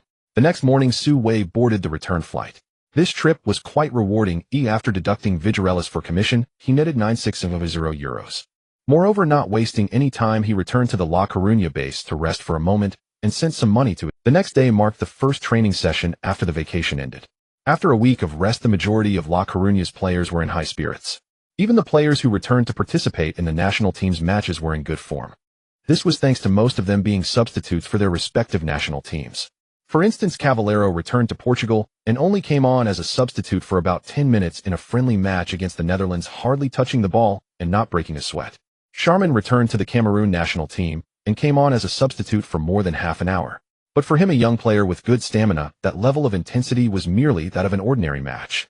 Of course, not all La Coruña players were present at the first training session. Carrane, who strained his thigh muscle in the last moments of the match against Barca, was absent from the training field. Everyone knew that with such an injury, Carrane would find it difficult to return in a month or two. The absence of Carrane was particularly troubling for Jimenez. La Coruña was already short on players in the back line, and now with the absence of left-footed Carrane, who could take on the burden of the left flank. Thinking of this issue made Jimenez furrow his brows involuntarily. After the morning training session, Jimenez was eating in the players' cafeteria while glancing at the La Liga standings. After the 7th round, the teams at the top of the rankings, aside from Barca and La Coruña, who ended in a 2-2 draw. Real Madrid won 5-0 against Levante away, with Cristiano scoring 2 goals, while Benzema and Rodriguez each scored once. Sevilla narrowly won 2-1 against Elche away. Atletico also had a great round, winning 5-0 at home against Espanyol. Upon seeing the emblem of the opponent, a black bat perched above it caught the eye. Indeed, it was the bat core of Valencia, La Coruña's first adversary in October, yet another formidable foe. Currently, the bat core shares 17 points with Barcelona, remaining unbeaten in the league. Based solely on their record, they even surpassed traditional powerhouses like Atletico Madrid and Real Madrid. The remarkable performance of Valencia this season must have its reasons. The reason is quite simple: money. Last season, the bat core was on the brink of bankruptcy. This season, however, they are the best financially stable team in La Liga thanks to a wealthy businessman from Singapore who brought in over 100 million euros to Valencia this summer. With a single move, they repaid 90 million euros of the bat core debt and then invested 60 million euros into the summer transfer window. Such a massive investment attracted the attention of top agents in European football, including Mendes. Under Mendes' team's operation, the bat core welcomed the promising Portuguese coach Nuno Espirito Santo and many talented players. Players like Andre Gomes Rodrigo and Mustafi joined the ranks. Currently, this Valencia team is strong and well-equipped, representing the best Valencia seen in recent years. After 7 rounds, the media widely believe that this year's Valencia has a chance to contend for the La Liga championship. Atletico Madrid, Barcelona, and Valencia. This segment of La Coruña's schedule is truly hellish. After reviewing the fixture list, Jimenez's appetite significantly decreased. The opponents are so strong, and we're short on players. How are we going to play this weekend's match? Just as Jimenez was at his wits' end, Pablo came over with a plate piled high with food and plopped down across. Pablo flaunted his plate of spaghetti and glanced at the meager portions on Jimenez's plate, asking, "Why are you eating so little?" Jimenez sighed, "I have no appetite." Pablo, puzzled, asked, "What's wrong? Worried about the match against the Bats this weekend?" Jimenez nodded. "Yes, Carlane won't make it for the weekend's match. I'm thinking about who can replace him. Raul definitely won't do." Pablo continued to twirl his spaghetti, speaking leisurely. "Neither Rodrigo nor Parejo can be dealt with by any Raul." Jimenez agreed wholeheartedly. Rodrigo Moreno and Parejo are both excellent players on Valencia's right flank, both having had brief stints at Real Madrid. Being recognized by Real Madrid, their prowess is beyond doubt. "So who do you think is suitable? Why not give it a try yourself?" Jimenez said with a smile. No. Pablo waved his hands. "I've been playing right wing for over 20 years. If I switch to left wing, I won't even know how to run." He paused for a moment, glancing at a table in the distance where Su Wei and Sharman had just sat down. He continued, "Su, let him give it a try." Again with Su. "Yes, the young lad has far better adaptability than us old guys." In the last round against Barcelona, he bewildered Messi from the defensive midfield position. "I think this round let him play left wing, at least defensively, there should be no issues." Jimenez pondered and agreed. The main difference between the left and right flank lies in the attack. However, against Valencia, Jimenez had no illusions about winning. A draw would suffice, so he prioritized solid defense. Letting Su Wei play left back seems to be a good choice at the moment. Moreover, Jimenez had a vague feeling that Su Wei might bring him some surprises. This kid is truly a lucky star. Pablo's suggestion instantly improved Jimenez's appetite. A few tables away, Su Wei was oblivious to Jimenez and Pablo's conversation. He was focused on his meal when suddenly his phone vibrated. He picked up his phone to see a message from Aisha. Not only was there text, but it was also accompanied by a promotional photo of himself in lingerie. In the photo, he flaunted his rock-hard 8-pack abs looking quite cool. "Su, you're a bit sexy. My dad said they will launch it in the European market this month. By then I bet a swarm of little girls will be completely Su Wei felt a wave of embarrassment and didn't know how to reply. Charmin sitting opposite him leaned over and asked, "Boss, what are you looking at? Are you talking to a new girlfriend again?" Su Wei calmly tucked his phone away saying, "Nonsense, I've been busy making money these days. When would I have the time to date?" Charmin changed the subject. "How's the agent I introduced to you?" Su Wei thought of Aisha and casually replied, "Great." Charmin wore a face of confusion, having never heard someone describe Vigorelli like that before. Noticing Charmin's bewildered expression, Su Wei realized he had let something slip and quickly changed the topic. "How did it go with the national team?" Charmin chuckled. "We played against Japan and it wasn't too shabby. I scored 2 headers." Su Wei exclaimed, "That's impressive." The Japanese team in 2014 is no longer a weak side. It seems Charmin indeed performed brilliantly in that match. Or rather, the Japanese team ran into Charmin's strong performance. Su Wei could imagine the scene of Charmin like an iron tower charging through the Japanese team's penalty area, and just thinking about it made him feel joyful. However, Su Wei's praise did not lift Charmin's spirits. Instead, he sighed, "I wonder if I can start in this weekend's match." In the previous match against Barcelona, Charmin didn't get a minute of playtime. Now with the upcoming match against Valencia, he was already worrying about his starting position. Su Wei reassured him, "Brother, don't worry. Valencia isn't Barcelona. We're playing at home, and Jimenez won't be too conservative. You'll definitely have a chance." Charmin nodded. "Yeah, I hope so." In the following days, Su Wei underwent intense training. After completing regular training, Farina kept him practicing set pieces for an additional 2 days. Without exception, Su Wei managed to execute stunning long-range shots, leaving Farina wide-eyed. The day before the match, Jimenez announced the starting lineup during the pre-match preparation meeting. Due to Carlin's injury, he had to make some adjustments to the lineup. Su Wei appeared on the left flank, while Pablo continued at right back. The midfield remained a double pivot, but unlike the match against Barcelona, Jimenez intended to win this one. Thus, Cavallero was once again elevated to the starting lineup on the right wing. However, due to the double pivot, only a single striker could be fielded, and Charmin found himself once again off the starting list. Fortunately, his name was on the 18-man roster, which prevented Charmin from feeling too disheartened. P.S. Brothers, thank you for your patience. Also at 3 in the morning, the Champions League final will begin. Borussia Dortmund versus the Galacticos. Which side do you support? From a rational standpoint, Real Madrid will surely win, but personally, I support Dortmund. I hope they can bring a championship to Royce in his final season, fulfilling his Champions League dream. Time flies swiftly. When the entire team of Deportivo La Coruña arrived at the Real Stadium, Valencia was also actively preparing for battle. In recent days, the coaching staff and players of the Bad Army have shown a strong desire to win. Their new Asian owner even offered a staggering €1 million as a victory bonus for this match.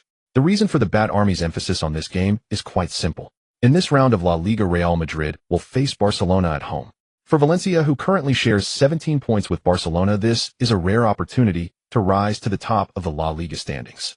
Thus, the Bad Army's sole belief in facing Deportivo La Coruña is to secure all 3 points on the road and ascend to the top of La Liga.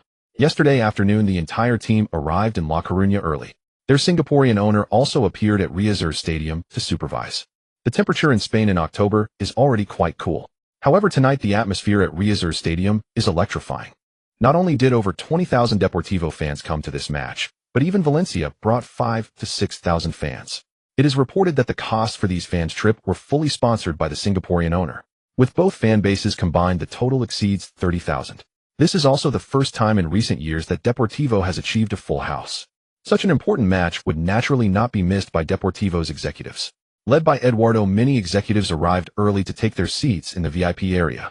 Haji, the head of the business department, looked at the bustling crowd in the stands, feeling incredibly pleased. He smiled and boasted, "My previous estimates were a bit conservative. Based on the current booming market, our revenue this year could easily double, and I believe tripling is very likely." "That's not wrong," said Finance Director Qian and I with a grin. "He'll vouch for him. Our revenue last month, just from jersey sales, we've seen a tenfold increase compared to the same period last year." "Sold that many? Are you sure the data is correct?" Eduardo was aware that the club's financial situation had been very good lately, but he did not expect it to be this good, which left him slightly taken aback. Qian and I laughed. "There's no mistake. I wouldn't be wrong about money even for a second." Haji nodded. "I know best. Last week we sold over 5,000 jerseys. Over 5,000 in a week. For teams like Bayern, Real Madrid, Manchester United, and Barcelona, that might not seem like much. But for Deportivo, which relies solely on local fans for jersey sales, it's a significant increase. If all the buyers were local at this rate, in just over a month, everyone would likely have one. Eduardo knew that the surge in jersey sales couldn't be solely attributed to Deportivo's local fans. There must be a large number of fans from elsewhere purchasing them. Without much thought, Eduardo had already guessed that this surge in sales was undoubtedly due to one person. That person is Su Wei. At this moment, he saw a large group of fans wearing the number 22 jersey of the Dragon Kingdom below the VIP area. Su Wei is on the field. Wow, handsome guy. Su could take down the bat team tonight. As Su Wei stepped out of the players' tunnel, he heard the shouts from his fellow compatriots. He smiled and waved at his compatriots, which caused a stir among the crowd. Su Wei's interaction with the fans was just in time to be noticed by the Valencia players warming up. A 1.8-meter-tall player, slightly dark-skinned with a buzz-cut, spat on the pitch and asked a teammate in a number 10 jersey beside him, "Is this the Asian guy that the coach specifically mentioned?" "Yes, that's him. His name is Su. He's from the Dragon Kingdom," the player in jersey number 10 replied. "He seems quite popular at Deportivo." "Yes, Deportivo is currently 6th in the league. Half of that is, it's a pity that he plays on the right, otherwise I'd really like to give him a lesson." "Haha, Rodrigo, give it your all. We must defeat them tonight. By tomorrow morning, we might just be the leaders. Don't worry, with a €1 million bonus, we have to secure the win." The two speaking were Rodrigo Moreno and Danny Parejo. At this moment, the latter smiled at the former. Although Rodrigo had a bit of an ego, his strength was undeniable. Last year, he was still with Benfica, where he won the Primeira Liga, the Portuguese League Cup, the Portuguese Cup, and was even a runner-up in the UEFA Europa League. During his 3 years at Benfica, he had an impressive performance, scoring 33 goals in 66 matches with numerous assists.